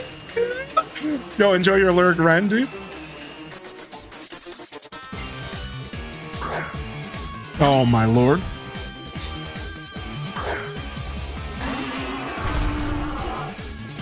I don't know what this thing is, but I think it's a psychic type. I'm gonna hit it with a steamroller.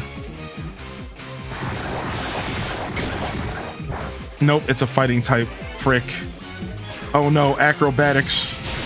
Ah! Alright, Bug Boy's down. That's okay. We're okay with sacrificing Bug if we need to. That's why I put him up start. Alright, this thing is just a pure fighting type with a flying attack. And flying, it just hurts so much, dude. It's the worst. Let's go ahead and send out Sith Angel. But we can't really take too many hits, but hopefully they're physical hits. And let's go ahead and just go Shadow Claw. How does this playthrough been? I gotta go back and watch the VODs. I've missed it all. It's been great. What's up, Mills? We're fighting the bad guy of the game, dude.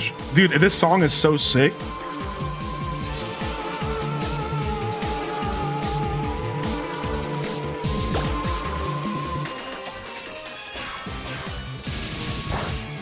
All right, acrobatics ain't nothing because we have so much defense. Nice, dude. Our sword coming in here at the perfect time, dude. All right, Pyroar. All right, we don't want to be in front of Pyroar here. We don't want to be in front of Pyroar here. This is not good for us. So we're going to switch to Lil L, and we're going to try to smash him with some water. look at the, make sure you're paying attention to the level differences because it ain't no joke, dude. Like 49, what am I, 42? Oh, dude. Oh, one surf wasn't enough, man. All right. I kind of knew that was gonna happen that way. That's fine. All right, we're gonna bring out the bird and just try to wrap it up with speed. I don't know if my bird's gonna be faster, but it might be. Hopefully it is. Yeah, okay.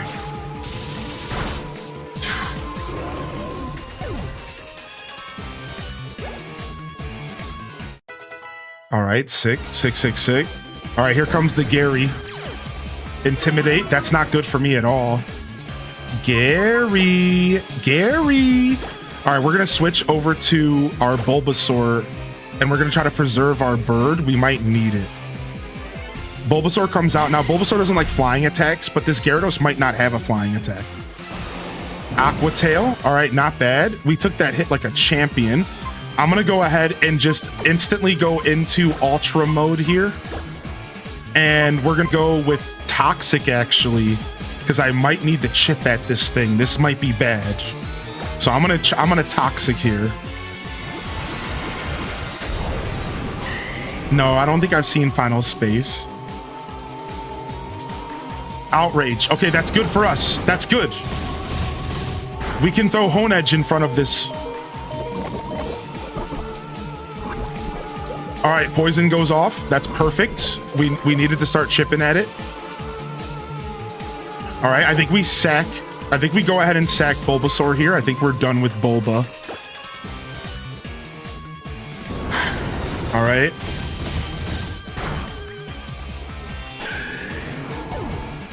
I don't remember what his last Pokemon is, but I'm so scared. I'm so scared, chat. All right, the poison's ticking, which is exactly what we needed. All right, we're gonna send out our defense tank. Our defense tank is hopefully gonna be able to take these outrages like a champion. Meanwhile, I'm gonna Swords Dance in its face. I'm a jerk. Oh no, he has Earthquake. Oh, that's not good. Yo, thank you for the lurk, dude. Oh no, dude. Oh man, all right, that's not good. We don't like Earthquake. That's not good. Uh-oh, SpaghettiOs. Dragon Claw. Snapped out of confusion, outrage. Homie somehow avoided confusion 100%. Scumbag. All right, we might have to go in for a second attempt here. I wasn't quite mentally prepared for this battle for some reason. Like, I don't know how to describe it. I think I was just playing too casually and I was just kind of having too much fun, not realizing that we're fighting like one of the bosses of the game. I was having just like a little too much fun, I'm not gonna lie. All right, we're still good.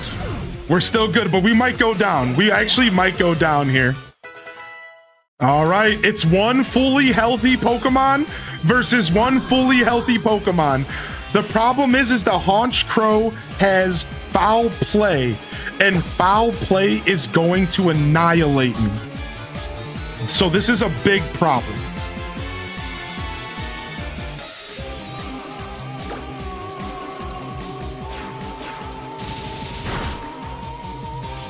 Night Slash. It doesn't foul play. It's game.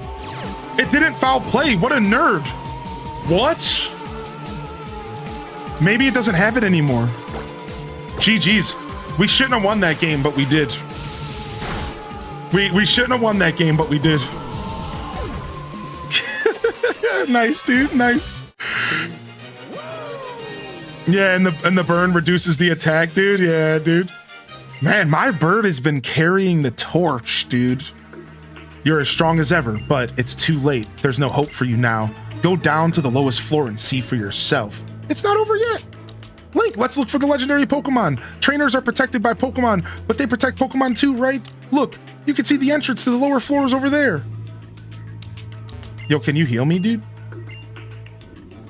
So none of y'all are gonna heal me, dude? Are you gonna really do this to me? All right, I'm leaving and I'm coming back. I'm not gonna blow through all my potions for this.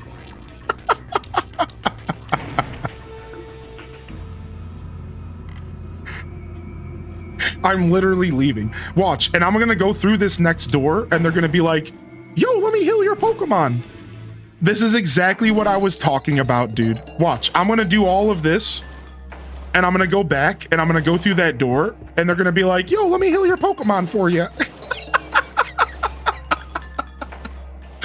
What? I'm telling you, dude. It's exact. I would almost put money that this is gonna happen. Let me heal your Pokemon, buddy.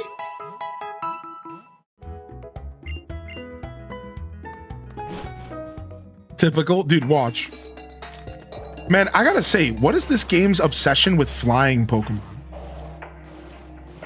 This game has so many flying Pokemon in battles. Like, between gym leaders, trainers, Team Flare, flying Pokemon seem to be like a very big focus in this game. I swear, dude. I don't know what it is. I swear, I don't know if it's just because of my circumstance, but I swear this game has an overabundance of flying Pokemon and aerial aces, and it just hurts. It just hurts so much, dude. Let's hurry.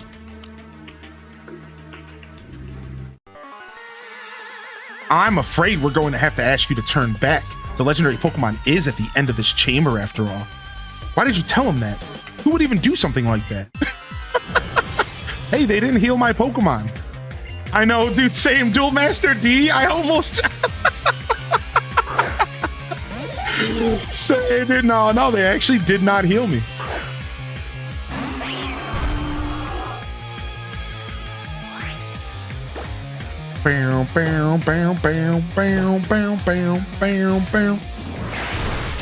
Oh, that sucker punch is about to hit me. I'll stick real hard. Yeah.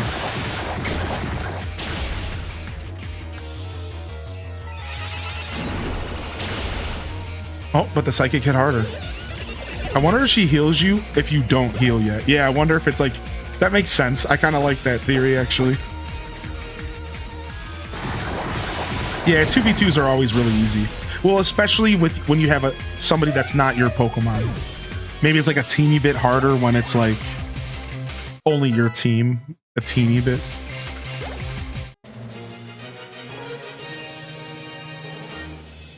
You fools, you don't even have suits.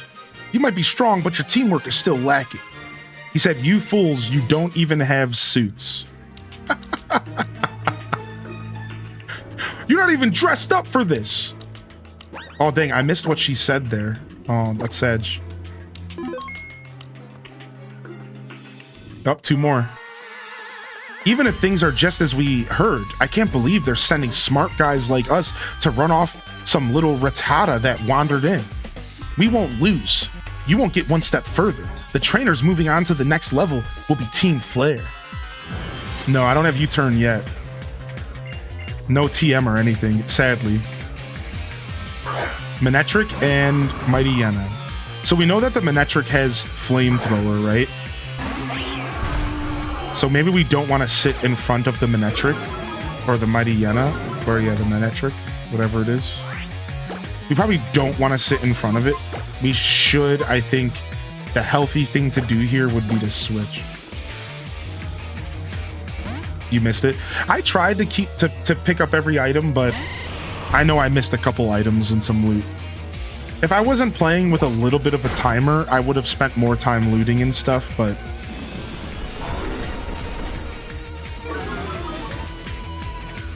Yeah, I know I missed some loot for sure.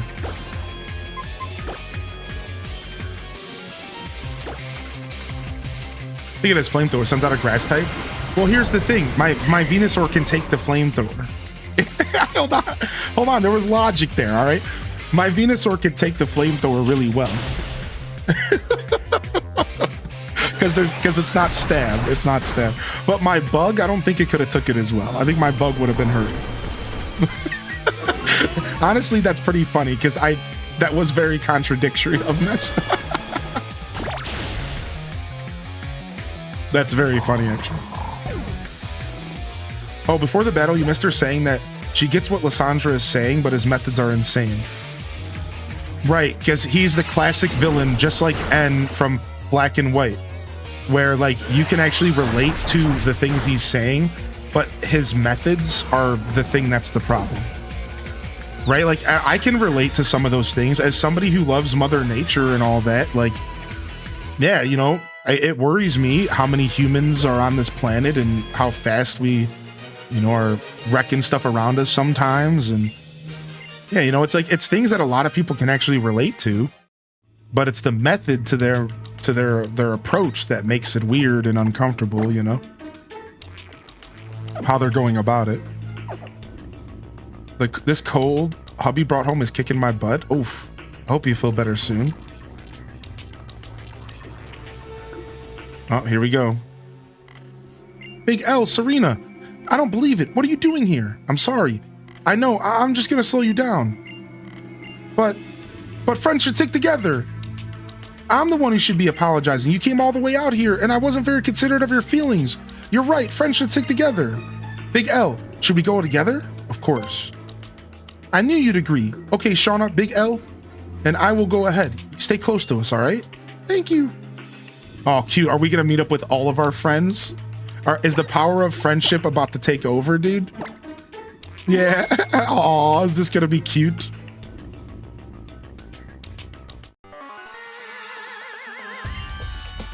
Who's got that flair? Team Flair. Yeah, we got that flair. Team Flair.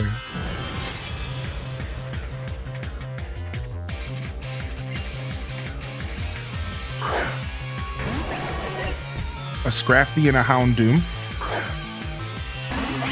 Same situation with fire here. Not ideal for me to sit in front of. So this time, let's not go ahead and throw out my Venusaur. Did we just fight these two guys? Yeah, we're literally just going through the gauntlet of goons right now. We're literally going through the gauntlet of freaking goons right now. That's what's happening here.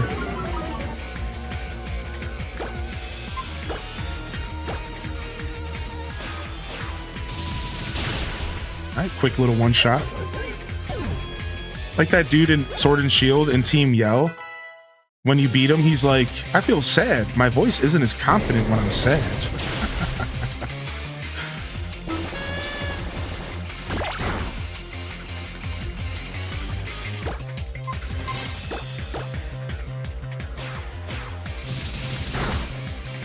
All right, sick.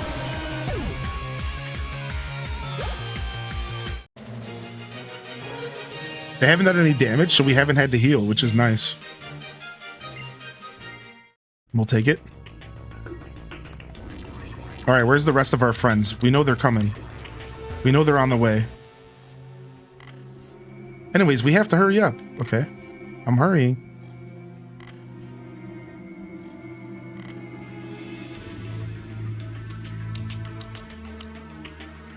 It's an electric lock. What should we do? This might help. It's a device that helps you when you're stuck on a puzzle. Clement gave it to me. An electric lock and a puzzle are the same sort of thing, right? Wow, Shauna comes through. Ta-da! Lock opened, and the device actually broke. Amazing, Shauna. You and Clement's device are both full of surprises. So we're finally here. The legendary Pokemon is inside. Let's go help it. Oh man, I'm scared, dude. I'm sweaty palm, nervous, dude. What's going on here? Sometimes you forget you're playing a Pokemon game when you're going through these super crazy story arcs. And it's like, after this, I still need to go get an 8th badge and go fight the Elite Four. It's like... it's like... You know what I mean? Like, you forget you're playing a Pokemon game. You're like... All right, let's go. It's the tree. We're in the deepest part of the headquarters. It's somehow hard to breathe in here. Hey, is that thing looks like a tree, a legendary Pokemon? It doesn't look like it's alive, but... Whoa, the squad. What is this? Is this a horde battle with humans? That's called getting jumped. That's none of your business, kids. The ultimate weapon has taken 99% of the legendary Pokemon's energy. But just to make double sure nothing goes wrong, let's take these runts out. No, I hate being chased. Oh, Shauna, this again? Link, you take care of things. I'll protect Shauna. Make sure to take care of those runts that run away. I should have expected that much from kids who made it clear down here. It was pretty a simple tactic, but it managed to split us up. That girl's pretty good. So, you really think you can beat us?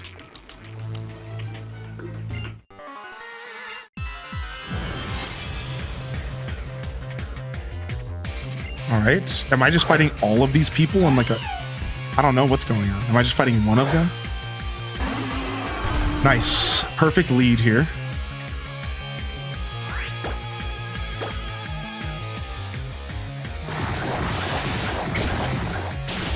Yeah, it's like Dragon Ball Z.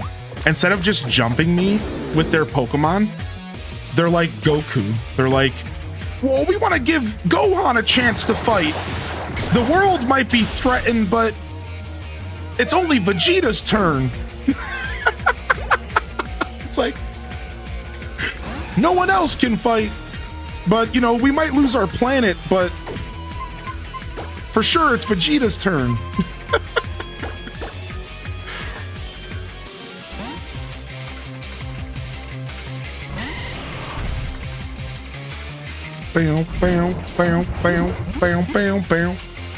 Okay, we've been identified. Don't know what that means, but you're getting mega evolved on.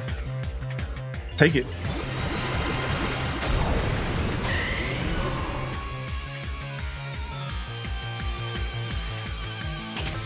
I think one minor gauntlet style fight back in the games would be sick. Yeah, I agree with that. I think that kind of stuff's cool. Oh, we got hit with static. That's not good.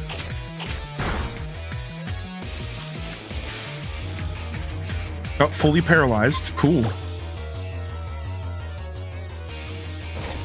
Man, my Venusaur, especially Mega Evolved, is just super tanky.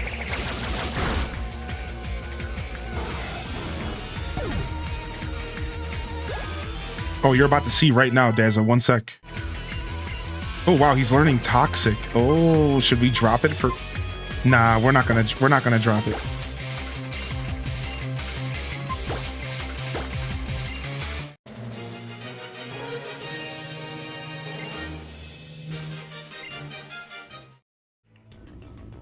This is where we are.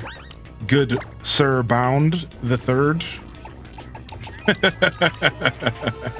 Oh, yeah. This is where we are.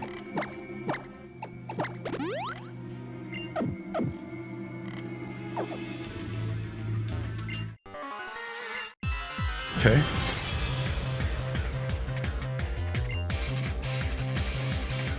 They each have two Pokemon. The Basement of Death. I don't know if I want to be in front of Mighty Yenna, I'm gonna be honest. I'm sure it has something that's gonna hurt.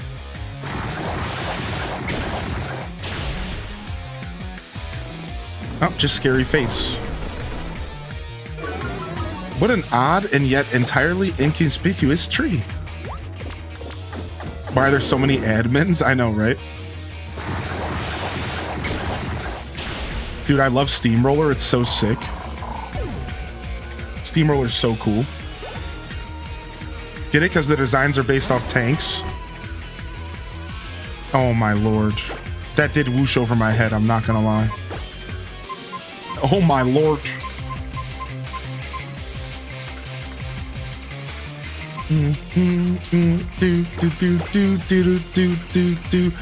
Just stuffed a ton of candy bags for Halloween at work. I did succumb to a few pieces myself. I'm only human and they were twigs. No one can blame you for that. You're only human and they were twigs.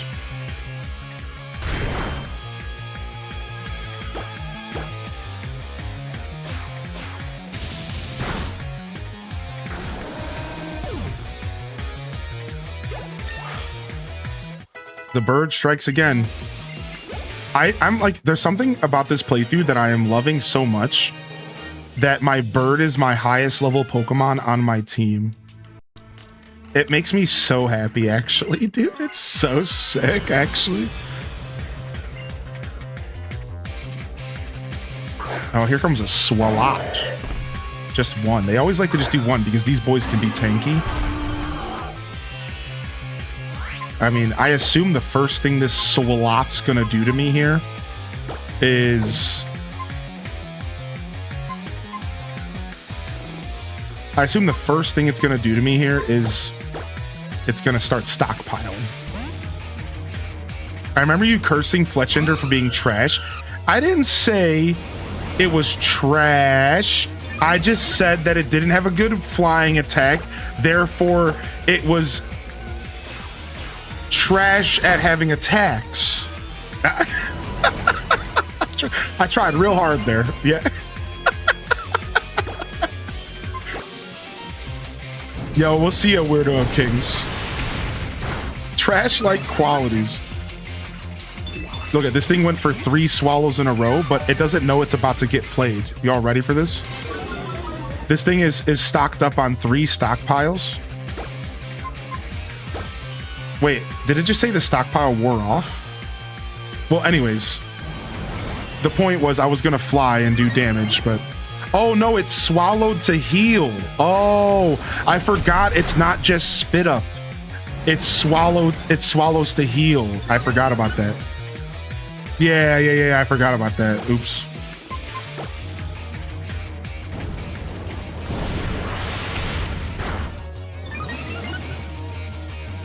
Up there, spit up. That's gonna hurt.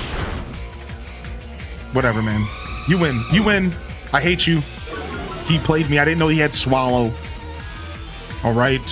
I didn't know. I'm not even gonna go there. Just, I didn't know he had that ability. I didn't know.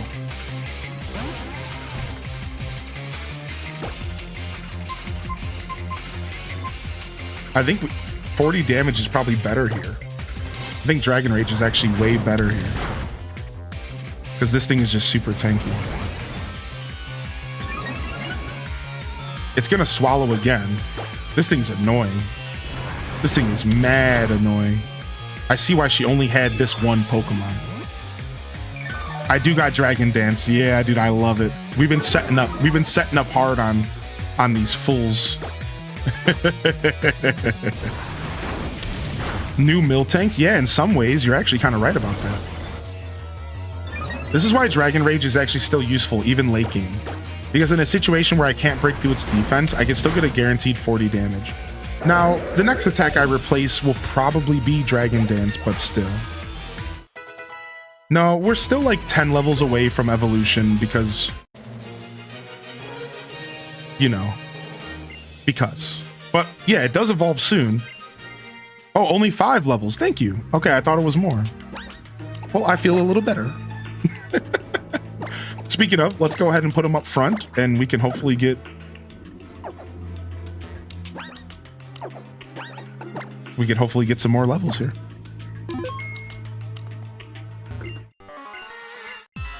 Let's go.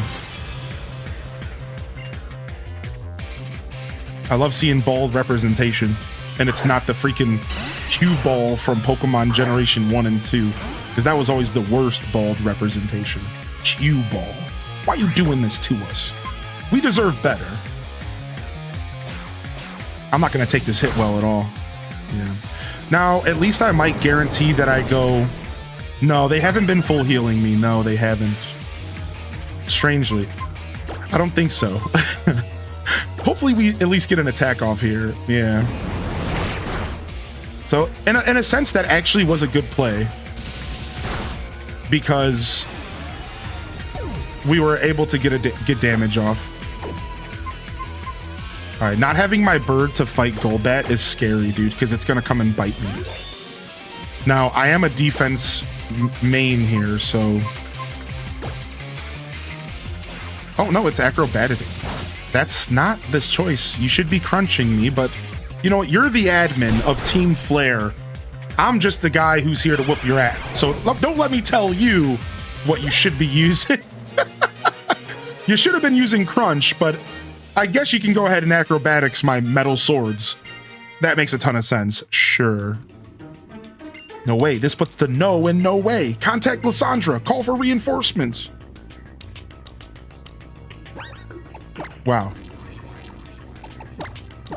I love how it's just the bird. Dude, I love my bird.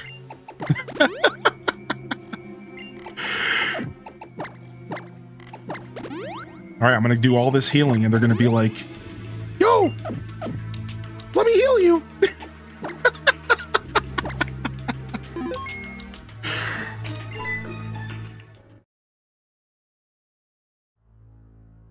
Ooh, we get some cutscenes.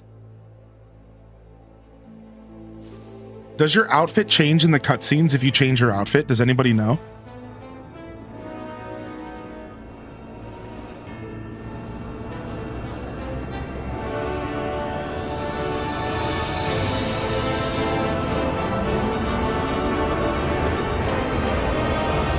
It does? That's cool.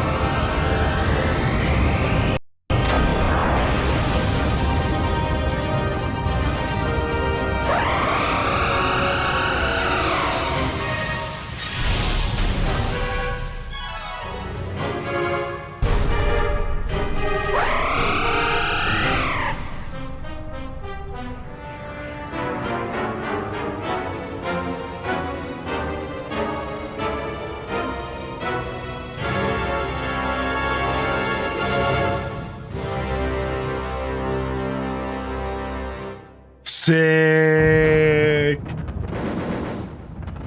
Oh, it's a battle. Oh, we're going in. This might be the hardest battle that I've done the whole game. It's level 50. What am I gonna do?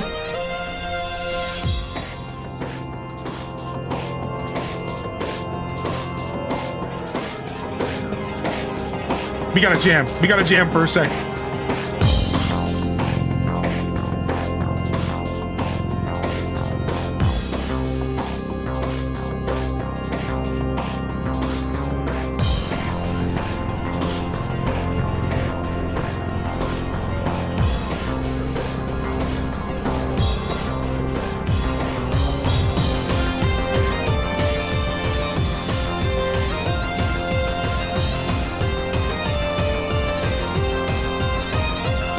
Yeah, dude.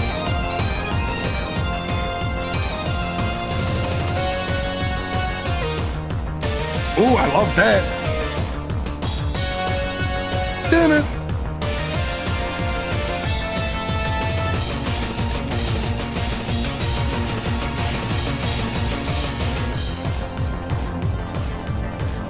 Dude, what a song, dude. Too bad it's gonna be the most anticlimactic thing because I'm just throwing a master ball at this dumb Pokemon. At least we took some time to listen to the song, you know? I didn't want to rob y'all of the music, but I'm robbing y'all of the moment.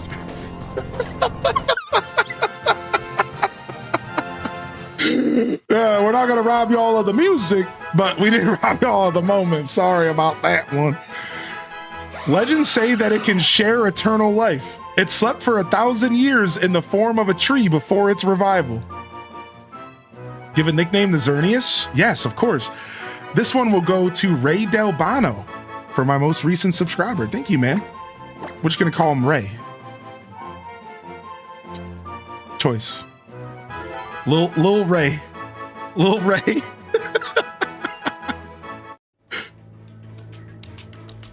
Add Xerneas to your party from the box.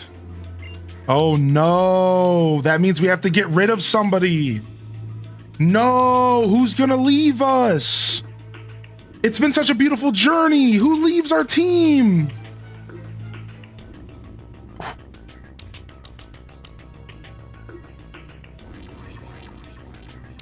Who leaves our team, dude? Okay, I think I'm keeping Venusaur. Venusaur's won us too many battles, and Burb has won us too many battles. I want to keep my dragon because we haven't even got the final evolution.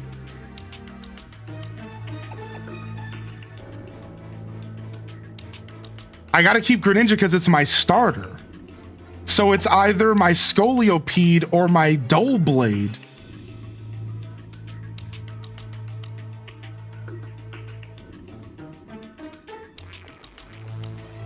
I don't know, man. My team is kind of hodgepodge together, so it doesn't really matter, I think. Crobat will get you. Leave the dumb deer. Leave the dumb deer? What? The deer's... It's Xerneas, the life legend. What?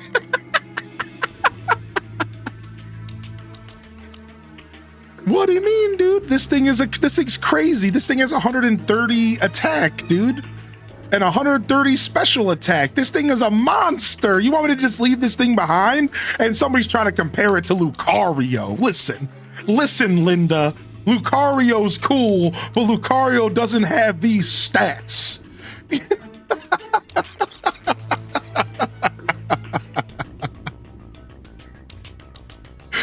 What is Xerneas's typing? It's just pure fairy. Wait, are both of them fairy? Are both of the legendaries fairy in this game?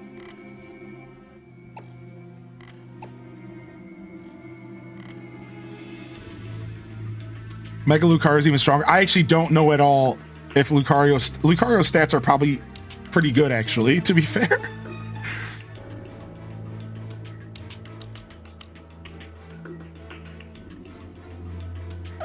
Oh, it's fairy and dark.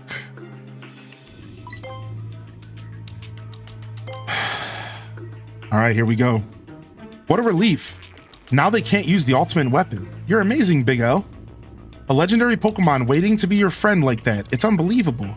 What a startling development. I never would have thought you were really a chosen one. So this is the mighty Xerneas. I expected more from a Pokemon called a legend. You desire to help from people? You need help from a human?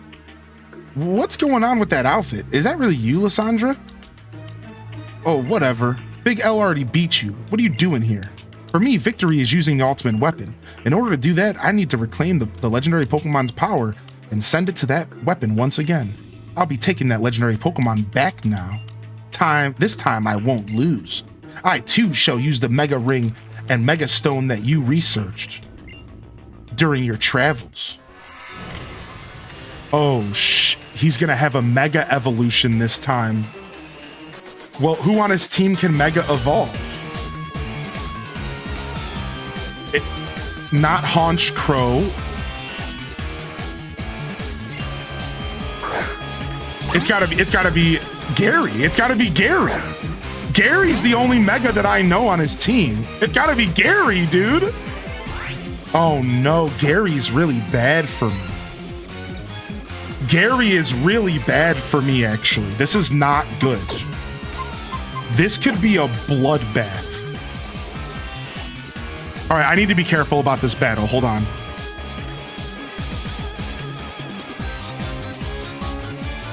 A pure fighting type. All right, we're going to send our bird out. And we're going to try to one-shot this thing. We got to get this thing out of our face.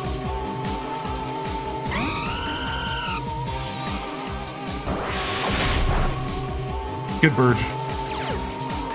Good burp, good burp. Good burp.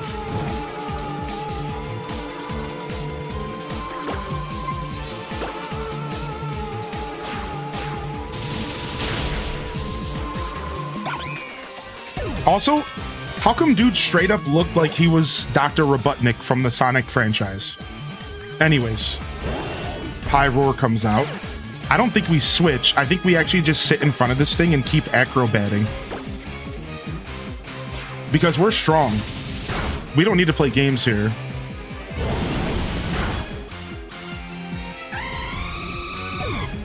Pyroar is a bit of a problem, man, because it hits really hard.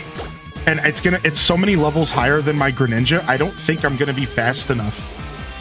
So this is a big problem here because Greninja is not gonna be fast enough, so it has to take a hyper voice.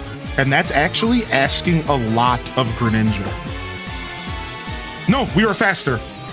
There's no way. I mean, we're fast. I mean, we are Greninja. Come on, let me get, come on. Only two? Come on! That's so bogus! Oh, I lived at least. Oh my lord. Only 2? The one time I go for water shuriken, it fails me. I'm never using that attack again.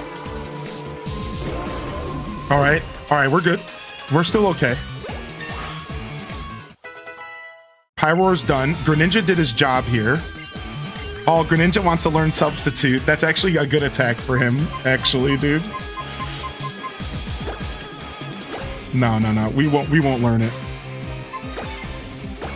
It's just because he's a ninja. I love it. All right, here comes Honchkrow. He's saving Gary for last. Yeah, dude. He's saving Gary for last. All right. We're fast enough to at least get a smackdown in and soften up the Honchkrow, which is really good. All right, we're losing you here. So Honchkrow is actually a problem, and I told you about this last time. And I don't have my bird this time. See, this is actually a big problem. He actually might just walk through my whole team right now. This might be rat. I didn't save the bird for Honchkrow. I didn't think about it. This literally might be rat. We might have to send out our Mega Evolution right now. And then hope that we can chip at Gary. Because I'm telling you right now, Fracture is going to get one-shot by Honchkrow. Or it's going to be really, really close. Hone Edge is going to get foul played in one shot.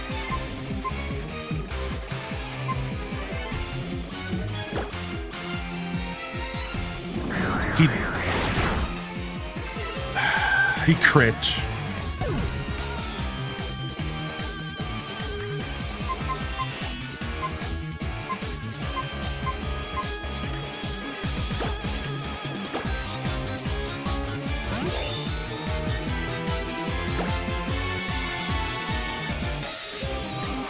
Do I Shadow Sneak just for Chip here?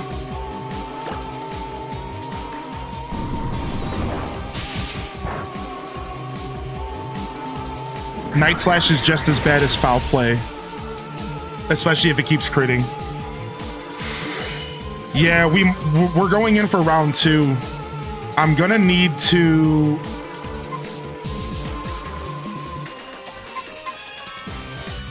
I'm gonna need to save the bird. I didn't think about Honchkrow. I forgot about him. We have to save the bird. We can't. Honchkrow is just such a problem for our team. We hope that the AI does something really stupid here. I'm gonna just Razor Leaf. If we miss, that'd be so upsetting. I don't want to activate Petal Dance yet, so we have a choice what we do next.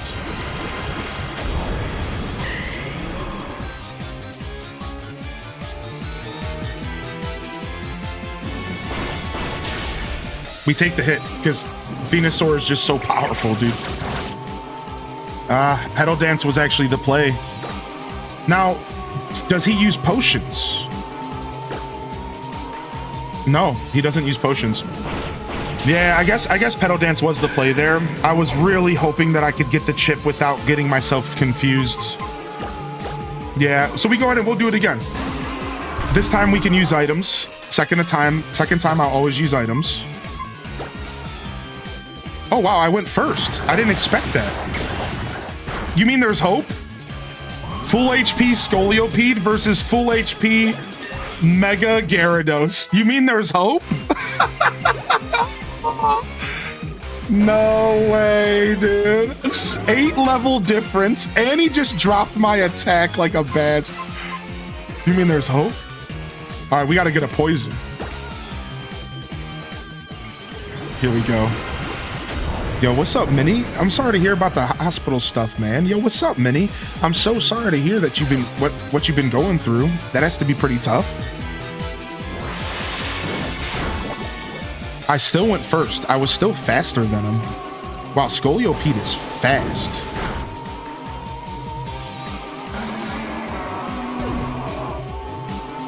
What does Gyarados turn into? Does he turn into a water dark type? What, really? I always thought he turned into like a dragon or something. That's interesting. He goes water dark?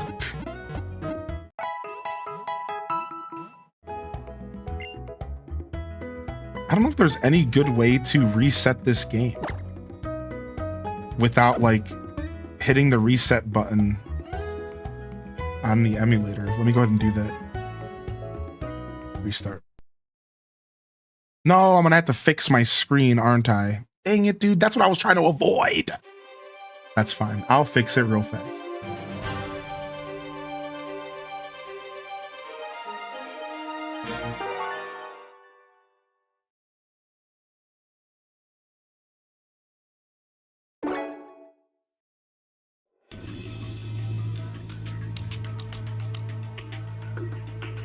Worst scene. I can't see the barriers. Sorry, one sec. Sorry about this.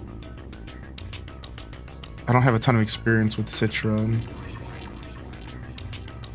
that's why I didn't really want to reset, but this game's old. It doesn't have like the dedicated button to just like going back to the title screen.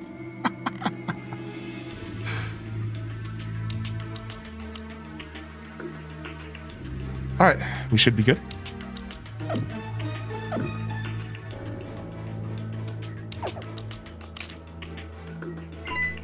Arga!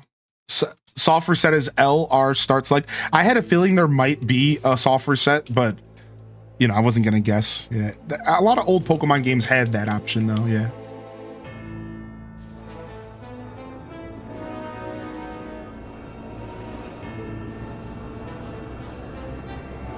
I believe the Scolipede would have KO'd Honchkrow even without Venusaur hitting it first. And then you would have had Mega Venu versus Gary and you'd probably win. I don't know if that's true. I don't think Scolipede could have killed Honchkrow. But you know, yeah, I don't think that's true, but you know, maybe. I think you're putting a little too much faith in my Scolipede.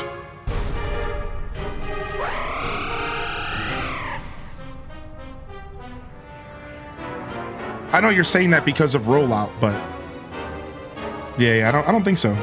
Especially if a Honchkrow has foul play, because one foul play would have killed Honchkrow, or would have killed me. So it had two options to one-tap me.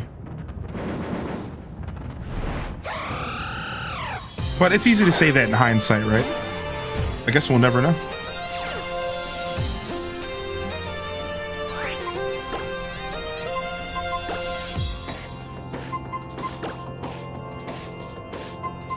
Yeah, but I don't know if you're taking into account the level difference.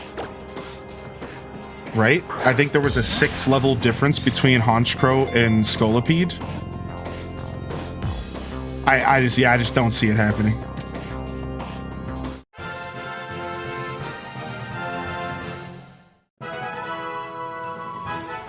Well, yeah, like I said, it's hard to say.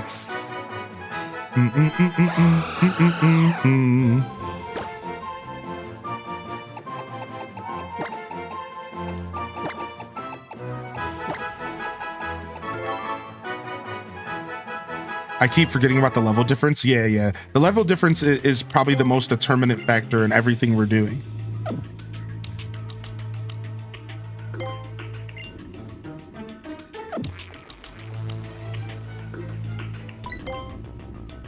Why are you able to catch this Pokemon so quickly? Because the game gave me a Master Ball.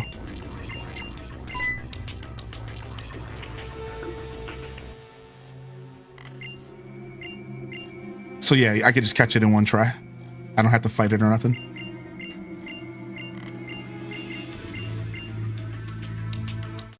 Yeah, I have a general understanding of what my Pokemon are capable of, right? Yeah, I don't think a one-shot was coming out of the bug. It could have happened though. I believe it. You never know. You get a high roll, you get a crit.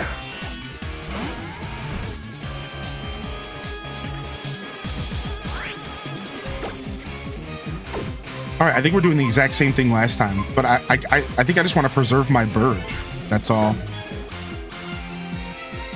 That's like really the difference here, right? We just preserve the bird, but then how do we deal with this punk here? This time we can use items though, so we'll have a little bit more of a relaxed session here.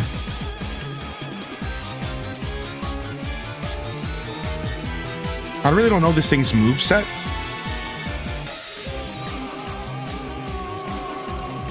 I'm assuming it has some sort of Night Slash, so I don't want to throw out Hone Edge.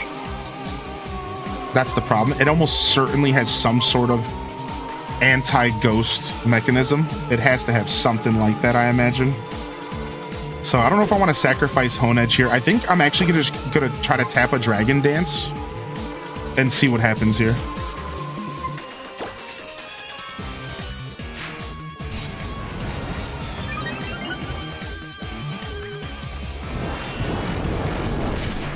Because this Pokemon's not going to make a big difference in this match.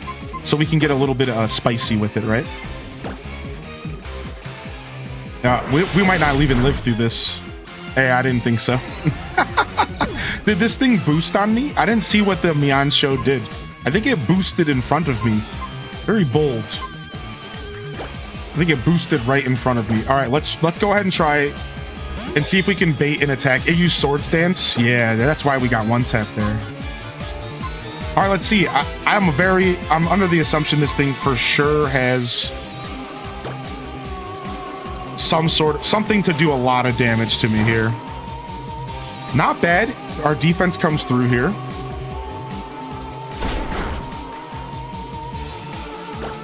We'll go for another Shadow Claw. Nice, so it doesn't have a Dark Attack. It likely would have used the Dark Attack by now.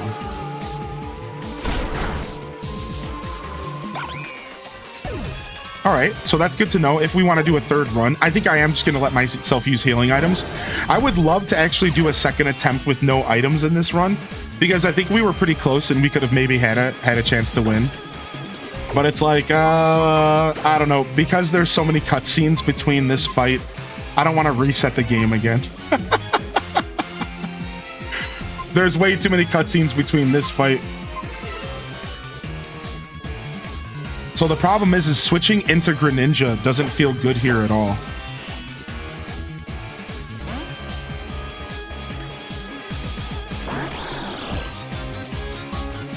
Yeah, like watch, we're not even going to take this hit too well.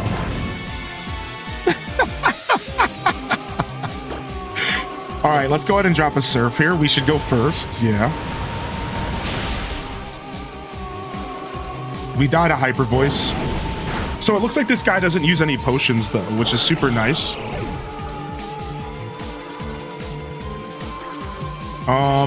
We go out with the bird and just clean this up. Easy.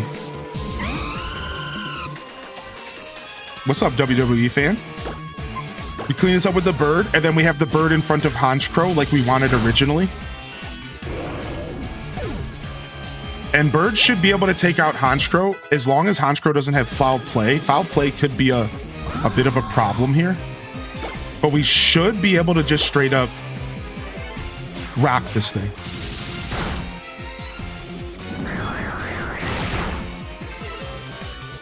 Man, the Night Slash crits are nasty. Like, will you stop critting me? That's like 4 in a row between the last 2 battles. Oh my god, stop critting me, dude. Yeah, I know the attack has an up crit chance, but still.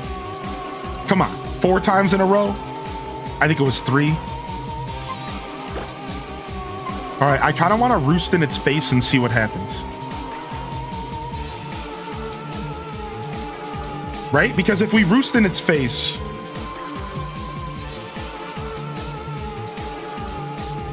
Is it better for us to get damage on the table, though? It's better to get damage on the table, right? Let's just do damage.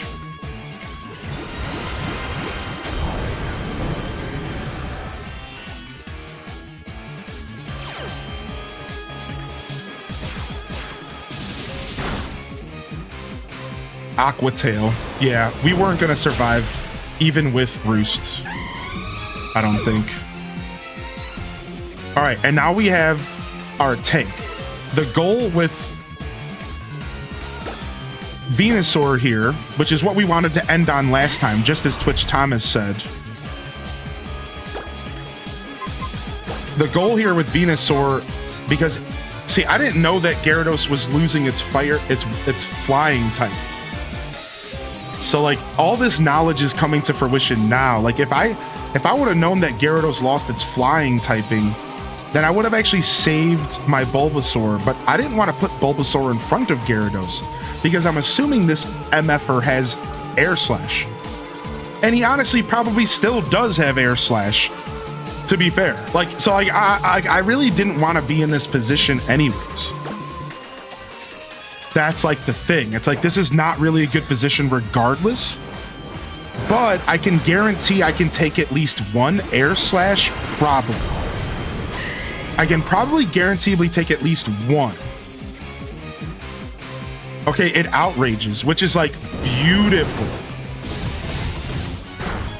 Oh, dude, Twitch Thomas knows what he's talking about. That's for sure. Yeah, he does.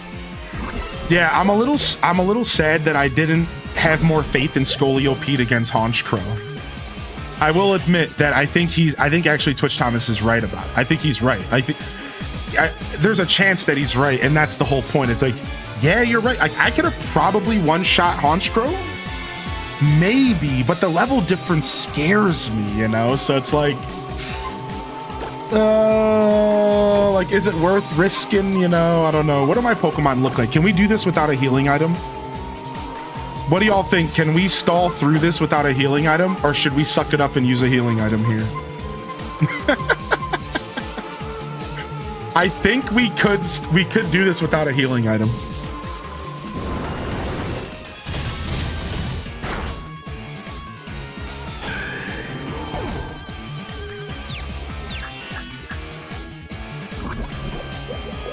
Because we have poison ticking. So, like, we have a chance. I'm gonna push it to the limits here, all right? And then we'll use a max revive. I'm gonna push it to the limits, and we're gonna use a max revive, but I'm gonna try to do this. Yeah, I don't know, dude. I think Twitch Thomas might have been right about that, hindsight, because my Scolipede is really, really fast. Oh, it hit itself in confusion! Finally! Ha ha ha ha! Sucker! Scolipede wins the day! Maybe I should have had more faith in Scolipede, man. This thing is tough. Like, to be fair, this bug is tough. And he has a massive attack stat. So, yeah, I think I needed to have more faith in Scolipede. It is a new Pokemon to me. They will go on until only the thing that is left to do is to squabble over the remaining scraps of hope. Oh, this dude. Nice, GG's. Second try, we didn't use any healing items. But it did take us 2 tries. But I'm still pretty proud. I knew we could do it without healing items. And to answer that question, healing items does involve revive. So the way I play Pokemon, and I'll be doing this with Legend ZA as well, is every time I do a battle the first time, I do no healing items at all. I don't even do paralyze, heals, nothing. And I do it kind of like an Ironman style, if you've ever heard of Ironman. After that, if I fail, then the second time I let myself attempt it with items and just kind of get past the moment. However, I will say that with Scarlet and Violet, I challenged myself multiple times without items. And I kind of, because that's different, because it's a new game and we're taking our time with the new game. Whereas like playing Black and White, we were, you know, we kind of wanted to have a nice paced playthrough. So like, yeah, I have like a little bit of different rules for new games. New games, I'd let myself struggle a bunch because like, why not? We're having fun, right? We're just taking our time. You know what I think? Even if there is only a little bit of something, it's still best to share it. Even if you manage to use Mega Evolution, that's because Gyarados shared its power with you, didn't it? And not just Gyarados, but your other Pokemon too. Ooh, she got him. The legendary Pokemon is gone, but so you can't use the ultimate weapon anymore, right? You don't have to worry about the future all by yourself. I think everyone should work together to make a better, more beautiful world. If that were possible, all wars would have ended long ago. I can only see one future. One where selfish, foolish humans think about nothing other than themselves and steal more and more from one another. It's a tragic future. The original purpose of this device was to bring a Pokemon back to life, but the ancient king transformed it into the ultimate weapon. When the legendary Pokemon awakened, it took back much of its energy, its power, that had been sent to the ultimate weapon. There's not much power left, but there is enough to use it once! Link, Sycamore's pupils! Let us live forever, that's right, I shall grant you eternal life! I will give you the pain of endlessly waiting for a beautiful world to finally be built! Link, Shauna, get out of here! Will you play ZA in hardcore mode? I mean, no. I did play Black and White, yeah, I'm gonna post it on YouTube. So you can check it out, yeah, we did a Black and White playthrough about 2 years ago now. Maybe a year, two years I think. Yeah, no hardcore mode ZA. I won't be doing a Nuzlocke or anything. I will be doing some challenge battles, and I'll likely underlevel on purpose like I did with this playthrough. I know Lunar C commented like that's why they usually battle all. They did the bwah.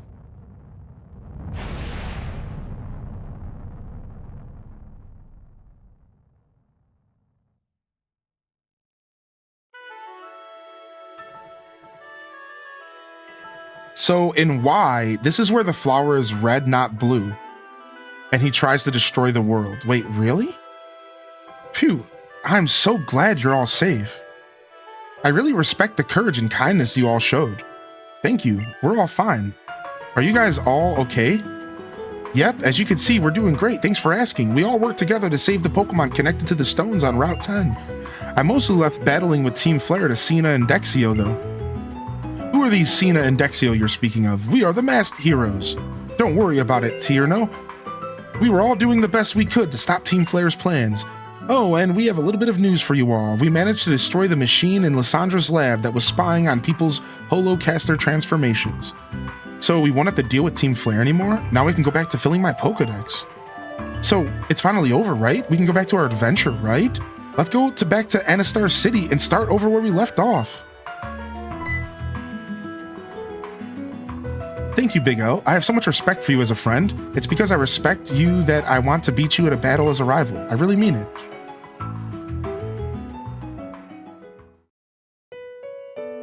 Oh no, here he comes. A long time ago, a very long time ago. Oh, we're getting lore dumped. A man made an ultimate weapon. Using it required the life force of many Pokemon. The Pokemon granted eternal life. Learn this. The resurrected eternal Pokemon left the man's side. The man was surprised and sad. He had revived it so they could be together. Day after day passed, but they were never to meet. Eventually he became a mere shell of a man. A man condemned to wander forever by the light of a weapon. And a Pokemon that also wanders eternally. Where is it now? What do I have to do to meet it?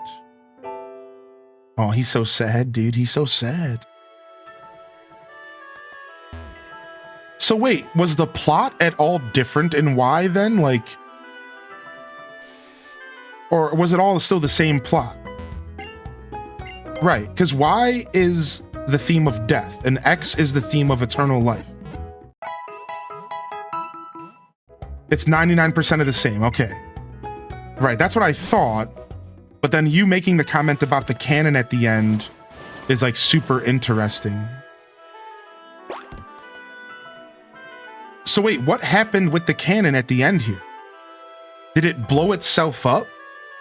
Did it not have enough power? What actually just happened?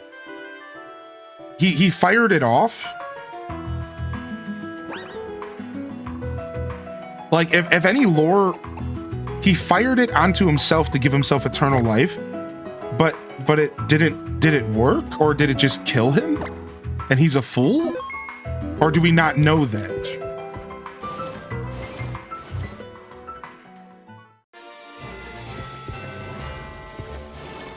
Oh, there's an item right there we missed. Well, there's a big pile of rocks down there now. Okay, so he's probably dead. All right, so the difference is that he does the same thing in Y. He tries to fire it, but instead to destroy everybody. And it also piles a pile of rocks on him, and it's done. And it doesn't work out the way he wants. He might be a little squished, but he also got hit with eternal life. Ah, so who knows? Okay, we'll leave it at that. Thank you. And no, we did not beat the game, because technically the way that you beat a Pokemon game is by beating the Elite Four. So no, even though we just wrapped up the main plot of the game, we did not beat the game. We have still a journey ahead of us. We have to get one more badge, and then we have to go to the Elite Four. And whatever is standing between us and that badge, which I'm not sure. Normally the way these games work is that from here, it's literally just a couple routes, some battles, a gym battle, and then the Elite Four. Like, that's probably all that's left. Sycamore, do you have a minute? I'd like to talk to you face to face. Let's meet in Kuraway Town. Yeah, we're going there anyways. Okay, good. Cool.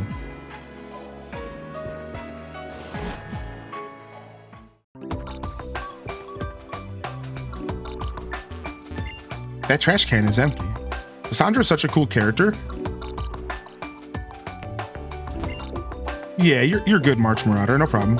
Yeah, I'm not sure. I didn't actually watch the anime myself, but I do agree that he is an interesting character. I think I like N from Black and White more. I know that that's a strange comparison. I'm not one to compare usually, but I just want to throw that out there. I do think N's a little bit cooler of a character just because of the way that N was written. I think it was just a little bit more relatable.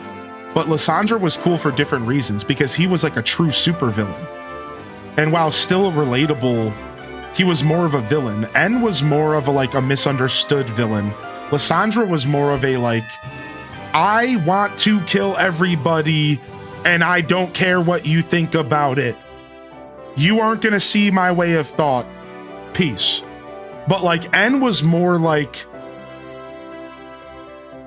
N just was different than that, right? N was more N truly believed in what he was doing was a good thing. I think Lysandra knew what he was doing was bad and didn't give a f at all. That's my take on it a little bit. It's Lysandra, he knew he was a bad guy. But he believed in what he was doing, but he knew he was a bad guy. Whereas N was confused and lost in the sauce. And I think truly thought he was doing the right thing in the end. Like you said, he was corrupted by Gitas. And so I think there was a different dynamic there. I think I did like N a little bit better, but I still like Lysandra, I agree. All right, we're gonna stand up and stretch really quick and get ourselves some fresh water, and we're gonna be back for some more Pokemon because it's only been 9 hours, and we're gonna keep streaming, baby, because it's a long boy. All right, I'll be right back. Sit tight, chat. Show me your best dance moves, and I'll see you in just a minute. All right, give me just a second to get some. I'm gonna go eat a banana. All right.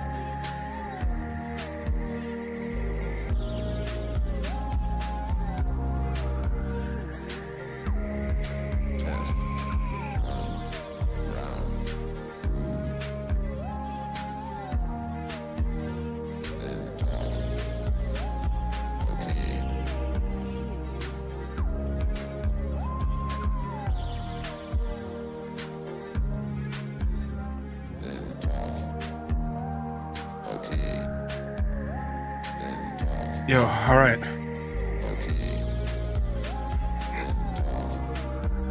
All right. We're back. Thank you for your patience, everybody. Quick little breather. Here. Big shout out to the YouTube gang that's been out there all day today. Thank you. And of course, big shout outs to those of y'all who are vibing here on Twitch. Of course, thank you. Nice little reset. Got myself a banana. All right, let's jam.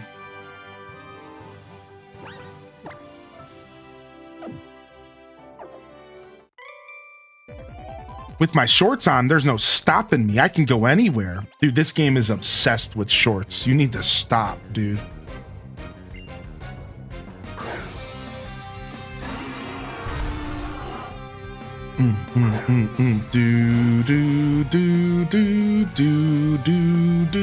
Do. Oh my gosh, it's a massive scoliopede, dude.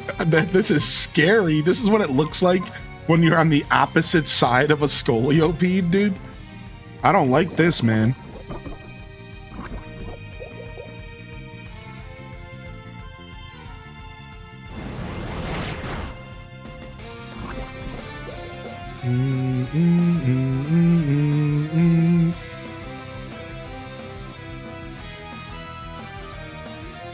Bam, bam. I'm poisoned and I'm expecting a Veno shock, right? Is that what's about to happen here? Is that what I should expect? Well, since I really want to make sure we get this experience, let's just switch out. Because we're trying to level that bad boy up.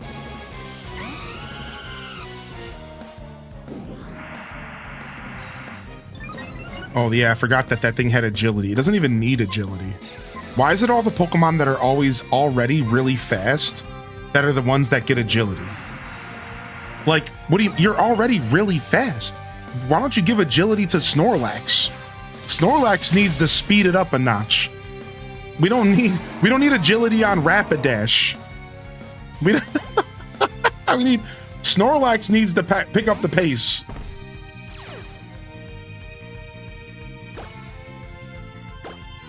Trick Room. From what I remember about Y, the difference at the end is that he realizes that he's lost and he tries to take it out on the kids by firing the weapon onto himself. If X gets an X, he gets the eternal life twist. Okay, so a very similar story. Thank you for breaking that down, by the way. Did you imagine Snorlax with agility? Dude, it would be like a sumo wrestler, but like way more crazy. Yes, dude. Be like a freaking sumo wrestler, but way crazier. Oh, you know what? I think, let me fix something real quick. Sorry, let me go ahead and fix my overlays real quick. They got a little butchered in that nonsense. One sec.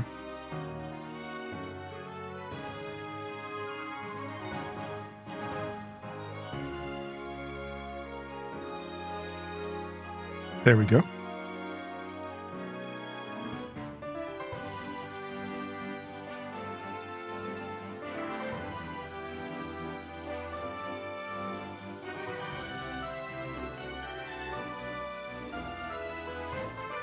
Yeah, that should be fine.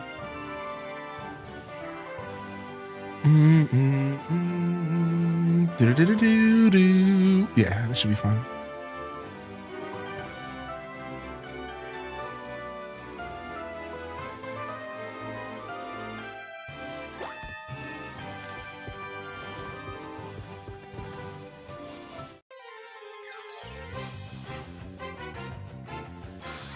Snorlax with agility would make AZ's ultimate weapon look like a water pistol.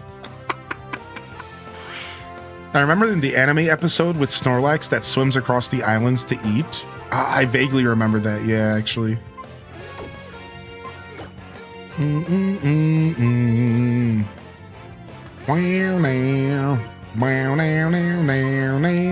Man, I don't like Durant too much. Durant. I don't know, man. I'm not a big fan of this weird metal ant. I I'm not a big fan of it. I don't know what it is. Something about its design just creeps me out. Something about its design just kind of creeps me out. I don't know what it is. I can't do it with that Pokemon.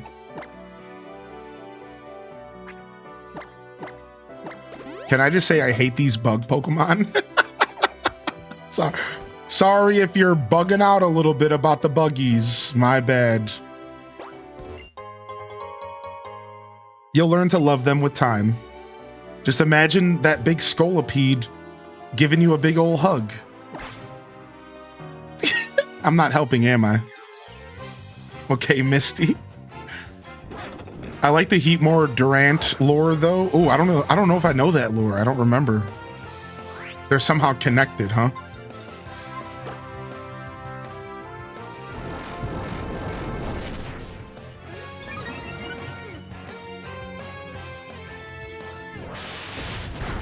I was gonna say, isn't Hammer Arm just a super hard-hitting attack? Yeah. Well, I don't think I'm going to be able to one-tap this thing, so I really want to just hit it with the Dragon Claw, but I don't think I'm going to one-tap it. Let's just try. Not even close. Ooh, but we dodged the attack. Yay, we still get experience. That's all that matters. Haha, sucker.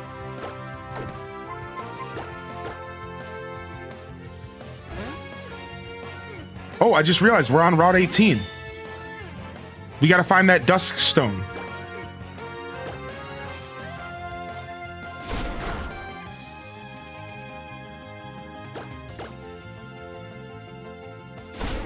Is this a construction working Pokemon? Yeah, so this Pokemon released when New York was the main vibe. So every region has been a different part of the world.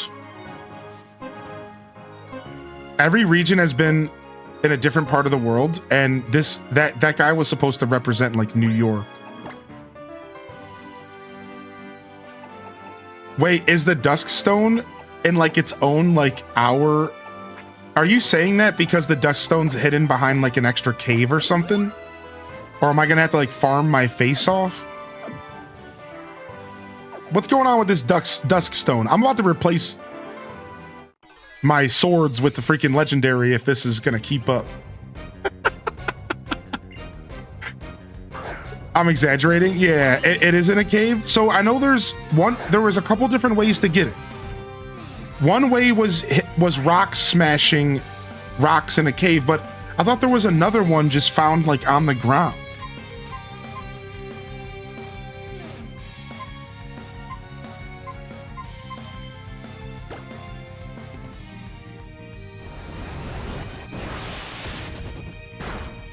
Oh! I don't even know what that was, but it hurt. Bam, bam, bam, bam, bam, bam.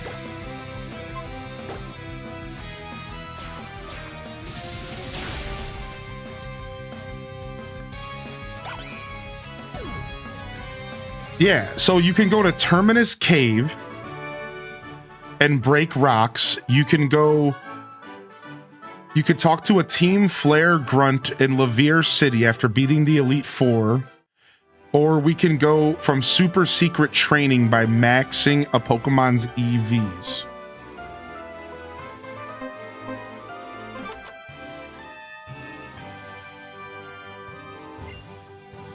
Let me tell you about my brother's mysterious power. He can reverse Pokemon type matchups. It's crazy. Normally a fire type move would be super effective against a grass type Pokemon. With my brother's mysterious power, it's the opposite. Fire type moves become not very effective against grass types. What are you waiting for? Get out there and try to use as many super effective moves as you can. What? Oh, I wasn't expecting a visitor in a place like this. You seem to be a pretty good trainer. Shall we have a rather strange Pokemon battle? I call this an inverse battle. With the mysterious powers, I will inverse type matchups for a while. Super effective moves will not be effective. What do you think? Does it sound fun? You may understand it in theory, but when you try it, you'll find it's more difficult than you thought.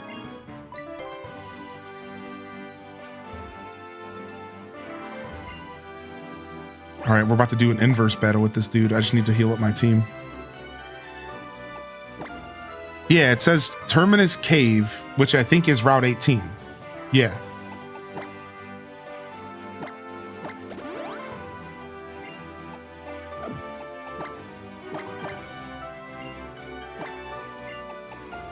Wait, or it's on Route 18. Terminus Cave. Find it in the far west of the B2F level, west of the maze-like area.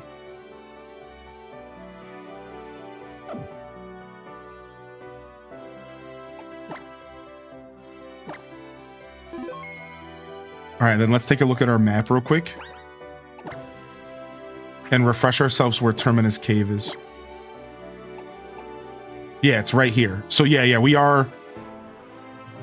This cave right here is where we could get a dusk stone. That might be the only way to get a dusk stone in X and Y, unfortunately. Route 18, a random prize for scoring a 7 to 9 against Inver the Inverse Battler.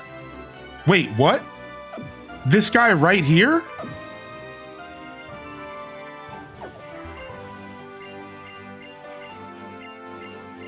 Yo, Stormy Rivers. Can we soft reset this guy?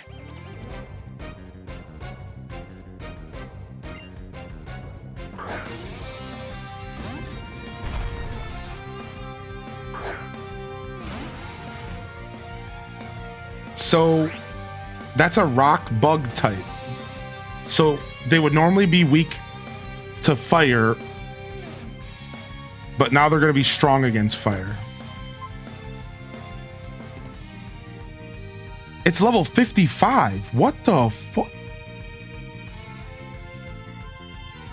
What?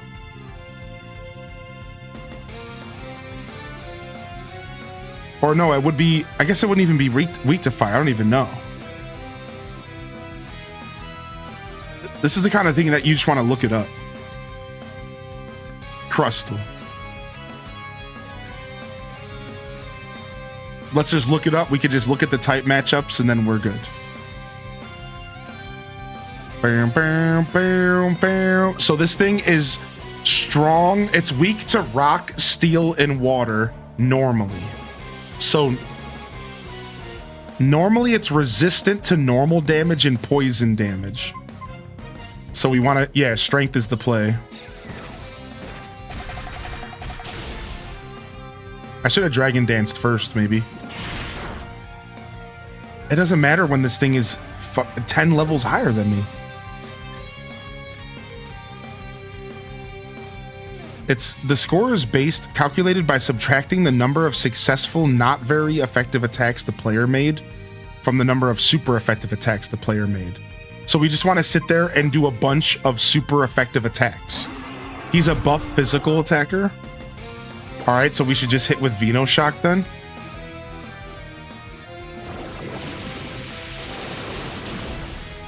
Nice, that worked really well. But he just keeps critting me. But if you do it perfectly, you get a rare candy, so I can't be perfect. I have to be like one under perfect. Is that is that like the play? All right, well, let's do our one under perfect here. Not very effective. Yo, we'll see you later, Pixie Skies. Have a great day today.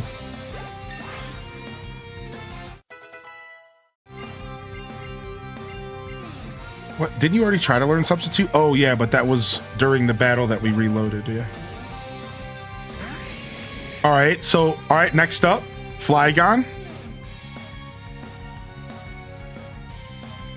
Flygon is an Earth Dragon who normally is weak against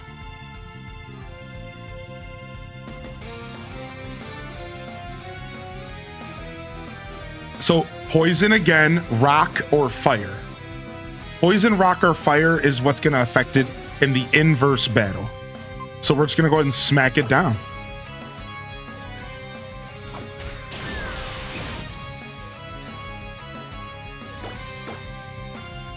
I wonder what electric would do. It says electric is immune normally. Yeah. Would electric work? Yeah. Is it ×4 weakness? Is it ×4, dude? It's normally ×4 weak to ice, which means it's ×4 resistant to ice. Wow, that's scary.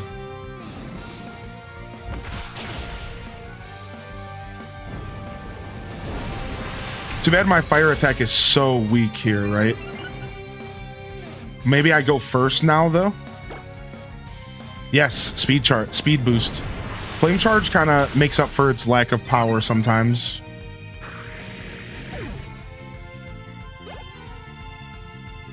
All right, what's the last Pokemon?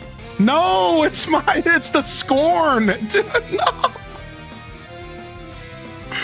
Why is this thing? It's such a menace, dude. No, no, it's such a menace, dude. So fighting, flying, bug, steel, or grass. Fighting, flying, bug, steel, or grass. Okay, let's just acrobatics. It's gonna be faster than me. No, it's not. Nice, we one-shot it. Okay.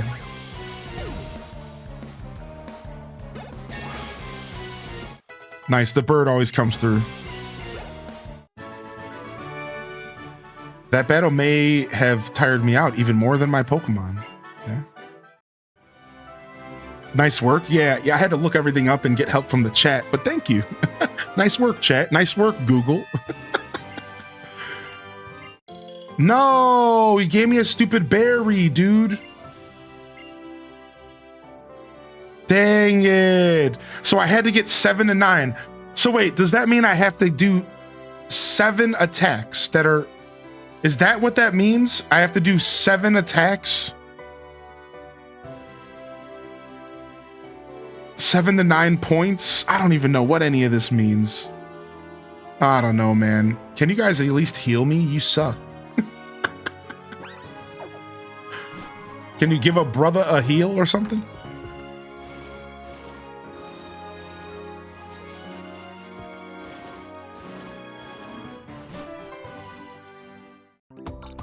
Yeah, no, I could have reloaded, but we're just gonna go with it.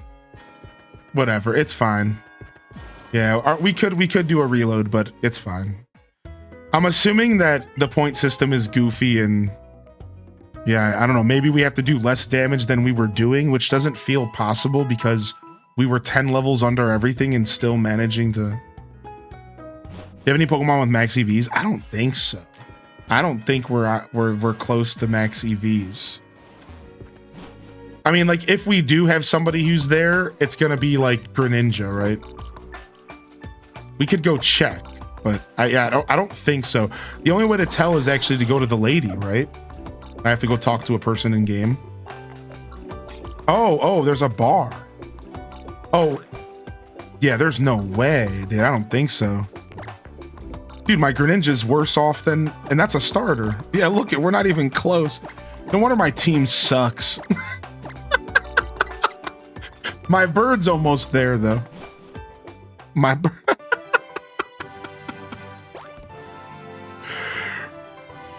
So I guess you're just kind of stuck with Dubblade until post-game. I guess that's kind of intentional by the developers. I guess the developers were just like, Aegislash is too overpowered. You're never gonna get him, sorry.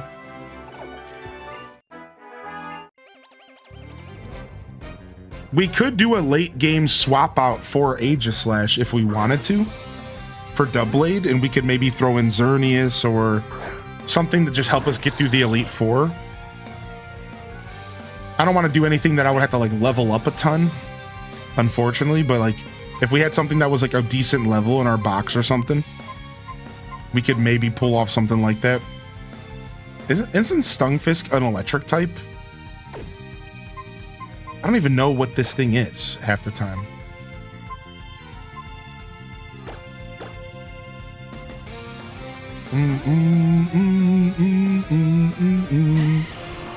Electric ground? Yeah, that's what I thought. What? Did it just use bounce or something? What? What? Did you just see that thing fly in the sky? What's going on? What is happening right now?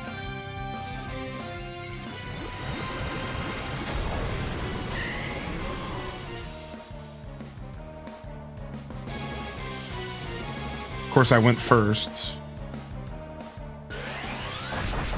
My Venusaur is faster than everything. Sometimes it feels like my Venusaur is faster than so many opposing Pokemon. It's like, how? Venusaur does have like a pretty okay speed stat. It's not bad, so.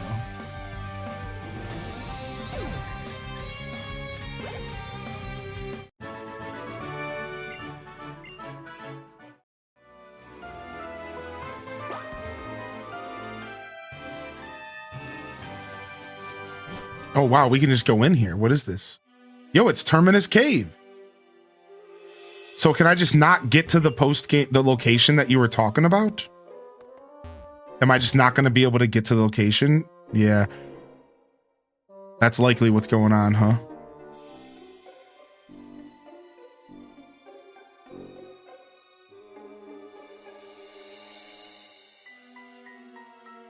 Give it a go. Maybe I was wrong.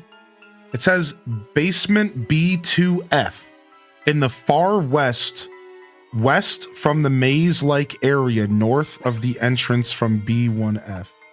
Don't know what any of that means, but let's go ahead and just see if we can run through. Now, the thing is do I need to rock smash? So this doesn't say anything about rock smashing, so maybe the rock smashing information was off.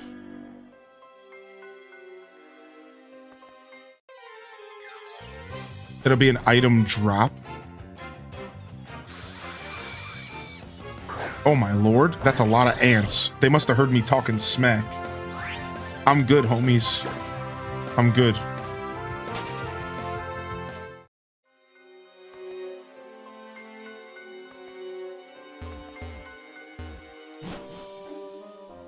All right, so this is basement 1F, I imagine.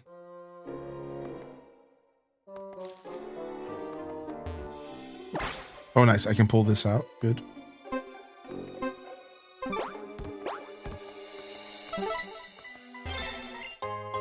Dusk Ball. That, for some reason, my brain was like, Dusk? Dusk?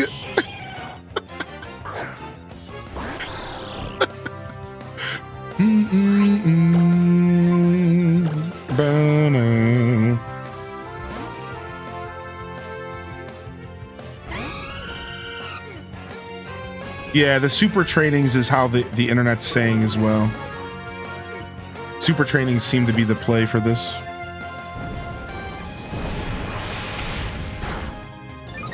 Dang, this thing is a tank. We don't do any damage. Yikes. I don't have any ground attacks either.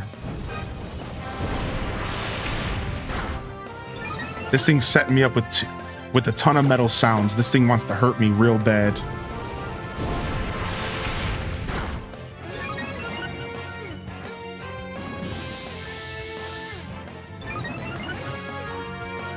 Bam, bam, bam, bam, bam.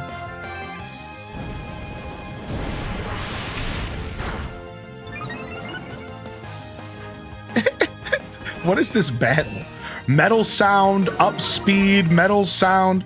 This thing is about, if I don't catch this thing in one try, this thing is about to one-tap me. Watch. This thing is about to destroy me. Watch.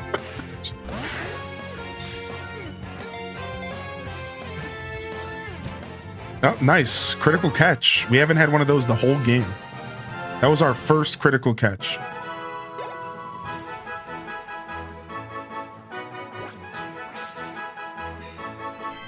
It loves iron ore. Groups of them fight for territory by bashing one another with their steel bodies. Sick. You like this dude? Nice. Here, we'll name him after you.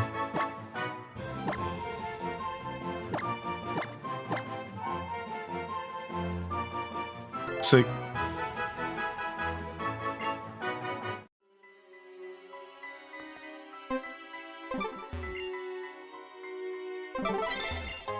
Nice. Hyper Potion. It's literally your favorite Pokemon? Oh, that's so cool. I love hearing about people's favorite Pokemons. Because it's always just so different for everybody. It's so awesome. Graveler. Dude, you're about to get surfed so hard, dude. You're not even ready, dude. You're about to get surfed, son.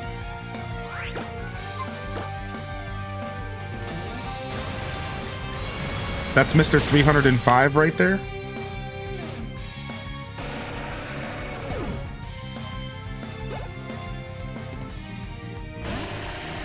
Dang, this guy's bringing the Gravelers to the party.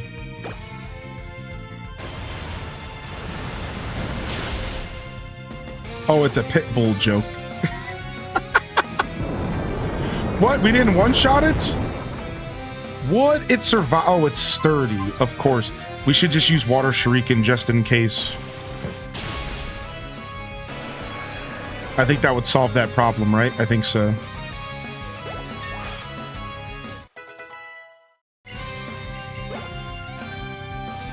Bam, bam, bam. Do do do do do do do do do.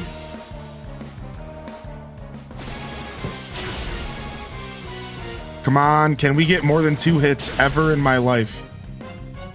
3, can we get more than 3 ever in my life? I've never seen 4 ever. Since the dawn of time.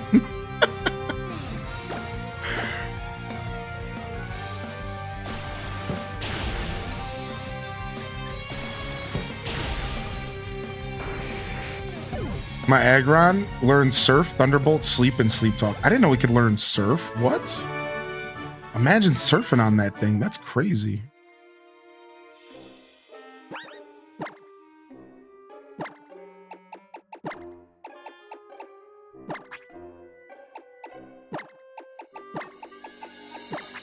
All right, let's go with this.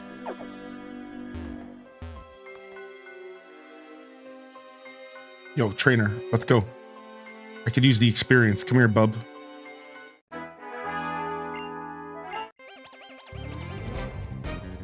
Aggron is basically a Steel Rock Gyarados to some effect. Like the Hidden Dragon vibe.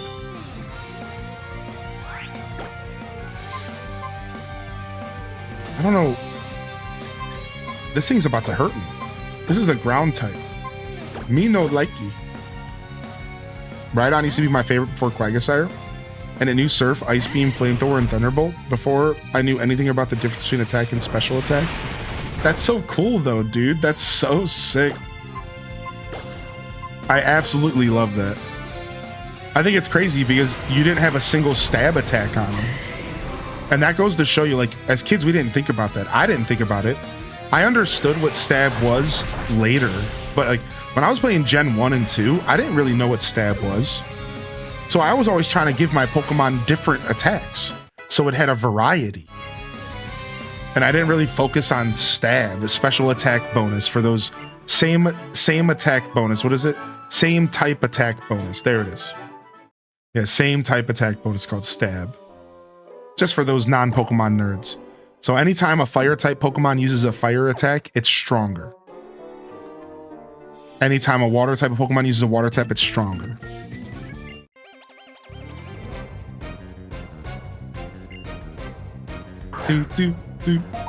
Yo, Mimi V, how you been, Mimi? Hey, speaking of artillery.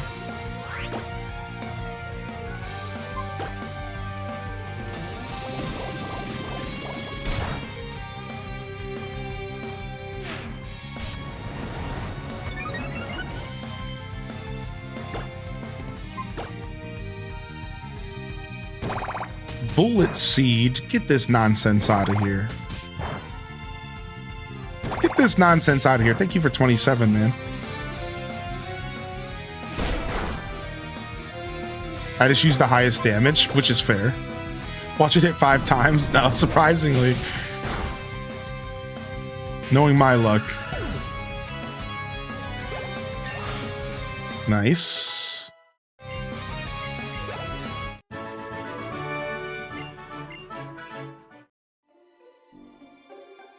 Homie was out here sweating. We had him out here sweating. He had to grab the rag. Woo! Oh, these kids out here. Kids these days. What are you doing in this cave? Smacking me around.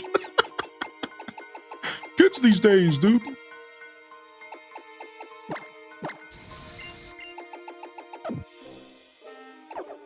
Let's use the... Okay, here we go. So we're on B2F, and it says in the far west, west from the maze-like area, north of the entrance from B1F. Okay, let's go. To be honest, I could just look up a picture of where it's at and a map, but this is more fun. Oh no! Stop with the socks and throws! No, dude, these things are my worst nightmare. You know what? I'm literally just switching to my bird and hoping that I don't get rock throwed. What? Wait, never mind. It's gonna rock throw me. Oh, wait a second. I forgot about this. This happened to me earlier. What is storm throw? What? I've never even seen that attack. Dude, I love playing generations that I didn't play in the past because it's like, what is storm throw? Oh, here comes the rock slide. Oh!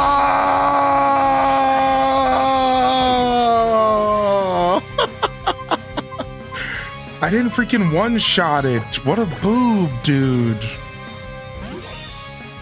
All right, we should be able to shadow sneak it at least.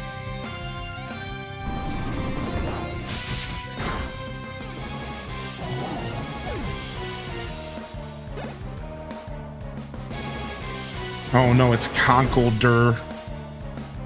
I don't know what to do in front of this thing. I'm just gonna swords dance.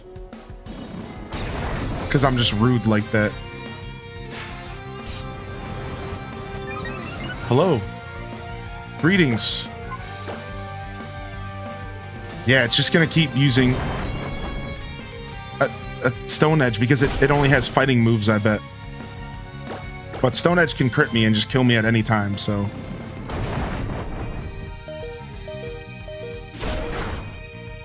Oh, but we can crit as well. How about that? Whoa! HDE's nice. Dude, those characters are scary. Dang, I wonder if I'm gonna have to quickly teach somebody Rock Smash. That would actually kind of suck. But I could just replace a move that I have a TM for and then just re-replace it again. So yeah, never mind. Probably not too bad at all. I could just use like overwrite a move that I have a TM for, right? And it'll be fine. If you just head left, you'll find it. That's what I'm thinking here. The reason I said that is because there's a Rock Smash right here. I'm hoping I can just go up. Oh no. No! Yeah, we might have to do some rock smashing.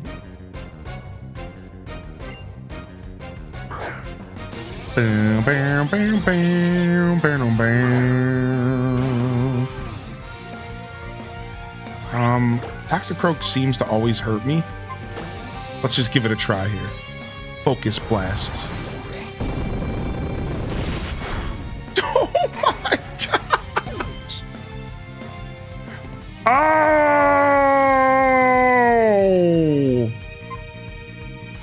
You suck, Toxicroak. You know that, dude? You have been a menace this whole game. You suck.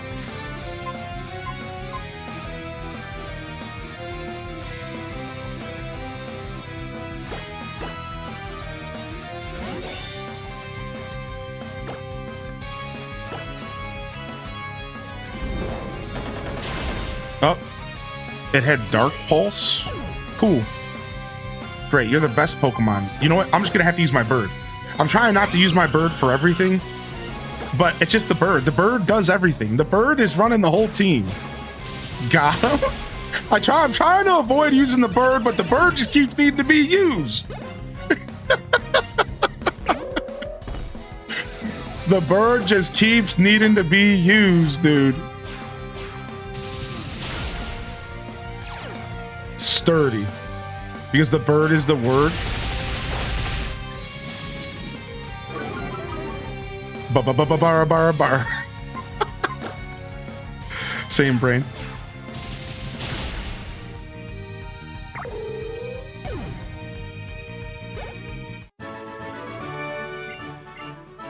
all the enemies are just so susceptible to the word. And the word is bird. All right, we're not even going to keep healing because I think we're close, and then we can just get out of here. Like we can just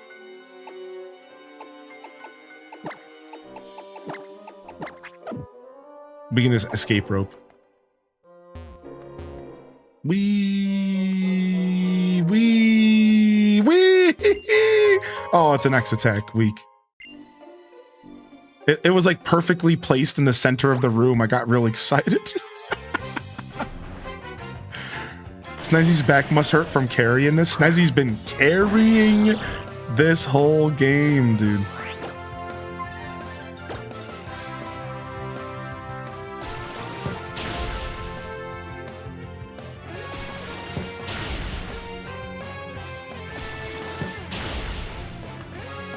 It might as well have had sturdy.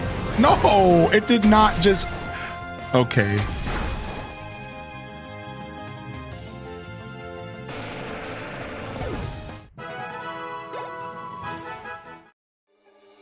We want the Gen 6 Dex for Dewblade. Dewblade does earn Iron Head at 45. So we want to get Dewblade up to 45. We want to get Iron Head. And then we're going to hit him with the Dusk Stone. That's the actual plan. Once we get to that point.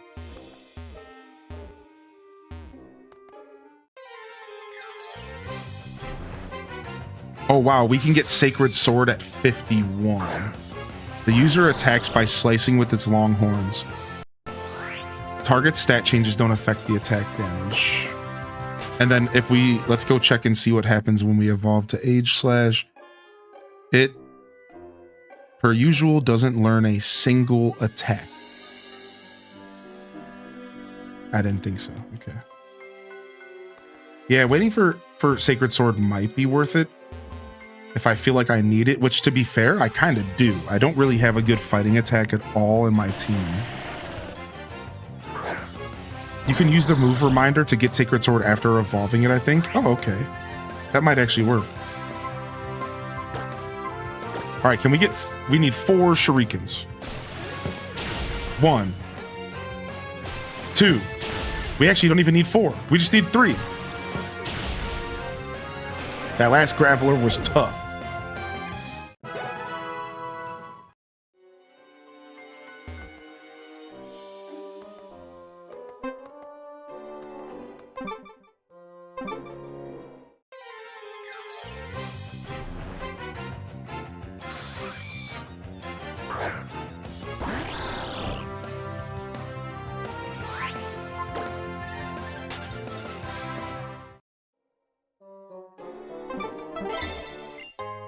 Ooh, nice.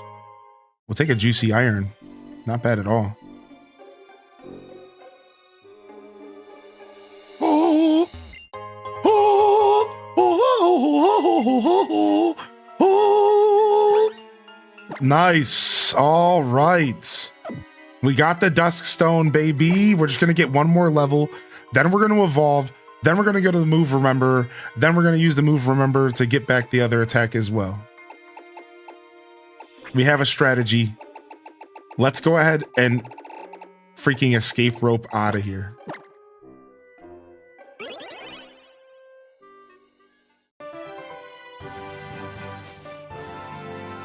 All right, let's go home and heal real quick.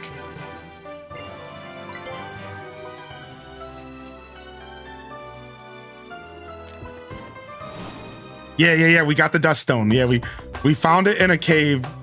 It was just at the end of this super long dead end path in a cave. You had to really want it, is what we're trying to say.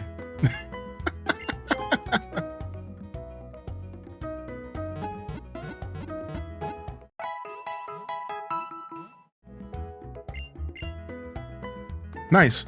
And you know, we got a little bit of extra experience while we were there, and that's fine, you know what I mean? That makes up for maybe having to grind later. I don't think we will have to. I've played plenty of Pokemon, but in case there is a scenario like that, you know, getting a little bit of extra experience is going to prevent a scenario like that.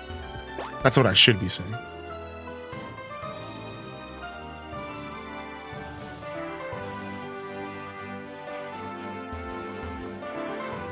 Was somebody running around here? Yeah, I can't get over to him.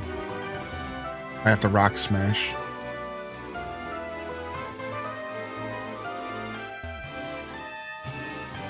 Okay. Hylian sound effects over here got me dying. You know I love making sound effects. Especially when we're like 10 hours into a stream, because y'all are getting more goofy Hylian now. This is... We're loosey goose Hylian now. Loosey goose Hylian shows up around 8 hours in. Maybe 10 hours. Depending on the day, depending on how much sleep I got.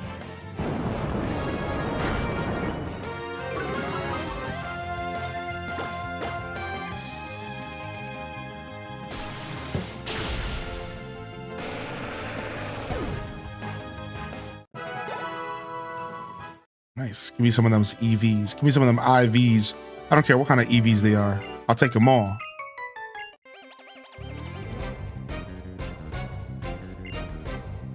Oh, Grand Bull. Honestly, Grand Bull's scary, dude. In this game, Grand Bull is terrifying. I never, ever respected Grand Bull before this game. I'm just gonna say it. I never even really respected this thing until this game. And now I'm like, wow, Grand Bull is nasty. This thing is scary.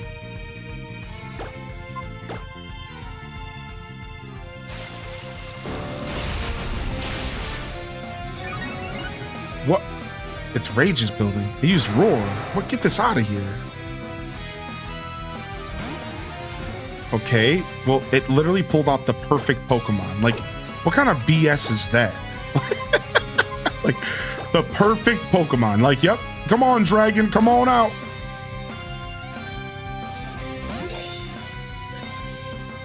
Okay. All right. Okay. You're going to play this game, dude. I guess we're doing XP share here because everyone's getting a turn. Everyone's getting a taste. Everyone's getting a lick.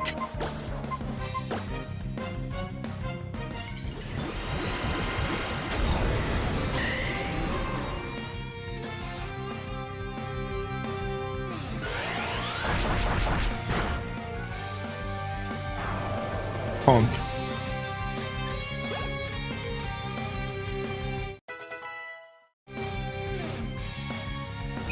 Oh, it's the little rat. The little rat that could. Busting out the muscle. Charge beam!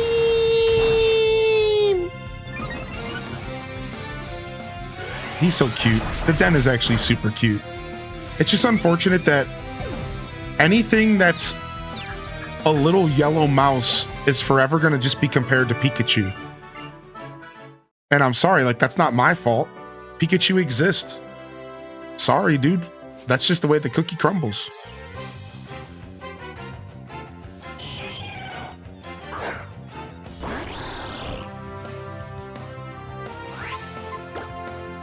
The den is baby. Is BB.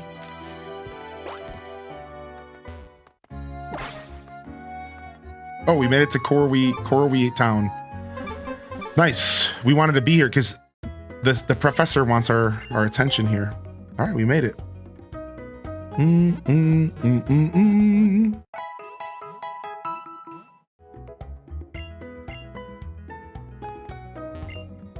A device that lets you become a Pokemon. Would anyone want to do that? Maybe. Changing your hairstyle is like a form change for people. True. Emolga's probably my favorite Pikachu clone as well. Yeah, you probably already knew that about me, dude.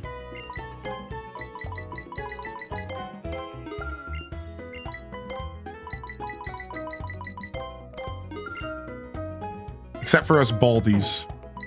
Yeah, last night when I was hanging out with those peeps, at one point I made a joke about that because we were like talking about hair. I don't even remember the context of what we were talking about. It was like something to do with like a head of hair. And I just like looked over and I flipped my head up and I'm like, I wouldn't know about that life. Obviously I'm joking, but the dude I was talking to was like, oh, I'm so sorry. Like, I'm so sorry about that. And I'm like, no, it's fine. Like, I'm joking. Morpeko's a cute Pokemon. That to be fair, that's a good Pikachu clone. I like Mimikyu though. I think Mimikyu's a great Pikachu clone because it's kind of not one, which is like the whole point. I don't know, you've been slinging bad vibes at Emolga this whole playthrough because Emolga's slinging bad vibes at me. Stop. No, man, it's been destroying me, dude. It's not considered a clone yet. I didn't think so. Right, so I didn't bring it up originally, but I just wanted to kind of throw it out there as an honorable mention.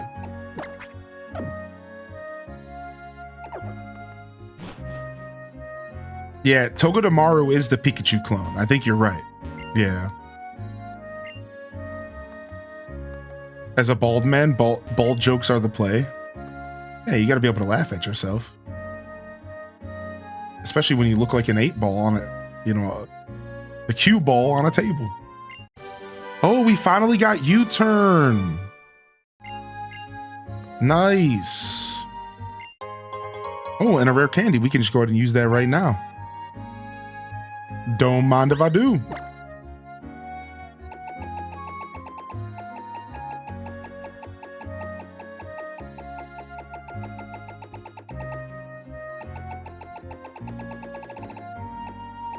Oh, did we already have another rare candy in here? I didn't think we did. I thought I used the last one I had. Oh, excuse me. It's in this pocket. I always do that. So I'm always in the wrong pocket. Yo, what's up, Ren? Hey, dude. All right, we're trying to learn Iron Head. And we're going to go ahead and drop Gyro Ball for it. Thank goodness, because Gyro Ball just seems to never really hit hard. Unless you have a huge speed difference. Then we're going to go ahead and drop that Dusk Stone.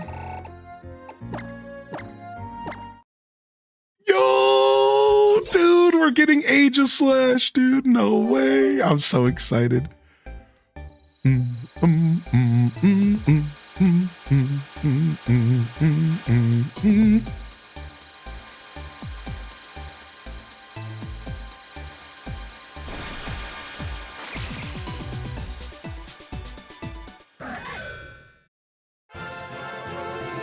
Yo, with Ren Mitosis coming at the perfect time, dude. Coming to help us celebrate. Yes. All right, let's go take a look at our stats. Let's see if our stats have boosted at all. Wait, all of a sudden, my special defense is good. But my attack... Oh, I've turned into a tank. The Pokemon now changes forms depending on how it battles. What? What do you mean? What is this Pokemon? What is this ability? How does it even work? Aegislash. What? Aegislash has two forms, shield form and blade form. Aegislash is capable of changing its stance depending on what moves it uses. Defense moves are performed in its shield form, while offense moves are performed in its blade form. Shield form. In this form, it holds a shield up in front of its blade, blah, blah, blah. Shield form can block and reduce damage of any attack. It accomplishes this through a combination of its steel body and force field made from its spectral power. Blade form. The blade form can use the strength and weight of its blade to cut through any opponent.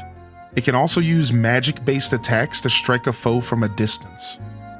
But that doesn't actually tell me anything in the terms of the game. Like, so what does it actually do? Your stats will change when you go between forms. Okay, good, okay. Okay, I was about to say, I'm like, does it actually change stats? Like, what does this thing even do? Like, yeah, I know, I'm also surprised by that, Des. I was expecting it, I'm not gonna lie. All right, let's fly to, what city was it again? Let me go check. And we can go to the Move Rememberer real quick.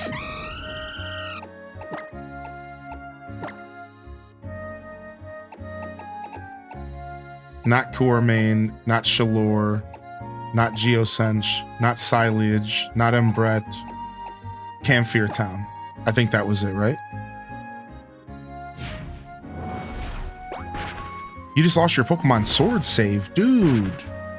No way. Radcliffe, I'm sorry to hear it. Yeah, I think it was Camphor Town here. Nope, not this building.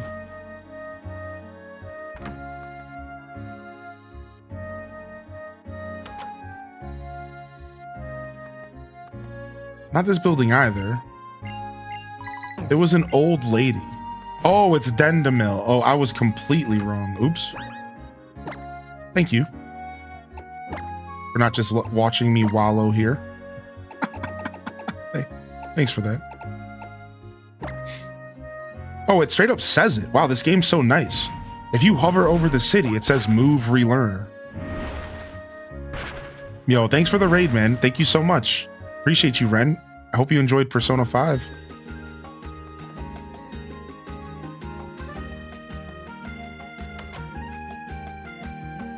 Aha, here she is. Please, help me remember a move.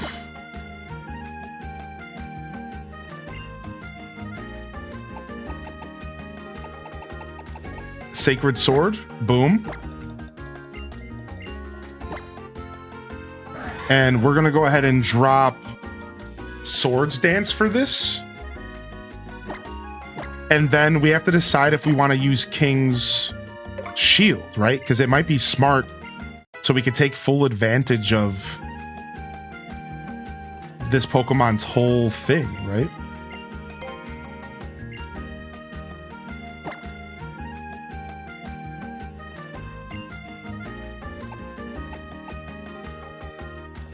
The user takes a defensive stance while it protects itself from damage.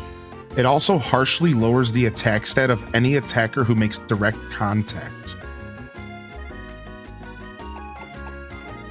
Head smash, oh, dude, wow. It actually has head smash is actually a really good move, but it's just so inaccurate. It's protect with a perk. Oh, wow. It's literally just protect with a perk. All right, sure. We can drop Shadow Sneak and we can have some fun here. I think I have one more heart scale, so we can always come back if we feel like it.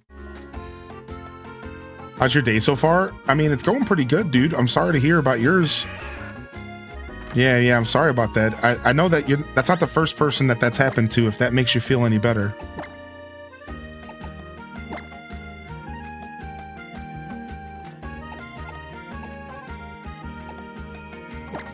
All right, let's go find the professor, because I have a sneaking suspicion what he might give me here.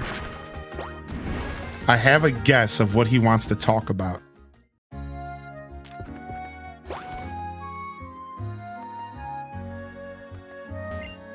I really like the story of the Magikarp climbing the waterfall. Nice. Was that a hint for me to go waterfall climbing? Hello. I have to apologize to you about Lysandre. I'm very sorry for the trouble he caused. I'd also like to thank you, and sincerely grateful for what you did for all the Pokemon and people of this world, and by stopping Team Flare, you also saved Lysandre. I always knew that he desired a beautiful world, and maybe someday the population of people and Pokemon will actually increase to where resources become very scarce. If someone acts out of greed in such a world, surely some will go without. If all living things keep acting that way, there will be nothing left in the end. Why, there won't be even anything left to steal, will there? But what I really wanted was for him to put his ego aside and lead everything to a greater heights. I never had this discussion with him though, so I'm partially responsible for this. Enough of that. I want you and your Pokemon to take everything you've learned from your journey and hit me with your very best shot. What? I wasn't expecting a battle? What? Sick, dude. Nice. My prediction is that he's gonna give me a Mega Stone here. That's the prediction. Level 50. Oh my lord. I'm scared. I'm scared. Petal Dance. Dude, we're instantly just mega tanky. Stance change, Iron Head. Yeah, you didn't like that, did you, bub? All right, now let's see how hard I get hit without my stance. Not as nice. But now you're weak, yeah.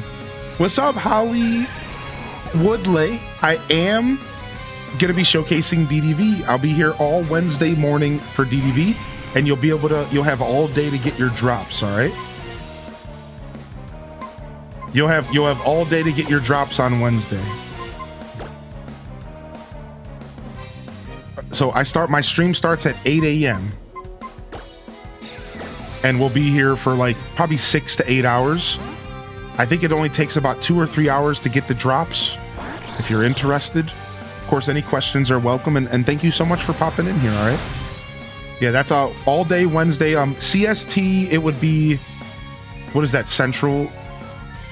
So what is that? Is that an hour behind me? CST, right? CS Mountain. So that's an hour behind me, right? So I would be starting at 7 a.m. for you. And I'll be going from 7 a.m. until probably like maybe 2, 3 in the afternoon your time.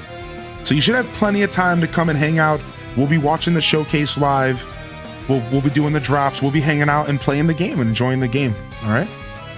Yeah, I'm glad you came in and asked and chatted with us. So welcome in. You didn't ask, but you know, you didn't answer a question, but you got an answer.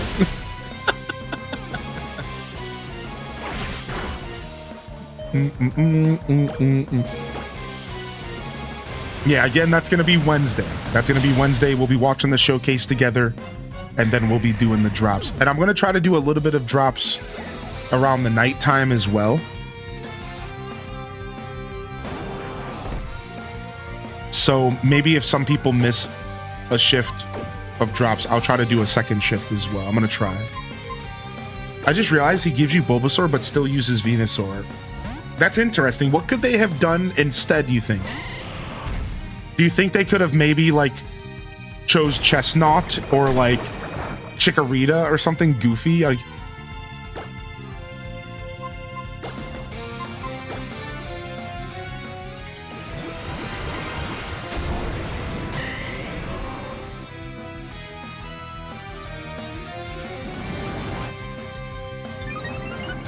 dude, I always thought Skull Bash was the coolest attack.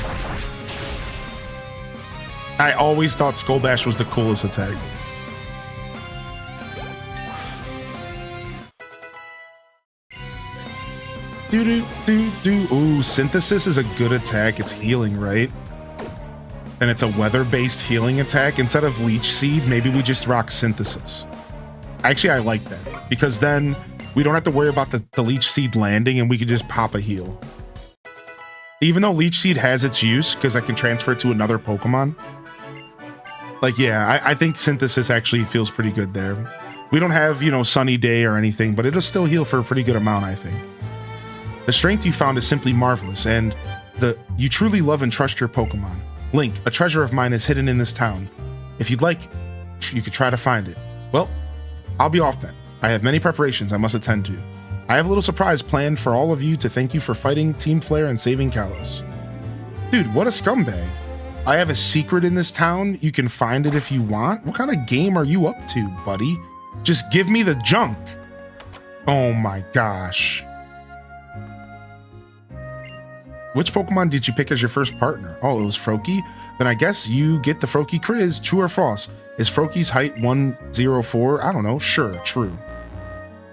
Well, that's too bad. I guess you overlooked things more than I would have thought. What? Don't talk down on me about not knowing the specific height of my Froakie. Mystic Water. Okay. Not a bad pickup.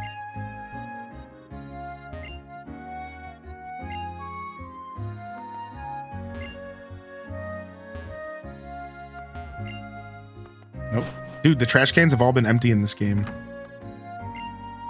In an album, you see pictures that make you remember the excitement you felt at the time. In Dendamil Town, You can make Pokemon remember moves they once knew. Hey, it's like she knew what we were doing. Okay.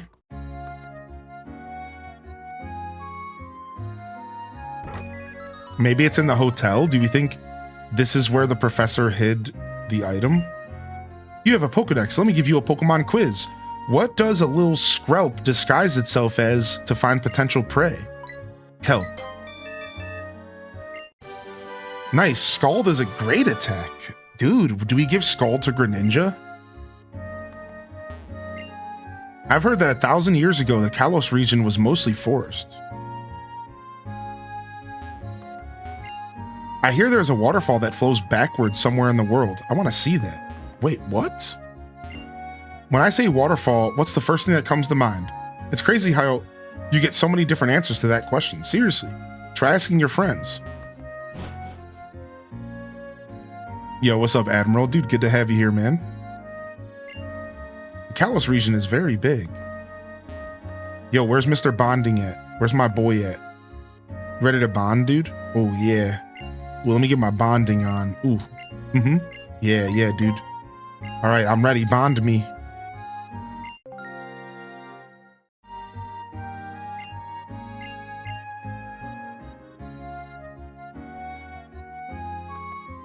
Nice. Love that guy. It's the most stylish suit in all of the game. Don't tell Team Flare.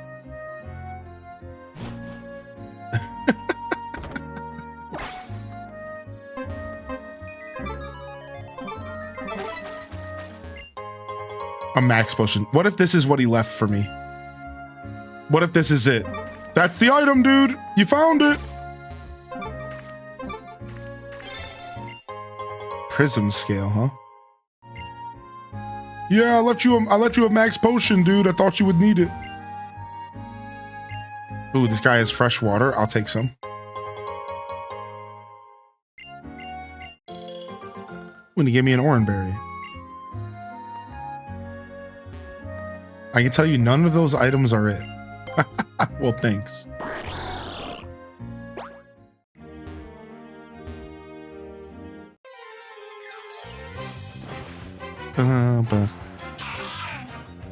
Little Lombre. This is one of my favorite Pokemon from Gen 3.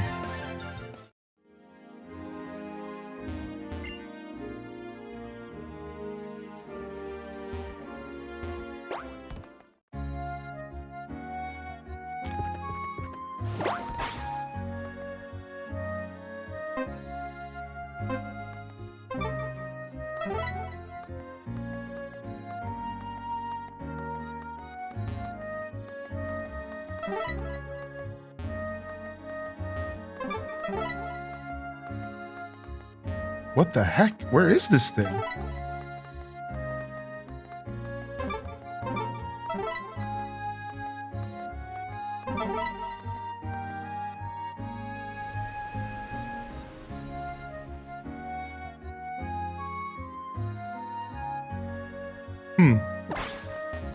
This one's eluding me. I might have to go out there and surf or something, huh?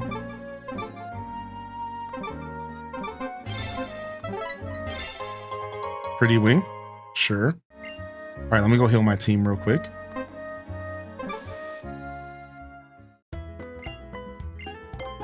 What system's can I play this on? So this is a 3DS game, and that would be where you could play it now. Otherwise, you'd be stuck having to use an emulator, which isn't too bad. But you know, you have to be a little tech savvy to set it up.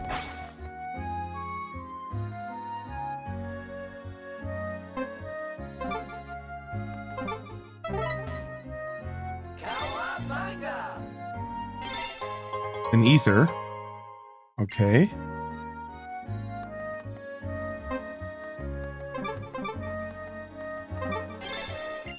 A Pokeball. Dude, I'm finding so many items, but none of these feel like the items that this dude would have gave me.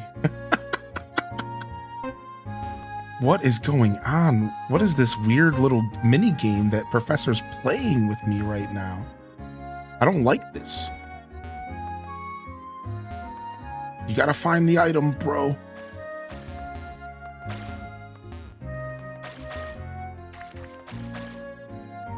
You know, I'm about to give up. I was hoping that it was going to be Greninja's freaking Mega Stone. But at this point, I'm just convinced that it's not, and it doesn't matter. That's what I'm going to tell myself because I'm leaving. Whatever, man. Screw you, dude. Mega Stones for Gen 6 starters are debuting in ZA. Oh, wow. So wait, you're telling me that the starters in this game don't have Mega Stones? What? You don't get to ever Mega Evolve your starter in this game? But this game is where Megas got introduced, right? What? This is just so weird. What? Who decided this? What kind of game is this? I don't understand. What?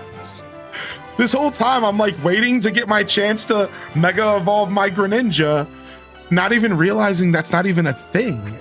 Wait, what? Dude, I had no idea. This whole time I've been like excited at the edge of my seat, like, ooh, what's gonna happen? You want a hint? I mean, you could just tell me what the item is. You don't have to necessarily give me a hint, but is the item worth my time? Can I just leave?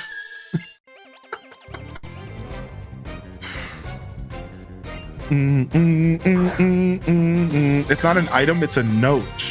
Weird. Okay. Is he gonna tell me that he's actually fallen in love with my mom like Professor Oak? Because I've already went through that once before and I don't want to deal with it again.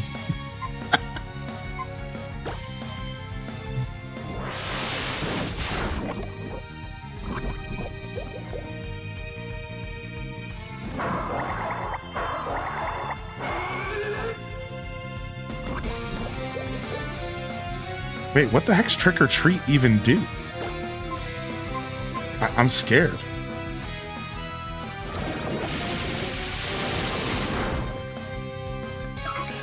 Please tell that pumpkin to show up shiny for me.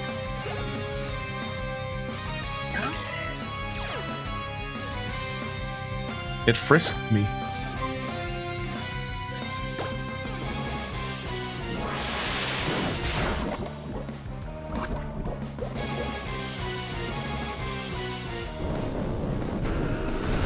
Even though Ash Greninja was a huge part of the plot of the Gen 6 anime, we couldn't get one until Sun and Moon demo.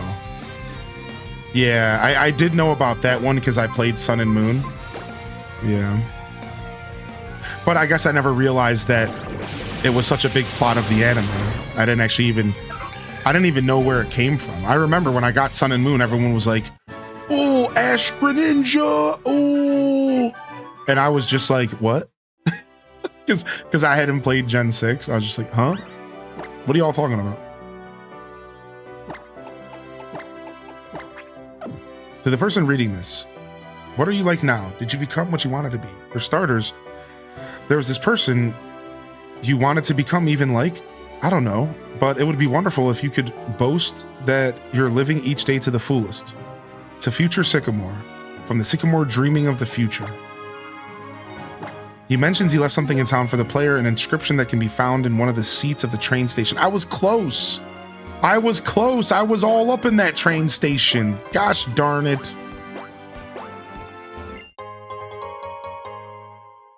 Dude, Max Revive's nice.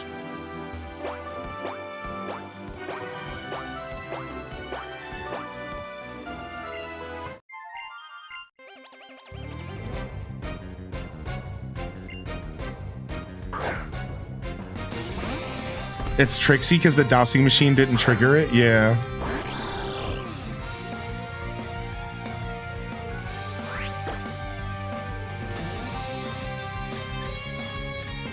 Not a big fan of sitting in front of a Mr. Mime. Mr. Mimes just scare me.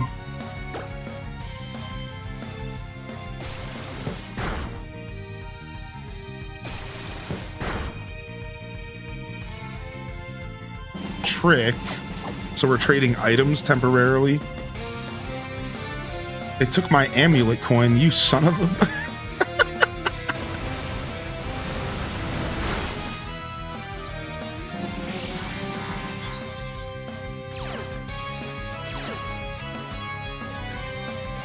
It stole your wallet, yeah. And for my next trick, I'll make $1 from your wallet disappear. Excuse me, that's Ash's stepdad you're talking about? I'm sorry about that. I hope I... 1 second here, I'm gonna blow my nose.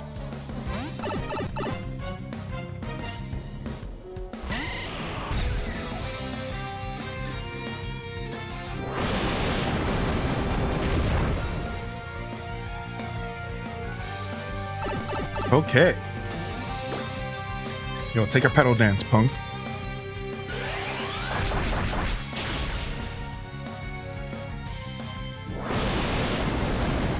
Yo, what's up? What's up, lemons and limes?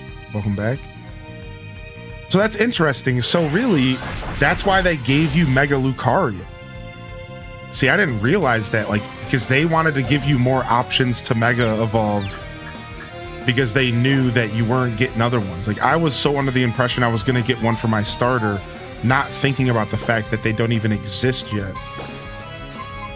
So it's just funny because that's why they were handing you Lucario. That's why, because they wanted you to have more Mega Evolution options in your team if you wanted.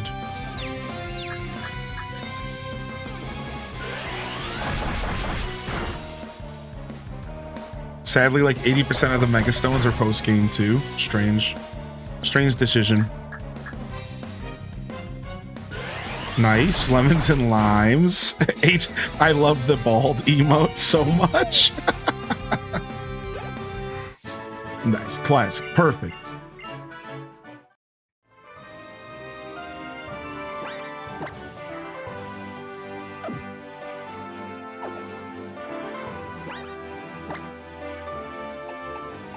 Do do do do do do.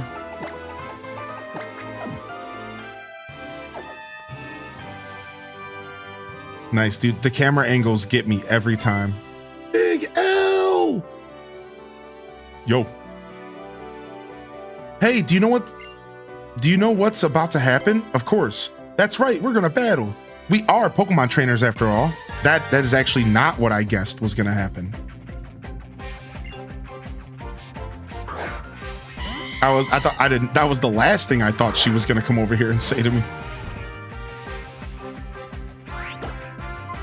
All right, let's Dragon Dance right in your face. Uh-oh, wait, is this Delkitty thing a fairy type?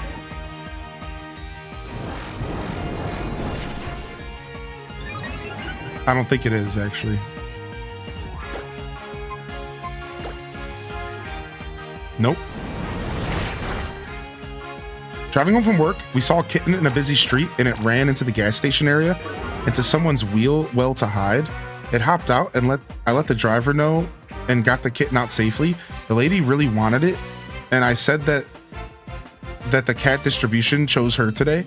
Aw, that's so good. Strawberry grass, nice, dude. That makes me very happy. Yo, Foe's still at class. What's up?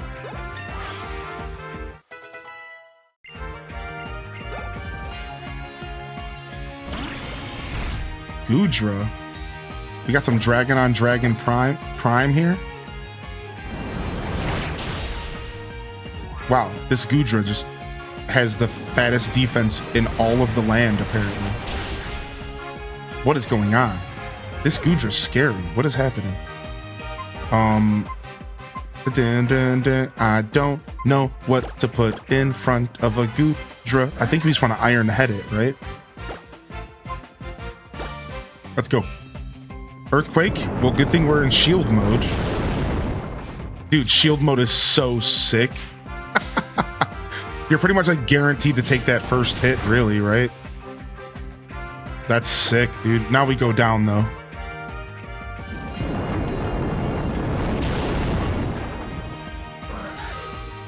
I'm back from a long day at work. What up? What'd I miss? We've just been jamming on Pokemon all day, dude. It's been a blast. And if you use King Shield, you go back to defense stance, right? So the way it's set up is like you're kind of always going to take, if you're being aggressive, you're kind of always going to take. Well, no, but King Shield is like protect. So it goes first. So you don't have to take an attack if you don't want to the next turn. Because you said it's basically protect, right? It's priority. See, I didn't think it was actually that good. I was like, well, you're kind of always guaranteed to take a hit, so like, does it really matter? Oh, I just got sap sipped. I forgot that Gudra has sap sipper. Oh my god. This Gudra hurts, dude. Please stop hurting me, please. Yeah, everyone's fully evolved except for one Pokemon. But it's getting there. A couple more levels.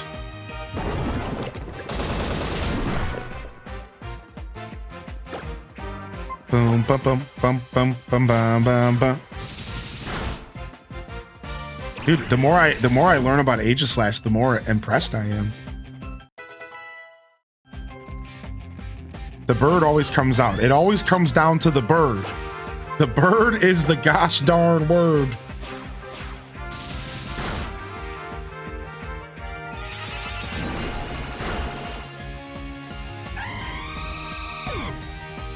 All right, my Scoliopedes should be able to clean this up, I think. I don't see why not. I should be faster, even though I'm pretty under-leveled here.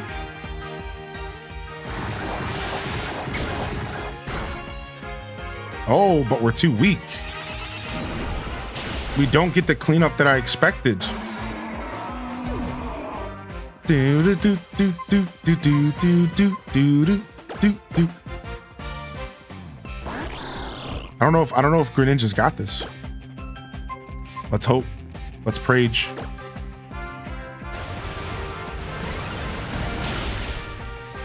Got it.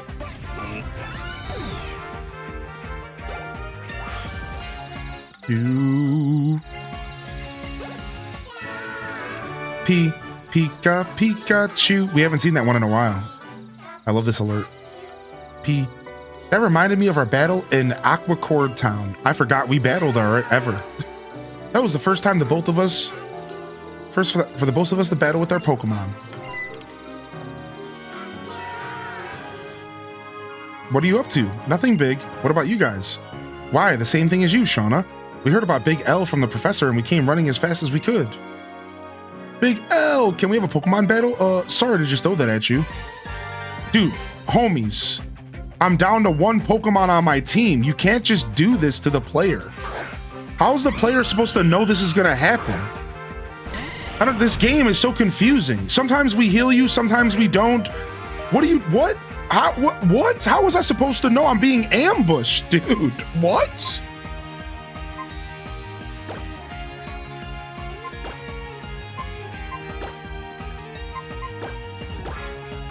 You can't just do this, dude.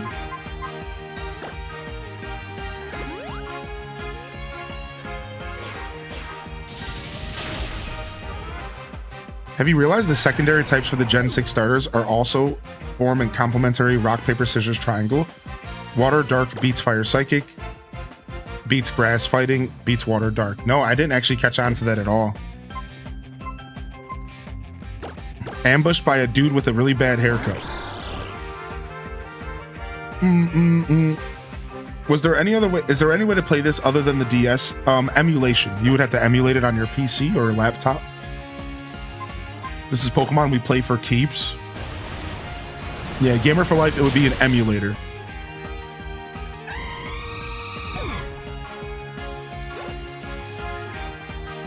Roserade.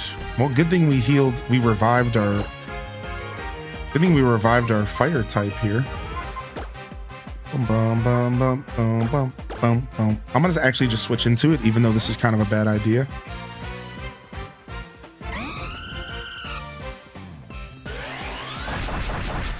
I was about to say, we should take that like a champion, and then we could just acrobatics for a one-shot here.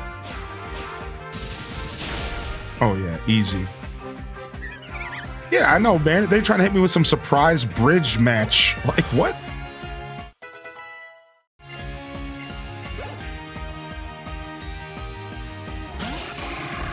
Crawdaunt. My bird doesn't want to be in front of this thing.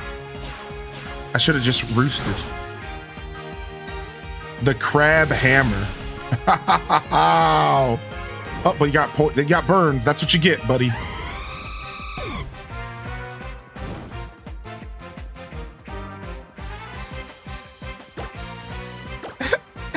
No. No, not the dad jokes coming in here in the PM shift. I don't think so. Honestly, I think I just hit this thing with Surf. I think Surf was my best option here. No way it lived. Dude, if I died to this crab hammer, okay, thank goodness. Ever since blue and yellow, I expect battles on bridges. Fair.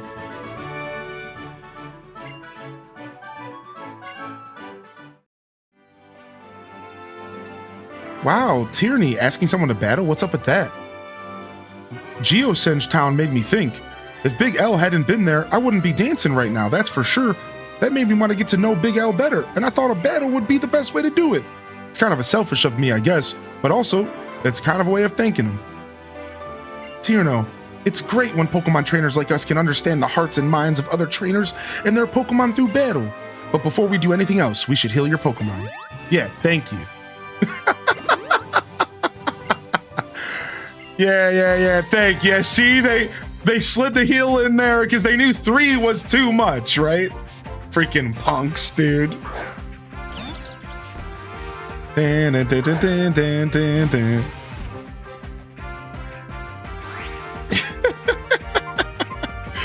knew. They were like, okay, we better heal them, dude.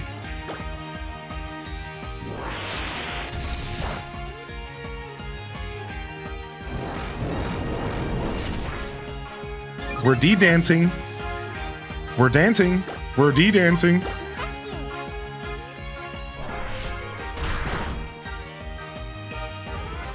Somehow this Raichu's still faster than me.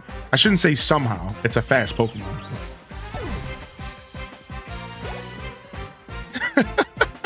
That dude looked like the dumber version of Dudley Dursley. That's so true. This is a fairy type. I'm just gonna strengthen its face because I'm just that badass. Oh, here we go.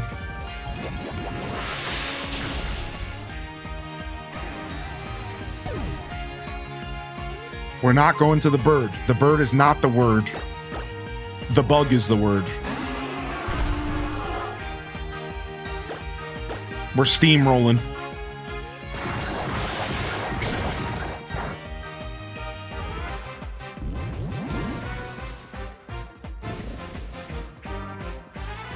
Oh, wow. That's a terrain attack.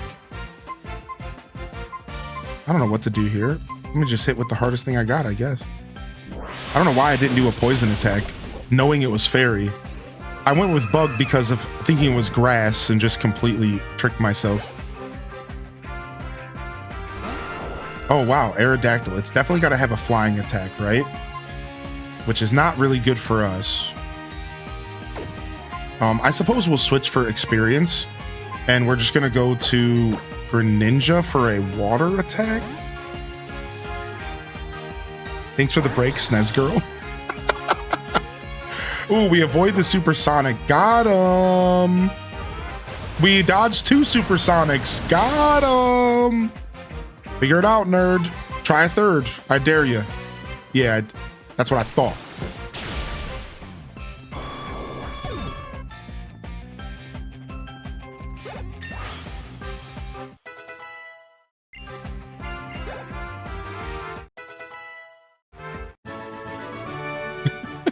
Here he is. You're even stronger than I thought. That's right, dude. There's still so much I don't know. Do I just not have what it takes? Wow, I don't think I've ever heard you worry about being weak or strong before, Trevor. You seem a lot bolder than you used to be. Is it just because we went on a journey? Or maybe it's thanks to what you learned from being with your Pokemon and with us, your friends. Speaking of which, where's Serena? She's off training with the Mega Evolution Guru. She said friends are friends even if they can't be together. Indeed. Well, there's something we must attend to. Be seeing you. I'm so glad we went on a journey. I made some great friends.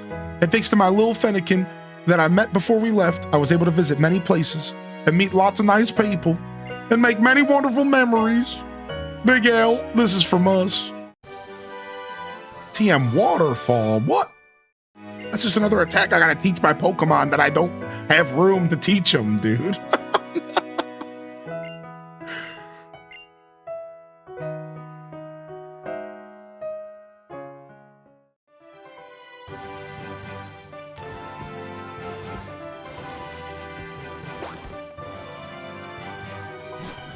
Smell you later. I don't know why, but I really remember the battles I lose. You've got to turn every frustrating defeat into motivation to grow stronger. My Burgemite was given to my grandmother when I was born. Given to me by my grandma when I was born. Ooh, we made it to Snowbell City. Ooh. When did functionality of using the HM move without a Pokemon needing to know it start? Only recent gens? Yeah, recent gens really figured it out. The same thing with them not being moves that can't be removed from your team, right? Like, I wouldn't be surprised if this game still has that stupid mechanic where it's like a permanent move in your team. It's like, like, it's just such a... Honestly, it worked for the older games, and I would never complain about the older games. But I think for modern games, it needs to go. Yeah, it's not good anymore.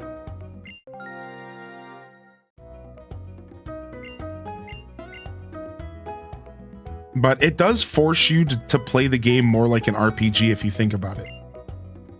Right? Think about this. It forces you to kind of play the game more like an RPG. It really does, because I think it puts you in a position where you have to free up teammates for HM Pokemon, or you have to put it on a Pokemon that you would attack with, right? Like, I had plenty of in Generation 2, like, you know, I had to do what I had to do. I had to put Cut on a Pokemon early on and just deal with it. You know what I like? So yeah, I think it kind of increases the RPG elements of the game.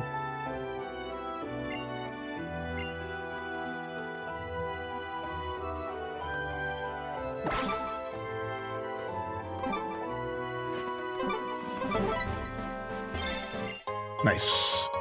I love the fact that Herba Mystica were used to give the ride Pokemon the ability. Yeah, I agree with that. I think the Herba Mystica stuff was really cool. Doesn't matter how big our numbers might get, people in Pokemon will be fine in this world. True.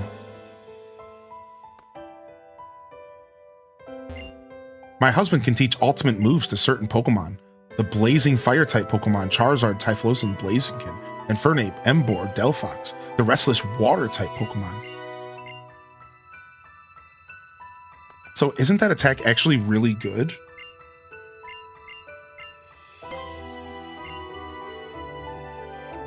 Isn't this attack actually really useful? But it's like... What? Yeah, Elemental Hyper Beams. Your Pokemon is not friendly with you. Okay. Oh man, my Pokemon hates me. Okay. My Venusaur apparently doesn't like me. I've never had a Pokemon game ever say that to me. Is it just not enough happiness, I guess? Wow. Wow, I feel bad.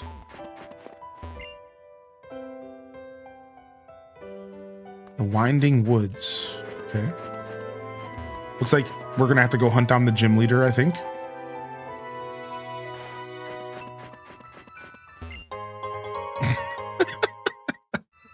Bro letting his Pokemon faint too much?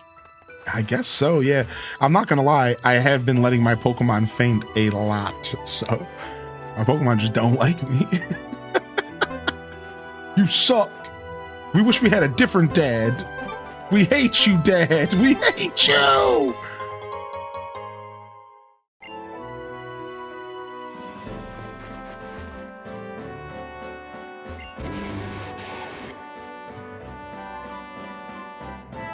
Yeah, here it is.